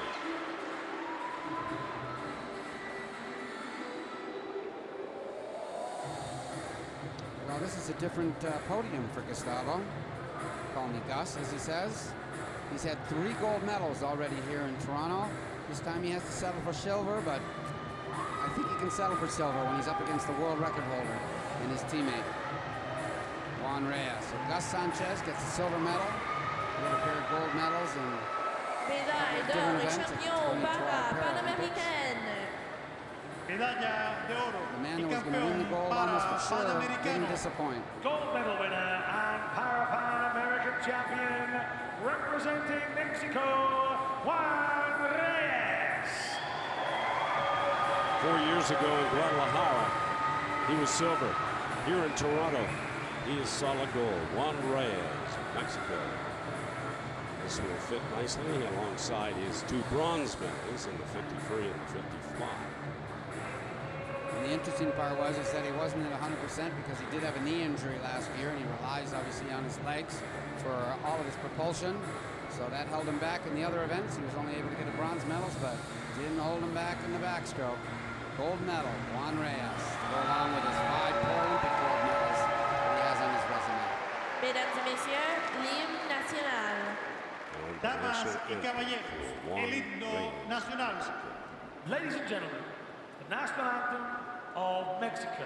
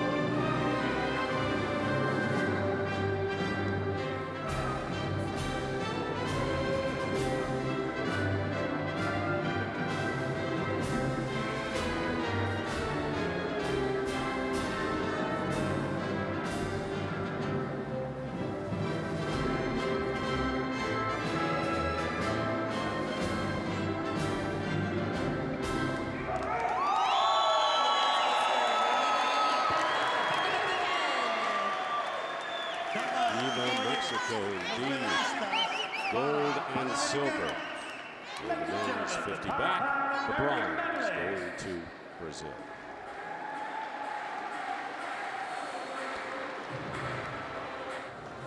Here come the athletes for the victory ceremony in the women's 50-meter backstroke S1 through 4. Mr. Alfredo Castillo, Minister of Sport for Mexico. Mr. Mark Grimes, Councilor of the City of Toronto, representing Medley. medals. Médaille de bronze. Medalla de bronce. Bronze medal winner representing Mexico, Jaime Aceves. Heidi Aceves of Mexico gets the bronze. She was 5th in the 50 free and the 50 breast, so this is her first trip to the podium. It's bronze in the women's 50 medal. It's a bit of a breakthrough. 4 years ago, she was able to actually win a gold medal in the 50-meter breaststroke, but nothing in the backstroke. So she's moved to the podium level competitor now in the backstroke events. Just keeps the Mexican parade to the medals tonight alive. Every race, there seems to be at least one, and these are 2 Mexicans on the podium so far this evening. Medalla de plata. Silver medal winner representing Mexico, Nelly Miranda. She was gold in the 50 and the 100 freestyle, silver in the 100 breast, so it's a bronze medal for Nelly Miranda. She completes the set, the 43-year-old from Mexico. A world record by this woman on the opening night, 50-meter freestyle, pure speed. She tries her hand in the backstroke, turns over and swims on her back, and was pretty good. Not quite good enough for the gold medal. Certainly pushed the gold medalist right to the wall, but wasn't able to beat the record holder, Garcia, which will be getting her gold medal in just a second. One of the great swimmers of the world in the S4 category. Medalla de oro y campeona Parapan Americana. There's your America's record holder and your Parapan gold medalist. Champion representing Brazil, Edenia Garcia.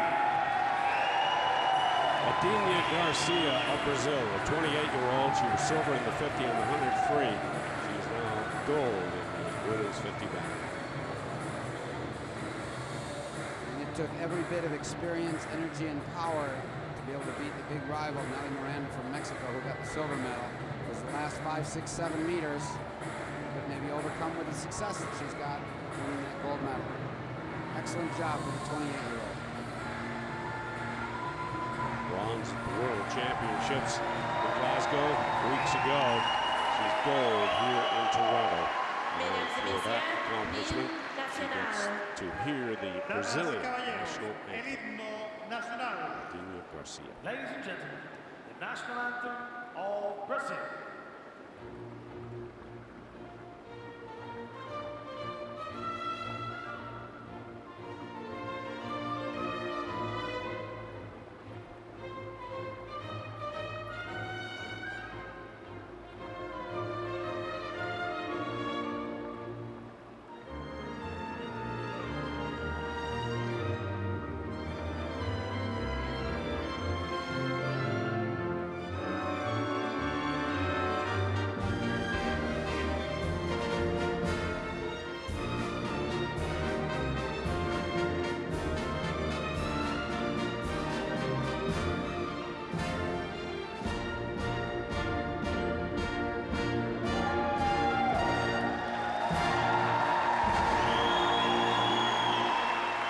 Golden tears for Edenia Garcia of Brazil. Winner of the women's 50-meter backstroke, S1 through 4. Silver and bronze. Ladies and gentlemen, the Parapan American medalists. Set Pulizan. Damas y caballeros, bienvenidos a la gran final. Hombres, 100 metros, pecho, SB100. The athletes are on deck for the men's 100-meter breaststroke, This is the men's 100 meters breaststroke, SB7 final. Carlos Serrano of Colombia, the 16-year-old, looking for gold medal number 4. We'll have Dans le lane couloir 4. 2, représentant le Chili. SB7. Carril 2, Chile. In lane 2, There are only 6 swimmers in this field, no swimmers in lane 1 and 8. So lane 2 is Milton Martinez from Chile, 31 years Dans of le age. couloir 3, représentant He was at the South American Games l'Argentine. last summer in 2014. Pipo Calamagno from Argentina will turn 22 years of age tomorrow. So early happy birthday to you, Pipo. His father, Fernando, competed in paraswimming, was a multi-medalist, also for Argentina. Carlos Serrano, fresh off about an hour, 45 minutes ago, a gold medal in the 100-meter freestyle. Now he's going to try himself in the 100-meter breaststroke. 3 gold medals already in these games for Carlos. Next to him, Lucas McCrory, the American, 21 years of age from Chapel Hill, North Carolina. His brother is in the stands, who won a bronze medal at the Olympics in able-bodied synchro diving. His uncle won a bronze medal at the 76 Olympic Games. He was actually my training teammate when I was in university. Lane 6, Kevin Arvena from Chile, 22 years of age, third in the 2014 South American Games last summer. This is his only event at this competition. Like many of the swimmers, both Lane 6 Arvena and Lane 7 Ceron from Chile are only swimming one event. So many of them are swimming 3, 4, 5, or 6 events. But these gentlemen are specializing in the breaststroke. This is it.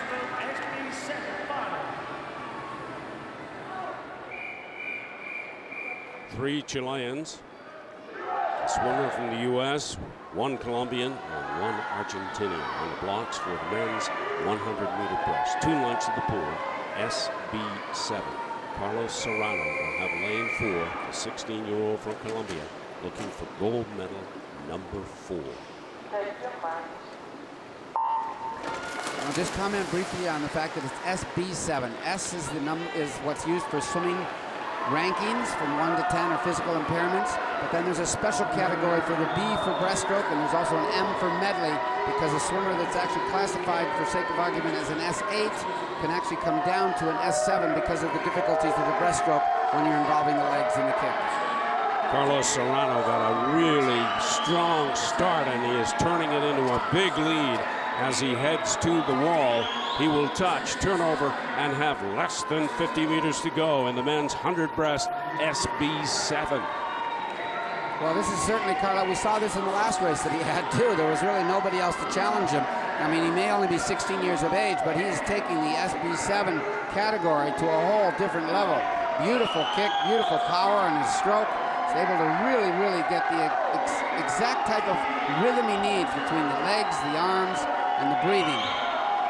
It is Serrano all alone in front, but a good battle for the silver medal between Lucas McCrory and Pipo Carmagno of Argentina. But there is no denying this young man, Carlos Serrano, his 4th gold medal of the Games. He touches to win the men's 100-meter breast SB7. And now the battle is on between Lucas McCrory and Carlomagno of Argentina. Carlomagno with a slight lead on the American swimmer right now. Carlomagno of Argentina will touch and take the silver, the bronze to Lucas McCrory of the United States. Coming in lane 6, Kevin Aravena of Chile, one of 3 Chileans in the event. Still to touch, Milton Martinez in lane 2. He's about 10 meters away. And Alan Serron, who's about 45 meters away at this point in time. But it's Milton Martinez of Chile. A couple of meters to go before his race ends. The story in this one, Carlos Serrano of Colombia with a time of 1:17.66, taking the gold, and it's his 4th gold medal of the Games. You'll hear the crowd get behind Alan Serron of Chile, swimming in lane 7 to bring him home.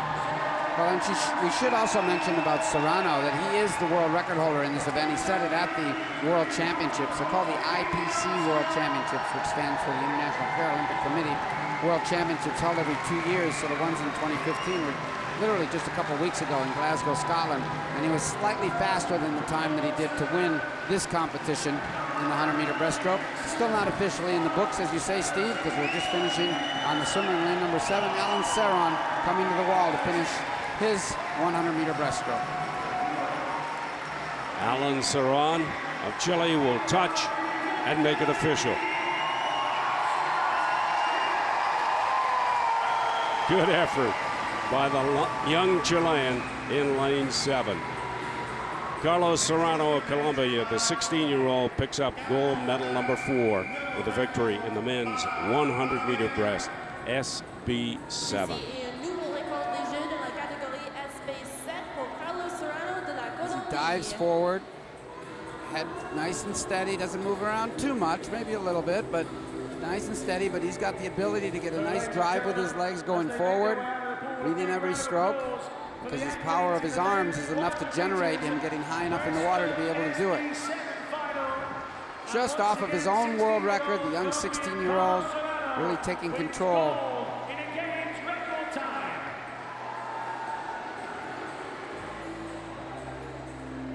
Carlos Serrano of Colombia, gold medal number 4, with a games record time in winning the men's 100-meter breaststroke SB7. SB7 pour les femmes. Damas y caballeros, bienvenidos a la gran final. Mujeres, 100 metros, pecho, SB7. Ladies and gentlemen, please welcome the athletes for the women's 100-meter breaststroke. The women are on deck for the 100-meter breaststroke SB7.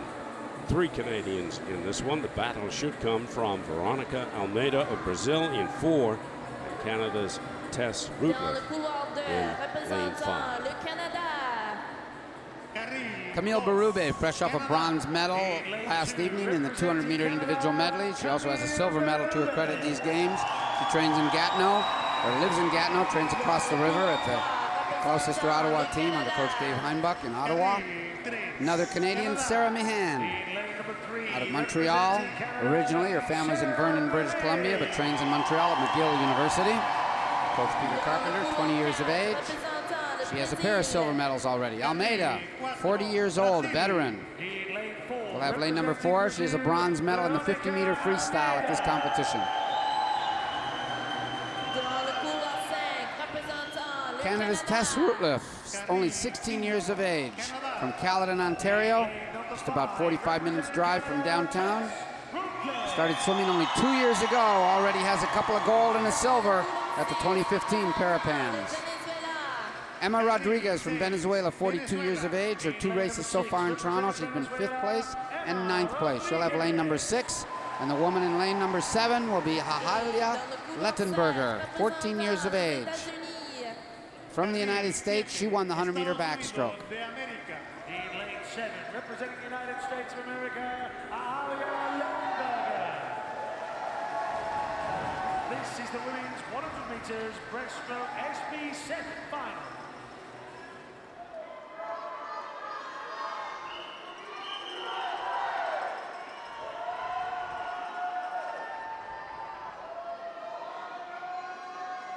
Two lengths of the pool. This is the final of the women's 100-meter breast, SB7. Some of the swimmers will start from the pool. Others will go from the blocks.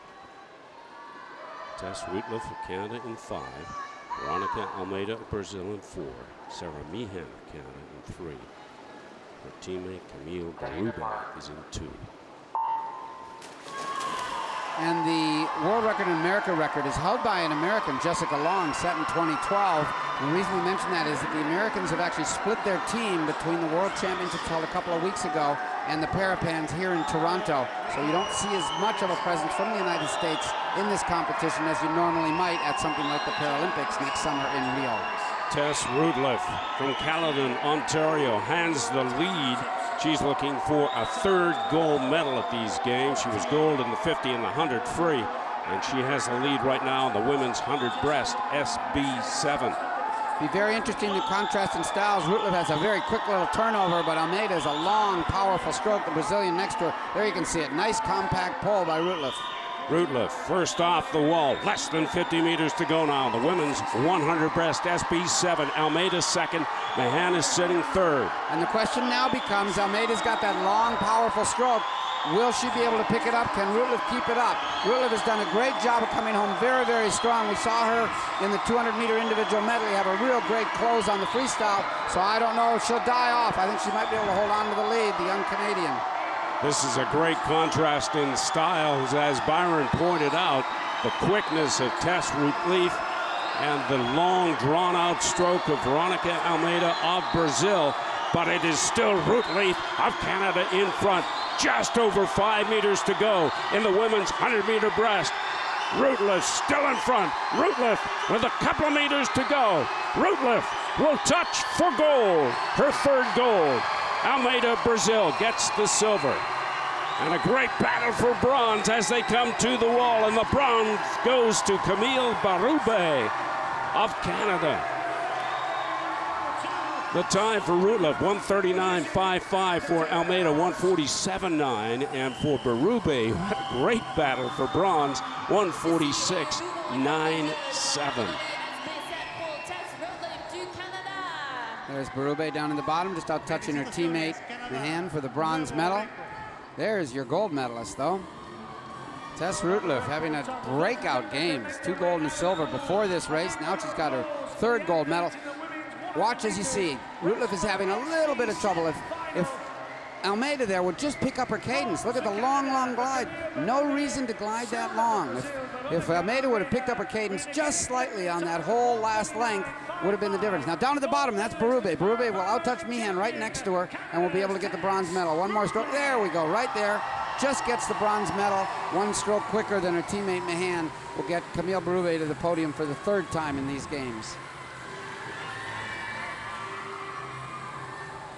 The signs are out for Tess Rootliff of Canada, a 3rd gold medal. This one coming in the women's 100-meter breast, SB7. Tess Rootliff with a time of 139.55, a games record, takes the gold. Almeida picks up the silver, and Camille Barube gets the bronze. Ladies and gentlemen, we now bring you the victory ceremony for the men's 50 meters freestyle S5 final.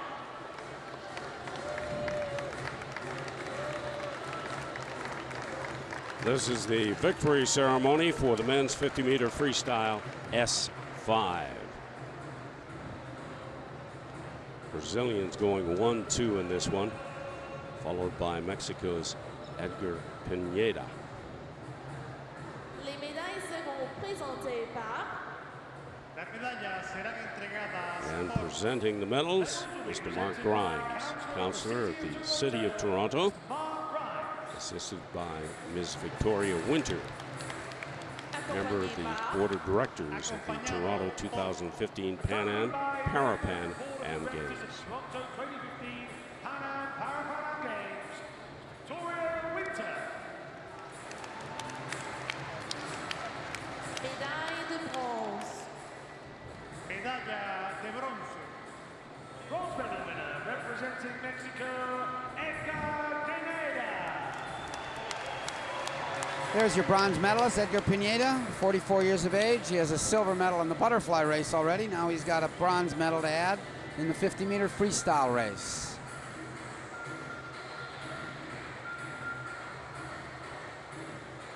S5 category is for swimmers with short stature and additional impairment with loss of control over one side of their body.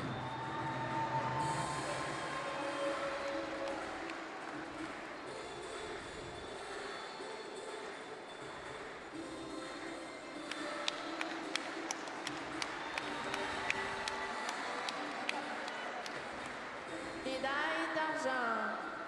Medalla de plata. Silver medal winner representing Brazil, Puerto da Silva. Silver medalist, 36 years of age, 12 Paralympic gold medals. He's been at 3 different Paralympic Games. An institution in the Brazilian national team, Soldado da Silva. He also has a silver medal in the 100-meter freestyle. He served as the inspiration for the man you're going to see in a minute that beat him. He was a bit younger than him, but when Soldado da Silva won the gold medal in 2004, he inspired the current gold medalist and world record holder Diaz, who we will see momentarily. Médaille d'or et champion para There he is. Medalla de oro y campeón para Panamericano. Gold medal winner and Parapan American champion representing Brazil, Daniel Diaz. He is one of the very best in the sport. Paralympic world champion and now a two-time champion in this event, the men's 50 free S5 in Toronto, Daniel Diaz of Brazil.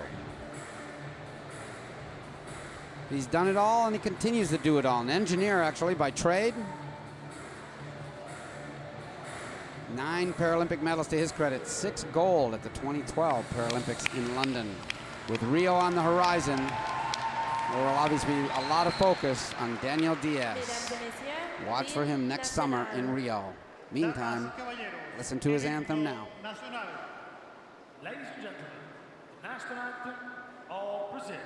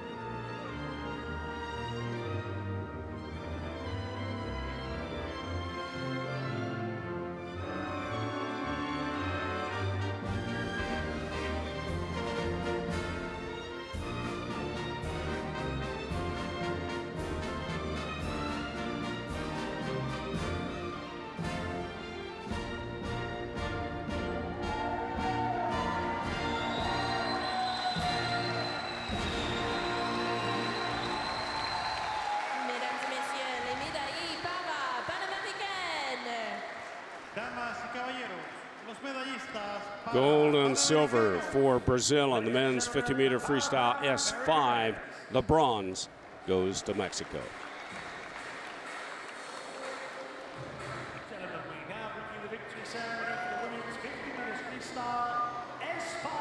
The victory ceremony for the women's 50-meter freestyle S5.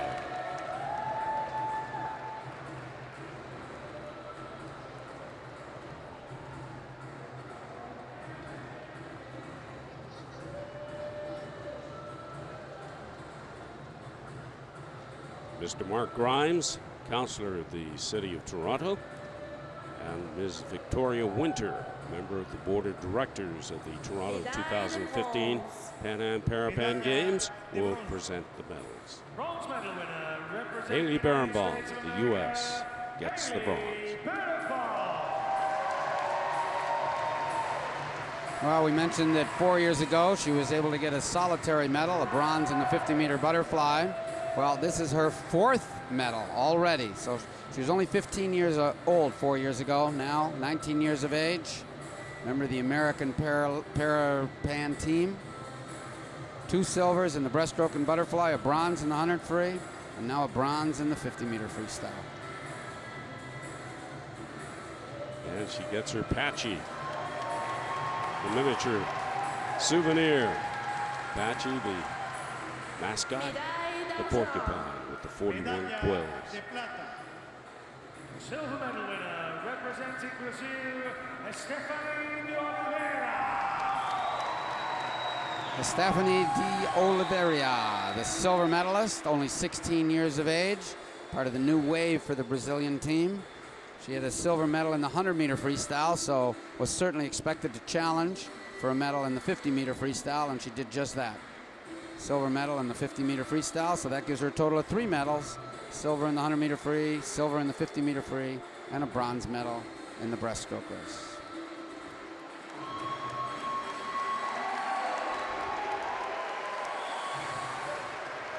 Médaille d'or, championne Parapan American. Medalla de oro y campeona para Panamericana. Gold medal winner and Parapan American champion, representing Brazil, Johanna da Silva.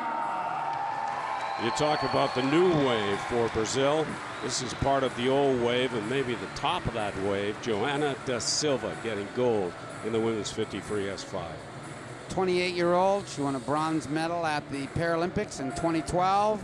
4 years ago at the Parapan, she was 5 medals, but already here, she's got 3 gold medals. She's becoming one of the female stars of the Brazilian Parapan team for sure.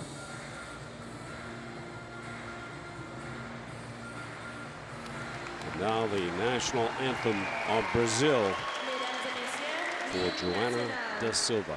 the winner of the women's 50 free S5.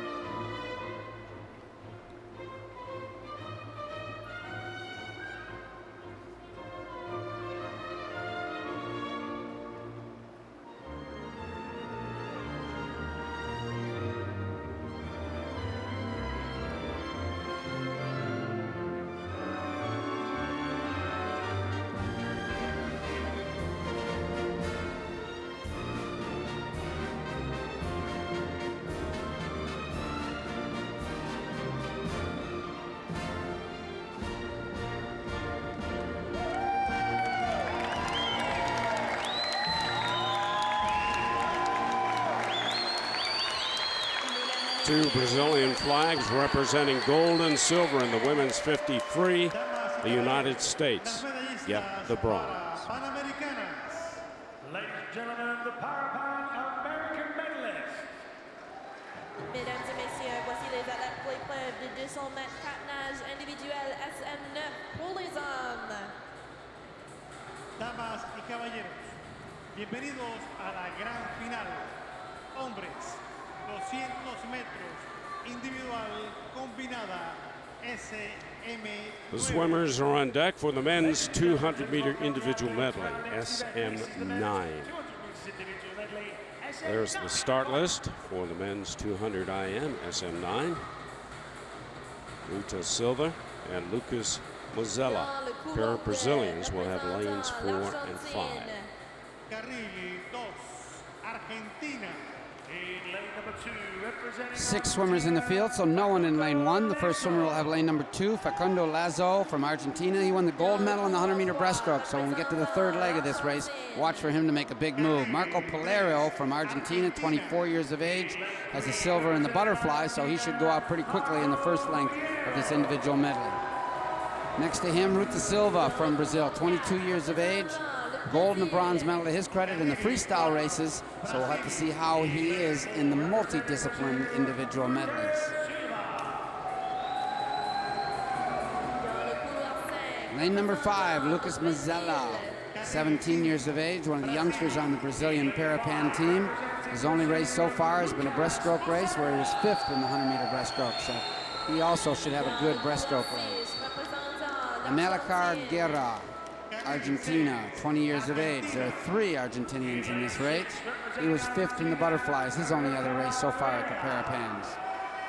And the 7th and final swimmer, or the final swimmer I should say, in lane number 7, Jose Lucina from Venezuela, 26 years of age. He has a 4th and a 5th place to his resume so far at these Parapans. 6 swimmers. This is the men's 200 meters individual medley, SM9 final.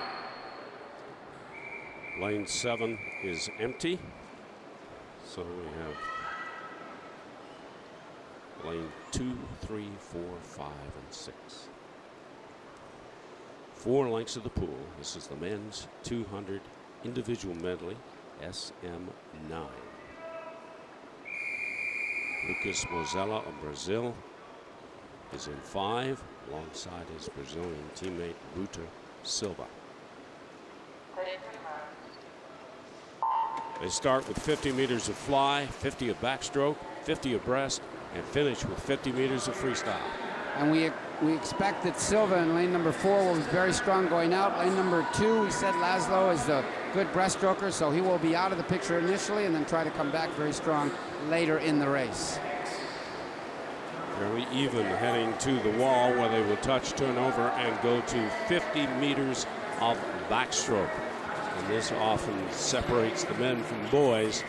And first off the wall is Polero, then Guerra, and then Silva. So 2 Argentinians leading the way. And Polero was the silver medalist in the butterfly, as I mentioned, so he should go out strong in the butterfly. The real question is, does he have a breaststroke? Because right now he's still got a good strong backstroke, but here come all 4 of the other swimmers, especially lane number 6, Guerra at the top, the other Argentinian, as you said. He was only in the finals, couldn't even come close to the medal in the butterfly, but he's got a very good backstroke, pulling way out in front. Guerra of Argentina will be first to touch, turn over, and have 50 meters of breaststroke in this men's 200 IM SM9. And he did the quick turn, flip turn to get around quickly, but he was actually ended up too deep and kind of stalled coming up. And right away now you got lane 5, Mzella, who was in the final in the 100-meter breaststroke. Expect him to make a move, and it's already he's made a move, a very good move to put himself into the lead. Lucas Mozella of Brazil, the 17-year-old who qualifies with a time of 2:28.89, has taken the lead. They head down the pool, they'll touch the wall, turn over, and finish with 50 meters of freestyle. And it is Lucas Mozella of Brazil leading the way, followed by his teammate Silva in lane 4. Mozella touches, turns over, less than 50 to go, and it's all freestyle. And Silva, the swimmer in lane number 4, who's in second spot, was the gold medalist in the 400-meter freestyle. So he's got a lot of endurance. He's got a good freestyle. I would expect him to challenge. Well, the challenge is over. He's already gone into the lead, and that's exactly the way this race should have played out. Lane number 2, I thought would get up quicker, and the breaststroke was a little too far behind and couldn't get back into the medal hunt for third. Ruta Silver already has a gold in the 400 free, a bronze in the 50 free. He's about to pick up another gold medal, this time in the men's 200 IM. Ruta Silver of Brazil is gold. Lucas Mozella of Brazil is silver. And touching for bronze, Marco Polero of Argentina. The time for Silva, 2:26.42. For Mozella, 2:29.18. And for Polero, 2:32.36.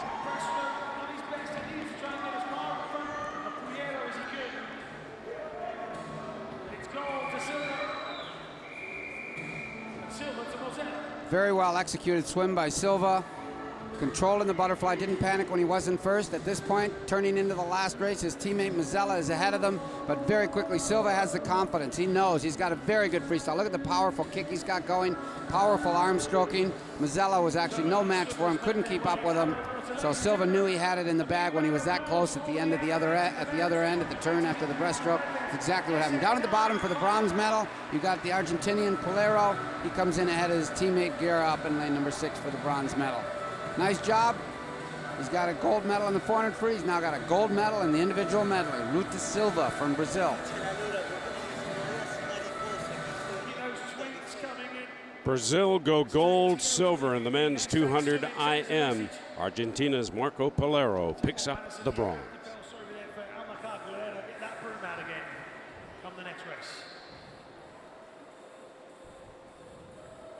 The world and America's record holder in the men's 200-meter IM SM10 category is Benoit Huot of Canada. He did that at the Paralympics in London with a time of 2:10.01. He will have lane 4 for this race here in Toronto.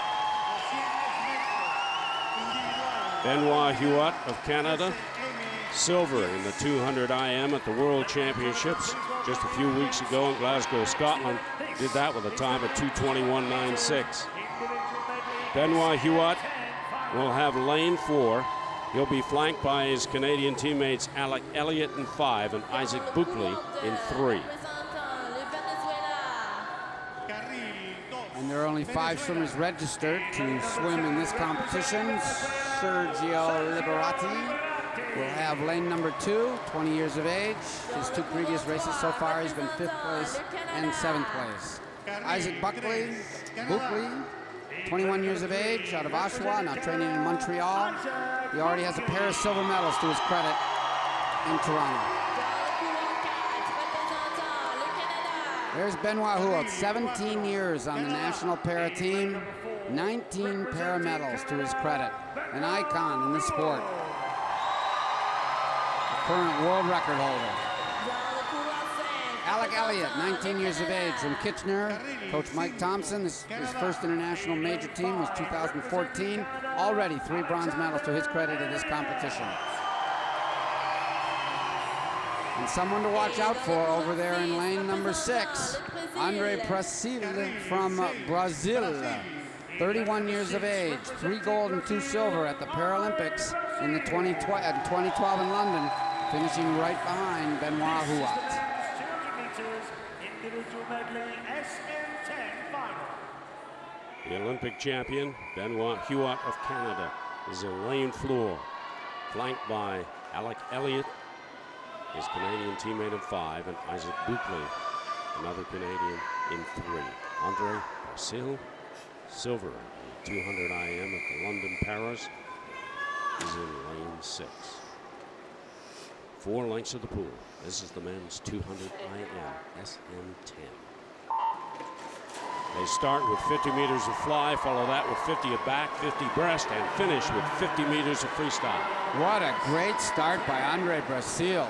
Up in lane number 6 at the top, perfectly off the block. Good reaction, but more importantly, streamlining and kicking. He's a very good butterflyer. He won the gold in the 100-meter butterfly here, so expect him to go out very strong in the fly. Benoit Huot is better at the back end of this race.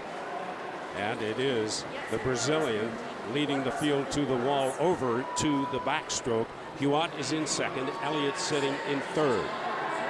And Benoit Huot has actually been commuting back and forth between Montreal, his home, and Toronto. He was training in this very pool a lot of the winter, but it just wasn't working out because his girlfriend's back in Montreal and his family, so he's now permanent base in Montreal and feels really good after winning the 400 free the other night and one of his best times ever going into the next 12 months for the Paralympic Games. Brasil of Brazil touches and turns over to do 50 meters of breaststroke.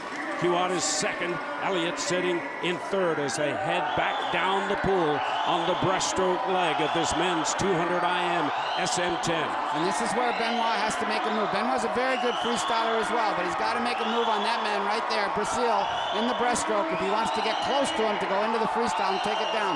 These are the 2 of the best in the swimmer. There may only be 5 swimmers in this field, but these are the 2 very best in the world, the gold and silver medalists from the Paralympics. Brasil in 6, Benoit Huot in lane number 4 from Canada. This is shaping up to be a terrific finish as they head to the wall and turn over to the freestyle. Brasil of Brazil, the leader, followed by Benoit Huot. This is a replay of the London Paras. And Benoit Huot should be able to get him on, but I'll tell you, Brasil looks very, very strong. He's got more endurance than I've seen before. It's going to be very tough for Benoit to catch him now. Brasil has picked it up a notch. Andre Brasil of Brazil with about a body and a half, 2 body length lead on Canada's Benoit Huot. It is Brasil of Brazil driving to the wall. Gold in the 200 IM SM10, silver to Benoit Huot, and bronze to Alec Elliott of Canada. The time for Brasil, 2:12.22. For Benoit Huot, 2:14.32. Elliott, 2:17.45. Just too much power for Benoit Huot tonight in the men's 200 IM. Still 1 swimmer to finish, Sergio Liberati of Venezuela, with about 10 meters to go to make this race official. And what a race it was, and what a show put on by Andre Brasil of Brazil. Your gold medalist, Andre Brasil of Brazil, the 31-year-old, a 2nd gold at these games to go with his silver medal. Benoit Huot makes his way over to congratulate the Parapan Am champion, Andre Brasil. Brasil went out very fast in the butterfly, was able to maintain his lead in the backstroke. Then on the breaststroke, Benoit Huot, closer to the bottom, was able to pick up almost a body length and a half and get to the wall almost even with Brasil. But now Brasil brilliantly power. Look at the power that he's generating here. A lot of the swimmers like to bend their elbows. He's got a nice straight arm freestyle high in the water with the power he's generating from his legs and arms. Benoit Huot just didn't have enough power to be able to go with this big strong guy from Brazil. So Andre Brasil, in a bit of an upset, beats Benoit Huot in the 200 IM. Benoit Huot, the defending Olympic champion. This man was silver at the Paralympics, so definitely 2 of the best guys in the whole world.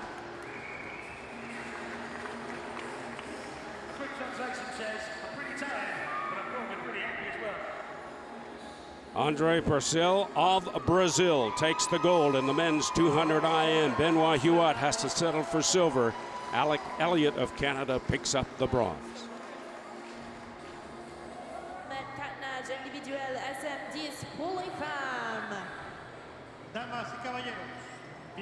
The America's record in the women's 200 IM SM 9 through 10 is held by Summer Mortimer of Canada, now living and training in Holland. Here's the start list for the women's 200 IM. 3 Canadians in this one. Aurélie Rivard, looking for gold medal number 4 at the Games, will be in lane 4. First of 3 Canadians, Samantha Ryan, the 16-year-old out of Saskatoon, swam the event that was held here in April, the Can-Am Championships. Getting a taste of international competition. She already has a silver at the Parapans. Anna Johans, an S9, 22 years of age from Chicago, swimming for the United States. 5 gold medals 4 years ago at the Parapans. Already a silver and a bronze here.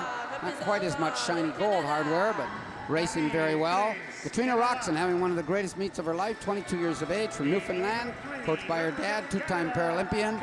Gold in the 100-meter breaststroke, 2 silver medals as well. 3 medals already for Katrina. Aurélie Rivard, 3 gold medals already. Trains out of Montreal. She said, watch me, I'm going to wear 2 caps because I lost a cap in a race at the World Championships and it upset me and threw me off. So I'm going to usually wear 2 caps in my next races. Daniela Jimenez flies a bit under the radar, but she shouldn't. 2 gold medals already here and a bronze.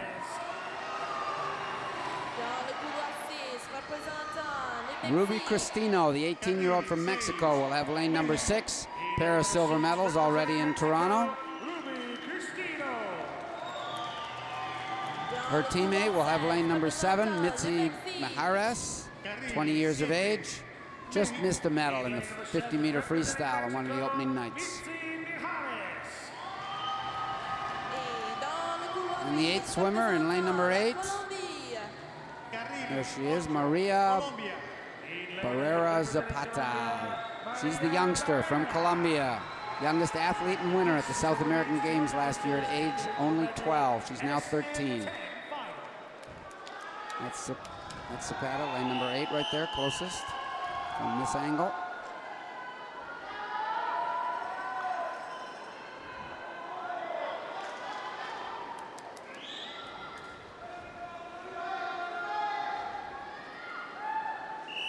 Eight swimmers going for the medals in the women's 200 IM, SM 9 and 10.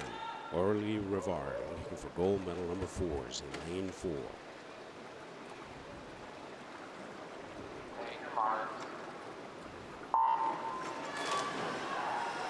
Rivard won the 100-meter butterfly, so expect the Canadian to go out very, very quickly.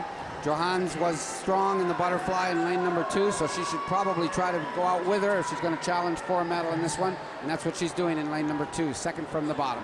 They do 50 meters of fly, follow that with 50 at back, 50 breast, and finish with 50 meters of freestyle. And Rivard is leading the field to the wall.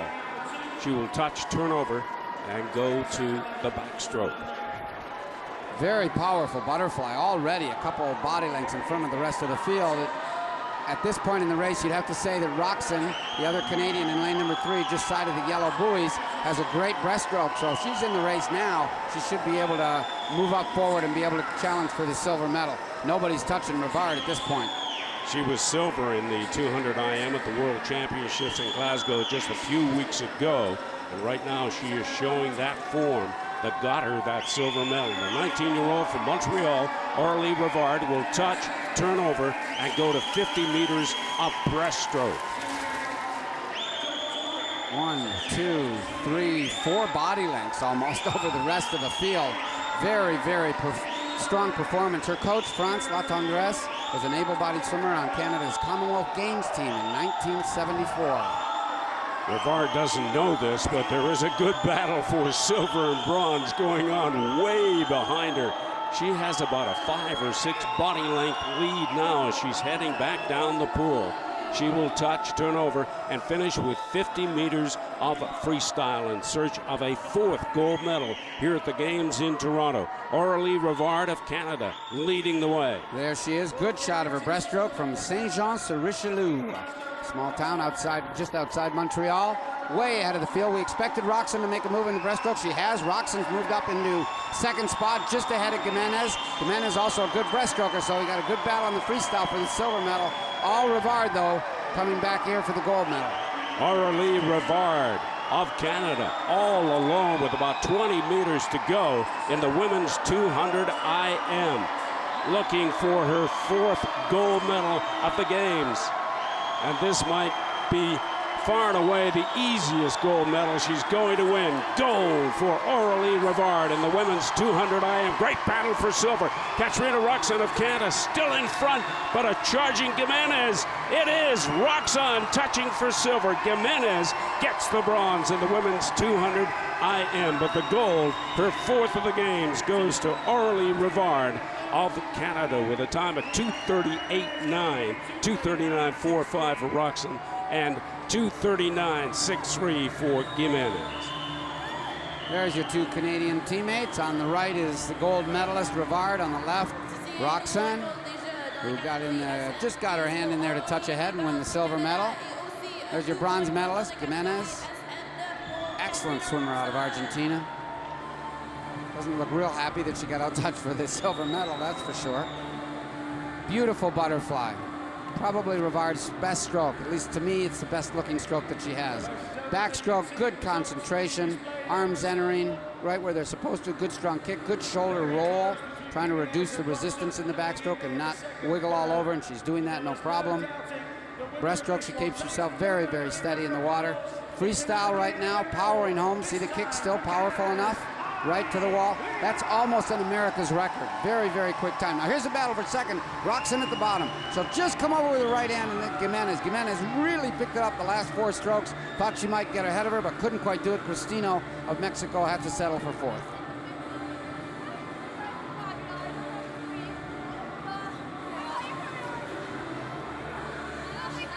Aurélie Rivard, the Canadian star so far at the games in Toronto, picks up gold medal number 4 with a time of 2:38.9. That's a games record in the women's 200 IM.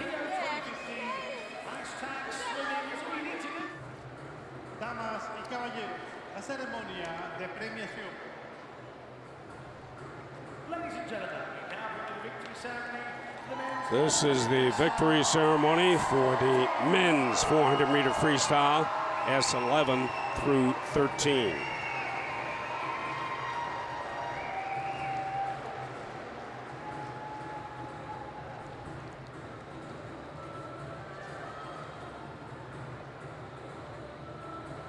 And presenting the medals will be Dr. Eduardo Montenegro, Executive Board Member of the American Paralympic Committee, and Ms. Jane D. Blaine, Chairperson of IPC Swimming Sport Technical Committee.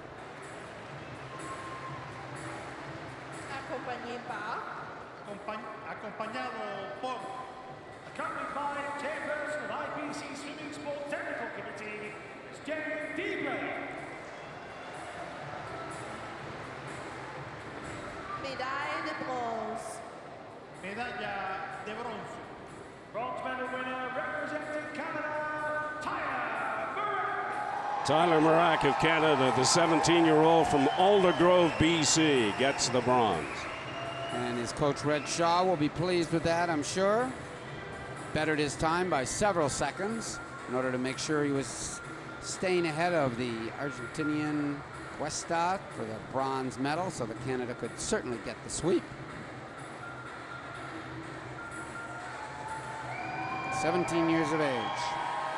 Tyler Murack. Médaille d'argent. Medalla de plata. Silver medal winner representing Canada, Rico. He was looking for his 3rd gold of the games. He has to settle for a 2nd silver. Comes in the men's 400 free, S11 through 13. This is Nicholas Turbide from Quebec City. Nicholas's coach is Marc-André Pelletier. Very strong program in Quebec City. Nicholas kind of mistimed his move. He waited a little bit too long. He was way behind, and then all of a sudden, the second half of the race was actually even faster than the first half of his race. He came home like a freight train, but just ran out of room. Couldn't quite out-touch Devin Gattel, his Canadian teammate, who gets the gold medal. Gold medal winner and Parapan American champion, representing Canada, David Gattel. He comes from Antigonish Nova Scotia. Now lives and trains in London, and he's a gold medalist. He was silver in the 100 back and 200 IM, solid gold in the men's 400 free. Graduate at Concordia University in Montreal, as you said, now training in London with Coach Andrew Craven. We mentioned earlier that his sister was also a very successful para swimmer for Canada, Chelsea. Oh, Canada for Devon Gatto Ladies and gentlemen, the national anthem and the Canadian sweep.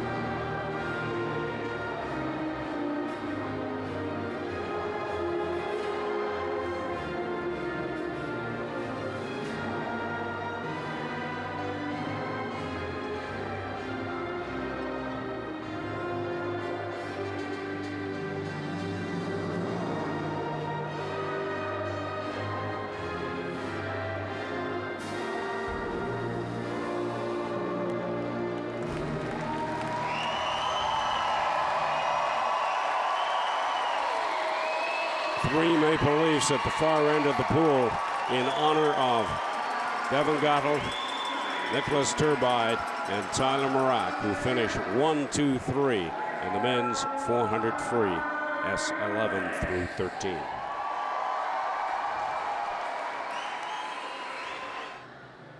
Damas y caballeros, bienvenidos a la gran final. Hombres, 100 metros, pecho, SB14.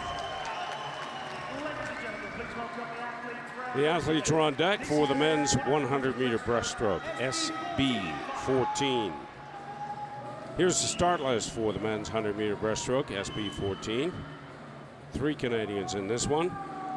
Maxime Roussel will have lane 5. Argentina's Eliane Araya will be in 4. And it is a full field, all 8 lanes.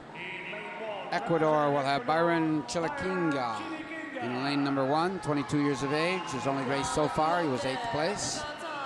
The first of 3 Canadians, Adam Rahir, 27 years of age, silver in the 100-meter breaststroke 4 years ago. 3 total medals at the Parapans 4 years ago. Gordy Mitchie of St. Thomas, Ontario, just a couple hours outside Toronto. 21 years of age, gold and a bronze medal to his credit already at this competition.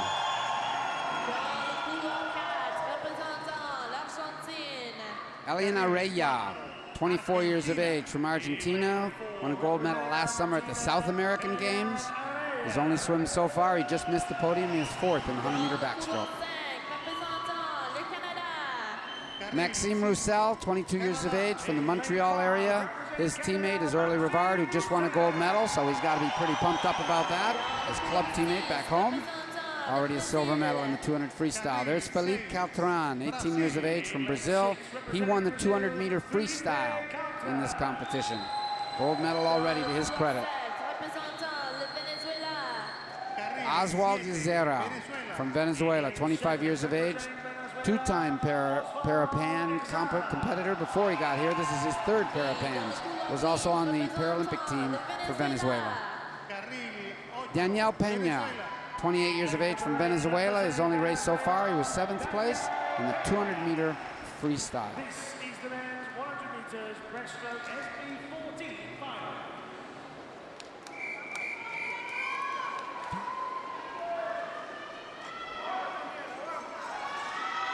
Eliane Araya of Argentina. He will have lane 4 for this men's 100-meter breaststroke, SB14.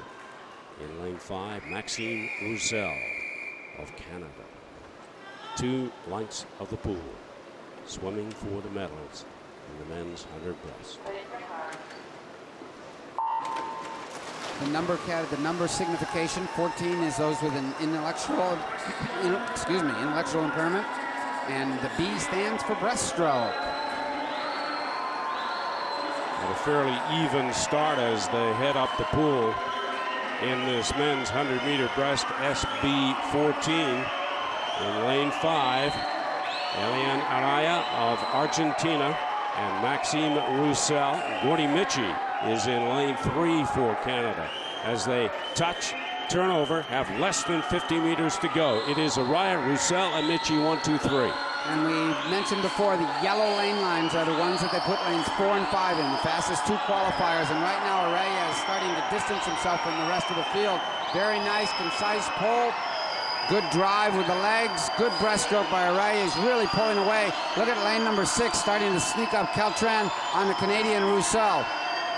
It is Elian Araya of Argentina with less than 10 meters to go on the men's 100-meter breast SB14. Great battle for silver between 3 swimmers, but nobody is touching the Argentinian. He takes the gold. They're driving to the wall, and the silver goes to Caltran of Brazil. Michi of Canada picks up the bronze in the men's 100-meter breast SB14. The winning time for Araya of Argentina, 1:10.91. For Caltran, 1:14.33, and for the Canadian Gord Michi, 1:14.36. Araya looks a little confused looking at the scoreboard down at the other end, but that man isn't confused at all. He won the silver medal. Michi just snuck in there, just actually got out-touched. He looked like he was a little bit ahead and has to settle for the bronze medal, although he did out-touch his teammate that finished in 4th. But Araya, beautiful breaststroke by Elian Araya, the 24-year-old. Really doesn't have many medals to his credit internationally at the games. He gets to the wall first at the 50, a little bit high on the turn above the water. Cost himself maybe a 10th or 2, but nonetheless, he's got a beautiful stroke. Just look at the power with the arms. It drives him up, drives him forward in his legs. Now look at the battle for the silver medal behind him. At the bottom, you've got Richie. In the middle, and way up at the top, you got Caltran. Now Richie takes another little stroke, a big stroke, I should say, instead of a short little one. Gold medal there. Now watch up at the top. It'll be a quick little stroke, and at the bottom, Richie's going to take a big stroke. Now watch this, a full big stroke, and he didn't need it. All right, he needed a short little quick stroke. Would have got him there for the silver medal.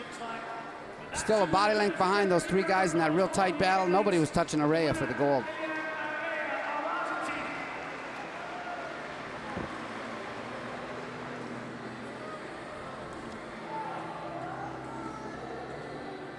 Gold to Argentina, silver to Brazil, and bronze to Canada in the men's 100-meter breaststroke SB14.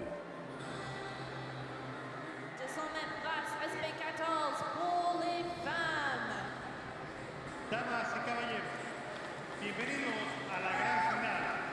Mujeres, 100 metros, pecho, SB14. The swimmers march out for the women's 100-meter breaststroke SB14. Here's the start list for the final of the women's 100-meter breaststroke SB14. Kirsty Casco and her teammate Justine Morier have lanes 4 and 5. Lane number 1, Jess Lalama, 21 years of age from Ecuador. 2 races so far at the 2015 Parapans, 6th place and a 7th place. Next to her in lane number 2, Beatriz Resendez from Mexico, 27 years of age, a gold in the 200-meter freestyle. So she can just get herself close after the first 3 in the first bit of this. She should be able to challenge because she's got good endurance. Mariana Diaz from Mexico will have lane number 3. Hasn't hit the podium yet. We'll be looking to try to get to the podium in this breaststroke. But someone who has seen the podium is this woman here, Kirsty Casco from Canada. 2 silver medals, 1 in the 200 free, 1 in the 100 backstroke. She's out of Calgary. Her coach is Wendy Johnson. Justine Morier, 18 years of age from the Montreal area. Also a teammate of Orly Rivard, who we saw win a gold medal earlier. 4 medals last summer at the Can-Am, or in April, I should say, in this very pool, the Can-Am Challenge 2015. Viviana Morales, 33 years of age. 4 years ago, she was the bronze medalist in this very event. 2003, she was the gold medalist. She's been around for a while. Leslie Chikaki from the United States, 26 years of age, lives southwest of Chicago, about a half-an-hour drive. Gold and bronze already for Chikaki at this competition. She's in lane number 7. You can see her right there. Here's the fastest qualifier, Casco.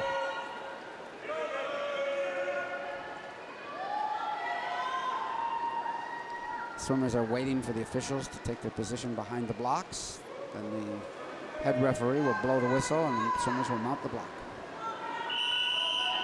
7 swimmers going for the medals in the women's 100-meter breaststroke SB14. Justine Morier and Kirsty Casco of Canada in lanes 4 and 5. Mariana Diaz of Mexico in 3. Off the blocks, the swimmers are allowed 1 dolphin kick and a big pull and a kick, and then they must surface, and they all did. Not a problem at this point. Casco has a little bit lifetime best time, but the question is, lane number 3, Diaz, is trying to go out very, very quick. A faster turnover. What I wonder is, with that faster turnover, will she have 2 really good lengths in her? That's lane number 3, trying to stay with lane number 4 and 5 and 6. A nice battle at this point. 4 women right together. Morales of Venezuela has a good one going in lane 6 as they come to the wall. They will touch, turnover, and have less than 50 meters to go in the women's 100-meter breaststroke. It is Morales of Venezuela in front of Casco and Morier. And right now it's Morier that actually looks the best. Lane number 5, she's getting real good drive from her legs. Casco's trying to go with her. The early turnover, lane number 3, is starting to die off a little bit. That fast turnover is costing her a lot of energy, so she's fading, but now it's really lane 5, lane 4, and maybe lane 6 up there on the other side of the yellow buoys. About 20 meters to go in the women's 100-meter breast SB14, and leading the way right now in lane 5 is Justine Morier of Canada. She has the lead, and she's destined for gold in this event. Less than 5 to go. Justine Morier of Canada touches for gold. Moraes gets the silver for Venezuela, and the bronze goes to Kirsty Casco of Canada. The winning time for Morier, 1:26.46. How sweet is this? Gold medal still coming in to touch. Jessica Lalama of Ecuador. The race is now official. Justine Morier gets the gold, the silver to Moraes of Venezuela, and the bronze to Kirsty Casco of Canada.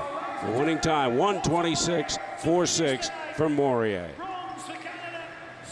Well, it's a bit of a surprise for Morier to be able to get to the top of the podium. Beautiful breaststroke, wonderful technique. She sits on the water like a little top, actually.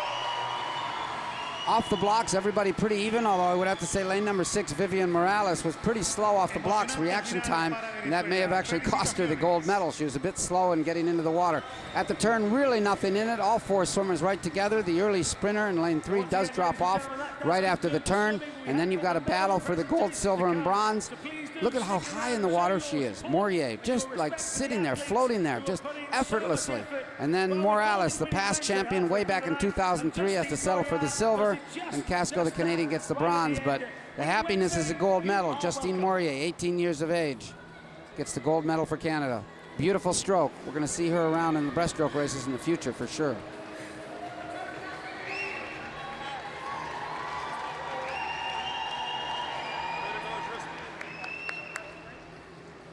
Justine Morier of Canada gets the gold in the women's 100-meter breaststroke SB14. The silver to Venezuela and the bronze to Canada.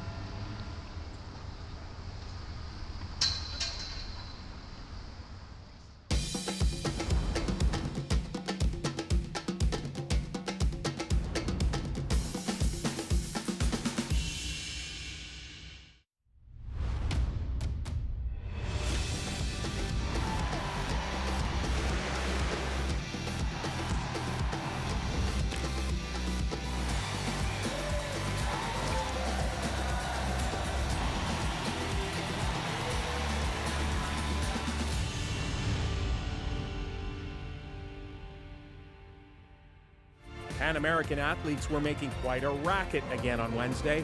From the chaos on the court, to the power in the pool, to the split-second timing on the track. Everyone fighting for first on day 5 of the Parapan Am Games.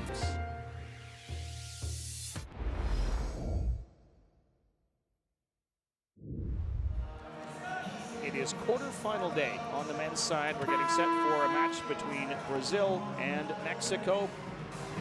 Here we go, we're underway. Brazil in white, Mexico in red.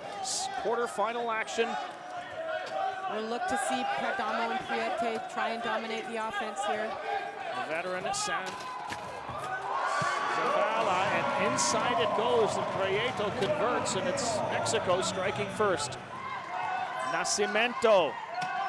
Underneath, De Miranda, his first field goal of the game. Nascimento. Weaving his way in, underneath, De Miranda. 7 on the shot clock. Off the chair of Mexico's Lugo, and here comes De Miranda. Yes. And the pass from Yasso is way behind Prieto, otherwise he'd have been in alone. And they get one anyway. Jimenez. Mexico doing a good job on the 3-on-2. Ferreira, hard pass underneath. The give and go works with the Silva. Good job by Brazil to keep it alive. Dos Santos, Sousa, yes! Lugo, Yasso, trying to clean it up. Finally does. Ferreira. Underneath, De Miranda. That'll do it for Brazil. They move on to the semifinals, beating Mexico 69-44. Set for Team Canada and Team Puerto Rico quarterfinal matchup. The winner will face Brazil. 15 seconds on the shot clock instead of 24 as previous. Lancia, first basket of the game. It goes to the 35-year-old from Canada. Ocasio, a chance to tie it. Does indeed. Vincent Dallaire doing a good job here at center. And Gonson. Just 2 seconds on the clock now. He puts up a long, and it's in! He hits a three-pointer! Ocasio, wow! Bo Hedges, Adam Lancia underneath, yes. Canadian lead is now 19. Three-point attempt, and David Ng has got 18 points. Puerto Rico into the Canadian half. For Ocasio, Calderon, yes! Ocasio still getting it done here for his team in the second half. Liam Hickey. And he gets his own rebound, and in it goes. Team Canada is going to pull off the quarterfinal win, 73-34 over Puerto Rico. They are on to the semifinals against Brazil.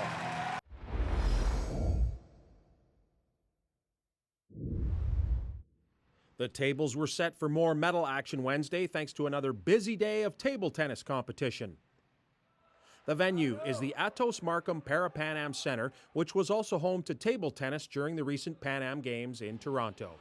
The men's team class 1-2 produced a great medal match on day 5, undefeated Brazil taking on 1-1 Cuba in a best-of-3 match format.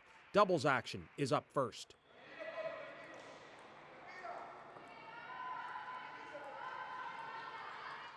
Irinaldo Espindola and Guilherme da Costa of Brazil won the first game 11-3. They won the second game 11-5, and they won the third game 11-3. Team Brazil defeats Cuba in 3 straight games to take the opening match. We move to singles action now with Brazil's da Costa facing Fernandez of Cuba. After dropping the opening game 11-5, Fernandez went into his bag of tricks to get back into this contest. A well-executed and very high drop shot makes it 11-9, and we're tied at a game apiece. That, however, was as close as Fernandez would get. Marcio da Costa wins the next 2 games. He defeats da Costa 3-1. The third and deciding singles match was not necessary. It's gold for Team Brazil. Thanks to their perfect 3-0 round-robin record, Argentina manages to grab the silver medal thanks to their round-robin victory over Cuba. Now we turn our attention to men's team Class 5. Another Brazilian squad versus Argentina. Both teams with a perfect 2-0 round-robin record heading into this one. Doubles action is up first, with Gabriel Coppola and Mauro de Pergola of Argentina facing Ezequiel Babas and Claudio Miro Sagato of Brazil.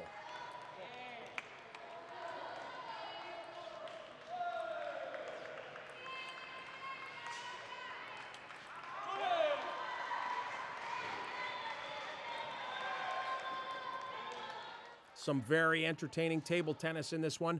Argentina took the first game 11-4. Brazil tied it up with an 11-5 victory in game 2.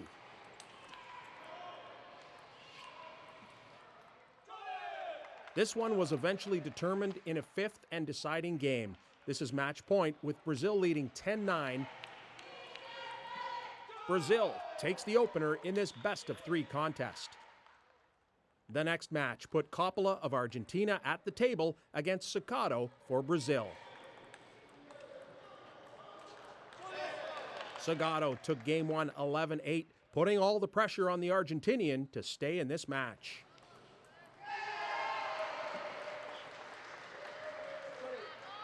Coppola gave it everything he had today, but he was no match for his Brazilian counterpart. Sagato wins game 2 11-9 and is now 1 win away from gold. Brazil defeats Argentina 3-2 in doubles and 3-0 in singles. No need for the third match in this one. Brazil strikes gold again at the Atos Markham Center, this time in the men's team class 5. Argentina is the silver medalist in Toronto in 2015.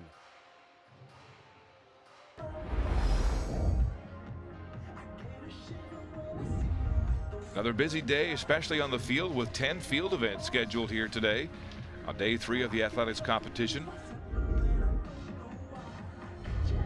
On the track, the final of the men's 400 meters in the T37 classification.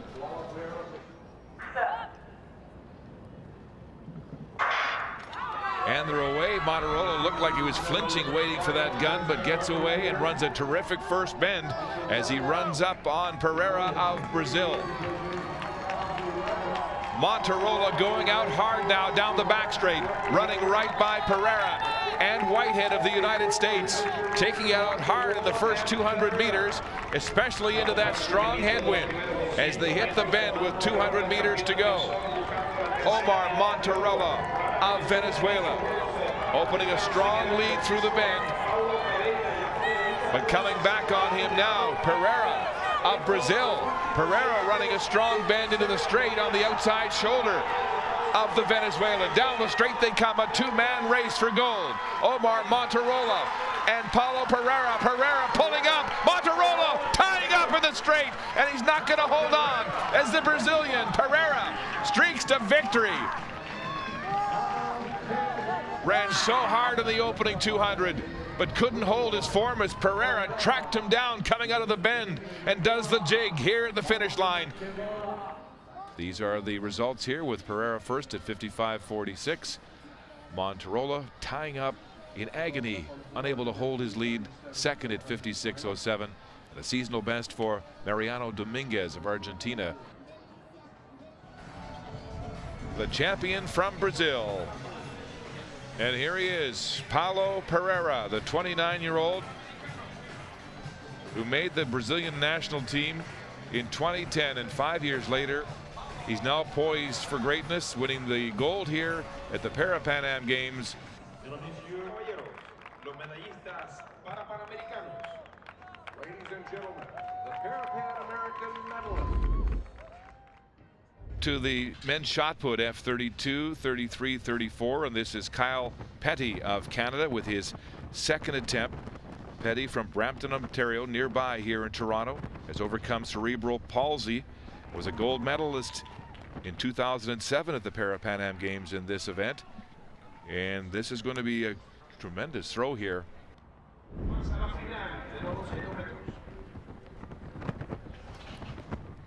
Petty will get the bronze medal with that throw as we look at Colombia's Mauricio Valencia, his fourth round attempt. And Valencia, fifth place finisher in this event at the 2012 Paralympics, launches that put 10 meters 19, and that would give him the silver medal.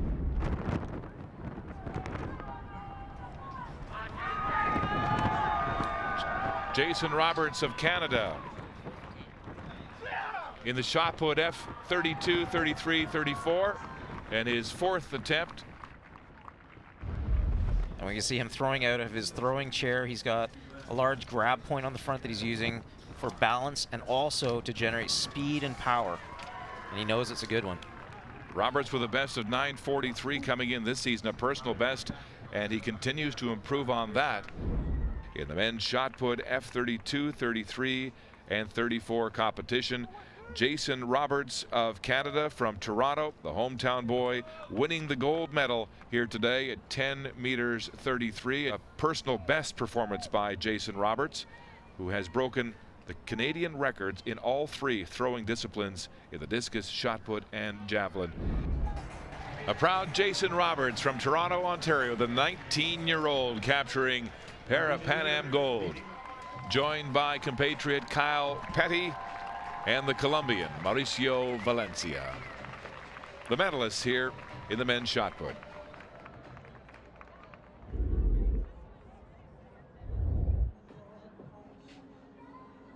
We're all set for the final of the women's 100 in the T47 class. Cuba's Unitas Castillo in lane number 3 with the fastest time in this field at 12:87. She is the world record holder with a time of 11:95. Castillo of Cuba in 3. Finder of Brazil in 6.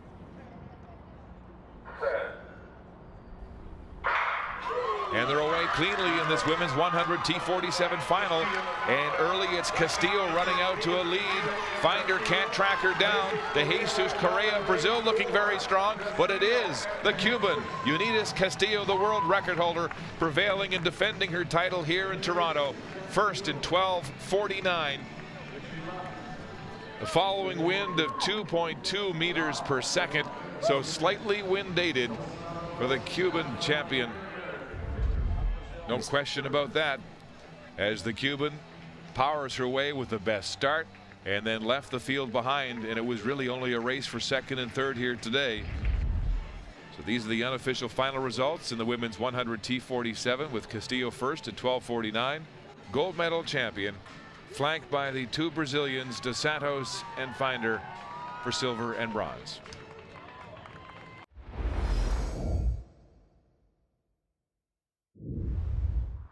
It is day 5 of wheelchair rugby, the last of the preliminaries. 3 games on tap coming up: Brazil, Chile, Argentina, Colombia, and then the big one tonight to cap it off, Canada against the United States.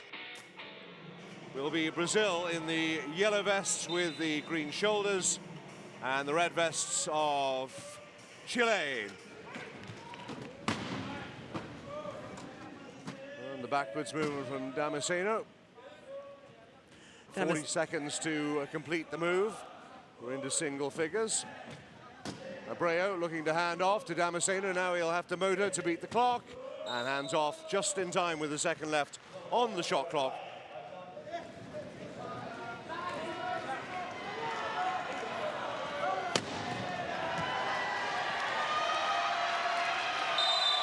In goes Madriaga for the score. Big cheers around the arena.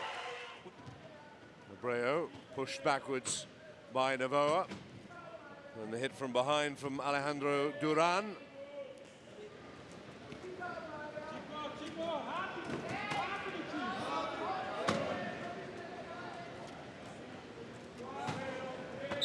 Hoffman with the score for Brazil.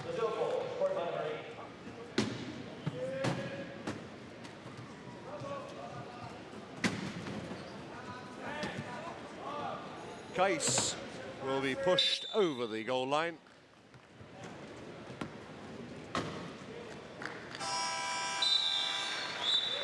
And Brazil, after losing to Canada and the United States, have come back to beat all their South American rivals. This time it's Chile, and they have won it by 45 goals to 6. Argentina and Colombia fighting for 4th place. Wheelchair rugby, it is 4-on-4.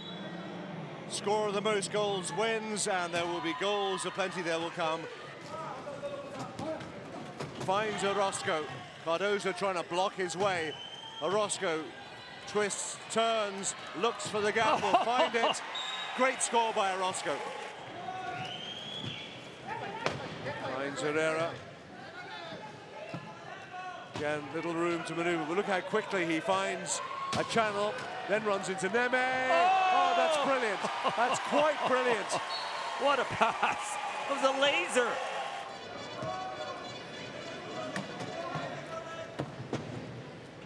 Orozco will silence any cheers.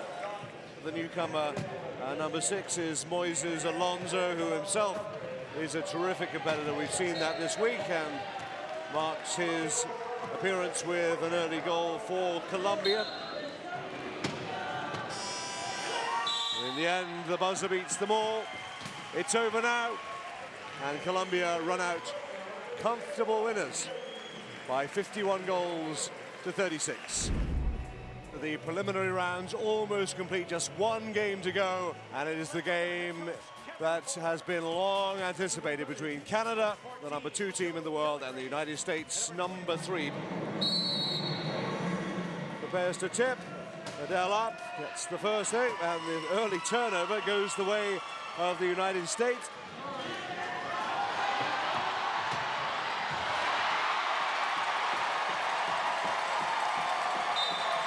Whitehead is in to tie it up again.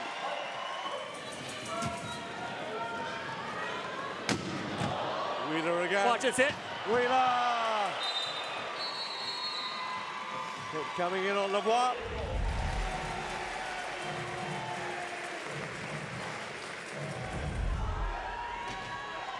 Blocked by Chun. Second chance. Medley. Oh, they just got it over before the 12 seconds expired. It's all good now. Medley using his strength. Hirschfield and Medley. Now Wheeler, boxed in.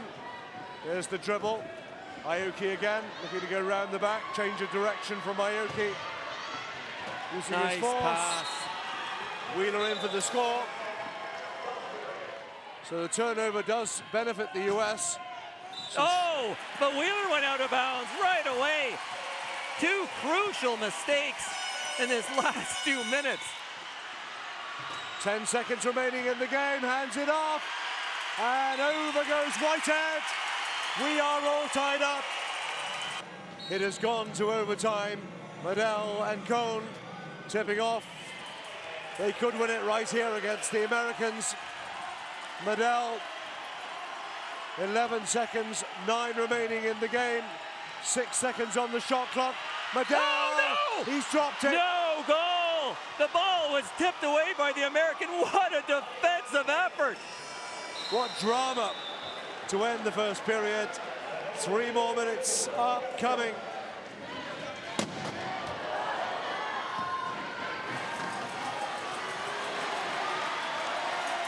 So they've given the ball back to the Americans. 15 remaining. Aoki looking for the lob pass. We're down to 10. Can the Canadians contain him? It's over for Wheeler. Will it be the opening score? It will be. Whitehead with the Hail Mary. Oh! Couldn't do it. That'll do it in favor of the Americans. And look at the celebrations. They know what a big victory it is. The USA beating the number 2 of Canada in double overtime by 60 points to 59.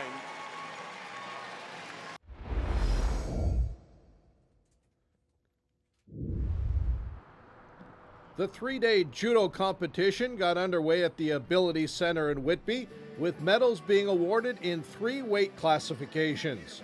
We begin with the women's 52-kilogram round-robin tournament. Brazil's Michelle Ferreira, in the white robe, won all 4 of her bouts, including both against the other eventual medalists.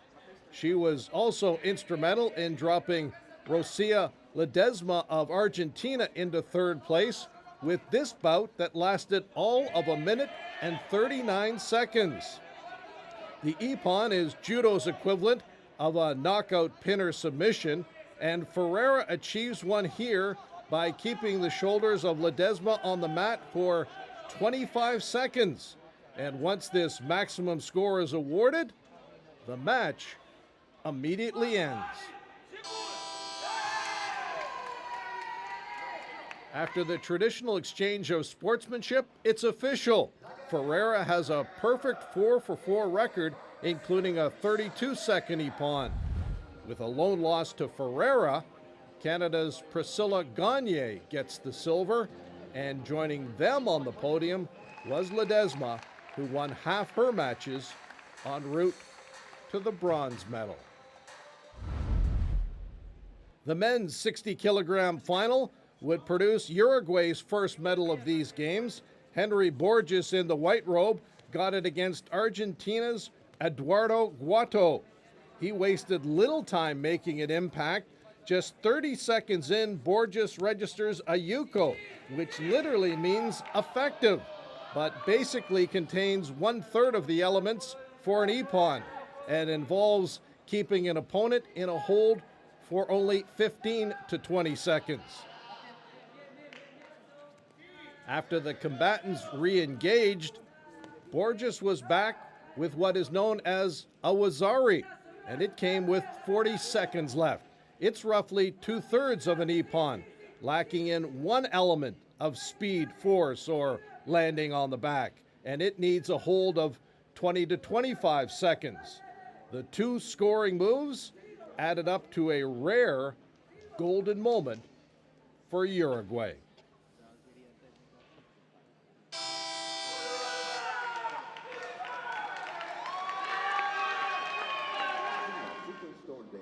One W and 1 Y add up to 1 win. And joining the finalists on the podium were the bronze medalists, Colombia's Juan Castellanos and Ron Hawthorne of the United States. There was also a quick finish to the men's 66-kilogram gold medal match. Venezuela's Marcos Falcón, in the blue robe, took on Diego Piedrahita of Colombia in a final that was over in 78 seconds. Less than a minute in, Falcón dug himself an early deficit with a minor penalty infraction known as a Shido, but right off the re-engagement, 20 seconds after that, Falcón comes up with a throw that meets all the ippon criteria of speed, force, and on the entire back.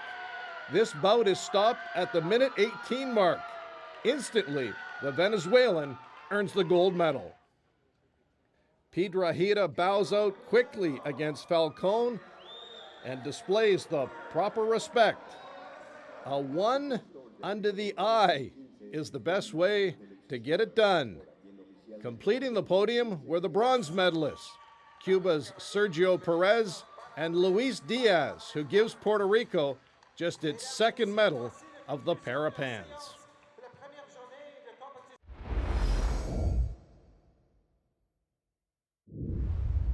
Welcome to night 5 of Parapan swimming here at the CIBC Aquatic Center and Field House. The athletes are coming on deck for the men's 100-meter freestyle S6. The Cuban Lorenzo Perez has lane 4, trying to defend the title he won 4 years ago in Guadalajara. There's the defending champion, Lorenzo Perez. Gold in the 400 free, silver in the 50 free.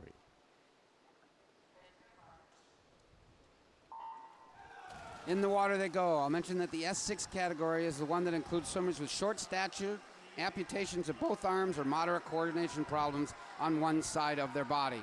Right in the water now with a very quick start is Crispin in lane number 5, the Colombian.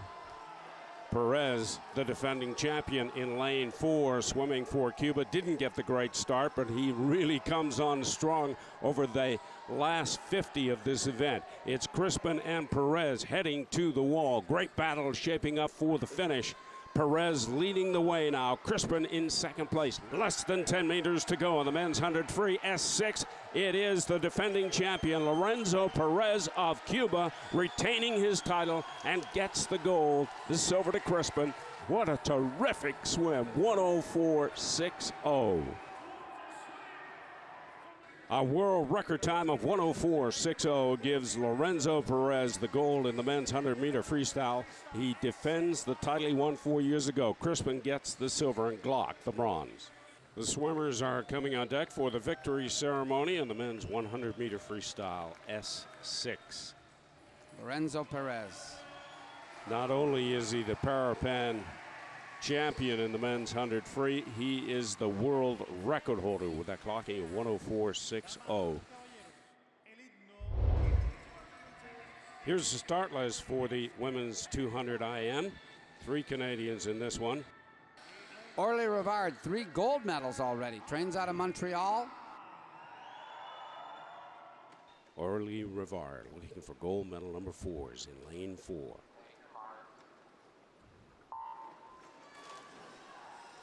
Rivard won the 100-meter butterfly, so expect the Canadian to go out very, very quickly.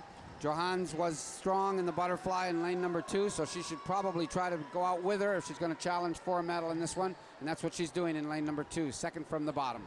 They do 50 meters of fly, follow that with 50 of back, 50 breast, and finish with 50 meters of freestyle. And Rivard is leading the field to the wall. She will touch, turn over, and go to the backstroke. Very powerful butterfly, already a couple body lengths in front of the rest of the field. Aurélie Rivard of Canada, all alone with about 20 meters to go in the women's 200 IM, looking for her 4th gold medal of the games.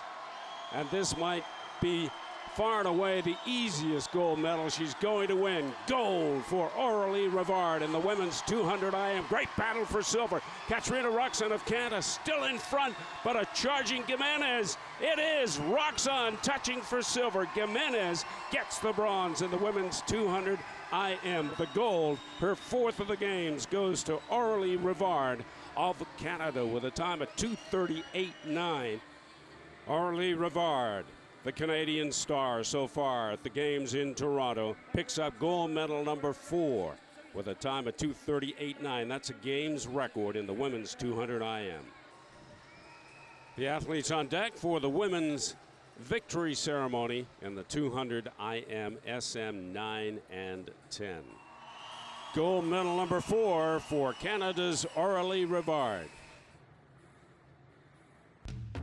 Brazilian juggernaut continues to rule the medal standings. The host for next year's Paralympics has almost twice as many wins as any other country, but Canada has joined them above the century mark in total medals. The other 2 North American countries are waging an interesting contest for 3rd place.